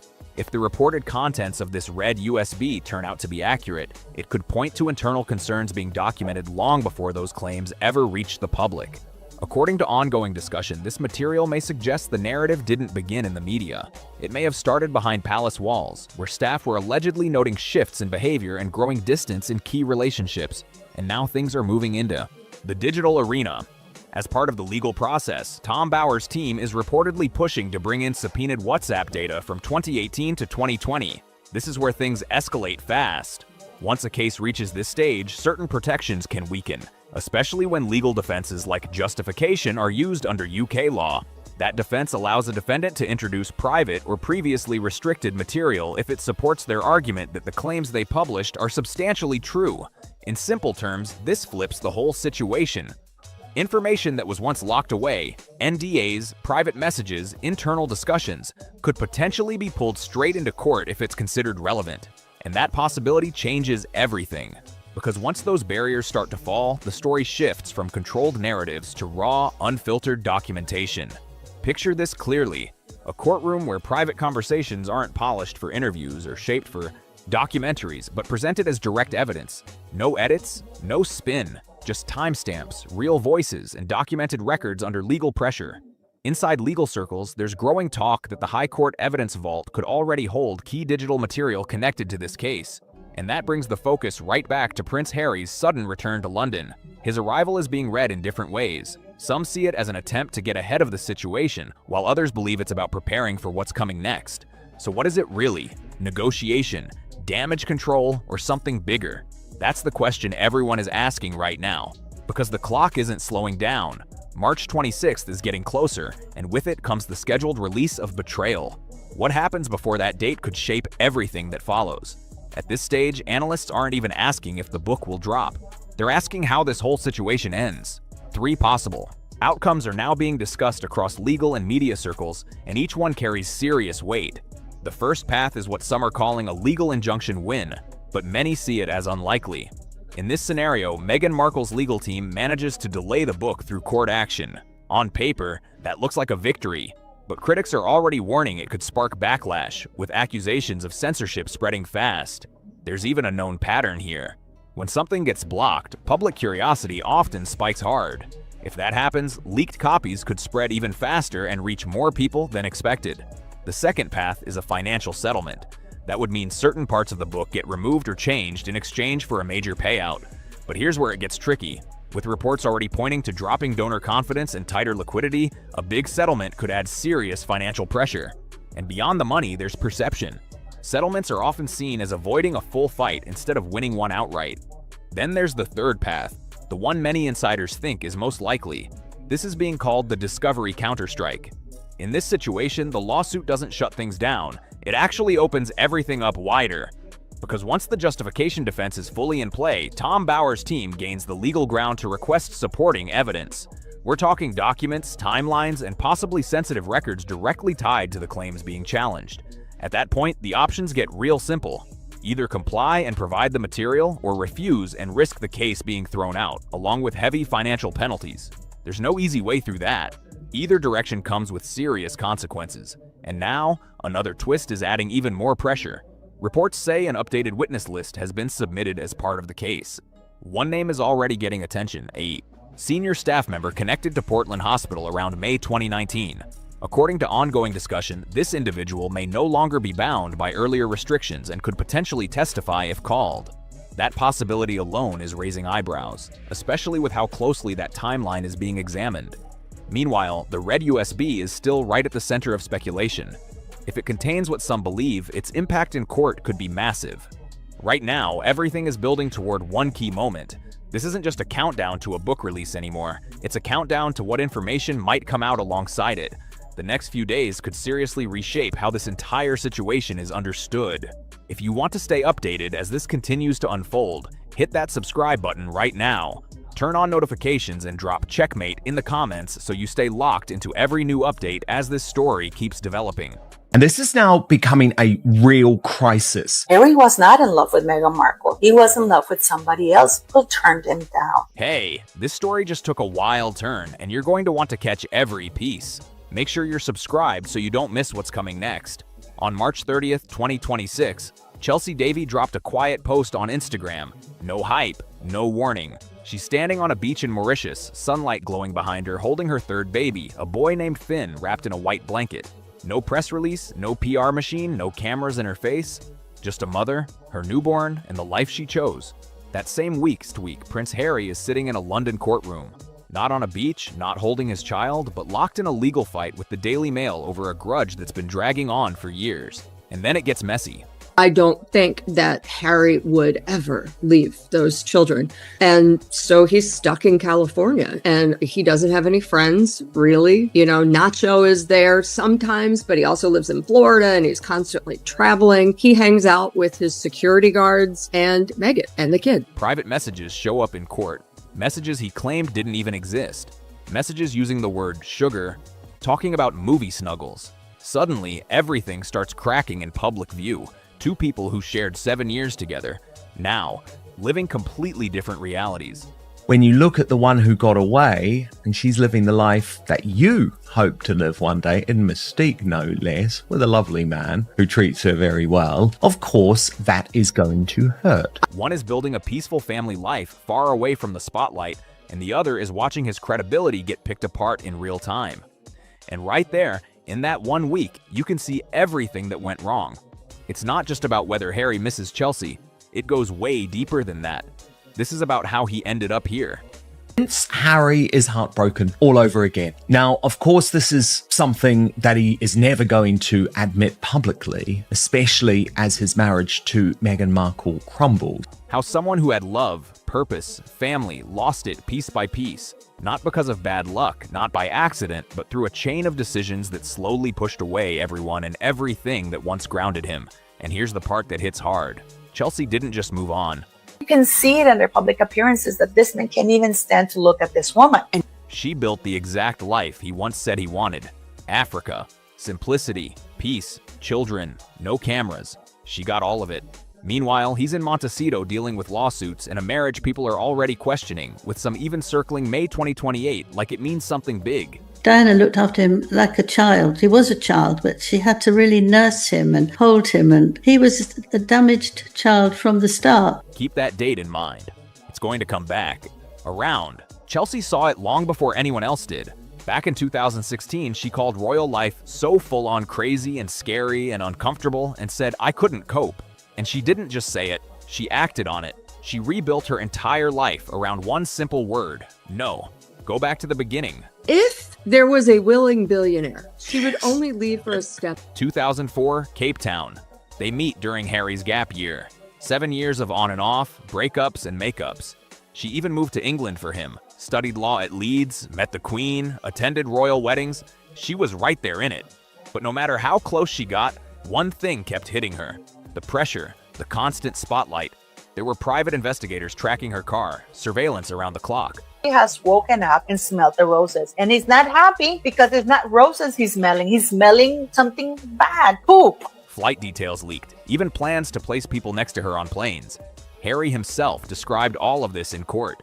And here's where it flips, because his entire case is built on the idea that the press destroyed his relationships.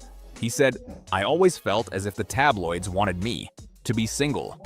But Chelsea's story tells something different. She didn't walk away just because of the tabloids. She walked away from the life itself. Penguin Random House is done with the Sussexes. It will never publish another book by them. They were financially burned. And I think Penguin is just so financially burned, they can't imagine doing anything with them again. The system, the constant exposure, the expectations. She didn't need someone to blame. She just chose to leave, and she meant it. And once she left, she didn't look back. Qualified as a solicitor at a top-tier law firm, then switched paths completely. Studied gemology, built her own jewelry brand with ethical African stones, real craftsmanship, her own supply chain. Totally miserable, totally allowing his negative past to take over him, all of these court battles, and just a great sense of sadness, actually, and anger connected to. Then came marriage to Sam Cutmore Scott, a low-profile hotelier, in a ceremony so private it barely made a ripple. 3 kids in 4 years. A full move to Mauritius. No interviews, no deals, no public complaints, just a quiet, controlled life she built on her own terms.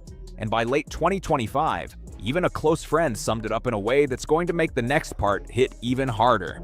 Yeah, that breakup? Nothing can actually get through to him to be happy now. He just feels it. It's everything's wrong. Turns out it might have been the best thing that ever happened to her. Now lock that image in your head. Chelsea Davy, economics degree, law degree, gemology diploma, thriving jewelry brand, 3 kids, beach life in Mauritius, calm, private, controlled. Because what comes next flips that picture hard, and you don't want to miss how it connects. It's usually a 6-month period for Meghan's mask to slip, and then she turns. And you can go in one day and not know anyone that you had been working with weeks before. Here's where things start to look less like coincidence and more like a pattern, a real playbook. And once you see it, it's hard to unsee. Start with the friends. Tom Skippy, Harry's Lovers. closest friend from Eton. Not just some casual connection. This was his inner circle. Yeah, he loved her a lot, and she really loved him, and they had great fun together. And he liked it because she wasn't worried about the royal family. That wasn't a big deal for her. She just fitted in very easily. He warned Harry things with Meghan were moving too fast. And just like that, he's cut off. Not invited to the private wedding reception. Tatler didn't sugarcoat it either. They said Skippy advised Harry not to marry Meghan and paid the price. That's not a simple disagreement. That's straight up banishment. Then it spreads. One by one, more friends gone. Royal correspondent Katie Nichol described it as a code of silence. Talk to the press and you're out. No debate, no second chances, just gone. Then comes family. She was love-bombing him, completely love-bombing him, playing along with all their plans at the time. And this is where it gets heavier. Harry himself admitted on camera he lost a few friends during all this. A few? That word feels small compared to what actually unfolded. Reports say William told a friend he absolutely hates Harry. William will never, ever forgive Harry for what he has done. That's not rumor floating around. That quote stuck because of how direct it was. And it didn't stop there. Even the military circle, people who shared real experiences with him, started pulling back. Set of highly inappropriate, very flirtatious text messages sent by the Duke of Sussex to a leading British journalist, which imply not just friendship, but potentially something of a far more intimate nature. The Daily Mail left a nuclear bomb to go off at the end because Harry has said and kind of maintained that no, he has no personal relationships with the... After Harry described combat in Spare in a way that didn't sit right, former Colonel Tim Collins publicly said, "That's not how you behave in the army." That's a serious line to cross. Let's be real for a second. Harry made his own choices too. No one forced the interviews, the book, the public statements. I think CB came Those in were there his and he 8 really calls. But when you step back and look at the full sequence, it's hard to ignore the pattern. Anyone who questioned their relationship, friends, family, professional circles, didn't just disagree. She tries to direct and show people what to do because she's a controller. And that's what we see in her body language. That is her showing control because she is control obsessed. She wants to showcase that image to the world that she is the one who's the boss. But she's not really the boss. They disappeared from his world. The people who knew him the longest were replaced. And now, even he's saying where things stand. In his own words to the BBC, he won't speak to me because of the security stuff. Talking about his father. That's not gossip, that's straight from him. And this is where it really hits. Because Chelsea saw something like this coming years ago and walked away. Fast forward 16 years and the system she avoided is still spinning. But now Harry's the one stuck inside it. We always talk about how Meghan's like, they took my voice. Well, she's taking Harry's. She's taking his voice. She's taking, his freedoms away from him to do what he wants. Now the story shifts from messy to something way more serious. Harry's legal war with the British press isn't small, it's massive. 3 major lawsuits, legal costs nearing £40 million. His entire argument rests on one core claim, that his private information could only have been obtained through illegal methods. Phone hacking, surveillance, all of it. And to be fair, he did score some real wins. £140,600 in damages from Mirror Group. This is a man who claims he disowned Charlotte Griffiths when he found out she's a journalist, and he's messaging her about movie snuggles. A reported £10 million settlement with News Group, plus an apology. That's not nothing, that's huge.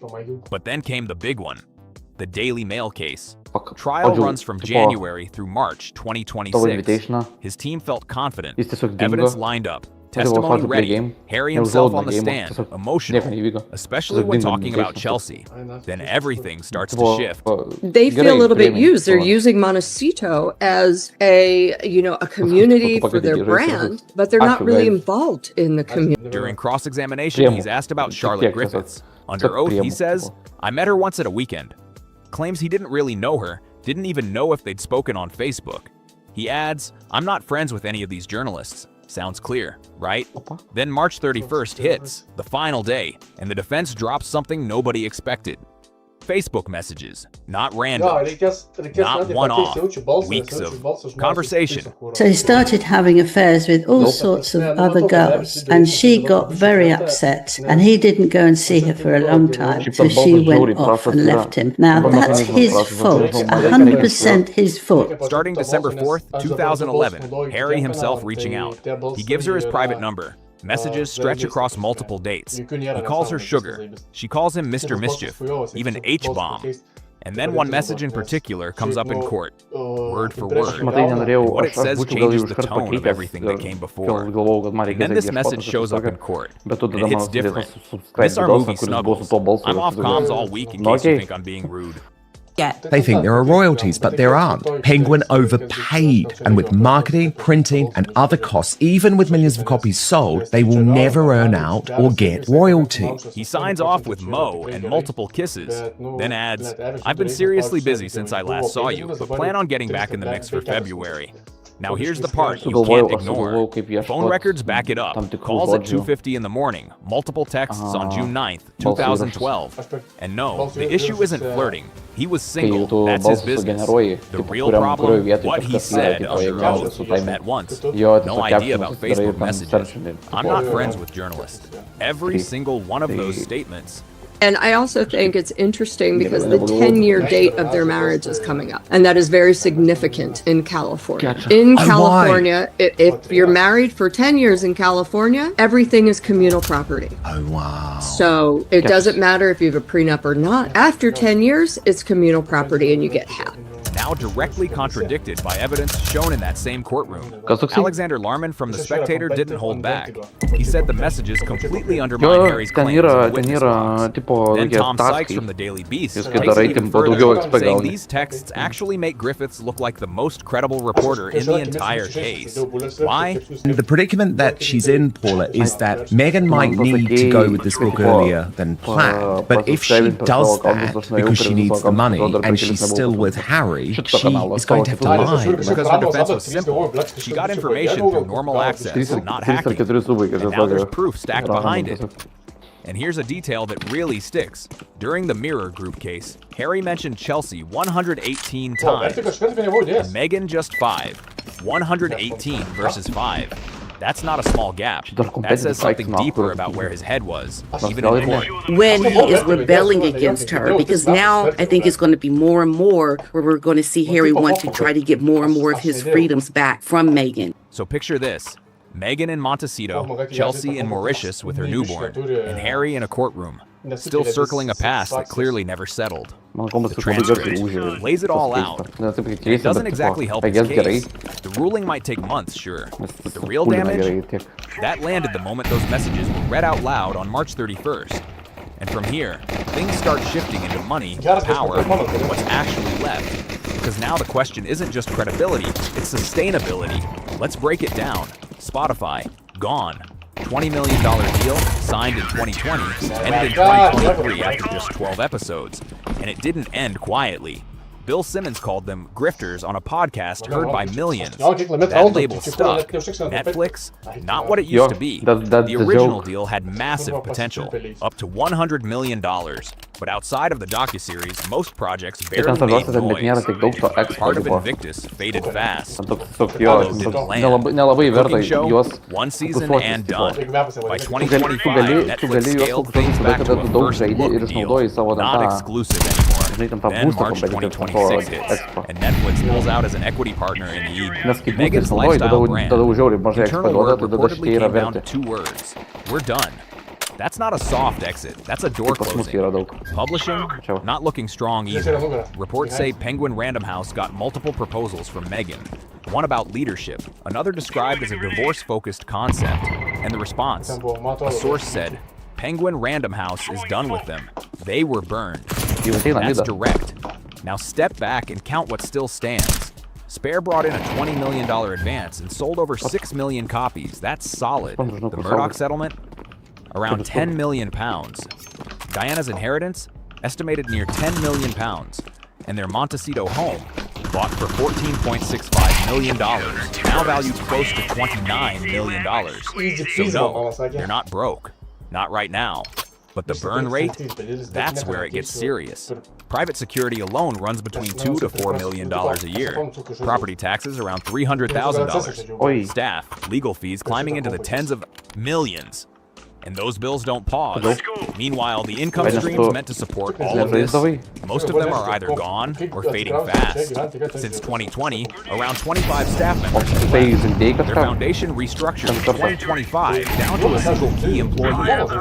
Longtime aide, James Holt. Gone by December that same year. Even their PR team, 11 professionals in, and one after another, walked away. And then there's one detail that keeps coming back. And this isn't rumor, this is law. In California, once a marriage hits 10 years, it's considered long-term. That means courts can order spousal support with no fixed end date, no automatic cutoff, ever. Harry and Meghan married May 19th, 2018. The 10-year mark, May 19th, 2028, just 25 months away. That date again. Every analyst watching this, every commentator following closely, they all keep circling it. And the closer it gets, the more everything around this story starts to feel like it's building toward something big. And this is where everything circles back to that date, May 19th, 2028. Because under California law, once a marriage crosses the 10-year mark, everything changes. Spousal support doesn't just expire, it can be extended, adjusted, even brought back with no clear end. That's not speculation. That's how the system works. Now, are they definitely heading for divorce? No. Even Harry joked in 2024, we've apparently been divorced maybe 10, 12 times. Meghan in 2025 said, do I think we'll be married forever? Yes. She called him a fox and described their life as still in a honeymoon phase. Those are their words. But here's the part that matters. All the facts laid out here, they're documented. Court records, financial reports, direct quotes, named sources, the facts are solid. The interpretation is where things get real. Every major professional tie around them has either collapsed or weakened. Spotify, gone. Netflix, scaled away. Bad. Publishing, reportedly cooled off. Their foundation, downsized. Staff, dozens gone. Personal circle, shrunk. Family ties, strained. That pattern isn't random. And let's cut through the noise for a second. Body language breakdowns, wild internet rumors, all of that, not reliable. But the financial pressure, the legal setbacks, the public statements, the exits of key people, that's concrete. There were even reports, separate outlets, that a memoir concept tied to a possible divorce was floated. Denied, yes. But the conversation existed. You can read that however you want. Meanwhile, the clock keeps ticking. Every month closer to May 2028 raises the stakes just a little more. And people are watching that date for a reason. There's also a comparison that keeps coming up, one that's hard to ignore. The story of Edward VIII and Wallis Simpson, a royal who stepped away, chose love, left duty behind, and spent decades in a kind of exile. Different time, different world, but the emotional pattern, that part feels familiar. Biographers have pointed out how that story ended. Years later, a quiet question. And now what do we do? That line stuck for a reason. Here's where it all lands. Chelsea Davy didn't want any of this. No spotlight, no pressure, no brand deals. She wanted a simple life. Africa, privacy, family. And she built it piece by piece, exactly how she saw it. Harry said he wanted that too. He said it in interviews, in his book, even in court. Africa, peace, simplicity. Over and over again.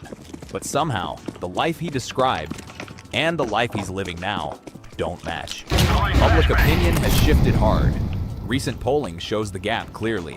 And while numbers don't tell the whole story, they do show how far things have moved. The real question isn't what the public thinks. It's whether Harry ever stops and asks himself the same thing. After the lawsuits, the deals that didn't last. Oh my god, the distance from the life he wants to live. Because somewhere far from all of this, there's a quiet beach in Mauritius. A life that looks exactly like the one he said he wanted. She stepped away and built it. He stayed. And now everything's still unfolding. If you've been following this story all the way through, stay locked in and subscribe so you don't miss what comes next. This is huge! Meghan Markle has a comprehensive plan for divorce. Because she's got such a big ego, she probably thinks she can be James Bond. Didn't you know I'm not Meghan Markle anymore? I'm James Bond. Meghan is smart, right? Her superpower is getting what she wants. And she plays the waiting game. Like, you know when a cat is trying to kill a bird in the garden? cat waits. Have you noticed how patient cats are? I'm so confused. The truth is that Meghan is a serial failure. Everything she touches turns to mud, which is why she has gone back to acting. Meghan Markle just got dropped right into the middle of a Hollywood frenzy, and it's moving fast. Insiders are saying offers are flying at her from every direction. Every studio suddenly wants a piece of her spotlight. At the same time, talk about a possible split from Prince Harry is heating up, and that's adding even more intensity to the situation. We're told that Meghan knows which lawyers she's going to be using, that Meghan knows where she wants to live, and of course, Meghan is said to be prepared for the mother of all legal battles for parental access to Archie and Lily, who, as we've seen in recent months, and particularly over Easter, have become a central part of her public relations strategy. What started as quiet whispers about her maybe stepping back into acting has now turned into something way bigger. Almost like a calculated play to build her own money, her own power, and full independence if her personal life takes a sharp turn. And the second this story started bubbling up, Hollywood didn't sit back and wait. It jumped in immediately. They're not treating her like a former royal easing back into work. They're treating her like a full-on headline magnet who can flip the media cycle overnight.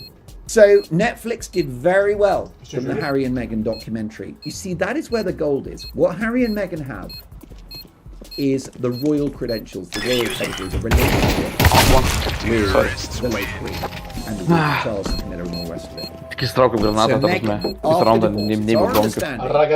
Meghan thinks she can get double or triple or maybe quadruple. It's less about her past and more about the attention she brings right now. And that kind of pull is rare. What's really wild is how this whole storm even started. There was no big announcement, no polished PR rollout, nothing like that. It reportedly came from one simple comment by a former co-star hinting she might return to acting, and that alone sent casting agents into complete panic. Insiders in Los Angeles say phones started ringing non-stop, with agents calling it one of the craziest experiences they've seen in years. And this isn't just casual curiosity, it's aggressive news behind the scenes. Studios are racing each other, trying to get scripts and deals before anyone else even gets close. The types of roles being thrown her way are all over the place too, which makes it even more intense. Romantic comedies, high-end dramas, sitcoms, full soap-style productions, even horror projects. Nothing is off limits, and that says everything. At this point, it's not even about finding the perfect role anymore.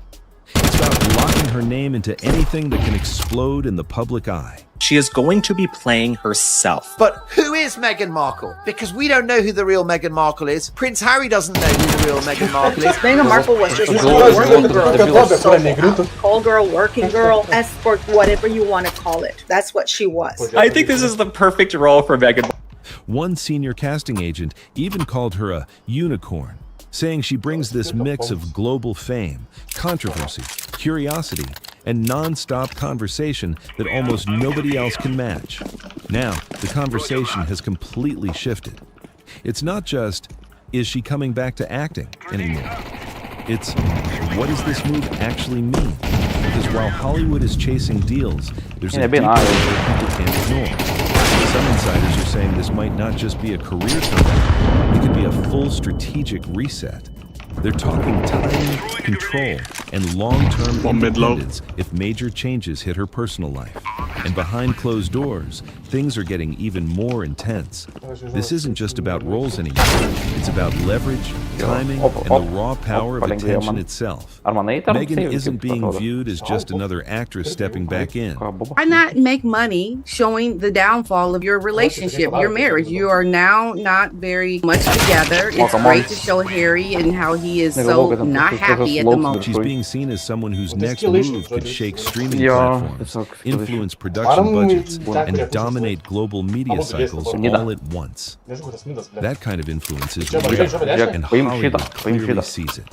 At the same time, there's a layer of uncertainty making everything even more dramatic. People inside the industry are scrambling, trying to figure out who is actually guiding her next move. Agents and producers are reaching out through old connections just to reestablish contact. And in Hollywood, when things aren't clear, it only makes the speculation louder. Ambiguity like this never stays neutral. It instantly turns into talk of either massive opportunity or possible instability, depending on who's talking. Meanwhile, her media presence after stepping away from royal life seems to be shifting again. Absolute phony, Meghan is. She's as fake as anything. She's barely a human being. She's an avatar. She's a hologram. She's a grinning tan, human manifestation of ChatGPT software gone horribly wrong. Meghan is the world's first AI Dutch. Earlier streaming plans that once looked solid are now being described as less certain, insufficient priorities, and a feeling that the original direction might not be landing the way people expected.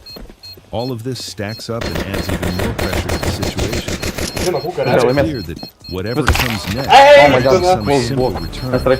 It's shaping up to be a major turning point with serious stakes. With Hollywood rushing in, confusion around who's actually representing her, and shifting media deals happening at the same time, it's creating the perfect storm where even the smallest rumor can blow up into something massive overnight. What should have been a simple outcome, maybe returning to acting, has now turned into something way bigger.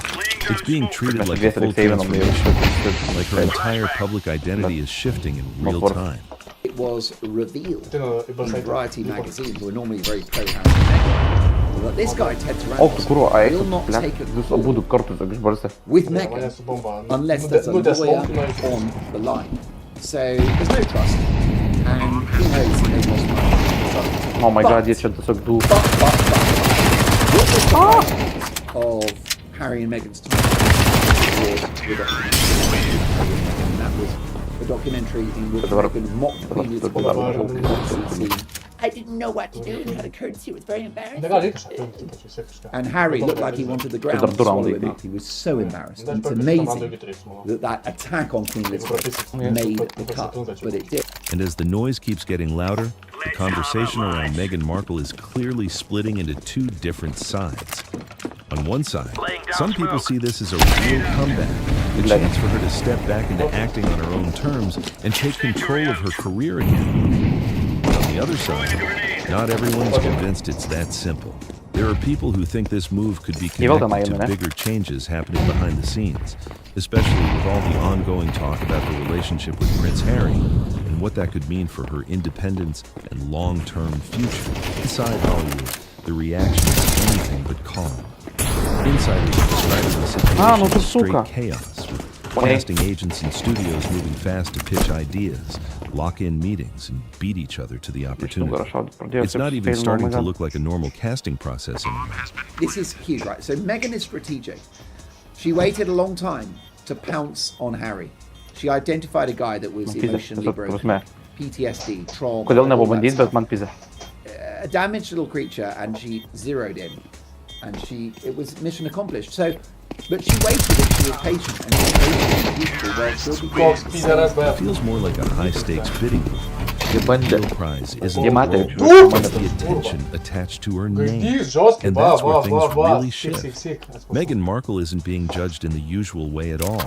Nobody is sitting around analyzing her past roles or career path like they normally would. Instead, everything is being boiled down to one question. How much noise will this create? Because right now, attention is the most valuable thing in media. Curiosity that's hard to ignore. That's exactly why the authors are coming from everywhere. Different genres, different formats, completely different styles. It doesn't even have to fully make sense creatively. The real goal is to tap into that unpredictable wave of attention that follows her everywhere. It's less about deep storytelling and more about impact, and everyone wants in on it. But not everyone believes this momentum will last. We know the relationship between Netflix and Meghan has disintegrated, and we know that poor old Netflix have lost millions in their brand partnership with Meghan. We also know that nobody watched Harry's boring polo documentary. Oh yeah, it's so exciting. A growing number of critics are starting to push back, saying the hype might be driven more by curiosity than real long-term interest. Some are even suggesting that audiences might show up just to see what happens, not because they're fully invested in the project itself. First, whether it's a show, a film, or even a short appearance, could pull massive global attention, spark non-stop debates online, and take over headlines everywhere. And then, just as fast, it could cool off. Because while controversy and headlines can grab attention quickly, real success in acting usually depends on something deeper. Strong connection, consistency, and storytelling that actually sticks with people. And those things can't be guaranteed just because everyone is talking at once. Be clear that Netflix aren't stupid and they've lost a lot of money and they've also totally torched their reputation. Platform.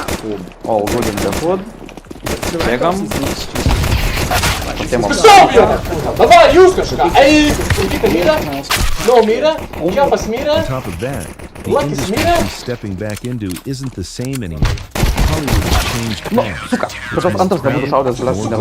And heavily driven by streaming platforms and algorithms that decide what rises and what disappears. That adds another layer of pressure that wasn't there before. There's also growing talk about how this possible move fits with her earlier media deals, which was framed as a major shift into content creation alongside Prince Harry. Now, those plans seem to be quietly shifting. Insiders think priorities are changing, and the original vision might not be playing out the way people expected. Even without any official confirmation, all these small signals are stacking up. The only reason why Netflix has stayed in the game, Harry and Meghan, is because our anticipation that the couple will divorce and Netflix will be close to Meghan so they can have the exclusive and they can have Meghan, My Story, which will be a 10-part awful documentary about her and her terrible life being married to you. Changes in projects, subtle shifts in messaging, and the overall tone of her public presence are starting to paint a picture of someone in transition, not full stability. And the more Hollywood pushes to work with her right now, the more it fuels the speculation. It turns into a loop that keeps feeding itself. Interest creates more interest. And suddenly everything feels bigger, louder, and way more intense than it originally was.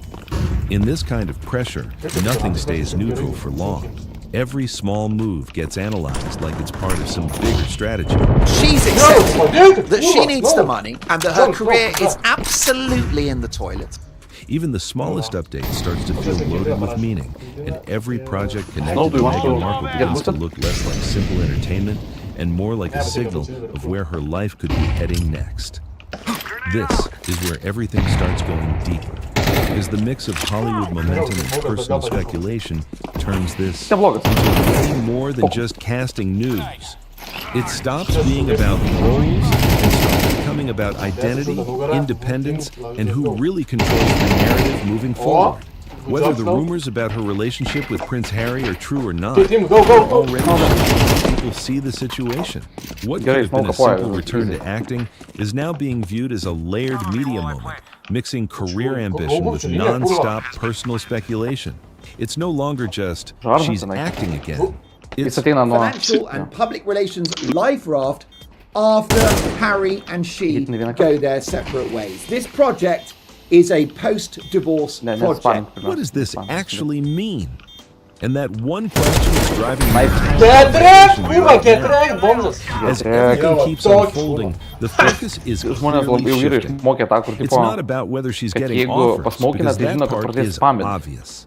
And it's not about whether Hollywood is interested. It's already confirmed by the chaos behind the scenes. The real question now is what all this attention actually represents. People are stepping back and looking at the bigger picture. They're connecting it to ideas like independence, brand reinvention, and long-term control over her own story. And with ongoing talk about Prince Harry still circulating in the background, it just adds more weight to everything. That's exactly why this possible acting comeback feels so much bigger than entertainment. It's starting to look like a move to redefine who she is on her own terms. Separate from royal ties, past media deals, or shared branding that once shaped her public image. And Hollywood offers something extremely powerful. The ability to turn visibility into global market. That alone makes this situation stand out, no matter what's really driving it. Things get even more intense. Some voices are now suggesting this could be part of a much larger personal shift. They argue that if a major life change were to happen, stepping straight into a high-profile independent career would give her financial security and control over her narrative almost instantly. Now, none of that is confirmed. But the fact people are even saying shows how tightly personal life and career moves are connected in today's media world. At the same time, there's still confusion behind the scenes, and it keeps adding pressure to the situation. Oh my gosh, jag är bomben har mot direkt back. Sure, he's guiding really. Producers are reaching out through old contacts and indirect connections just to open a line of communication. That kind of uncertainty doesn't seem it actually speeds everything up. People start reading between the lines and assuming something major. All of this is unfolding in the industry, and tension is the ultimate. It's not just about talent or storytelling. It's about who can dominate the conversation instantly. And that's exactly why Meghan Markle is in such a powerful position right now, because her name alone can spark global discussion before a project even begins.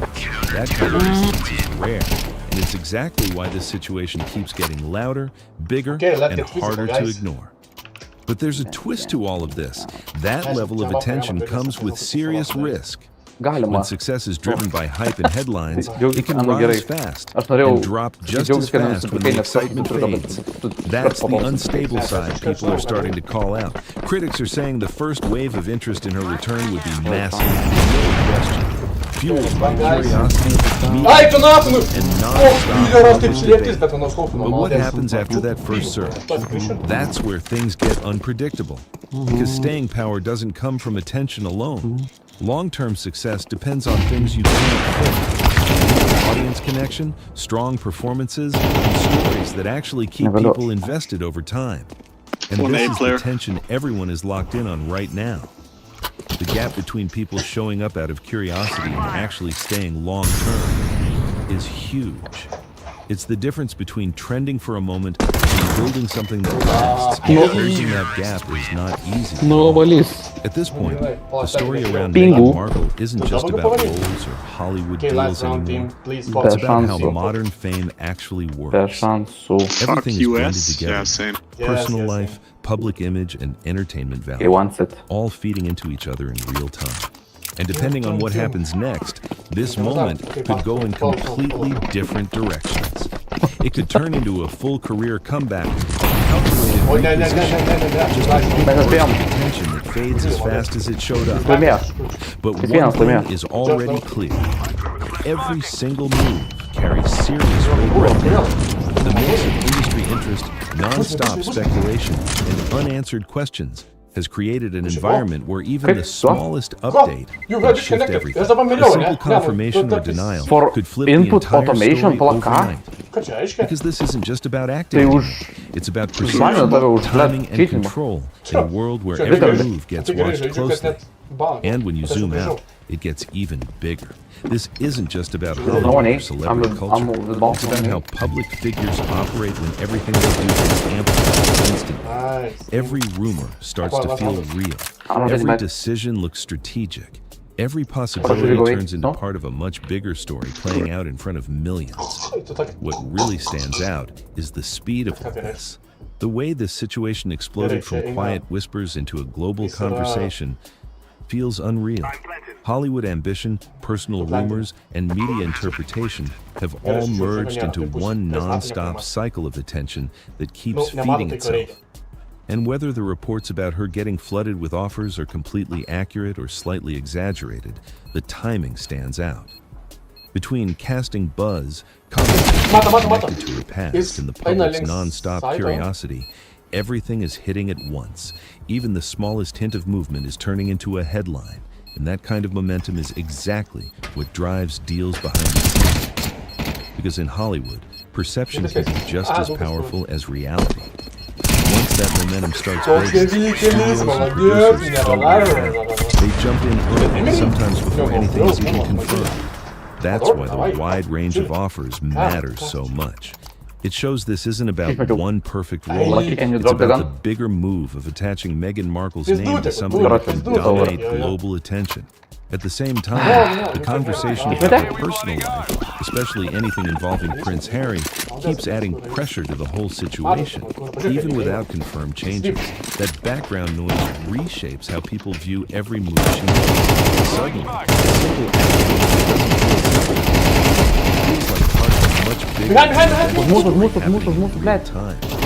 What really makes this situation stand out is how clearly it shows how modern entertainment works.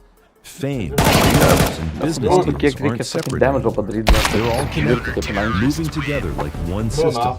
One small comment from a former colleague can spark industry chatter.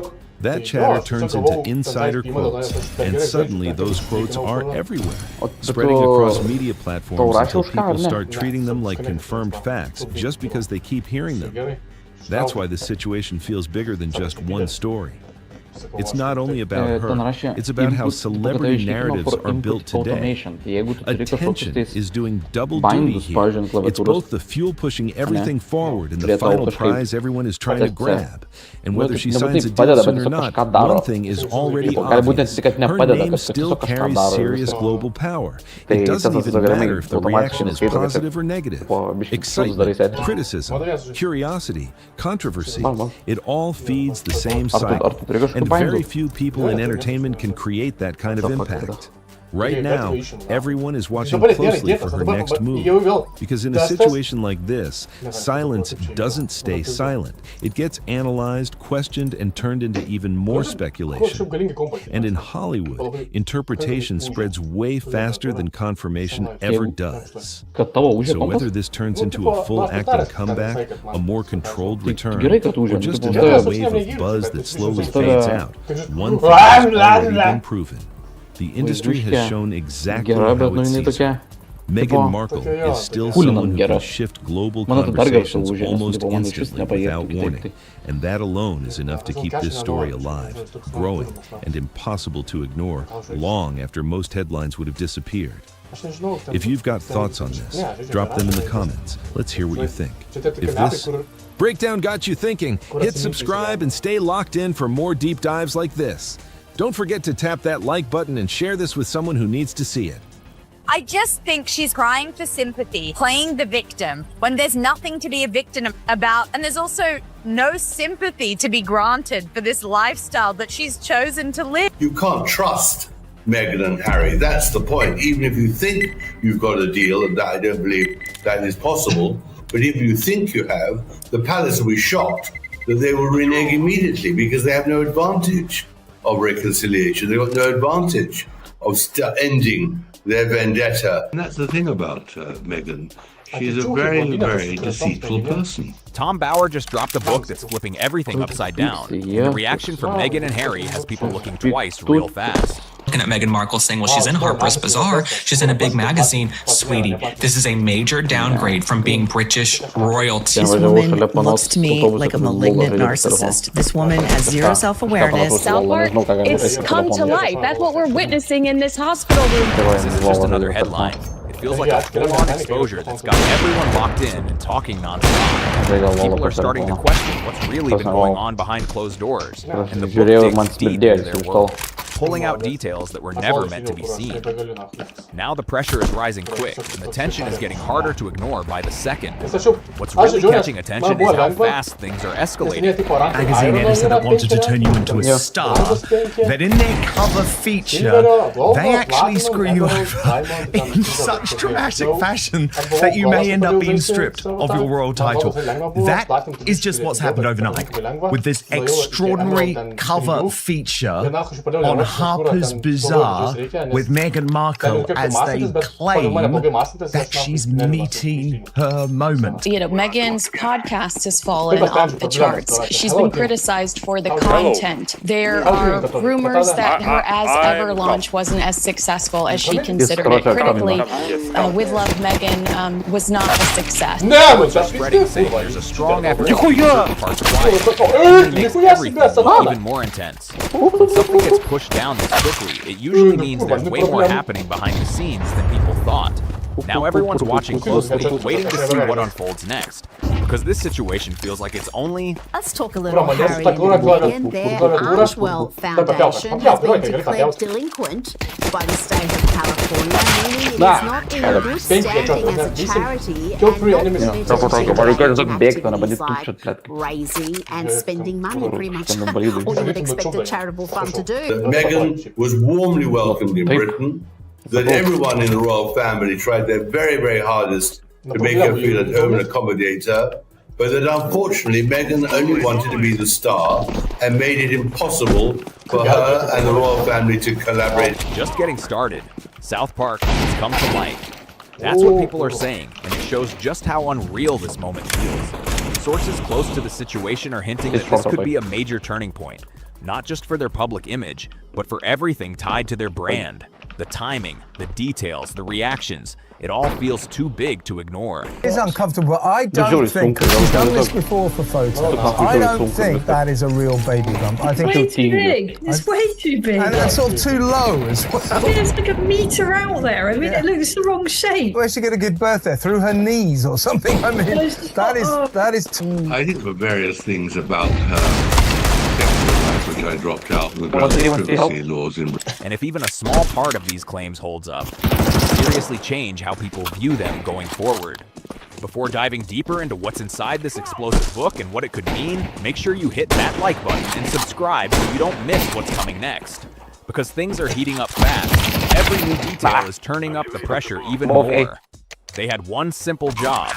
Stay quiet. Guys, an internet glitch on Meghan Markle's website has revealed more than she probably ever wanted people to know about how poorly her business is performing. Yes, oh yes, she tried to really promote last year that As Ever was this massive success. It was selling out left, right, and center.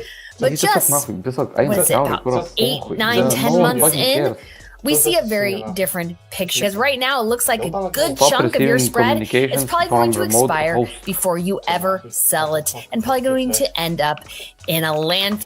That was it. And somehow they still didn't stick to it. This week, Harry and Meghan released a sharp public statement calling investigative journalist Tom Bauer deranged. That one word made people stop, scrolling instantly and pay attention. And this is where things take a sudden turn. The book hadn't even officially launched yet, and within 48 hours, that statement was everywhere online. Instead of shutting things down, it pushed Tom Bauer's book straight to #1 on Amazon.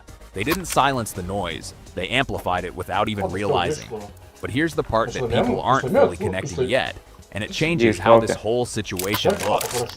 This book isn't just focused on what went down behind palace walls. It goes way deeper than that. It opens up Meghan's life before Harry was even around, and that part of her story has stayed quiet for years. That's what's making everything feel so tense right now, because once those layers start coming out, controlling the narrative becomes almost impossible. Cartoon, it's satire, it is what it is. South Park has done episodes on the royal family, on the royal wedding of Kate and William, for instance, so it's not something that they would be able to sue about. I genuinely just don't believe it. The book, Harry Must Be Nuts. This is one of the text messages his friends were sending around to each other after Meghan's first introduction to Harry's friends in 2017 during a shooting weekend at Sandringham. Now here's the question that keeps coming up. If the book is packed with false claims, why not take legal action? Harry has never been shy about going to court. He's challenged major tabloids, stood in courtrooms, and spoken openly about press intrusion like it hits close to home. Legal battles have been a big part of his approach, so the silence here stands out even more. So why not go after Tom Bauer? But what they need to do is face up to the blackmail that's coming from California and in some way or other undermine Harry's and Meghan's credibility. South Park cartoon, you know, when they talk about worldwide privacy tour. And you see the shot where they slice off the that is exactly They didn't file a lawsuit when Revenge dropped back in 2022 either. They pushed back publicly, called it inaccurate, showed frustration, but still no legal move. And now the same pattern is playing out again. People are starting to notice that trend. Tom Bauer isn't just some random writer sharing opinions. This is where it gets serious. He's a trained barrister with a strong legal background. He doesn't just tell stories. He builds tight cases, stacks evidence, and makes sure everything is backed up. It's ludicrous. It's all about her. And his extraordinary interview with Serena Williams, where the first 11 minutes is all about her, and not about this Serena Williams. I mean, so that's why it doesn't work. And who'd want to put herself or himself? He does have this strange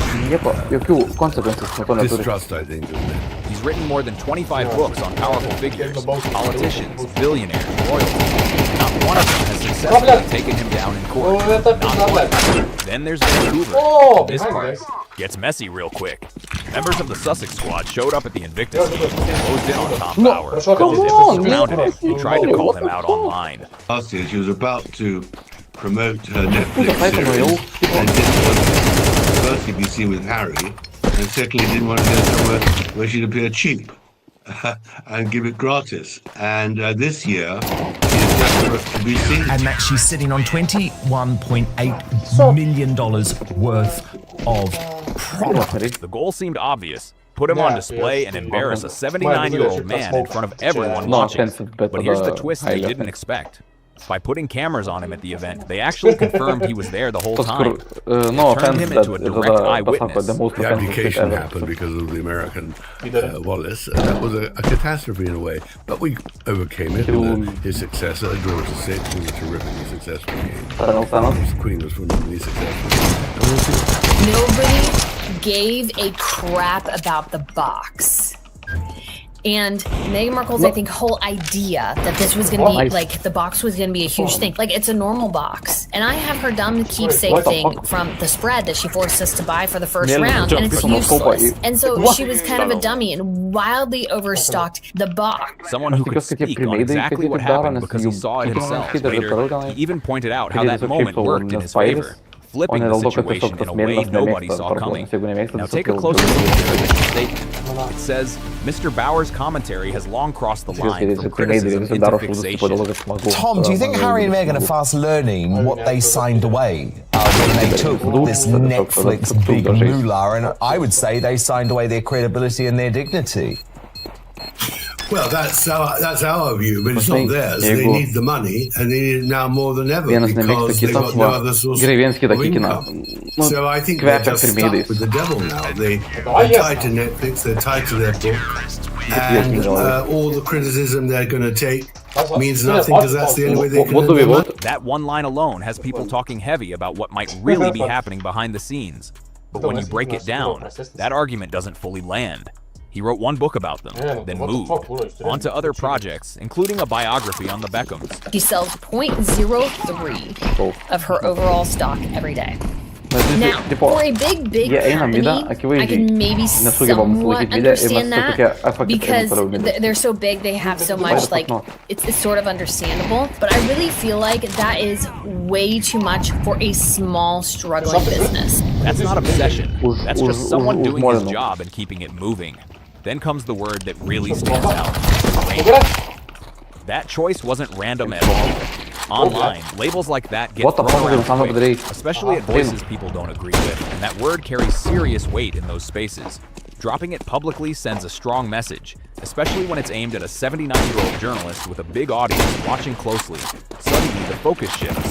It's no longer just about the book. His job was to go to a new city wherever they were opening up a new Soho house, and his job was to find the best and the brightest of that city to invite to the founding members party. And they didn't just invite anybody. To be a founding member, you really had to be somebody in the social scene of the city where they were open. It's about how intense the response is getting. In British law, the usual move is simple. If something is false, you take it to court. If not, you release a statement and try to control the situation. And that's exactly what played out here. He chose a statement instead of legal action, and people noticed that instantly. That decision alone sparked even more talk about what could be. Forced to lie on behalf of her principals, claiming, you might remember, Brittany, that there was this special form that the Sussexes had filled in before attending Kris Jenner's 70th, explaining that they didn't want to have their photographs taken. Problem is, it never existed. James Holt, moving back to the United Kingdom, some people believe to lay the groundwork for a potential happening behind the scenes. The book was already being serialized in the Times before its full release, and what's been revealed so far is just the start. One detail that grabbed attention involved Queen Camilla. According to Tom Bauer, she allegedly told a close friend, Meghan has brainwashed Harry. That claim isn't coming from a random online comment. Everything Harry and Meghan do is topspin, trying to convince the world, and very often the mainstream media are sucked in, that everything's okay. But it's really not.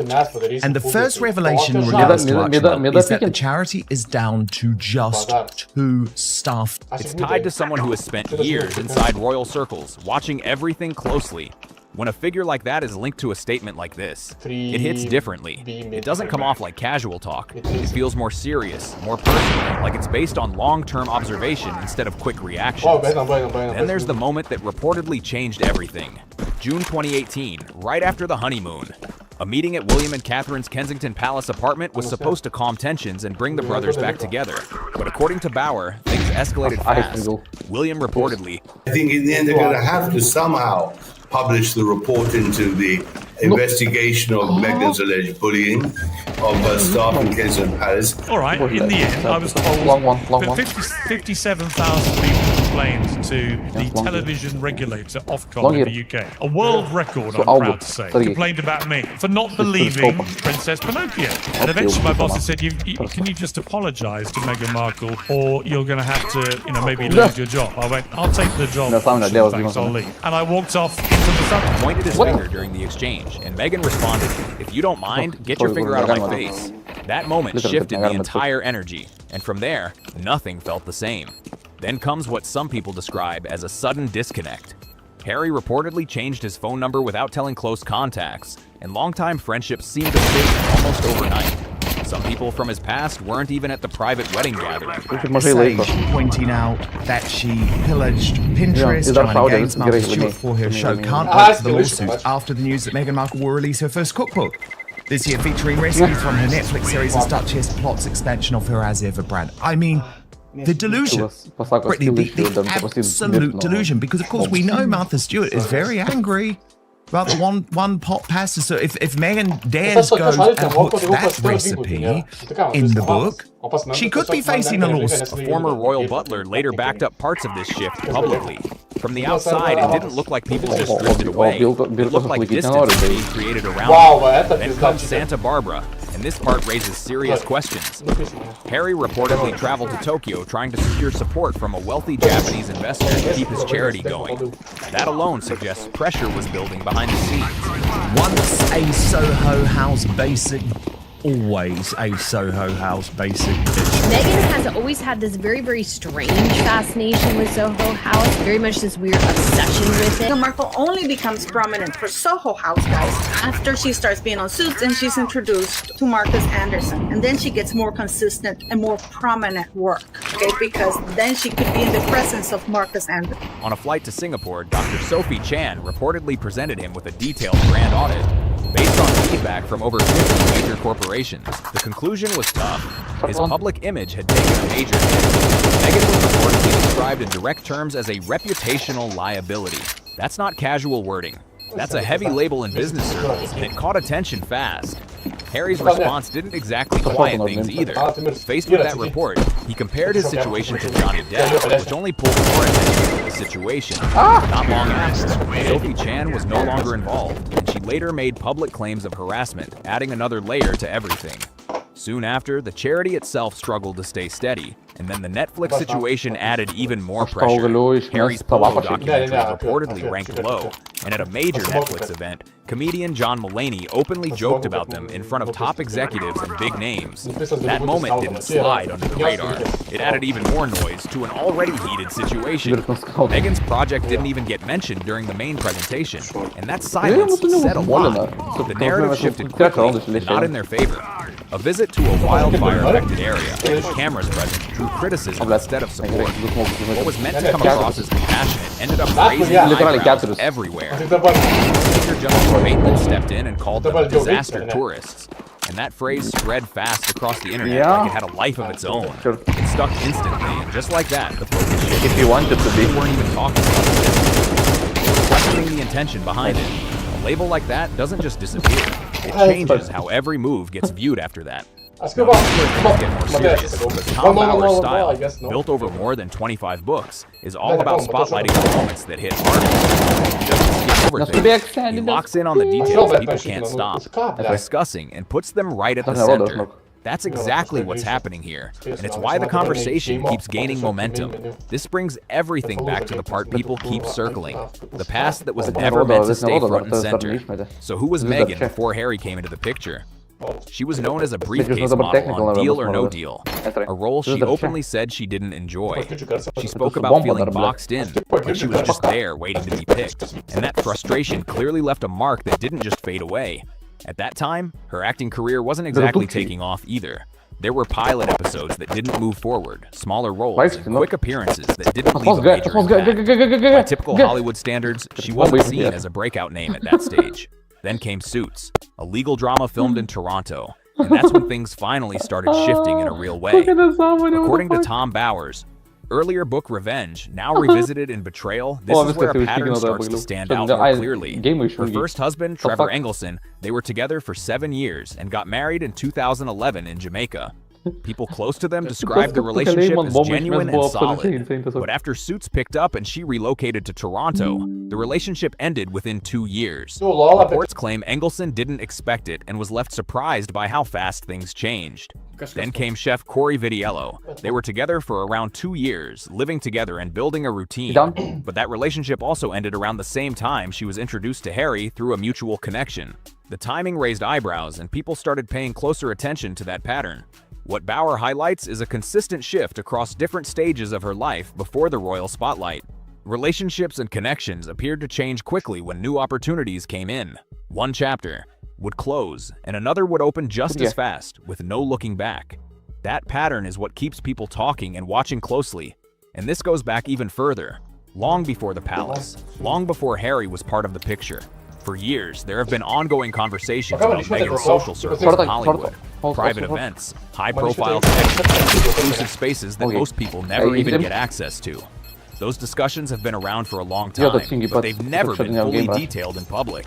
And that's exactly the kind of area Tom Bauer focuses on, digging into the parts that haven't been explained. It raises a bigger question people keep coming back to. How much of Meghan's public image happened naturally, and how much was shaped over time? That question alone keeps attention locked and tight. Then there's the topic that always sparks the strongest reactions whenever their names come up. Their children. Royal author Lady Colin Campbell, known for her ties in aristocratic circles, has publicly called for more clarity around the births. Meghan's father, Thomas Markle, has also said that questions remain unanswered. Her half-sister, Samantha Markle, has made public statements suggesting that if surrogacy was involved, it should be openly acknowledged. There have also been reports that a senior palace aide spoke to media outlets about ongoing speculation. For years, details about the children have been kept very private, with limited public information shared. That level of privacy continues to drive strong reactions and ongoing debate. Under British royal succession rules, specific conditions can affect placement in the line of succession, which is exactly why this topic keeps pulling so much attention. Archie and Lilibet are currently 6th and 7th in line to the throne, and that alone makes anything connected to them a serious point of discussion people can't stop watching. If the circumstances around their children were ever formally challenged in a legal setting, the impact on titles and succession would be massive, no doubt about it. That kind of situation wouldn't just sit in the headlines. It would send shockwaves through the entire system and spark even louder debate across the board. One detail people still bring up is how different everything looked right from the start. There was no traditional hospital steps moment for Archie, and that stood out immediately because that's usually expected with royal births. The level of privacy felt very different from what the public had seen before, and that contrast is something people haven't stopped talking about. Then in June 2025, Meghan posted a video on Instagram dancing with Harry while visibly showing a baby bump. Some viewers took it as a direct response to long-running speculation, but almost instantly, critics started questioning what they were seeing. Others pushed back, saying the assumptions went too far, and just like that, the conversation got even louder and more divided. That reaction added more attention to an already sensitive topic, and what keeps it alive is the lack of a clear, detailed public explanation over time. This specific issue hasn't been addressed directly. Not in the Oprah interview, not in the Netflix series, not in Spare, not in any major public setting. And when something that's straightforward could settle questions, silence often keeps the discussion going even stronger. Tom Bower's betrayal puts a spotlight on the period when these conversations were at their peak, which is why the timing feels so important right now. It ties past speculation to current attention, keeping everything active and adding more pressure to an already intense narrative. And then there's what's coming next. Australia, mid-April, their first visit back in 7 years. The last time they were there in 2018, they were newly married working royals, pulling huge crowds and non-stop media coverage. That moment was seen as a major high, but now, the energy surrounding this return feels completely different. A petition on change.org is already gaining traction, calling for Australian taxpayers not to cover any of their security costs. The argument is correct. They are now private citizens and no longer representing the monarchy. That was their decision, and now people are reacting in real time. The message behind the petition is clear.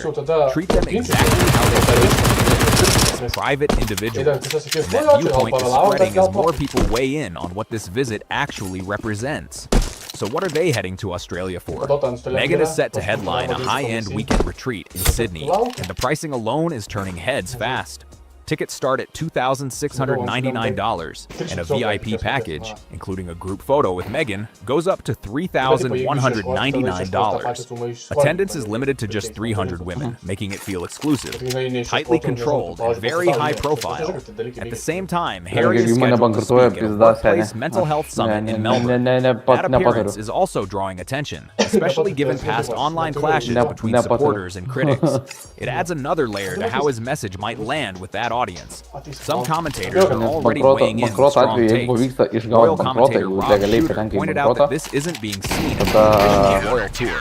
Instead, he suggests they're appearing as private figures while still being closely linked to ongoing royal conversations. And that contrast is hard to ignore. Royal historian Tim Hewitt came through with an even stronger take.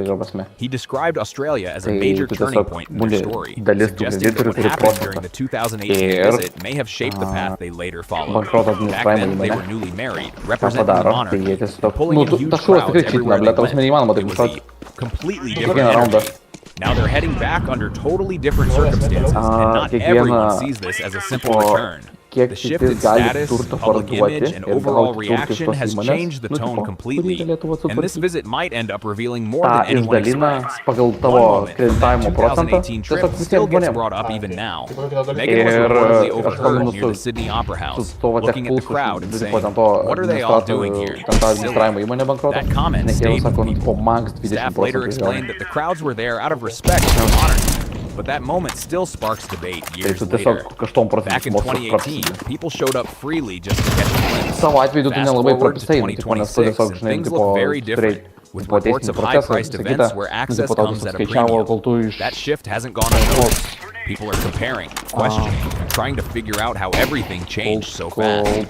Tom Bower's book officially drops on March 26th, and the timing feels intense. By the time Harry and Meghan land in Australia in mid-April, media outlets will have already broken down every chapter, every claim, every detail. That means every appearance, every interview, every moment on camera will be watched closely, not just for what's said, but for what's avoided. Before that public statement, the book already had steady attention building.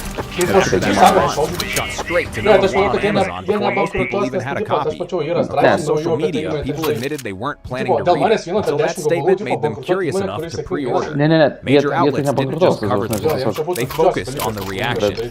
Publications like People Magazine, Daily Beast, AOL, IB Times, and Parade all picked it up, pushing the story across the book.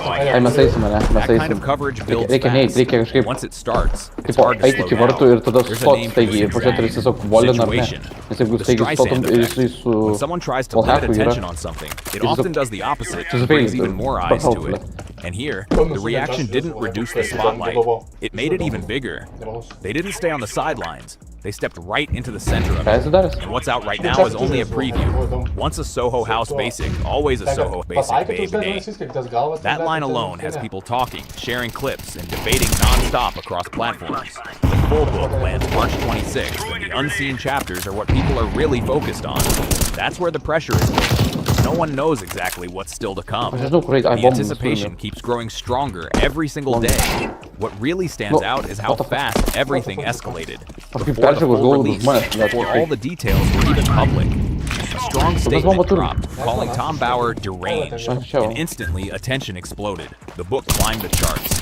Suddenly, everyone wanted answers.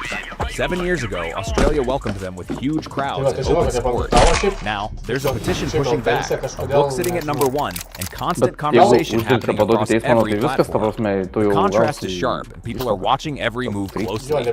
Reports of expensive events, past moments being pulled back into focus, and unanswered questions still circulating. It's all building buzz and gaining momentum. Right in the middle of it is Tom Bower, with no legal action taken, no slowdown, and no sign of this story fading anytime soon. If anything, the reaction made it even bigger. So now the real question is, what happens next? Will there be a direct response, or will things stay exactly as they are? When the full book drops, will it confirm what people suspect, or flip the narrative again? And when they arrive in Australia, how will the public react this time? Let me know what you think. Do you believe these claims, or do you think this is all being blown out of proportion? The tone of their response about this particular petition, it reeks of animosity. And you understand why the pair are polling so poorly globally. I mean, it just sounded so bitter. Stay home with your kids. It doesn't sound like Australia wants you. Meghan Markle is reportedly heated right now. And word is she snapped at Australians after a petition started gaining traction against her upcoming visit to the country. What was supposed to be a smooth trip has turned into a full-blown drama, and people are not holding back. A spokesperson for the Duke and Duchess has said, and this is where I don't think they're quite picking up what we're putting down, said, quote, "It's a moot point. The trip is being funded privately, so I'm not sure what this petition hopes to achieve." Critics keep repeating the same line. Where there's money involved, Meghan always finds her way there. And this situation is only adding more noise to that claim. Even with thousands of signatures piling up and public pushback getting louder, she's not stepping away from the spotlight. Instead of canceling, she's pushing forward, and her response has people talking even more than before, with some calling it defensive and others calling it bold. Now it's already April, and Meghan is getting ready to head to Australia for a wellness event hosted by her friend Gamma O'Neill. And this is where things start to look even messier. But the issue you've got, as I intimated earlier, the couple need money, Caleb. They do have a few $1 million in the bank, but they're getting through the cash very quickly. They've got security costs. They've got a mortgage on that Montecito mansion. And the income is diminishing. I mean, reports claim Gamma herself is dealing with financial issues, which has only made people question the timing and purpose of this event. Tickets are reportedly going for thousands, not hundreds. And that's just the start. Attendees are expected to drop even more cash just to snap group photos with Meghan and sit through motivational talks that critics say might not even be worth the price tag. Some people are straight up saying the whole thing feels more like a cash grab than a genuine wellness experience. Still, Meghan doesn't seem bothered at all by the backlash, at least on the surface. 36,000 brave souls, and I'm proud to say, as a patriotic Australian souls have signed a petition calling for Harry and Meghan's tour of Australia to be deprived of all public. This event is being seen as a major chance for her to pull attention back in her favor, rebuild her image, and bring in some serious income at the same time. Lately, her popularity hasn't been as strong as it once was, and this trip looks like a strategic move to change that. For her, this isn't just another appearance. It's a shot at getting back into the spotlight and securing her position again, both financially and publicly.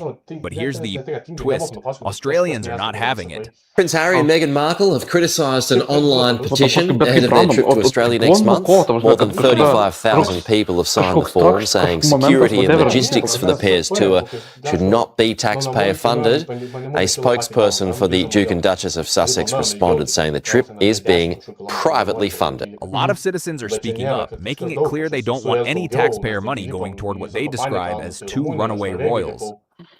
That frustration quickly turned into action, and before long, a petition started gaining serious momentum. Thousands jumped in, signing their names and demanding that no government resources be used at all during Harry and Meghan's visit, and the numbers kept climbing fast. At first, sources say Meghan brushed it off like it was nothing, just another wave of online chatter that would fade away. But that didn't happen. The signatures kept rising, the conversation kept growing, and suddenly this wasn't something she could ignore anymore. poorly globally. I mean, it just sounded so bitter. Stay home with your kids. It doesn't sound like Australia wants you. Her team reportedly got caught off guard by how quickly the situation escalated, and that's when Meghan finally responded publicly. Her reaction was described as firm, but also a bit frustrated. She made it clear that the trip is a private visit, saying it's fully privately funded and organized and that taxpayers shouldn't be concerned at all. But critics weren't convinced. Many people are saying that this explanation only came after the pressure got too big to ignore, and they believe she was trying to clean things up once public opinion started turning against her. Some wags have started up this petition. They're saying, we don't want you here, but the petition demands that no taxpayer funding or official support is provided for Harry and Meghan's private visit to Australia. The whole situation has people debating whether this is damage control or just a misunderstanding that spiraled out of control.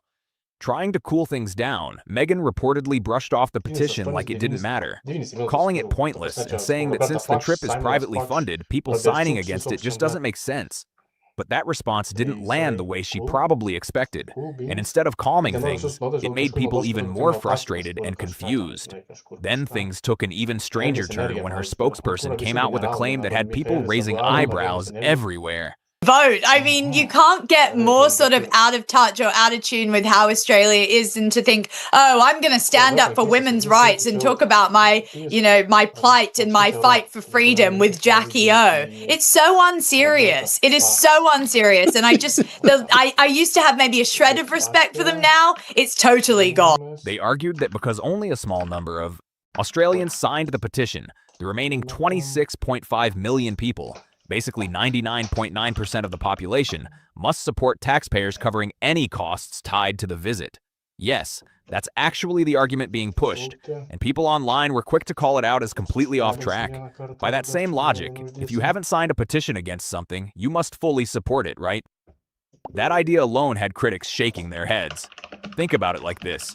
If you didn't sign a petition against pineapple on pizza, does that mean you're suddenly a huge fan of it? As part of their official tour, Harry and Meghan also took a trip to the Sydney Opera House, where thousands of well-wishers gathered to meet the couple.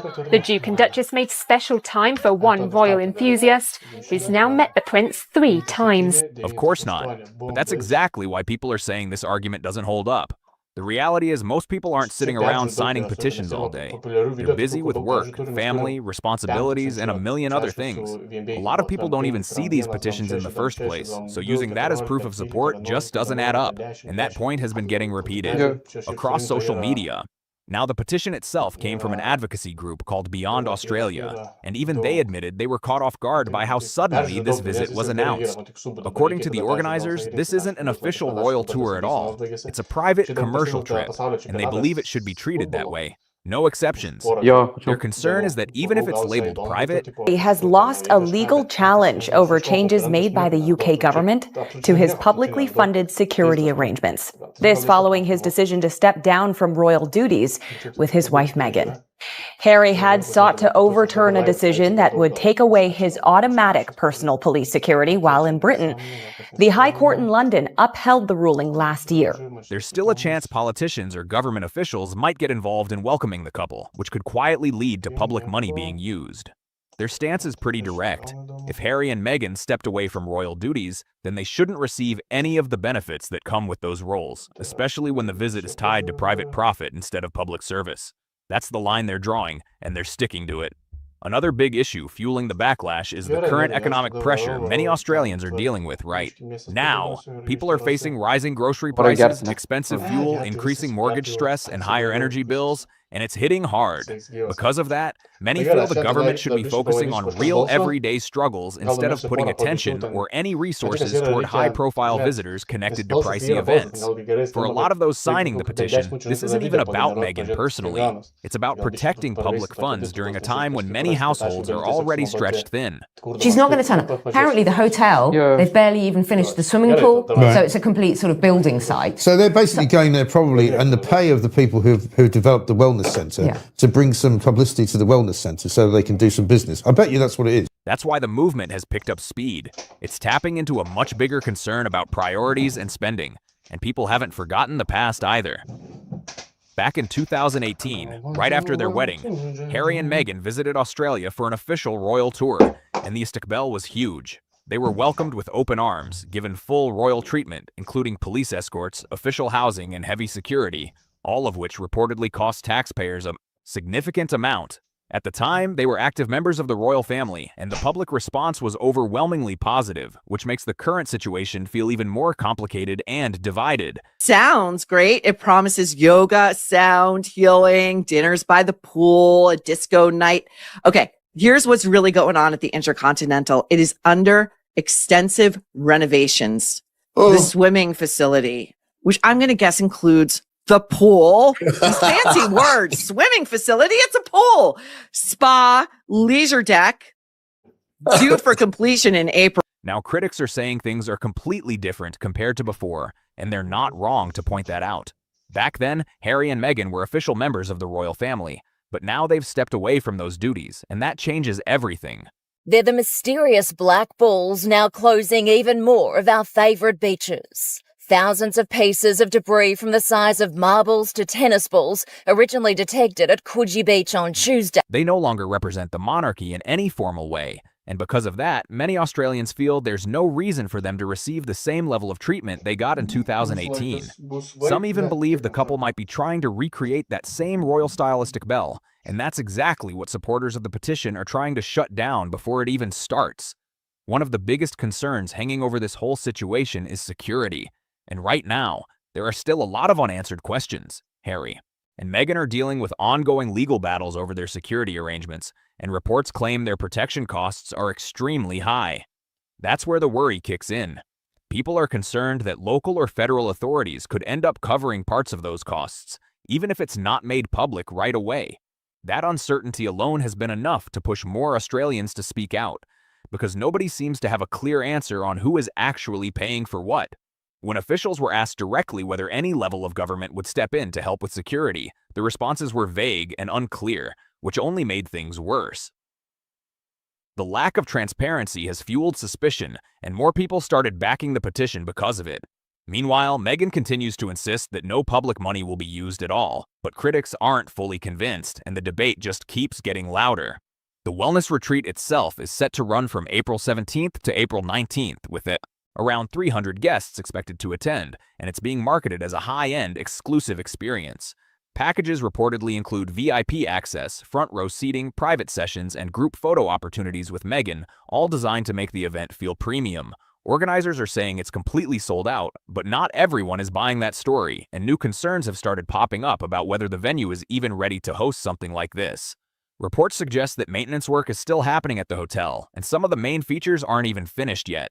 The infinity pool is reportedly incomplete, spa areas and leisure docks are still under construction, and parts of the beachfront have allegedly been affected by environmental issues locals refer to as poo balls, which have been linked to unpleasant smells along. That detail alone has had critics online making jokes, saying guests might end up to a luxury wellness retreat while literally trying to avoid the smell just to get through the day. All of that, just for the chance to take one photo with Meghan Markle, and people are seriously questioning whether it's worth it. Still, despite all the backlash, the concerns, and the unfinished setup, Meghan has reportedly confirmed she will be attending the event no matter what. Observers say this decision only strengthens the belief that stepping away isn't really an option for her right now, especially when it comes to appearances tied to major financial opportunities. With fewer consistent public projects and deals compared to before, events like this might be more important than ever behind the scenes. Now the big question is, was her response simply her defending herself against criticism, or are Australians right to question the entire situation? What do you think about all this? Are Australians justified in pushing back, or is this being blown out of proportion?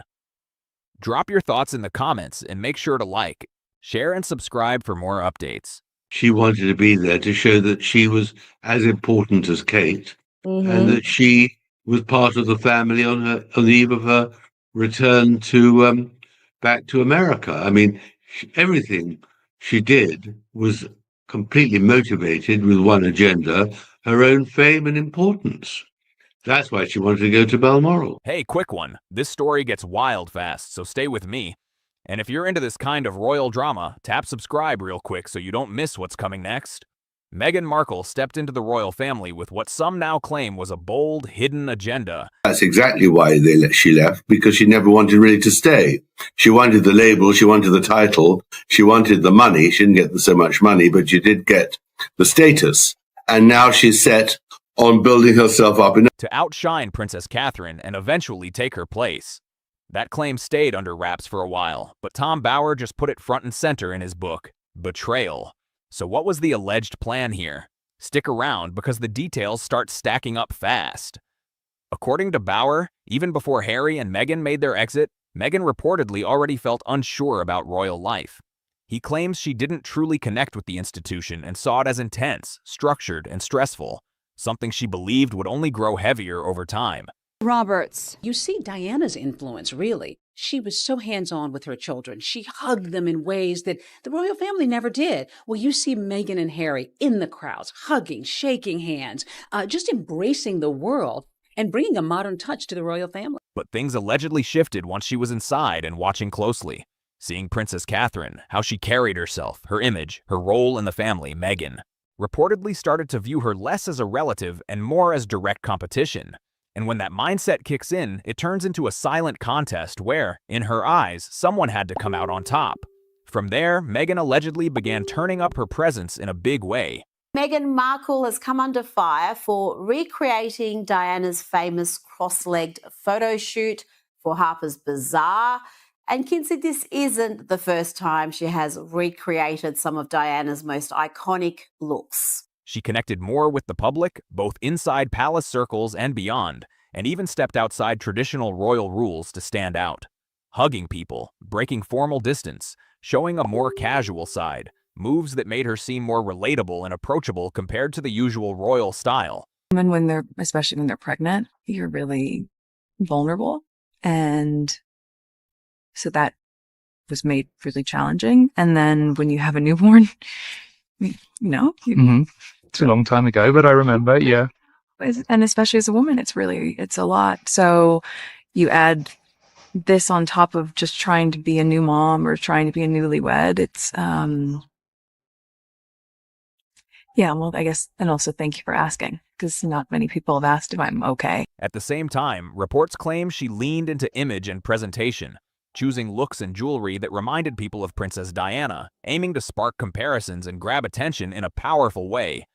Headlines followed, and the spotlight grew brighter around her every move. Bower also suggests Meghan believed she brought something different to the table, seeing herself as more modern, more driven, and more in touch with the current world. She couldn't understand why she, better looking, in her view, more intelligent and harder working and everything, should be the queen. And she hated the idea that she and Harry were relegated so far down the order. Everything, she got everything she wanted and then knew what she wanted and couldn't get. And that was a lot. That's why, of course, she never intended to stay. She even spoke openly on podcasts about the challenges of motherhood, which critics felt may have helped shape a public image of resilience and hard work, placing her firmly in the center of attention. Behind the scenes, the claims go even further. Meghan reportedly felt she deserved a higher position within the royal structure and didn't fully agree with how roles were ranked, especially when it came to Catherine's place at the top tier beside Prince William. According to Bower, this may have come from a misunderstanding of how deeply rooted and fixed the royal hierarchy really is. Sure, whenever Kate and William do anything, she sort of balances it with something that she's done, knowing she will squash the British royal family's initiative and hopefully put herself on top. I mean, this is really where it's all really quite ugly, quite nasty, and it's all part of the betrayal, which is, I think now, leading to a new climax. And that's where things start to get even more intense. Because what came next wasn't just about image. It started affecting relationships in ways no one expected. This next part gets even deeper. Because once reality hit, things didn't exactly go the way she expected. So stay locked in. You don't want to miss how this shifts. When the royal hierarchy didn't place Meghan where she reportedly wanted to be, sources claim she struggled to accept it. In the monarchy, rank isn't about effort or popularity. It's strictly tied to bloodline and succession. Well, we have more details about Meghan Markle's new luxury lifestyle brand. The Duchess of Sussex announced the launch of American Riviera Orchard earlier this month by posting a video of herself on the brand's Instagram account. Prince William and Princess Catherine are set as the future king and queen, and that path is locked in no matter what. Meanwhile, Prince Harry and Meghan were always positioned further down the line, meaning the top roles were never realistically within reach. But according to Tom Bauer, Meghan allegedly believed she could move up faster by increasing her visibility and public impact. I think she wouldn't want to emulate her. She just wants to undermine her and beat her. I mean, that's the whole point. She's constantly looking for opportunities. The idea reportedly was simple: be seen more, do more, and be viewed as more impactful than Catherine. The problem? That's not how the system works at all. The monarchy runs on tradition and lineage, not personal branding or performance. Bauer suggests that because Meghan didn't grow up inside that structure, adjusting to those fixed rules may have been frustrating. And in his view, the plan to overtake Catherine was already falling apart before it could even take off. Still, the strategy allegedly didn't stop. It just changed direction. That Meghan thinks that once she marries into the royal family, she's going to be God. Yeah, exactly. which is pretty hilarious. But clearly, she believed it. Clearly, she thought, and I've come to the conclusion, helped by others on the inside, that she really thought she, rather than Kate, should be the next queen after Charles. Instead of trying to rise within the system, Meghan reportedly began focusing on standing out publicly, going head-to-head with Catherine's image in the media. Bauer claims there were moments where major royal events tied to William and Catherine were closely followed, or overlapped, by Meghan's own announcements pulling attention in a different direction. For example, when Catherine held significant events like her Christmas service, Meghan was reportedly rolling out media projects and promotional news around similar timing, including ventures connected to streaming content and brand launches. And that person very quickly discovered that Meghan was not going to obey any rules. She had no intention of staying, and that she was going to be a huge problem. And that was reported, obviously, to the Queen and the rest. And they realized that this was a marriage which was not going to last in Britain. Then when Catherine made a return to public life after her health recovery, Meghan also stepped forward with announcements tied to her own projects, shifting part of the spotlight. According to Bauer, this wasn't random. It was a calculated move to position herself as the more modern, more influential royal figure, aiming to redirect public attention in her favor. Rather than following Catherine's traditional path, Meghan allegedly tried to present a completely different style. She's money obsessed and always has been. And that is why she married Prince Harry. A great surprise and disappointment was to discover that Prince Harry had very little money. She imagined he'd be worth hundreds of millions, if not billions. And she's having to make up for it now. One she believed connected more strongly with today's audience. Where Catherine leaned into long-standing royal customs and charity work, Meghan reportedly focused on a more contemporary image, believing she could perform the role in a stronger, more relatable way and deserved quicker recognition because of it. But instead of admiration, Bauer claims Meghan saw Catherine less as someone to learn from and more as the main rival to outpace. Was Meghan Markle strategic with her wedding invites? Royal biographer Andrew Morton claimed the Duchess had a purpose when inviting high-profile celebrities to her and Prince Harry's nuptials in May 2018. Morton told Vanity Fair, quote, "She invited people she didn't know well. Oprah Winfrey, George and Amal Clooney, the big Hollywood hitters. It was a clever move because they are the ones who have stood up for her when she has been attacked." And once it became clear Catherine already held that central position, the alleged focus shifted fully toward becoming the standout royal figure in her own way. And here's where it gets even more interesting. Because before the wedding even happened, there were already quiet warnings behind palace doors about how this might all play out. And we just can't predict it because these two who grip our attention because of all the circumstances which made them and all that they've created in their damning interviews are struggling to survive. And the battle is being fought. Now this is where everything really comes together, and the fallout says a lot, so don't miss this final part. And if you've been following along, hit subscribe so you don't miss what's next. The advisor had reportedly warned early on that Meghan might feel restricted by royal rules, and that prediction, according to Bauer, didn't take long to show signs of becoming real. Tension reportedly grew behind palace walls, staff turnover increased, and some employees allegedly described the working environment as difficult and intense. Bauer claims this all tied back to a bigger issue.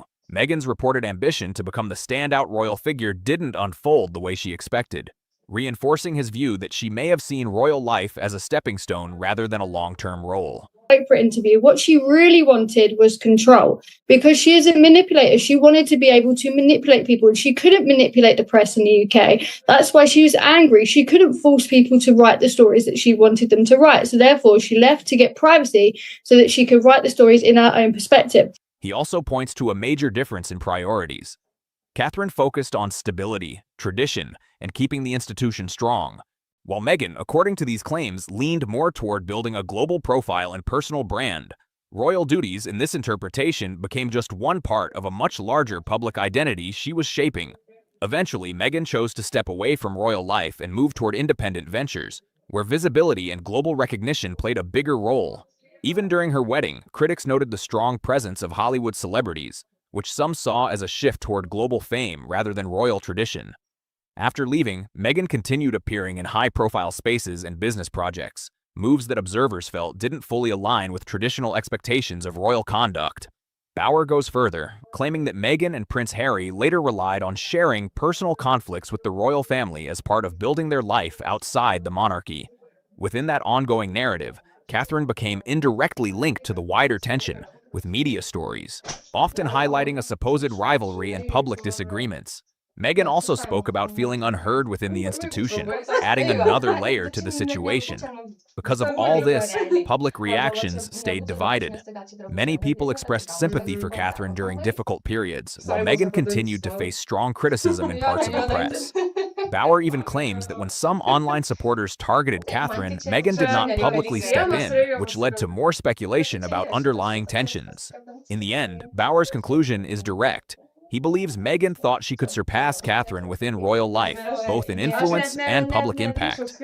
But when the structure of the monarchy made that impossible, it led to conflict, a major departure, and ongoing public debate that hasn't slowed down. The book Betrayal paints a picture of someone entering the royal world, aiming to compete at the highest level, only to stalk into a system that doesn't, bend, and choosing to walk away when it didn't match expectations.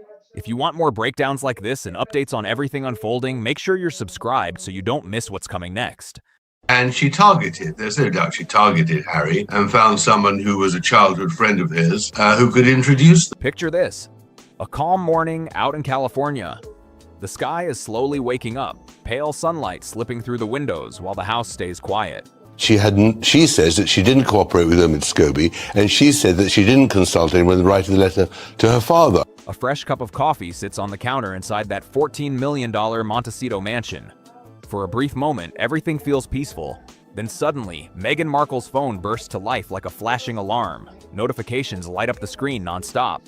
Calls stacking up, messages pouring in. Something huge has just landed, and that quiet morning flips into full chaos in seconds. In the hope that somebody will come along and say there's money in this, let's support Meghan and her As Ever brand. So what triggered the frenzy? Journalist Tom Bauer has stepped forward with a fresh claim that has people talking everywhere.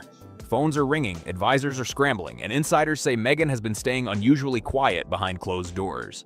This is not just another headline drifting through the royal rumor mill. This feels like a serious media storm building in real time, and the volume keeps getting louder. Here's the thing about Tom Bauer. He is not some random online commentator chasing attention. The man has spent decades investigating powerful names across business, entertainment, and politics. We are talking about CEOs, celebrities, and figures with global influence. And yes, the royal family has landed right in the middle of his reporting more than once. Before we dig into the newest revelation and why some reports say Meghan is feeling the pressure, make sure you hit subscribe, tap that like button, and turn on notifications. It's just one of those things everybody imagines. When somebody is pregnant close to you, you wonder what the child will look like. This story is moving fast, and new twists keep popping up everywhere. Bauer built his reputation by saying the things other people would not dare say out loud. When he focuses on a subject, calm rarely lasts very long. He is known for digging deep, chasing leads, and piecing together details others might overlook. No sugarcoating, no protecting reputations, just an after investigation until the full picture starts forming. His book, Revenge, Meghan, Harry, and the War Between. But I thought that was just such a disgrace. I thought she behaved so badly, and Harry too, for his interview with Oprah Winfrey. So that's a major breakthrough for Samantha Markle, for Thomas Markle. The Windsors sent shockwaves through royal watchers everywhere. The reaction exploded instantly. Reports said people inside royal circles were stunned. Headlines flooded news sites. Social media turned into a debate battlefield overnight. Claims from Bauer's book spread across the internet at lightning speed, and even now, people still reference it whenever the couple comes up. Many observers thought that moment was the peak, that Bauer had already said everything he planned to say. But now he is back, and this time he is pushing the conversation even further. Considering how explosive his earlier reporting was, that alone is enough to raise eyebrows. This time, the spotlight shifts toward Meghan's early days in Hollywood. Not the glamorous premieres or glossy magazine covers people usually imagine. Instead, the grind behind the scenes. Endless auditions, crowded waiting rooms, networking events, and the exhausting fight to land steady work. Anyone familiar with Hollywood knows the industry can be brutal. Breaking through that world often takes more than raw talent. Timing matters. Connections matter. You write in the book, Harry must be nuts. This is one of the text messages his friends were sending around to each other after Meghan's first introduction to Harry's friends in 2017 during a shooting weekend at Sandringham. Being around the right people at exactly the right moment can change everything. And according to Bauer's claims, Meghan's path through that system may have involved more twists than people realized at the time. Now there is talk about opportunities appearing at interesting moments, doors opening faster than expected, roles and chances showing up in ways that some observers say made people curious. That chatter alone has Hollywood insiders whispering again. For years, the public mostly heard one version of the story about her rise in the industry. But the version now being discussed sounds noticeably different, and that shift in narrative is grabbing serious attention. Just ludicrous. It's all about her. And this extraordinary interview with Serena Williams, where the first 11 minutes is all about her, and not about this phenomenal tennis Serena champion. Williams. I mean, so that's why it doesn't work. Yeah. And who'd want to put herself or himself, as always, women. I mean, she does have this strange distrust, I think, of men. And it's not healthy to have these stories of rivalry, and to split the foundation was absolutely unnecessary. And here is where things start heating up. Questions are circulating about the connections Meghan may have leaned on while moving up the ladder. Some people are asking a simple question. Was it purely talent, or did certain relationships help open key doors? The discussion does not stop there either. Sources speaking with Bauer have shared stories about individuals from Meghan's earlier years who gradually drifted out of her circle as her career progressed. You can't trust Meghan and Harry. That's the point. Even if you think you've got a deal, and that I don't believe that is possible, but if you think you have, the palace will be shocked that they will renege immediately because they have no advantage of reconciliation. They've got no advantage of ending their vendetta. Who she could. So I sent off dozens and dozens of emails to her friends, and most of them didn't even reply. Nothing explosive or dramatic, just friendships fading, colleagues going separate ways, and older connections quietly disappearing from the picture. What begins to form is the image of someone extremely focused on reaching the top. Someone determined to keep moving forward even when the path was tough. According to Tom Bauer's reporting, the journey from working actress to global public figure may have included far more turns than the polished public version suggests. And just when it seems the Hollywood chapter is the main focus, up their whole thing, went way too hard on we're victims, and they assessed the mood of their generation and America correctly in that we are lovers of victimhood. Yeah. But America did finally find a way to say, you know what, we love victims, but you two, we've just had a little too much. Things reportedly get even more complicated, because Bauer did not stop with the film industry at all. He claims Meghan did not simply move forward through her story. According to Tom Bauer's claims, Meghan may have also reshaped parts of that story along the way. When Prince Harry entered the picture, everything changed quickly. Meeting a real prince can transform a life almost overnight. Bauer argues that this moment marked a shift, when Meghan began carefully refining the narrative around her past. Certain moments polished, details adjusted, and a new image taking shape. A modern royal figure. You know, Meghan's podcast has fallen off the charts. She's been criticized for the content. There are rumors that her As Ever launch wasn't as successful as she considered it. Critically, With Love Meghan was not a success. It starts to look like someone carefully building a powerful personal brand from the ground up. The image of a modern princess with a life story that sounds perfectly scripted. One passage even suggests that parts of her background were presented in slightly different ways to match that image. Not just small edits, but bigger shifts in how some chapters of her life were described. Claims like that naturally make people pause and reconsider the story they thought they understood. And this is where things reportedly became uncomfortable for Meghan. Insiders claim that once she realized how far Bauer had dug into her past, the situation began to feel overwhelming.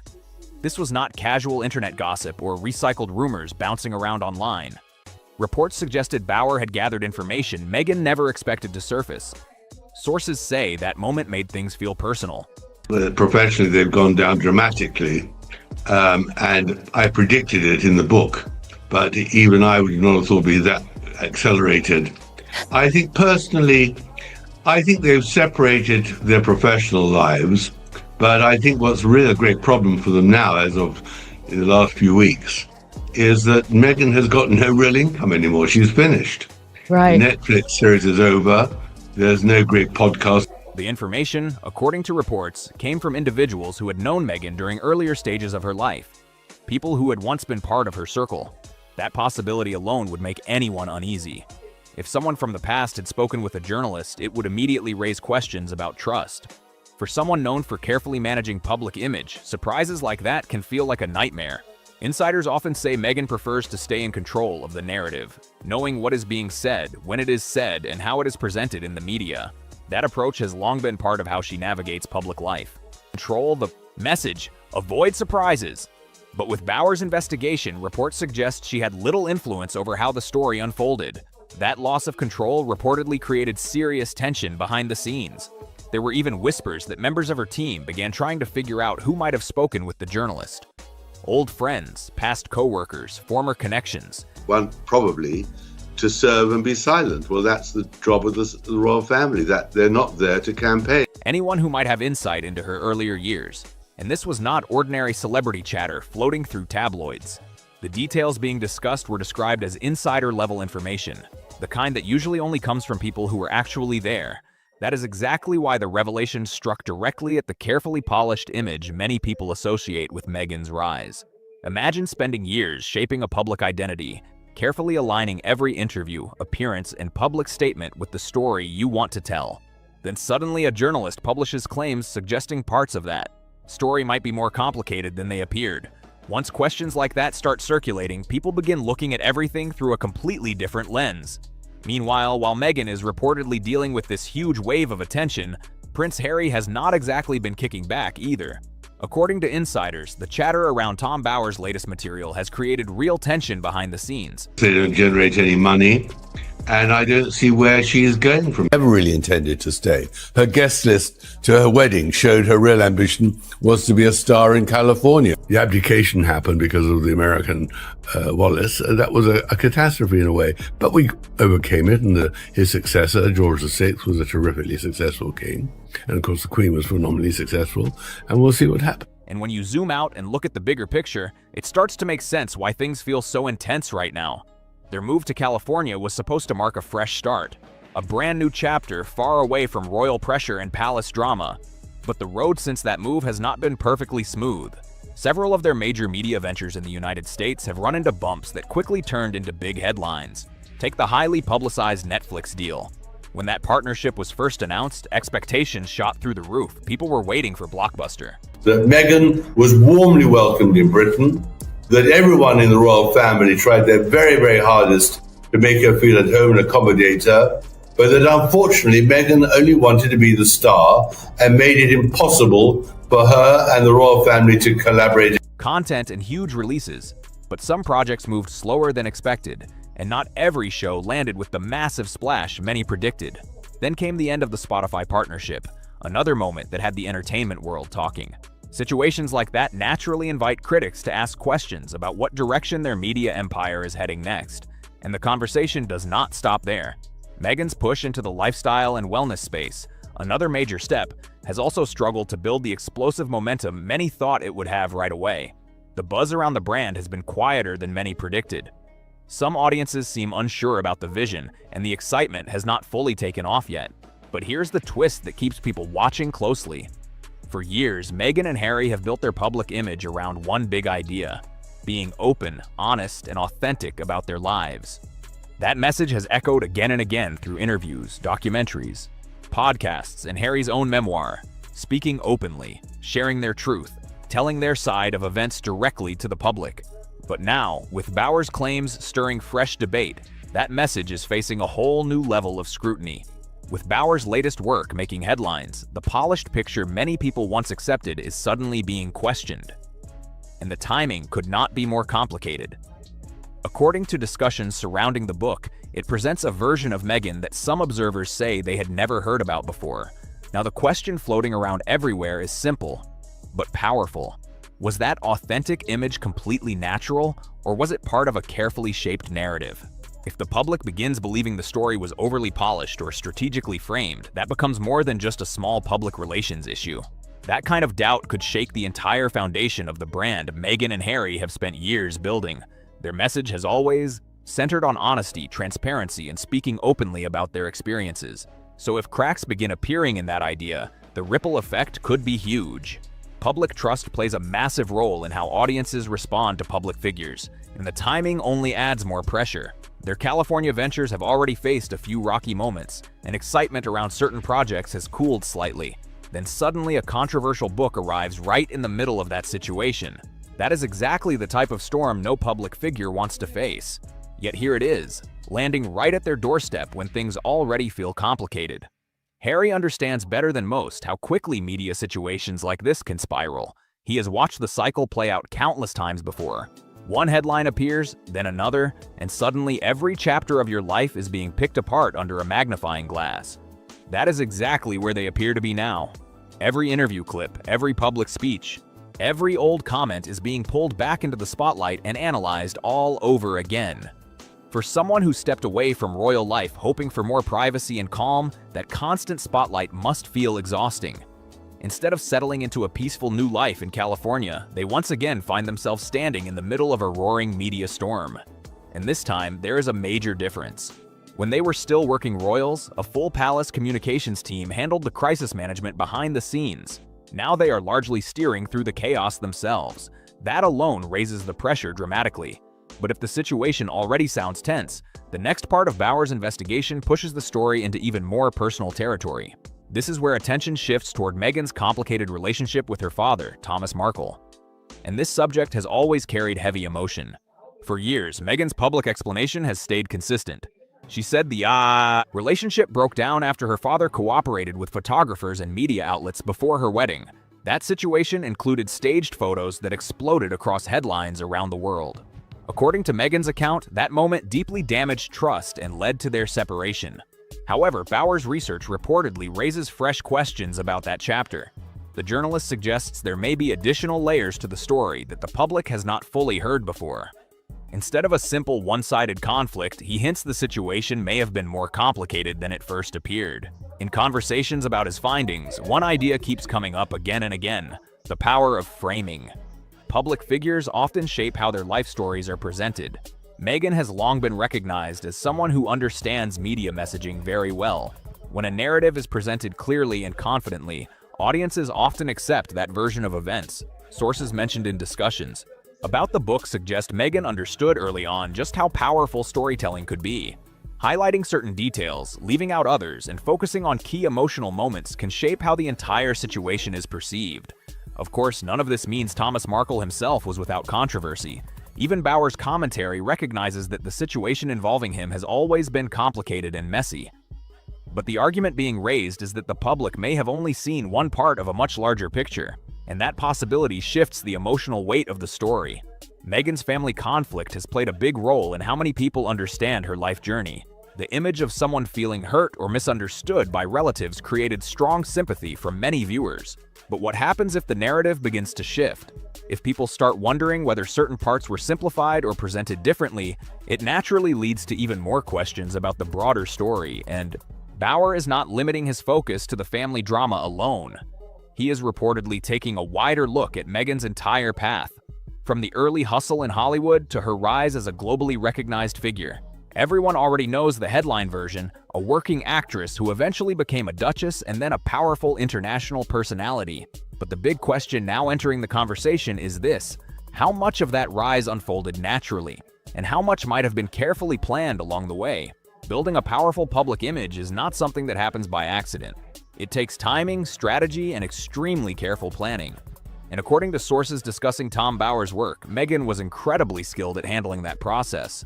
Some observers even suggest she may have been almost too sharp when it came to shaping her public story. The wild part? The book has not even fully hit shelves yet, and the buzz is already exploding everywhere. Social media is going absolutely wild right now. People are digging up old interviews, replaying past appearances, and pulling video clips from years ago. Then they line those moments up next to the claims now being discussed, and the comparisons are spreading across the internet like lightning. Suddenly, viewers online say they are spotting things they never noticed before. Timelines that seem a little off. Details that appear to shift depending on the interview. Small moments that once slipped by quietly are now being replayed over and over again, and the internet loves nothing more than a mystery to break apart piece by piece. The comparisons are flooding in fast. Comment sections are filling with viewers pointing out moments where Meghan's earlier statements sound slightly different from what is being discussed now. Some people are asking tough questions, others are stepping in to defend her, and the debate is getting louder every single hour. But here's the twist that caught many people by surprise. It is not just longtime critics speaking up anymore. Even some supporters, people who defended Meghan very strongly in the past, have suddenly gone quiet. Spaces that once overflowed with praise now feel noticeably different. Instead of automatic support, there is more hesitation, more curiosity. Some people are even asking, wait, did we really hear the full story before? And that shift matters a lot, because those same supporters once connected deeply with Meghan's journey. They believed the struggles she described and related to the challenges she shared with the world. Now some of them are stepping back and re-examining everything. When loyal supporters begin raising questions, public conversations can shift extremely fast. Meanwhile, across the Atlantic Ocean, the British press has jumped straight into the drama. Headlines are popping up everywhere. Tabloids are printing bold titles across their front pages. Phrases like "new claims emerge" and "fresh questions surrounding the Duchess" are dominating the news cycle. It almost feels like the intense media frenzy from years ago has suddenly returned. Only this time, the coverage feels heavier because reporters say the discussion is based around detailed reporting rather than quick speculation. That difference has given the story even more momentum. Many UK outlets appear to have been waiting for a moment like this. Now that Bower's research is back in the spotlight, journalists are digging into every detail they can find. Every quote is being examined. Every timeline is being debated. Every claim is being pulled apart from every possible angle. And while all this noise is exploding across social media and international headlines, reports suggest the atmosphere inside the Montecito mansion has been tense. Staff members are said to be moving carefully, unsure which headline might appear next. Phones ringing nonstop. Messages flooding in from reporters, contacts, and media outlets searching for answers. Behind the scenes, public relations teams are reportedly working overtime trying to steady the situation. Meetings are being arranged. Strategies are being discussed. Everyone involved is trying to figure out how to calm the storm before it grows even bigger. But when a journalist releases a detailed investigation like this, there are limits to how much control a PR team really has. Once the conversation spreads across social media and international news networks, the momentum becomes extremely difficult to slow down. Some insiders claim Meghan has told friends she feels completely boxed in by the situation. According to those reports, she feels exposed and deeply frustrated that personal parts of her life are being debated so publicly once again. After years of carefully shaping a confident and polished public image, watching that image questioned on a global stage would shake almost anyone. Because once people begin doubting one piece of a story, they often start questioning everything connected to it.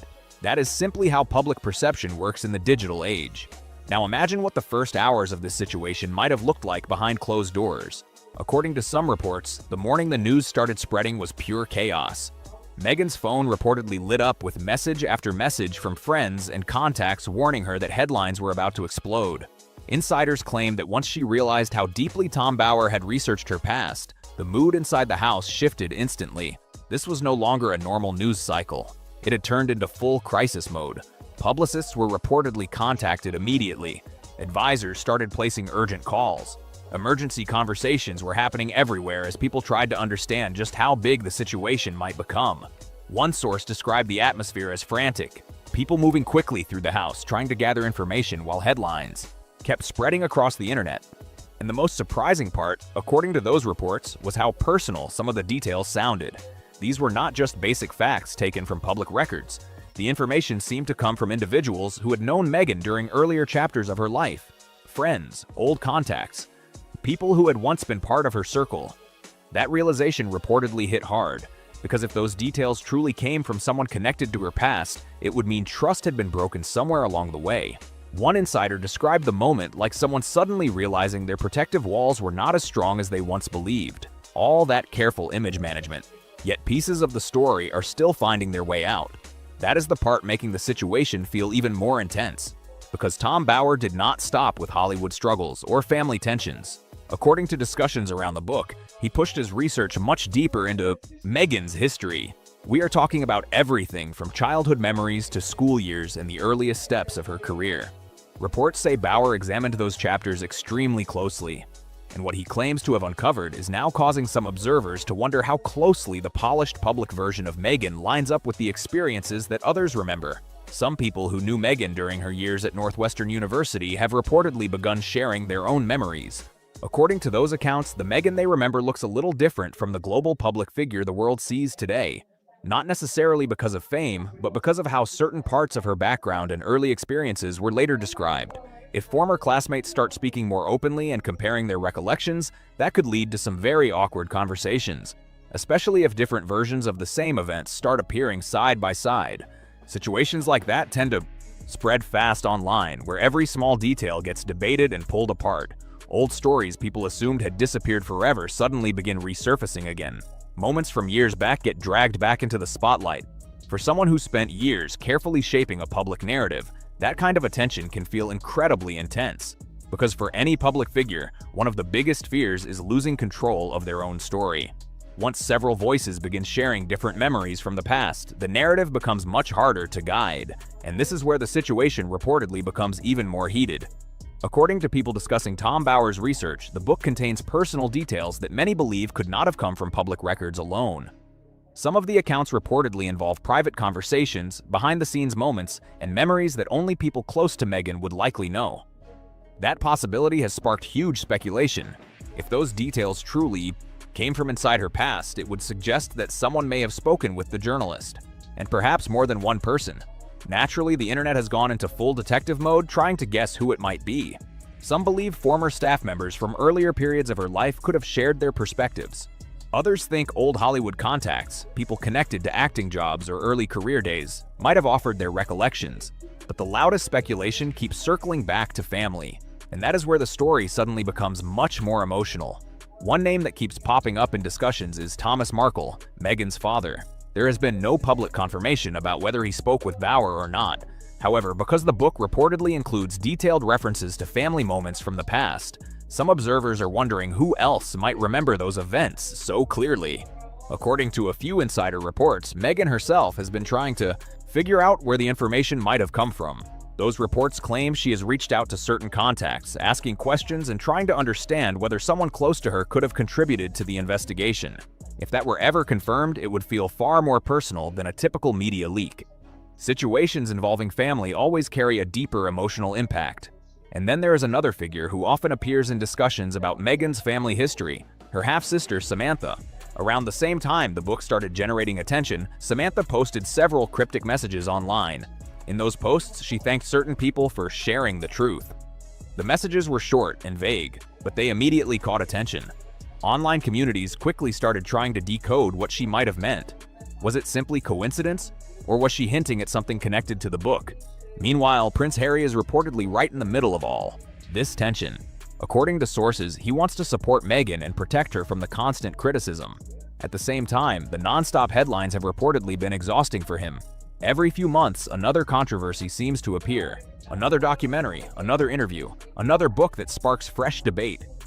Harry once spoke openly about wanting a calmer life in California, away from the intense pressure he experienced during his royal years.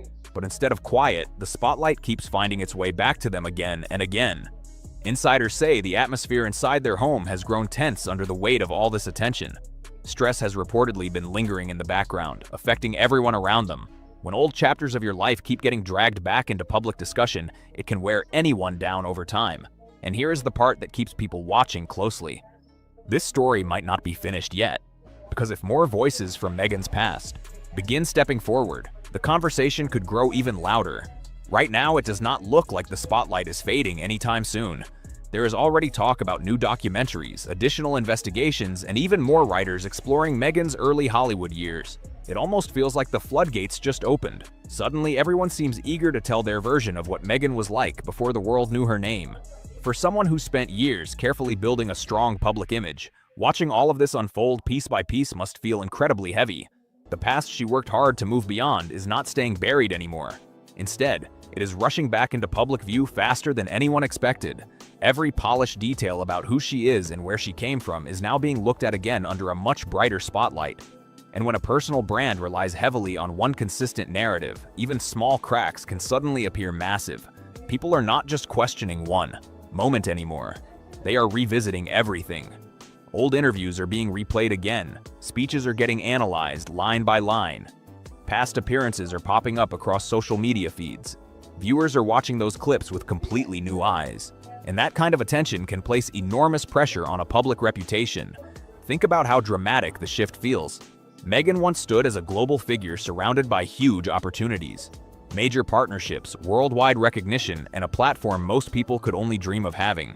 But now every title, every speech, and every piece of that carefully built image is being examined again. And here's the twist that makes this situation even more complicated. The biggest challenge Meghan may face right now might not actually be Tom Bower, the headlines, or critics online. The real challenge could be something far harder to control: how the past gets interpreted once new conversations begin. Public relations teams can release statements. Advisors can shape responses. But when multiple perspectives about old events start spreading widely, guiding the narrative becomes much more difficult. And the past Meghan once tried to move beyond is no longer staying quiet. One story appears, then another detail surfaces, and suddenly the conversation grows louder and louder.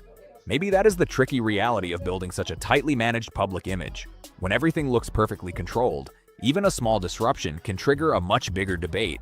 So now the big question people everywhere seem to be asking is simple: what happens next? Can Meghan turn this moment into a comeback story and reshape the narrative once again? Or are we watching the beginning of a major shift in how the public sees her carefully built image? That question is exactly what has everyone talking right now. What do you think? Is Meghan's reputation facing long-term damage? Or could she still make a move that completely flips the story again? Drop your thoughts down in the comments, because this topic is definitely going to spark serious debate. And if this breakdown made you see the situation from a new angle, make sure to subscribe, hit that like button, and share the video so more people can join the discussion. More deep dives and updates are coming soon, and you will not want to miss what happens next. We landed in Canada, and one of our security guards who had been with H for so long, and these guys were so wonderful, I just collapsed in his arms crying. I was like, I tried so hard. He goes, I know you did. I know you did, ma'am. I know you did. Harry and Meghan are going to be petrified about the idea of Tom Bower snooping back into their married life, right? Hey, this one gets intense fast, so stay with me.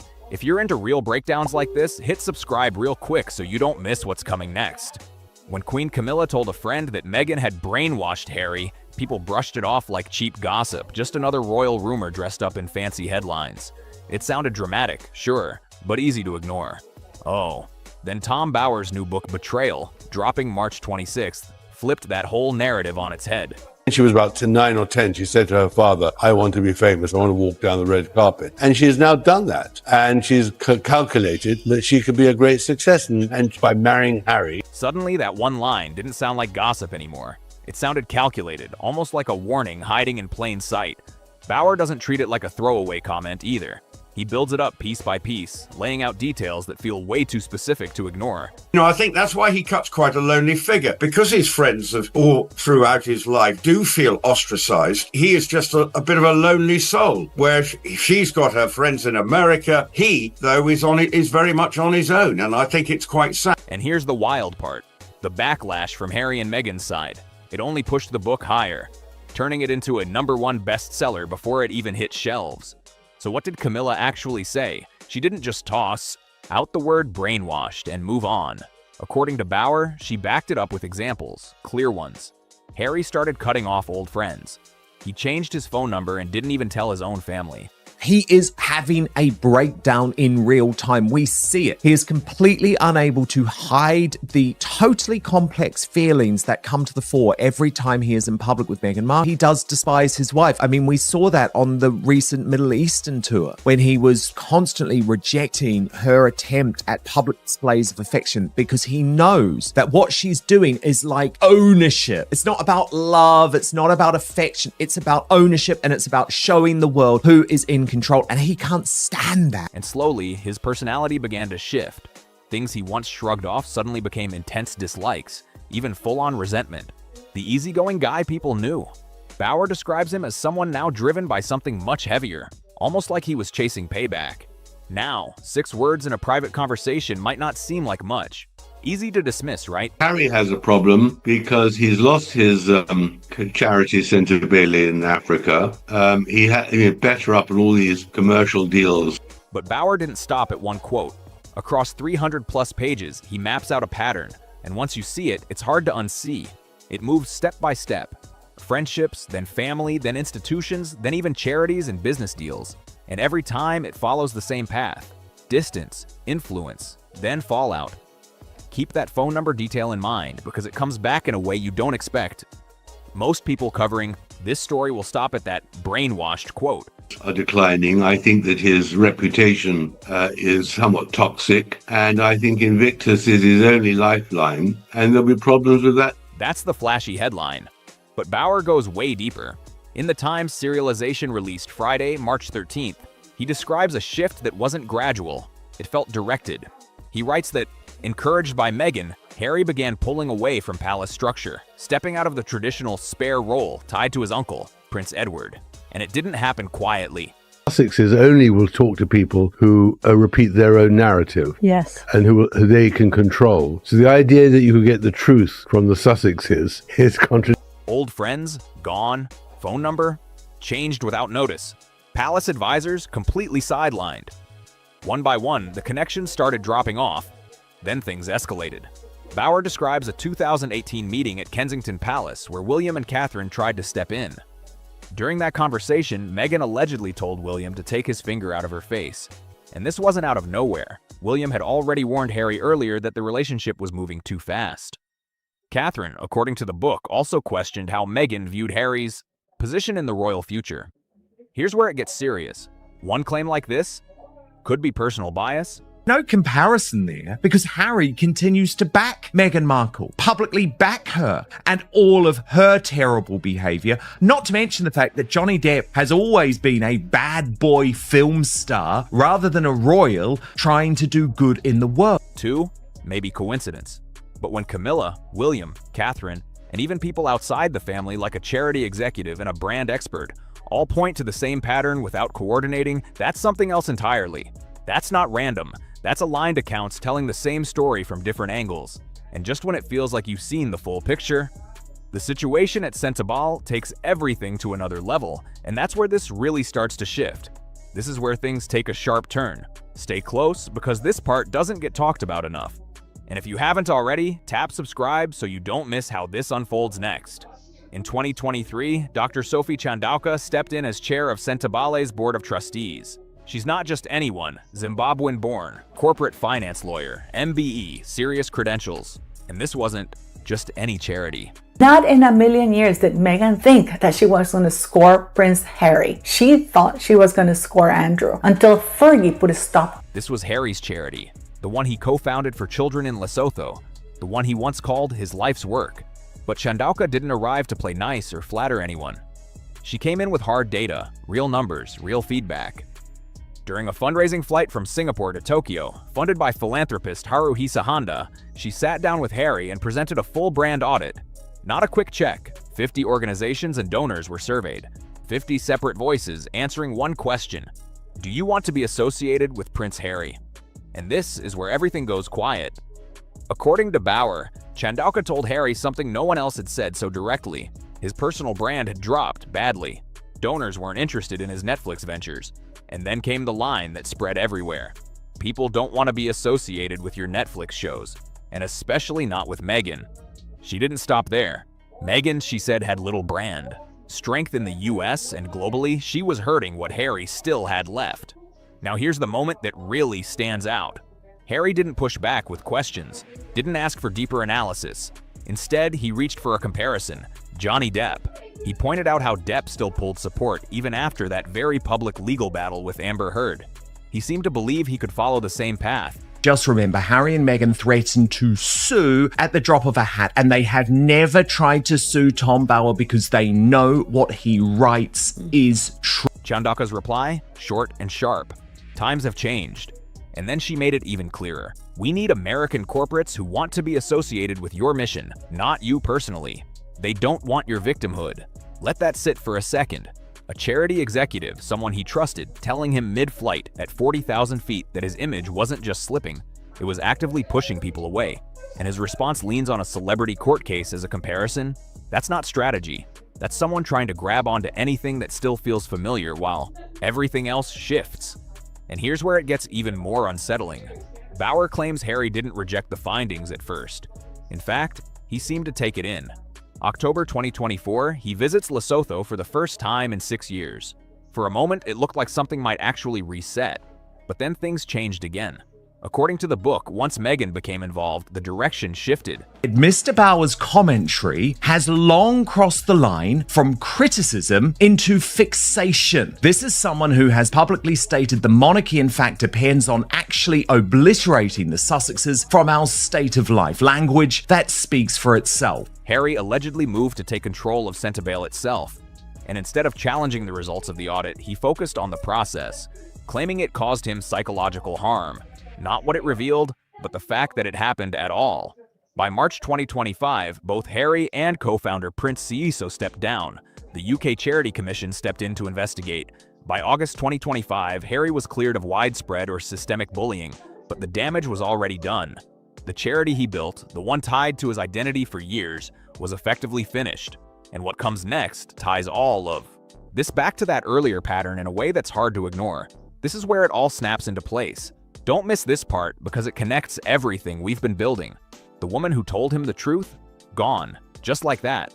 And the pattern Camilla summed up in 6 words didn't stay theory. It played out across 2 continents in under 18 months, step by step. Now here's the move that really changed everything.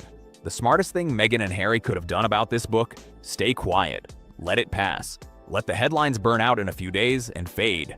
They did the exact opposite. March 14th, 2026, 12 days before release, their spokesperson drops a statement to People, Newsweek, and GB News all at once. Not a small response, a full blast. They called Bower's work deranged conspiracy and melodrama, saying he'd crossed from criticism into obsession. They accused him of building wild theories about people he doesn't even know, but I think she is a person who's done huge damage to the royal family, has been deeply, deeply inaccurate on many issues, and is of absolutely no value either to the royal family or society. But she just sucks from it, she takes from it and exploits it and profits. Bower didn't stay quiet either. He fired back through the Daily Express, saying the Sussexes were running out of road in Hollywood and calling out what he described as overwhelming self-importance. And then the numbers hit. By March 15th, before a single physical copy even shipped, Betrayal shot to #1 on Amazon's bestseller list. Just like that. The response meant to shut it down. It amplified it, gave it more attention than any paid campaign could have pulled off. PR expert Renee Smith weighed in, and her take cuts deep. She said the reaction made the couple look seriously rattled. Not because every claim had to be true, but because the claims felt close enough to what people already suspect. Close enough to sting. And here's the part that really stands out. They didn't directly deny the key details. Not the brand audit, not Chandauka's claims, not the pattern of isolation, none of it. Instead, they went after Bower himself. That's not a clean rebuttal. That's a signal. Think back to that phone number Harry changed without telling his family. Same pattern. When uncomfortable information shows up, whether it's a brother, a charity leader, or now an author, the focus shifts away from the message and onto the person delivering it. There's actually a name for this kind of pattern, and the royal family didn't miss it. Biographer Ingrid Seward says Prince Philip had a private nickname for Meghan, Duow, Duchess of Windsor, Wallis Simpson, and the comparison raises eyebrows for a reason. An American woman enters the royal world. The prince grows distant from his circle. Advisors fade out, the couple exits, and the man's public role slowly disappears. It's a storyline that feels familiar. Biographer Sally Bedell Smith put it straight. An American woman came into the picture and changed the dynamic of the whole thing. Now, to be fair, not everyone agrees on the history. Some argue Wallis tried to stop the abdication, that Edward was the driving force, and that she became an easy target for a much bigger issue. But that debate opens up a deeper question, and what comes next makes that comparison a lot harder to brush off. Fair enough, history is messy, and nothing is ever just one-sided. But Bauer isn't directly comparing Meghan to Wallis. What he's really pointing at is the system, the sequence, the way a royal support network slowly gets pulled apart, piece by piece, until only one voice is left standing in the room. And that's the part multiple people claim they saw coming. Philip noticed it, Camilla called it out, and now Bauer is stepping in saying the evidence backs it up. Not as a theory, but as a pattern that keeps repeating. So where does that leave Harry? According to Bauer, in a state of real fear. The book dows he's worried that a future King William could remove the Sussex titles completely, and Bauer says that fear isn't misplaced. William hasn't said anything publicly, but behind the scenes, royal insiders describe the relationship as done, completely broken, and the moment that really shows it, August 2024, Norfolk, at Lord Robert Fellowes' funeral. Same place, same time, no interaction, no words, not even eye contact. Just distance. Royal expert Ian Pelham Turner was asked straight up if William would ever welcome Harry back. His answer? A clear, blunt no. Now look, this is all built from public reporting. The facts are out there, but when you line everything up, it starts to hit differently. Camilla's warning, friends disappearing, that Kensington Palace confrontation, the Chandauka audit, Centibel falling apart, the way critics get shut down instead of answered. Even that Wallis-Simpson comparison Philip reportedly made. It stops feeling like random drama and starts looking like a consistent pattern told by different people at different times, all pointing in the same direction, and every single one of them faced backlash for saying it. So the real question isn't whether Camilla exaggerated, it's why her version might have been the most restrained one. But here's where it shifts again, because the brainwashed quote and that brutal brand audit, that's just the beginning. What Bauer uncovered about the Invictus Games in Vancouver goes even further, way more uncomfortable, way more specific. We're talking reports of just 43 paying spectators at a wheelchair basketball match, Canadian executives criticizing the image, and one moment involving a veteran's wheelchair that Bauer describes in serious detail. That part changes how you look at everything tied to Invictus, and it's not something people are ready for. So if you want the full breakdown when that drops, make sure you're subscribed, because this story isn't slowing down anytime soon. Netflix series is over. There's no great podcast. They don't generate any money. And I don't see where she is going from here. In Meghan's case, it seems to me she's absolutely determined to force feed the narrative. And damn it, they're going to accept it and keep going. And people are just too smart. Bad news in Harry and Meghan world, their show has been canceled. Season 3 of With the Love Meghan has been cancelled by Netflix. Devastating moment for Prince Harry's reputation and credibility, as he argues with a judge while in the dock, contradicts himself, appears to fib about using the pseudonym Mr. Royal biographer Tom Bauer just dropped a headline-grabbing claim, and reports say Meghan Markle is seriously upset about it. The timing made the situation even more intense.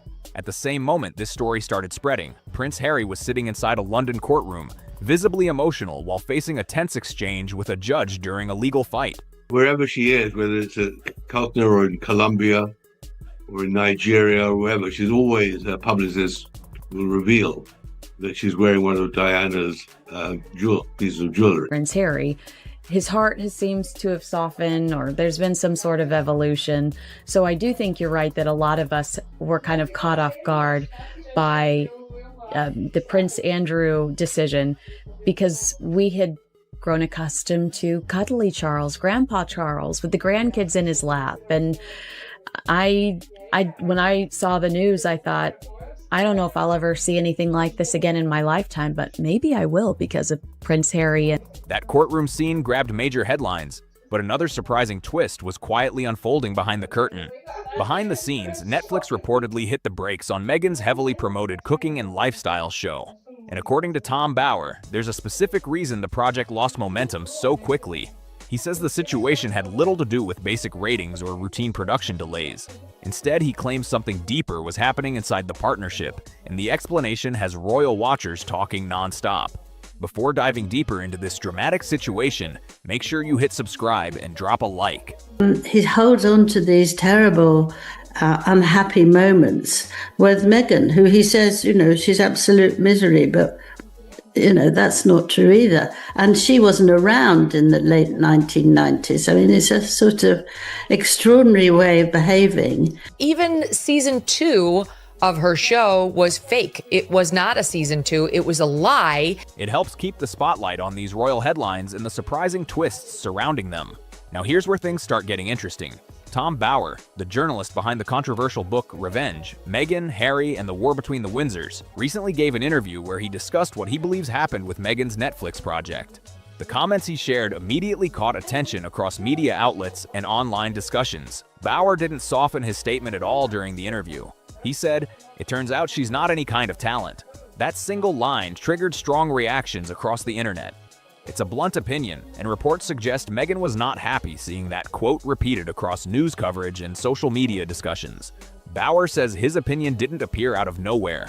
While researching his book, he spent several years studying Meghan's background and reportedly spoke with more than 80 people who had... It's almost like Harry 2.0 is Brooklyn Beckham. Have you seen any of this action where... Yes, I'm into it. I'm so very into it because he doesn't talk to his father, fall out with the... He was trying to humiliate her by clearly suggesting she came onto him. There was a little incestual dance. Interacted with her over the years. Some worked alongside her professionally, while others knew her personally. According to him, his reporting is based on interviews, research notes, and documents collected throughout that investigation. Then came his big claim about Netflix. Bower said the streaming company reportedly began having concerns earlier than many people realized. According to his comments, within about 6 months of signing the massive deal, said to be worth roughly $100 million. He wanted half in, half out. He wanted his own cake and eat it. And the royal family said, no, you're either in the royal family or not in the royal family. April 2025, she said it's the happiest she's ever been. She's having a wonderful time. She can't believe it, and she's happy and grateful. Now, what sort of idiot would say that in court when he talks to the person herself has given something completely different? Some insiders allegedly began questioning whether the partnership would develop the way executives first imagined. According to Bower, the challenge became clearer when Netflix started searching for content that audiences would strongly connect with. He claims the team struggled to develop projects that sparked real excitement among viewers. One of the biggest hopes reportedly centered on Meghan's lifestyle and cooking series titled With Love, Meghan. The show was expected to present a polished return to the lifestyle space, placing her alongside well-known personalities like Martha Stewart or Ina Garten. On paper, the concept looked promising. But Bower believes an important ingredient was missing. In his view, that missing ingredient was authenticity. Modern audiences can quickly sense when something feels overly polished or carefully staged. Your show's been canceled. You're not going to be the next Martha Stewart, Meghan. I mean, the fact that Meghan Markle had a cooking show and she moved pretzels from one bag into another was crazy. Professionally, they've gone down dramatically. And I predicted it in the book. But even I would not have thought it'd be that accelerated. I think personally, they've separated their professional lives, but I think what's really a great problem for them now, as of in the last few weeks, is that Meghan has got no real income anymore. She's finished. According to Bower, viewers often look for warmth, personality, and genuine enthusiasm from the host. He argues that the series struggled to capture that kind of natural feeling on screen. He also suggested the issue wasn't only about the show's format. Bower pointed to Meghan's public image, which often highlights cooking, hosting guests, and celebrating family life. And even the publishers couldn't quite believe some of the things which I discovered. And one of the big things at that time was sensitivity reading. There was a great fear that she would play the race card. I was doing an interview to offer them a platform to tell their story about why they left. And that was my number one intention, was just clarity on why did you leave? And so some of the things that were revealed in that interview came as a surprise to me. And those surprises are now referred to as bombs. But he said some critics believe the public image and personal reality sometimes appear inconsistent. One example he referenced involved Meghan's father, Thomas Markle. During the time the show was reportedly being produced, Thomas Markle faced serious health issues. Bauer noted that media reports suggested Meghan did not visit or communicate with him during that difficult period. And that's the thing about Meghan. She's a very, very deceitful person, which they've created, and they're going to earn a fortune out of it. And don't forget, there's Harry's book still to come next month. And then at some stage, there'll be Meghan's book. I mean, they're making a career out of this stuff. That detail quickly sparked intense debate online. When a public brand strongly focuses on themes like compassion, family, and connection, audiences sometimes expect those values to show up consistently in personal relationships too. Bauer summed up the situation by saying the topic raised complicated questions about public image compared with private life. The more Meghan must have been convinced of her importance to the monarchy. Do you still think she's that delusional? And maybe the answer is watching her at Kevin Costner's 805 Live event in $300,000 worth of jewelry, including Diana's Cartier watch. Then the numbers came into the conversation, and this part surprised a lot of people. According to Bauer, with love, Meghan reportedly ranked around 1,217 on Netflix during the second half of 2025. That position placed the show far down the platform's enormous catalog of content. The viewing numbers also raised eyebrows. Reports suggested the show received about 2 million views during its first 4 months on the platform. For a project connected to a globally recognized figure and a large streaming agreement, some critics said those numbers looked relatively modest. To put that into perspective, certain independent YouTube creators sometimes reach similar view counts in a short amount of time. That comparison quickly sparked online conversations about expectations versus actual results. A holiday-themed special connected to the project reportedly performed slightly better, bringing in around 2.4 million views. He lost at the trial court level on this push to make the British royal family pay for his security when he goes to the UK. Once they realised that myself, my wife, and our kids are happier outside of the institution, please just look at the fact, look at the risks, look at the threat, look at the impact that if anything was to happen to me, my wife, or my father's grandchildren, look where the responsibility lies. What a manipulation. My father's grandchildren. They're going to and it will be his fault. It's gaslighting on a grand scale. Even with that increase, however, the special reportedly landed near the 1,500th position within Netflix rankings. For someone often described as one of the most talked about public figures in the world, those placements triggered plenty of discussion about whether the project truly connected with viewers. According to Bauer, those results may have influenced how quickly excitement faded among some people inside Netflix. The internet is undefeated. You cannot fool it. You will never get away with it. Be doing anymore, which I'm not shocked because nobody was watching it. Okay, that show is like number 5,206 on the Netflix show. Tom Bauer was very direct when describing the situation. According to his perspective, Netflix genuinely made an effort to help Meghan's projects succeed. The company reportedly invested significant time, resources, and patience because executives believed the partnership could eventually produce something huge. Some insiders hoped the deal might open the door to exclusive stories connected to the modern royal narrative. Ideas reportedly floated around about personal documentaries, behind-the-scenes royal insights, or even projects connected to Princess Diana that could capture massive global attention. But instead of dramatic royal revelations, Bauer claims the final result looked much quieter. According to his description, viewers saw moments of Meghan arranging flowers or carefully placing pretzels into small bags. But don't even believe that there were 5 options. What you really saw were Harry's and Meghan's fantasy narrative, which they call the truth. What Meghan never really understood, probably not even now, is that when she was cheered as a working royal, it wasn't because she was Meghan Markle, it was because she represented British royalty and all the values of the Queen and all the tradition and 1,000 years of history. So people were cheering not just the person, but also the institution. Many viewers expected energy, storytelling, and a strong personality driving the show. What they reportedly saw instead felt calm and uneventful. Bauer also shared that some Netflix insiders were surprised by Meghan's on-camera presence during filming. In his interview, he claimed she didn't come across as very spontaneous or naturally playful during certain moments of production. They bought 12 episodes and you sliced it. What do you? Everybody Craft knows Services that. did not come back. The trucks did not drive up the driveway again and relight the whole place. What I discovered was, of course, that she was hunting for a man in England from 2013, and she wanted wealth and she wanted fame, and she targeted. There's no doubt she targeted. He described her approach as highly controlled and carefully managed, something he believes translated directly onto the screen. According to Bauer, many scenes appeared extremely planned and rehearsed. He suggested that approach made the show feel more rigid than lively, which can be challenging for a lifestyle program that depends heavily on warmth and personality. He also said Netflix reportedly provided significant support for the project. Experienced producers, a large production budget, and creative freedom were all believed to be available to help the series succeed.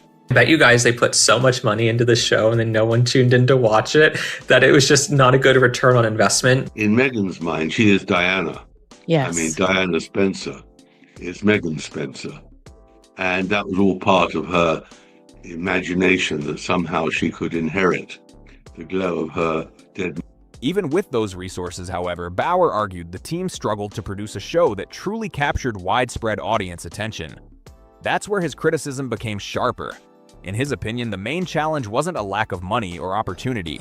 Instead, Bauer suggested the deeper issue came down to style and presentation.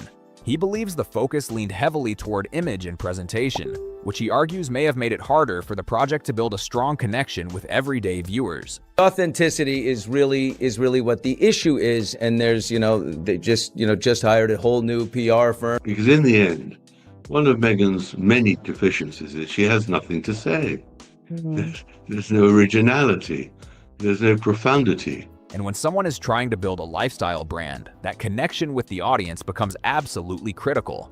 Without that sense of trust and relatability, the entire concept can start to fall apart fast.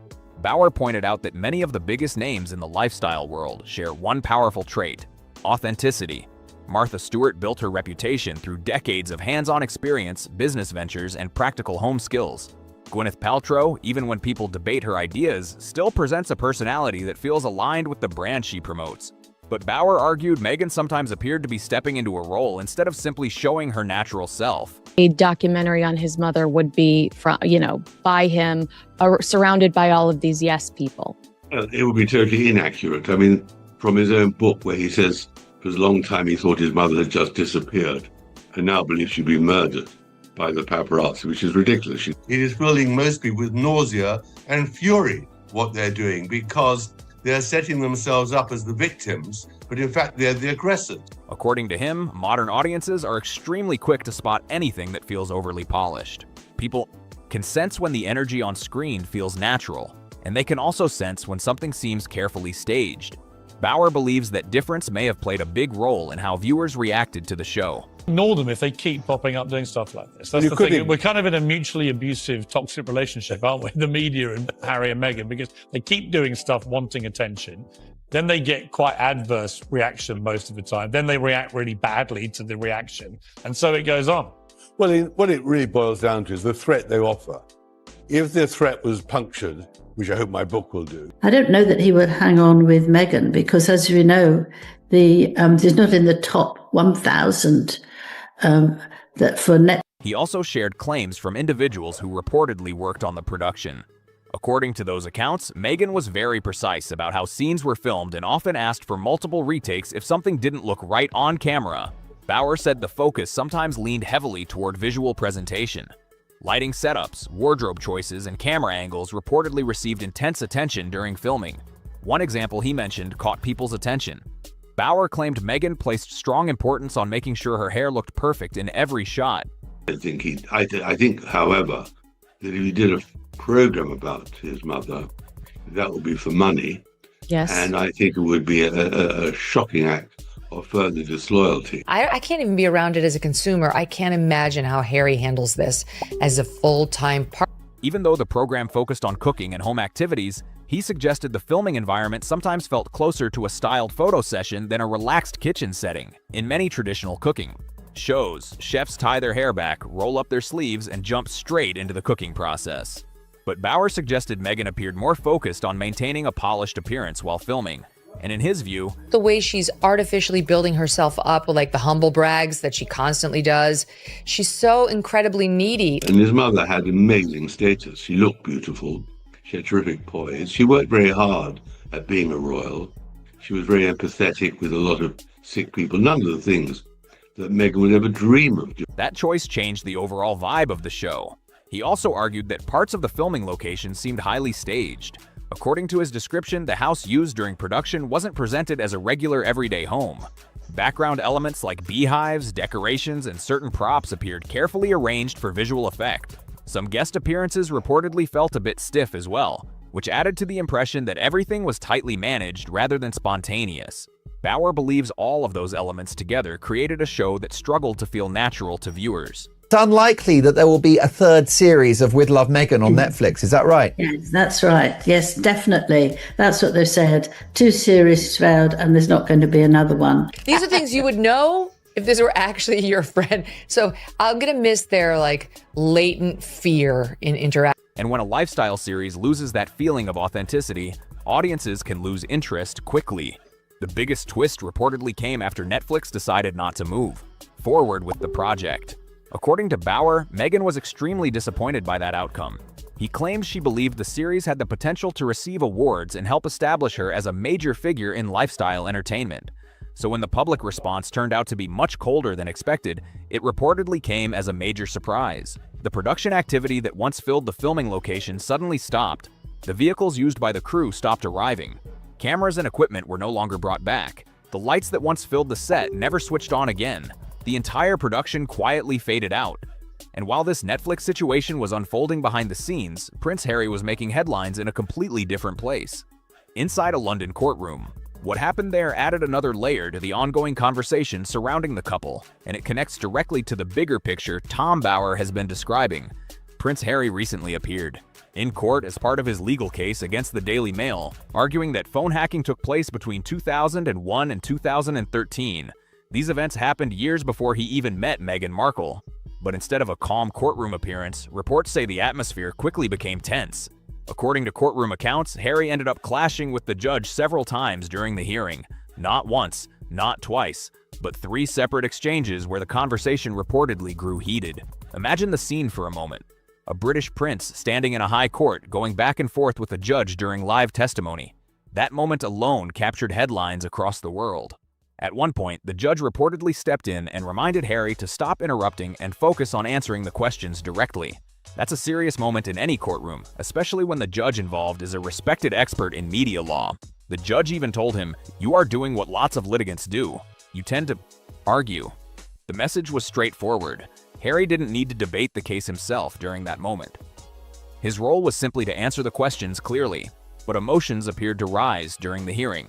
Witnesses reported that at one point during his testimony, Harry became visibly emotional. His voice reportedly cracked, and tears formed in his eyes as he spoke about the impact media coverage had on his family. At one moment, he said, "They have made my wife's life an absolute misery." It was a powerful scene inside the courtroom, but it also triggered very different reactions from the public. Here's where things became even more surprising. The legal case itself focuses on events that allegedly happened many years ago, long before Meghan Markle entered Harry's life. The courtroom discussion was technically about historical media practices rather than recent events. Yet during the testimony, Meghan's name reportedly came up several times. Royal biographer Tom's Bauer has highlighted this pattern before. According to him, Harry sometimes brings conversations back to Meghan even when the original topic started somewhere else. In Bauer's view, Harry's current outlook is strongly shaped by his relationship with her. What made the situation stand out even more was the fact that Meghan wasn't in London for the hearing. While Harry appeared inside the courtroom, Meghan was reportedly in California, thousands of miles away. Social media posts showing her smiling and going about her day circulated online around the same time. That contrast quickly became a hot topic across comment sections and discussion forums. On one side, Harry appeared emotional during courtroom testimony. On the other side, Meghan appeared relaxed while sharing updates online.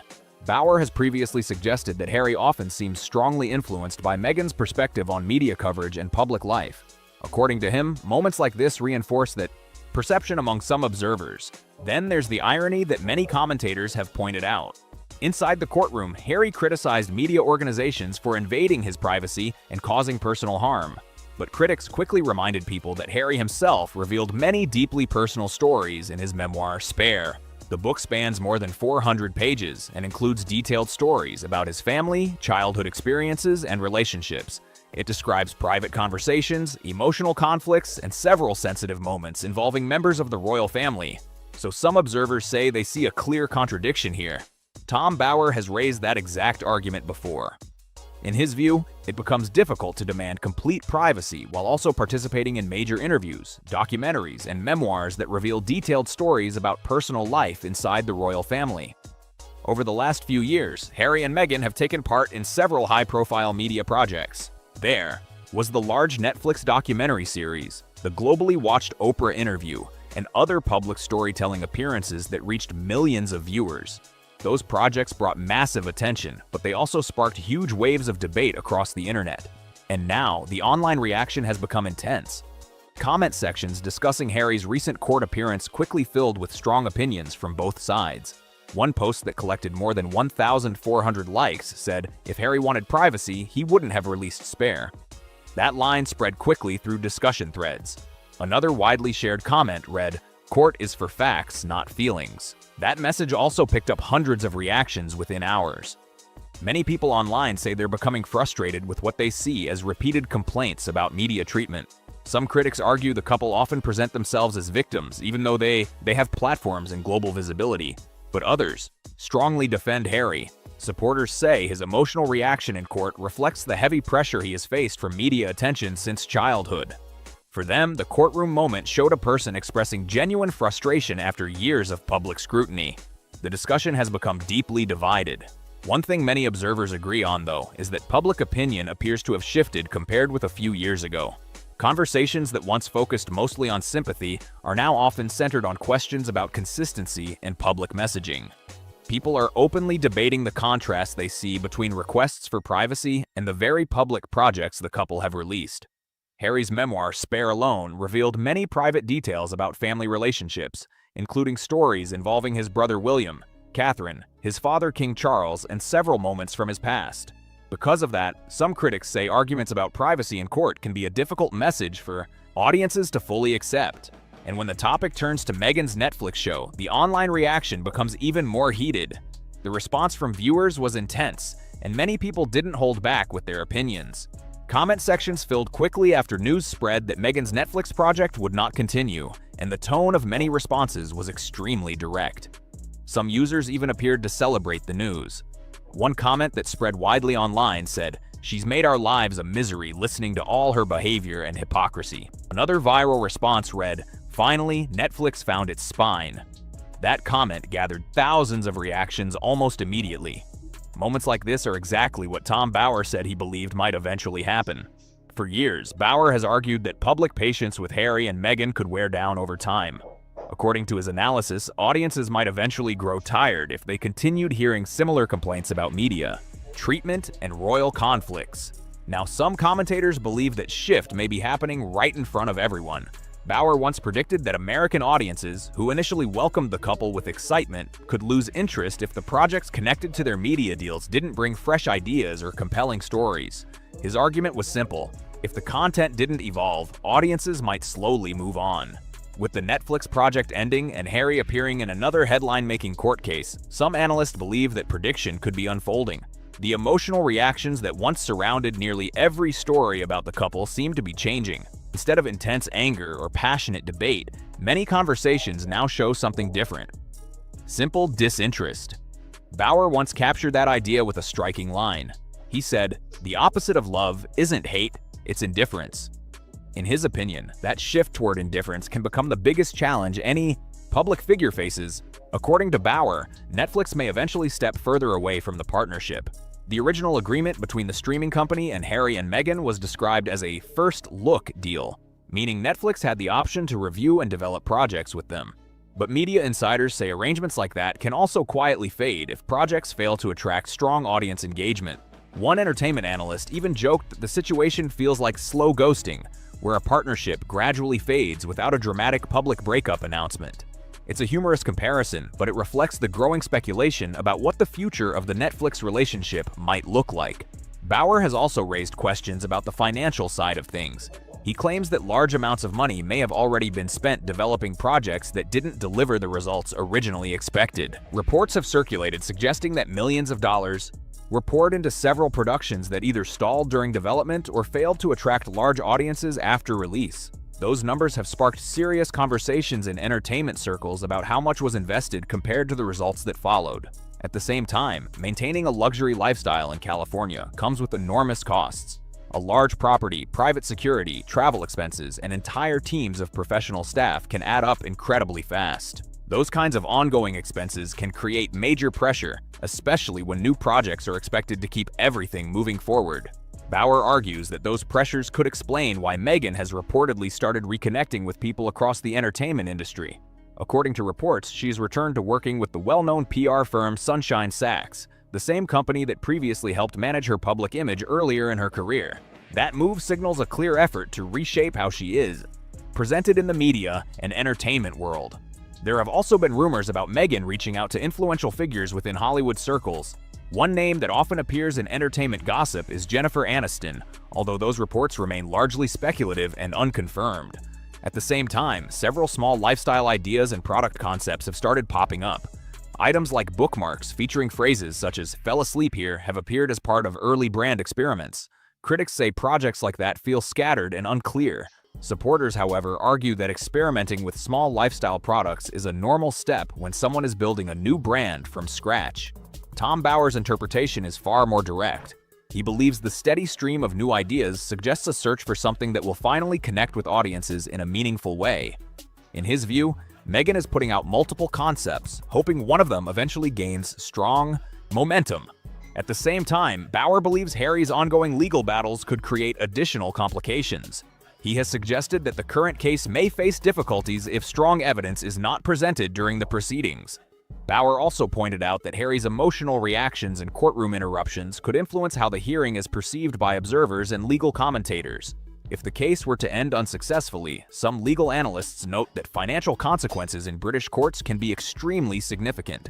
In certain cases, the losing side may be required to cover large portions of legal costs, which can reach very high amounts. That possibility alone has sparked plenty of discussion among commentators who closely follow royal news and legal developments. For years, Tom Bauer has warned that Harry and Meghan may have underestimated what leaving the royal institution would mean over the long term. According to his perspective, the monarchy provided layers of support, global influence, and institutional protection that are difficult to replicate outside that system. Once they stepped away, the couple entered a completely different environment. In that world, success often depends on building a powerful entertainment brand and consistently delivering projects that capture public attention. And building a global brand at that level is far more difficult than it might appear from the outside. Right now, the public conversation surrounding them appears to be shifting once again. Their projects are facing stronger scrutiny, media partnerships are being questioned, and the spotlight of public attention is beginning to move toward new stories.